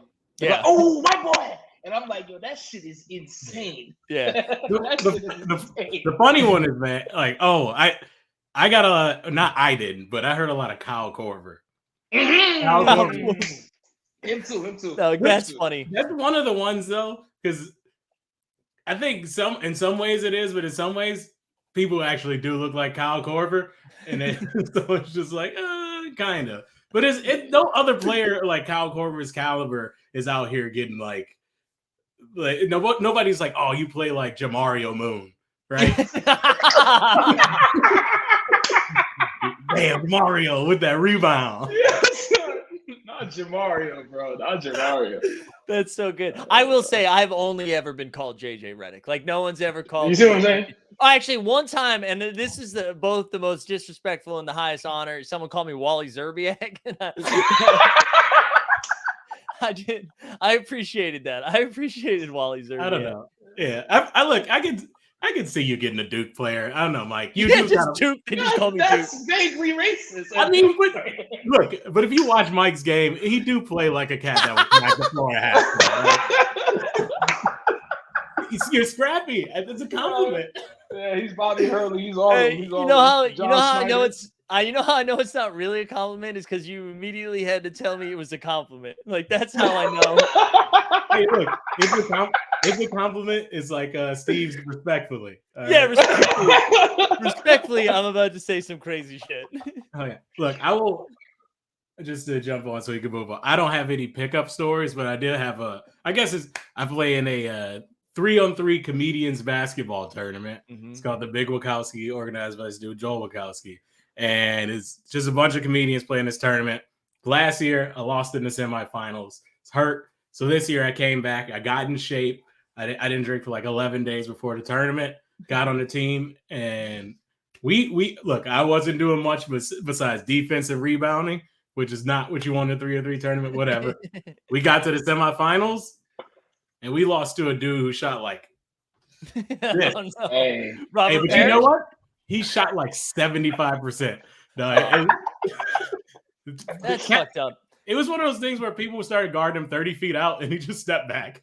Anybody that shoots over 50% in pickup, like outside, if you shoot over 50% outside, that's not fair. No. That's not fair at all. Also, this comment right here, I could see Mike having Grayson Allen.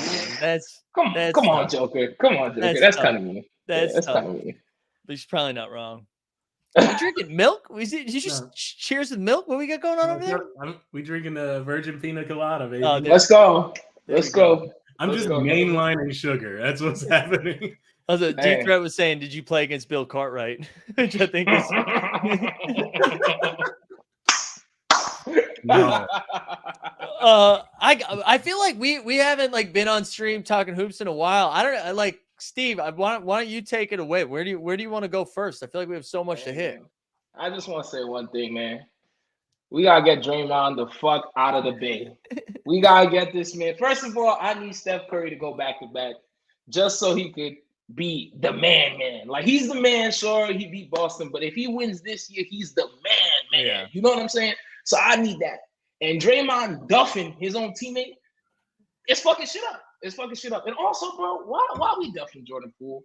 We know Jordan Poole's annoying. We know he's the little cousin that want to get the rock. He know he want to play 2K. We know he's annoying. Don't duff him. Come on, just do your thing, bro. Yeah, man. When that dude gets punched, everybody's like, "Man, why you punch him?" Yeah, you know, like it doesn't feel. It's like, of course, everybody's like, of course he got punched, but like, why you punch him? That's what he's supposed to do. He's supposed to chat, as he said. Right, he's like that little annoying guy in like every movie, right? Like every movie that has a friend group, there's like one little annoying dude, and you're just kind of like, yeah, we just deal with this, man. Like he's like a part of this is what he brings to the table. You have to just deal with it. I'm with you, man. I'm so tired of the Draymond stuff. Like I still think he's important to the team, but I mean, like at what point is it too much? Like at what point are you done? It's no longer worth the risk that comes with it, you know? Yeah, look, I respect Draymond, and because I respect this. It's a philosophy I think I use at work. You can be a level of dickhead if you are contributing at a level higher than that level of dickhead. That's a fact. All right. That's a fact. All right. I just want to say, Justin just compared himself to Draymond at work, which is almost what every podcast was exclusively doing, saying like Big Waz from The Ringer, like was saying like, why are you comparing what Draymond did at work? It's not the same. And Justin was like, actually, it is. Hey man, you ain't got to no. But no, you can't be a nuisance if you stop. Like Draymond, look, like somebody put it somewhere 7, 7, and 7. You can't be doing that and be punching the best young player on that team. Yeah, no. Right? They had like 14 draft pick, like lottery picks. Their best young player is Jordan Poole. You can't punch that dude. You can't. And it's also the video is wild because Draymond punched him like you think a dude like Draymond would punch him. It wasn't like they squared up. Nah. It wasn't. If it was, I don't even think we're talking about it. No, I totally agree. If they were like, okay, like let's go, Or if Poole like lost the fight. Yeah. There was he Also, didn't realize he was in one. Did it?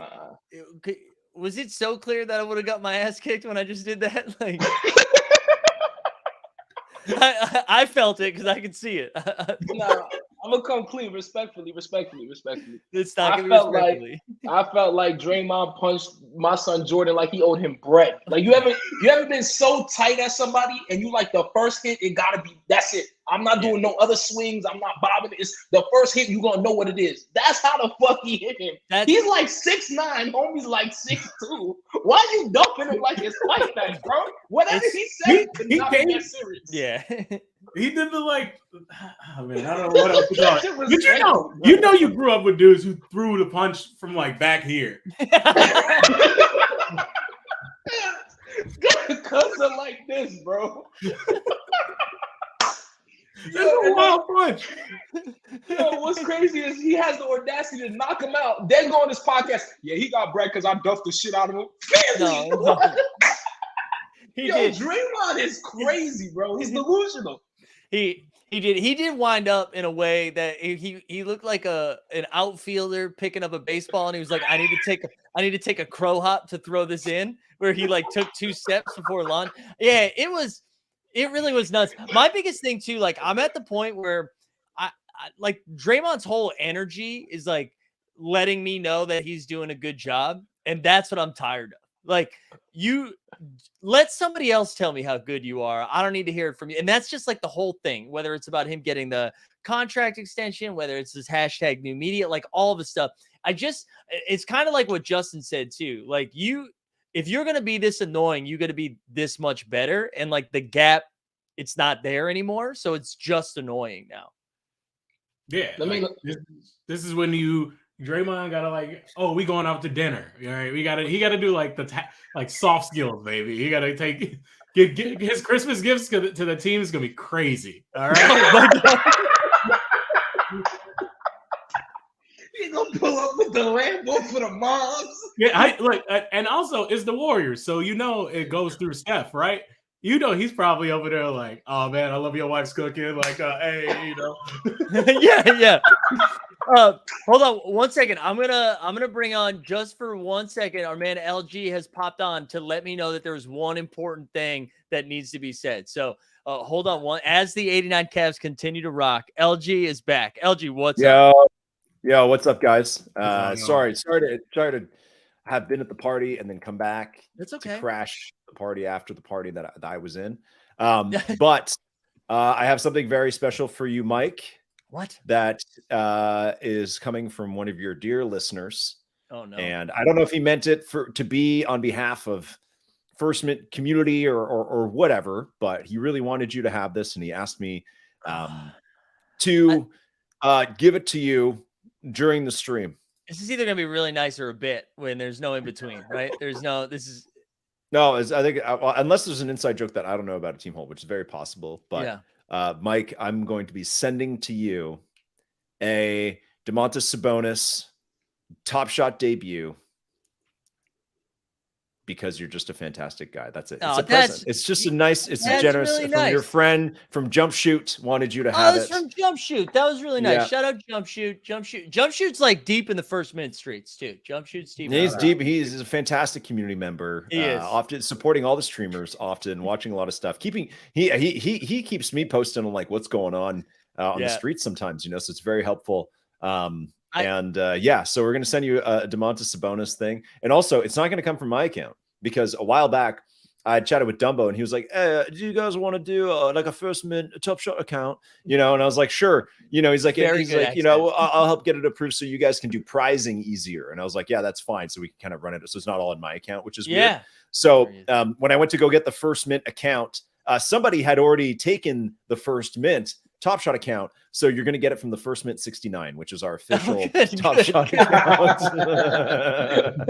So you're going to get, so if you get a Domantas Sabonis Series 1 from the First Mint 69 in your account, don't be shocked. It's from Jump Shoot. Shut up, Jump Shoot. That's very kind. I see Jump Shoot in there. That's very kind. I also just want to say a lot of people said the chair, that it was going to be the chair was the gift. It still could be. Yeah, it still could be the gift. That's very kind. Thank you so much, man. I appreciate it. We love you, Mike. I'm gonna go. What's up, guys? We've never spoken, but I'm LG, and I'm. What's going on, LG? Okay. Bye. All right, later, LG. Thanks, man. That was kind. Shout out, like that was nice, man. We got a little Sabone bone action, Saboner. Yeah, shout out. No longer a pacer. Yeah, he out of the bullshit ass Indiana. Let's go. And then welcome to Sacramento. Before we move past the Draymond thing, I wanted to just. Because it's one thing I texted y'all and I wanted to get on the podcast is that we're not talking about if that video ain't come out. And who do you think in that organization is like, nah, fuck him. We dropping this video. So the best take that I heard so far, or I shouldn't say the best because it's kind of the most boring, is that because it's like clearly, this is from the House of Strauss podcast, with Ethan Strauss, which I highly recommend. He was saying that it's clearly like a camera over the I mean, it's like a phone camera over like the footage. Ooh. So he was saying that he thinks that like players were like, wait, what the fuck happened? Because like clearly they didn't see the fight, right? And then they went back in and they're like, oh shit. And like, is the video guy going to be like, hey, don't record this to like Steph or Clay? Not saying it's them, but then they like maybe put it in a group chat and somebody got a little loose in a group chat. Because the take was that the video guy wouldn't do it because the video guys get paid peanuts, but it's because they want to work in a front office in the NBA. Right. And so but you're not going to, well, you think they would burn that bridge, Justin? No, I don't think so. Unless you like had real drama. Yeah. But yeah, I guess if it was a player, I mean, if you're like, you're Jonathan Kuminga, you're like, hey man, I can start. Yeah. You can send it to like a couple homies down and just be like, ooh, I don't know what happened, man. Mike, I got a question for you, Mike. Yeah, what's up? What the fuck going on in Boston, man? Oh, normal stuff. Normal stuff? Normal stuff. Let's get this on here. Oh, wow. Let's shout out my man Jay Rogers who brought this. He brought this to a wedding shower. That was his wedding shower gift. Was this right here? No, man, I'm actually like legit. I'm not concerned long-term, concerned short-term, though. I think the Celtics are still good. Robert Williams is going to come back. He's going to be fine. I think it's weird, though.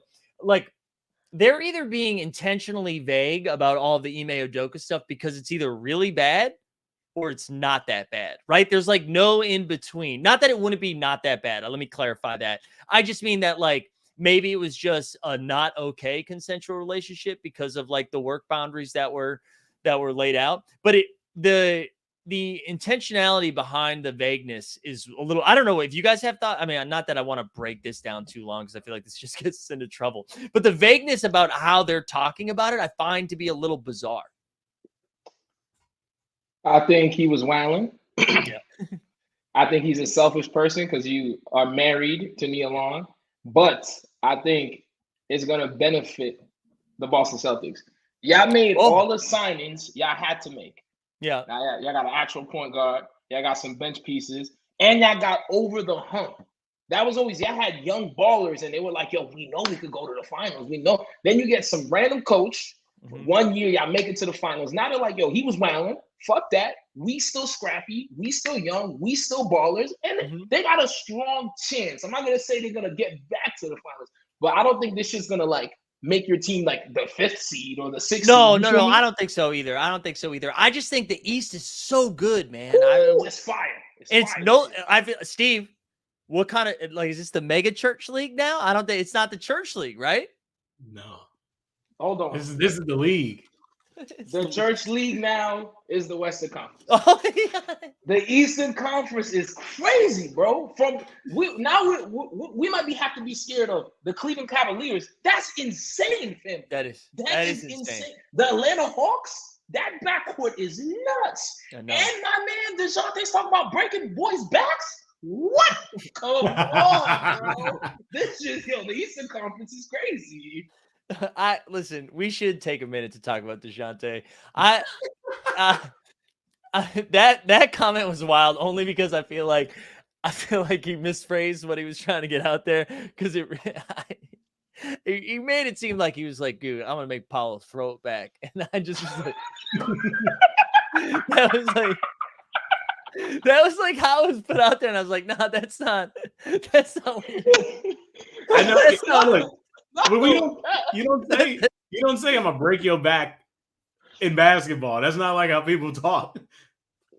Nah, man. I don't know about where y'all from. There's a lot of questionable basketball sayings. Yo, put your family on his chest. Yo, give him a facial. Yeah, get all in his grill, jerk him. And I'm like, yo, family, we playing ball.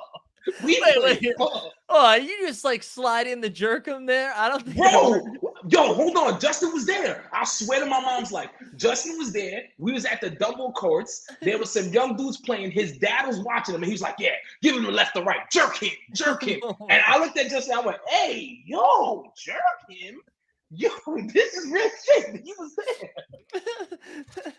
The DeJounte energy has changed though. Like I feel like that's if you ever wanted some like real Spurs culture, you just like look at DeJounte before he left the Spurs and then after he left the Spurs. Because the second he left, he was like, you know what? Let's fuck up this 18-year-old right now. And like in a pro-am game. Like this dude hasn't played an NBA game yet, and he's just throwing basketballs at him. It was nuts.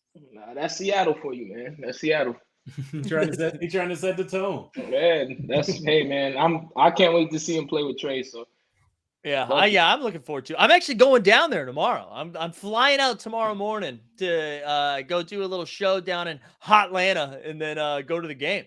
Oh hell yeah, bro! Yeah. Come on, making the moves. We made it. What up? Wait, hold on. I'm afraid to share it because I just saw asterisk, but he said not safe for work. Parental advice. Jerk. Yo, it's crazy. It came from the dad. That's That what, is the mad part of it. It came from the dad. Like that shit is crazy. That is nuts. Who do you guys? What are your little NBA predictions this year? Who do you think's MVP? Who's making it out the West, the East? Who you got? All of that.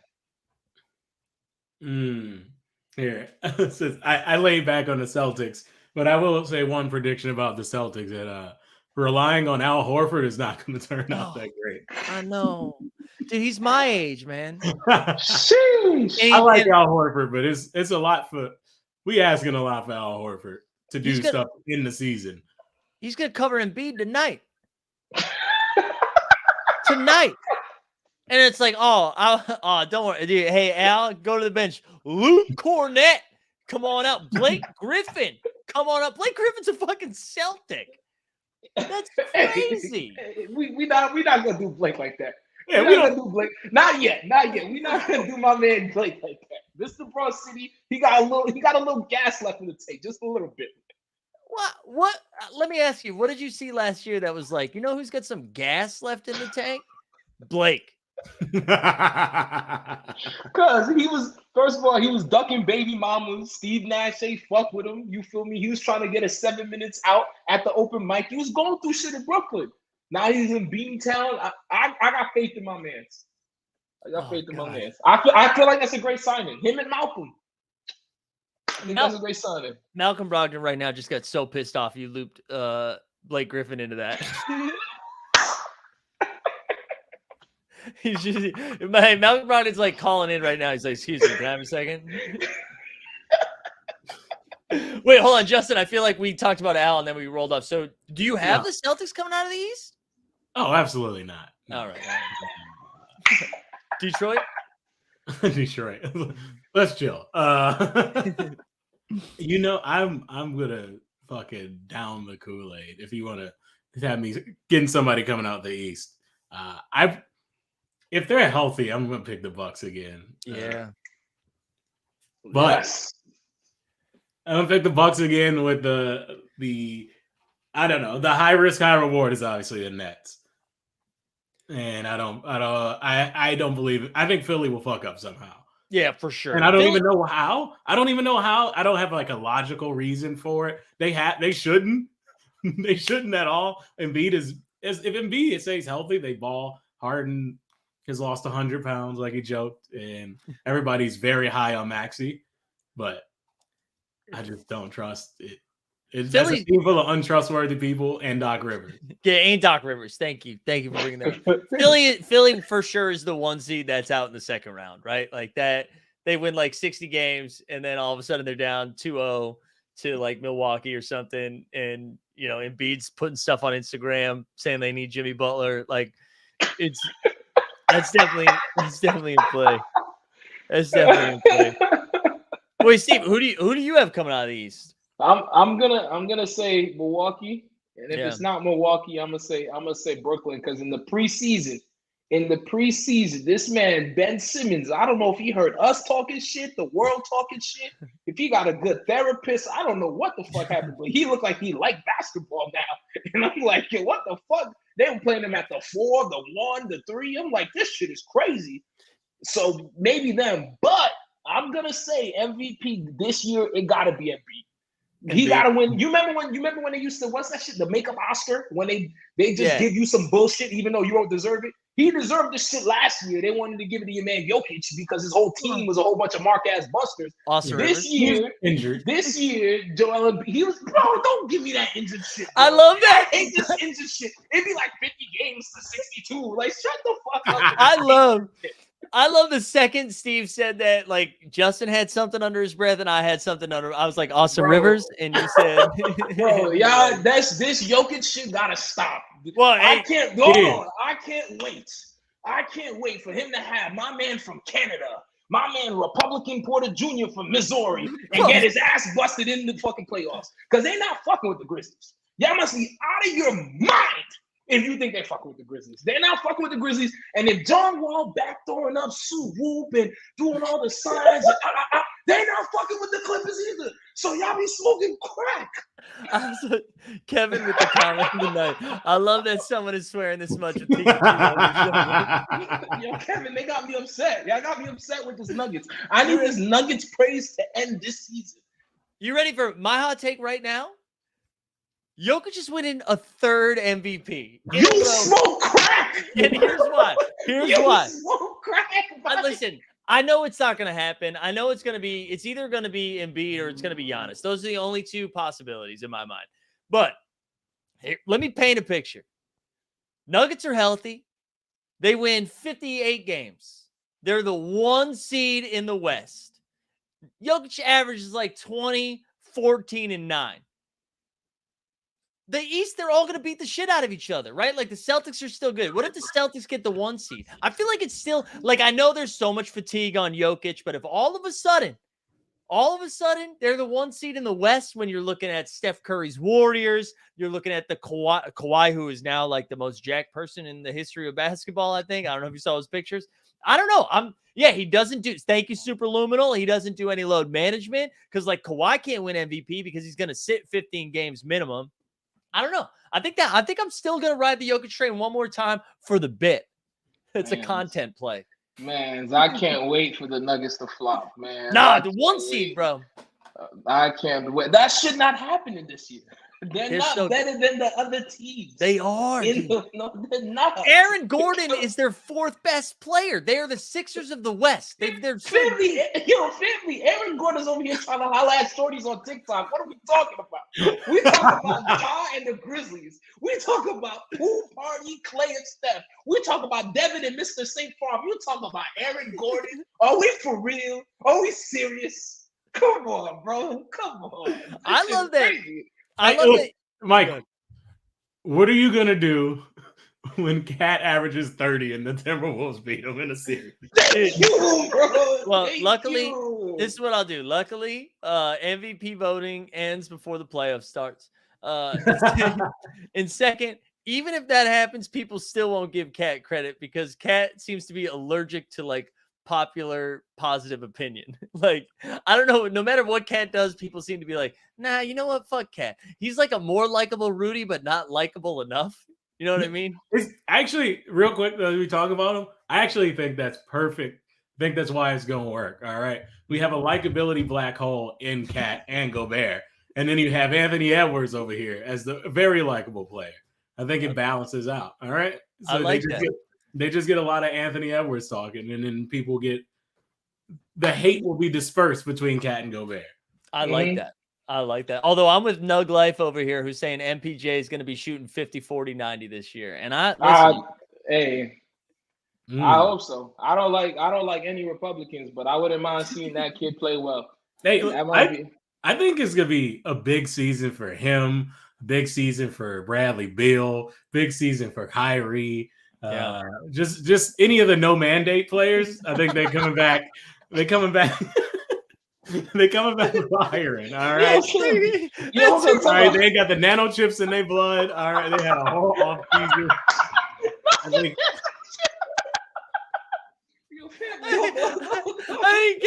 I didn't get that right away. I just. Yo, Justin, you funny. That was a good one, bro. You be saying some bullshit. That was a good one, bro. That was a good one, bro. I'll give it to you. Oh, I didn't get that right away. That was really good. That was fire. That was fire. Really good. Because I was thinking. I actually do think all three of them are going to have good seasons, though. Like Yeah. legitimately. Well, it don't really matter for Bradley Beal. The man's making $250 million, and you playing with a whole bunch of dudes that work at Pizza Hut. So at the end of the day, that shit don't really matter. If your second best player is Porzingis, what happened? I say he can just put up shots. Yeah, that shit don't matter. I'm getting $250 million. I don't give a fuck if the fucking Washington D.C. gets a championship free. My family is good. The fuck, I don't gotta make the All-Star game no more. What the fuck? Bradley Beal got nothing to worry about, bro. Like he's chilling, bro. We gotta give respect to the players who are like, trade me to a championship. Nah, I'm gonna get paid and chill. Yeah. Fuck that shit. Fuck that. So we talked about Andrew Wiggins' new deal recently, and I was like, I said the same thing, man. Shout out to, I mean, that dude's already been paid a bunch of times, so keep that in mind. But I love the idea that he's like, nah, I don't need that much. Like, I'm happy here. I'm happy with this number. I'm happy to just hang in Golden State. I'm happy to be the fourth guy. Like, I love that self-awareness, you know? Yeah. Shout out Canada one time for that one. Shout out Canada. That's the Canadian mind state, you feel me? Oh man, what else we need to hit up? Also, just to remind the people, we're gonna bounce over to. I'll drop a link over here in a second. We're gonna drop over to Playback, which you can already watch the game over there if you want to now, but don't do it yet. Wait till we're done cooking. You can go watch some of the Celtics Sixers game with us, and we're gonna have some people jumping over there momentarily. But what else we gotta hit? What other hot topics we're still? Or the 89 Cavs We missing just right pop now? around. Yeah, we just shooting the shit. But me personally though, I really hope I really do hope Curry wins because MVP? if he wins, I don't give a fuck Those about no finals. MVP. I just need him to win another chip. If he wins another chip, bro, like you can't say nothing. Because there's still motherfuckers that get on podcasts that would be like, he fucked up the game for worse, and now all the children like 3-pointers. Family, when I was young, all my little dudes was trying to dunk. We 5'1", we not dunking. Family, No. and we trying to dunk because of Braun and Jordan. So if now we trying to shoot, at least we can get a J. Like this shit is crazy. But if he gets that next ring, Yeah. My You know what entire I mean? childhood was jumping 3 inches off the pavement and just trying to switch from my right hand to my left hand as fast as I could. Like I was trying to do that layup, like as fast as I could, and not once being able to do it. And then Steph came along, and I was like, man, I was 10 years too late. I could just be fucking chucking from back here and then be a hero. yeah. I think, man, if Steph if they win another one, I mean, I'm not the first one to bring this up, but LeBron's obviously going to go down as one of the best players of all time. That's not a hot take. Like statistically, he's won championships, all the things, right? But if Steph comes away with like 5 or 6 chips when this is all said and done, with the stats that he's putting up, the longevity, all that stuff, I mean, he really is going to be, I don't know. I feel like top 5 isn't wild. To some people, it might be though. It might be though. You know what I'm saying? It might be. But I feel like with LeBron, even if he don't win, and I don't think he is going to win, no disrespect, respectfully, his numbers is crazy. His numbers is insane. So if you go by numbers off rip, you're going to be like, oh, nah, my son is the greatest. Look at the numbers. So to me, LeBron James is already on cruise control. If he want to play with his son, Right. whatever he want to do, whatever bullshit he want to do, that's cool. But like, I feel like the chips matter more to Curry than LeBron because they're already praising him. Like you could go bare places and they're gonna say Braun is better than Jordan. You know what I'm saying? Mm-hmm. Yeah. Curry will never get to that level. All right. Mm-hmm. But Curry, I think this is an imperfect comparison. No, but I think Curry is more of like I'm not comparing where they like are in the top 10, but I think his impact is more Kobe-ish than LeBron, where like Kobe is the dude everybody wanted to be. They like play like, and they actually have the similar championship paths too, because you could say he got like a 3 on his own, and then those 2 with like Kobe had Shaq, Steph had Durant. If he gets another one, I think he's closer to that. Where LeBron is kind of LeBron is like a singular other thing that isn't. Like nobody's at the court like LeBron unless they run you over. Yeah. Right. Or nobody's trying to play like that. Nobody's adding that sidestep to their game. But they had the fade away from Kobe or like Steph's 90-foot 3. So. No, the only time I'm yelling LeBron is when I'm like, you know what I mean, like pointing at my eye. Remember that playing game thing? I got a question for you, and this is about 2 teams. Do you think the run is over for the Suns and for the Heat? Because I feel like these are 2 teams that everybody be gassing, and when it comes time to eat the food, they miss the meal. Do you think it's over? Well, first of all, I love that analogy. yeah. Yeah, that was fun. I don't think I've ever heard anyone else say that either. Like that feels original. That was really good. Philly's changed you, man. I feel like Justin, you go first. I've been talking all day. So Miami was one of the teams I thought they are such a well-oiled machine, but I could also see them just finishing 5th in the East. Yeah. Where it's just kind of a fall off. I don't know. What do you? You're relying a lot on Bam to get better. I guess Jimmy's Jimmy at this point, which is like a consistent level, but I don't know if he's getting better. But he misses a ton of games too. Yeah, so much. Yeah, and then you have like I love him, Kyle Lowry, but Kyle Lowry's another.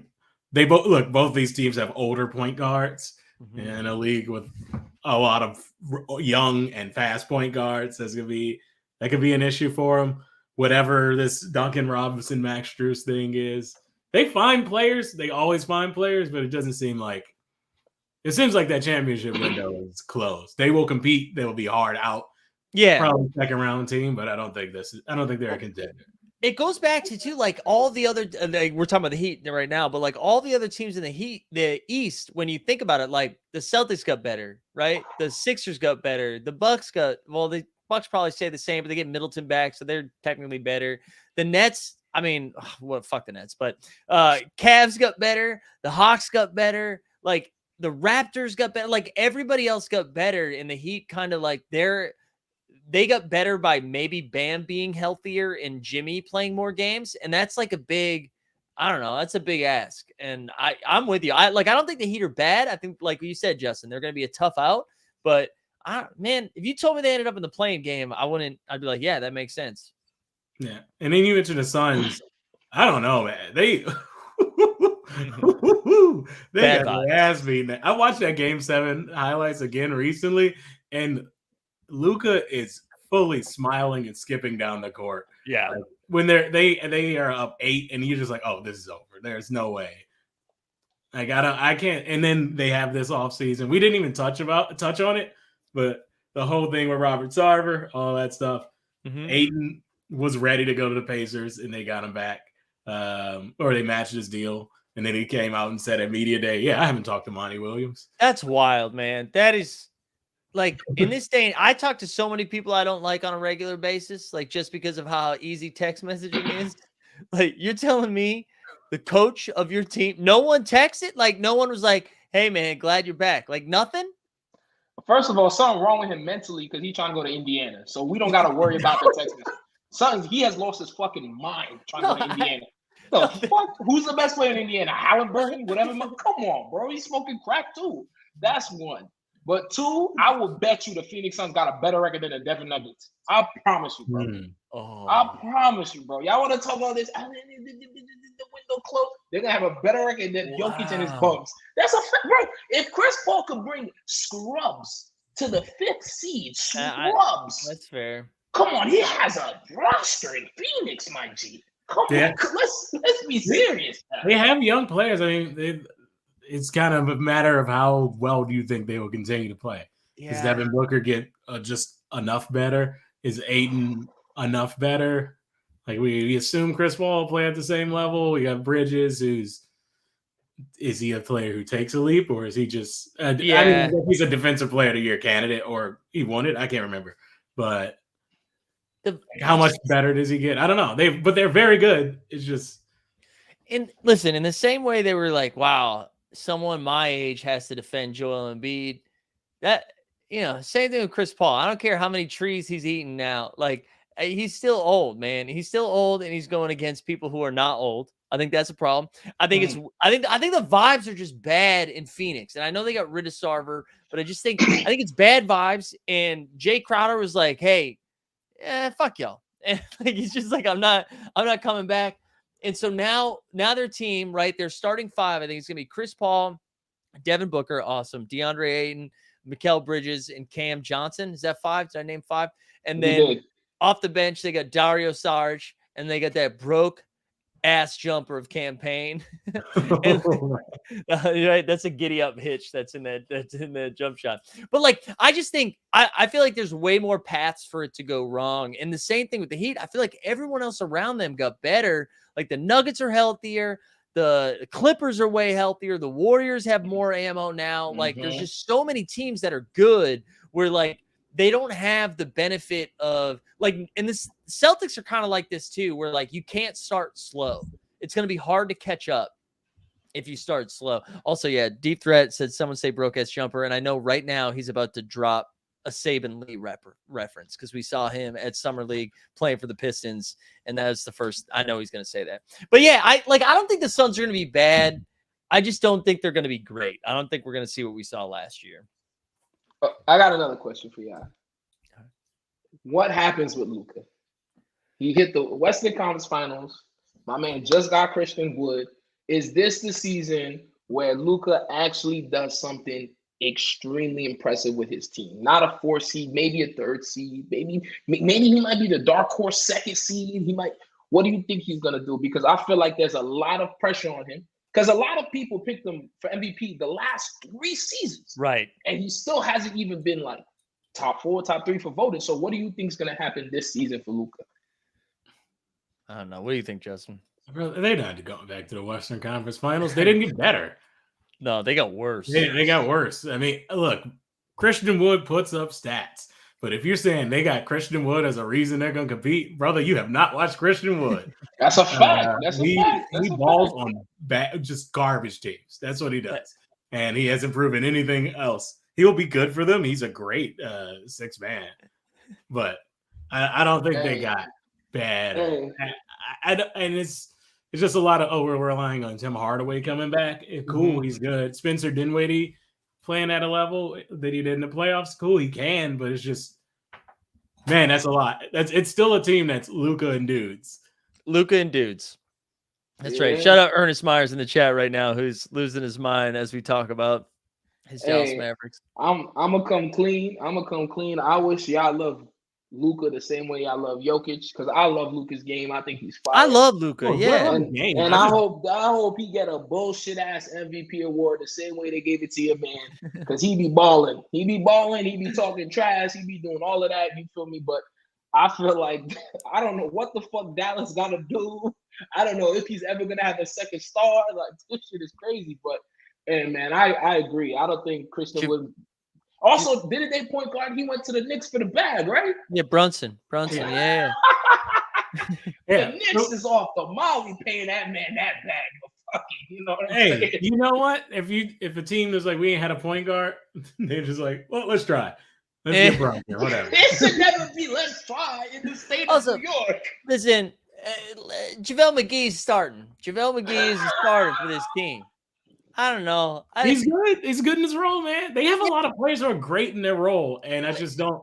It's very much old school. We have one player and role players around him, and I don't know how much that's. Can I ask, like, why do we have to do this thing where we start someone and we're like, hey man, we're gonna play him for 9 minutes and then they won't play anymore? And like that's what they're doing with McGee. They used to do that shit with Dwight Powell, where it's like, oh dude, we got to put a 7-footer in, but then like, we'll call timeout, we'll get somebody else in. Like, why not?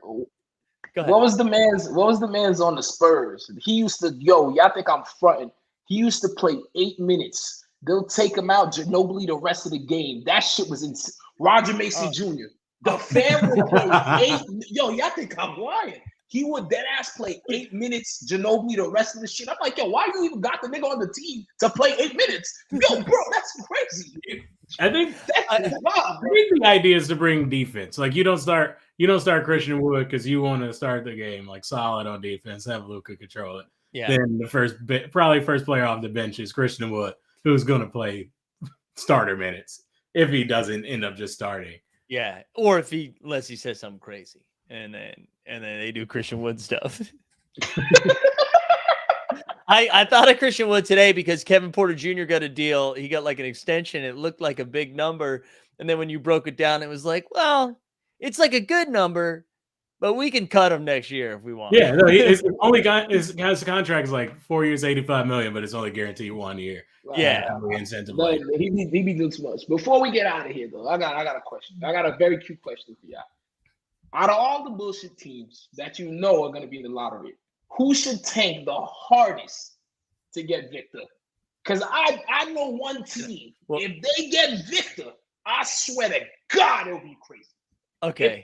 If the Thunder just they say fuck it, we're losing 0-82. It's gonna be the man from Australia, Josh Giddey. Yes. Then you got Alexander. Yes. Chet Hologram gets some weight on him. Bro, that shit would be crazy, bro. Hey, I'm sorry. I'm bugging. Did you forget somebody? You named Hologram, you named SGA, you named Giddy, you got Victor, and then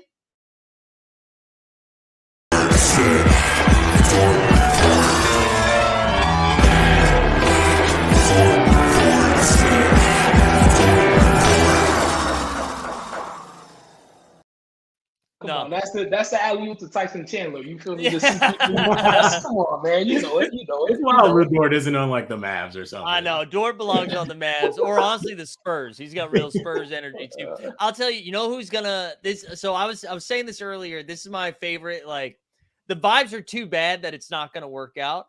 But listen, you got your second best player, probably gonna do some jail time or something real bad. You got Miles Bridges. You got LaMelo Ball with a high ankle sprain. You got James Bouknight, who got arrested for like the 19th time for driving this week. Like the Hornets are going to be so bad. The Hornets are going to be dog shit this year. Wait, you didn't even mention the fact that they rehired the coach they just fired. Oh yeah, they're like, hey, you remember? Also, and Gordon Hayward showed up like he just finished a rally for the Proud Boys, like with that haircut. Like that is a wild haircut. That was a wild haircut. Hey man, look, we all remember when we got our first set of Clippers and we were like, all right, I'm gonna do some crazy shit. I think it's nuts that he hasn't come, because apparently his wife did it, which again, Charlottesville. But I think it's nuts that he hasn't come out and said like my kids did this. Like just that's it, right? That's cute. Your kids gave you a shitty haircut. You act like Michael Jordan ain't give this man a bag to pay a barber. We talk about his kids, his wife. Motherfucker, pay a hairdresser, bro. They gave you $100 million to be ass. What are we saying? Honestly, you know what's fucked up too? It's so bad that I feel like we can't make fun of it because it's like, nah, dude, somebody check in on Gordon. You know what I mean? Like it's that bad of a haircut that I'm like, hey man, is there like, what's good, dude? What's good, dude? Yeah. What's like the classic podcast, like mental health subscription that you can get? Better help. Yeah. Like dude, dude, it's like he's gonna be like promo code Hayward. I don't know. Also, I just looked it up. I saw his Twitter. This is his 13th year in the league. That's Gordon Hayward. I cannot believe it. That man is shit. He went to Beantown and he is straight shit. Yeah. His ankle looked funny when he was done with Beantown, though. Wait, hold on. I know we have to get out of here soon. I just want to say, like, I'm super pumped to be doing this again. I miss doing this. This is great. We'll be back on our weekly schedule. I'll announce it, but I'll regularly schedule time. And I know, Justin, you got to go tell some jokes because no one is working harder in the stand-up scene right now than Justin, except for probably Andrew Barlow, based on my Instagram feed. But don't be praising that man on this shit, bro. No, I didn't. That was not praise. But before we get out of here, we do need our official 89 Cavs update. Detroit basketball. Detroit basketball.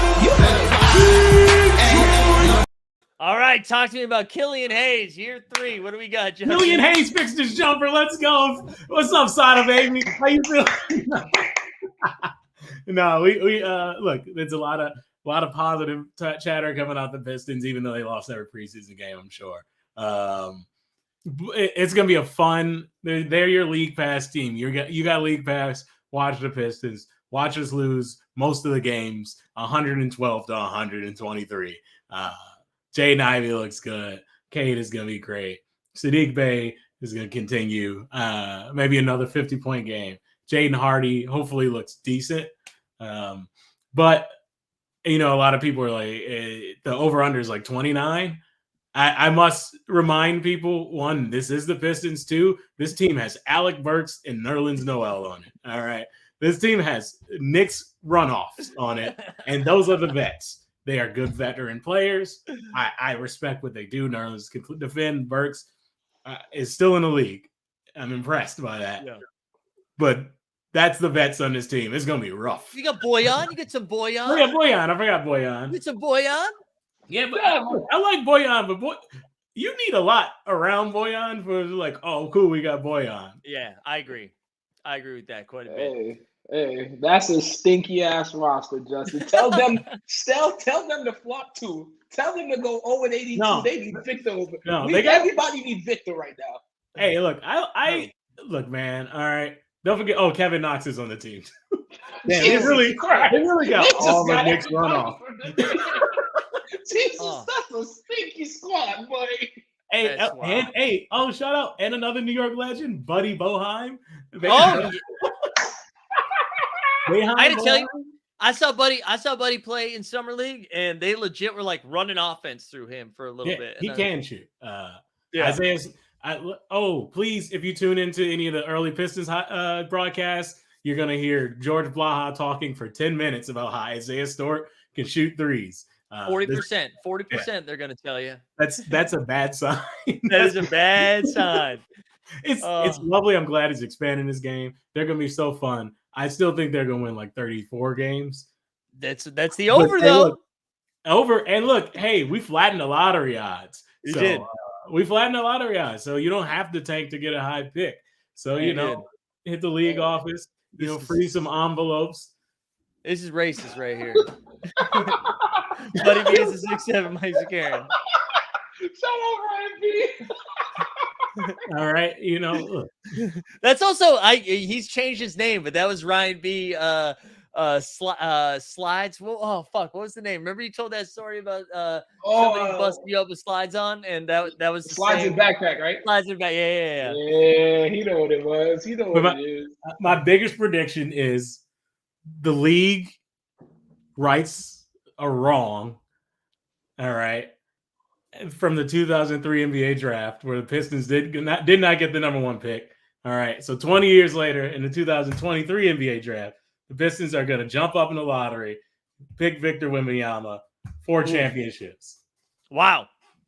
I love it. That's the type of hopium you get at the beginning of the year. When you're Hell yeah.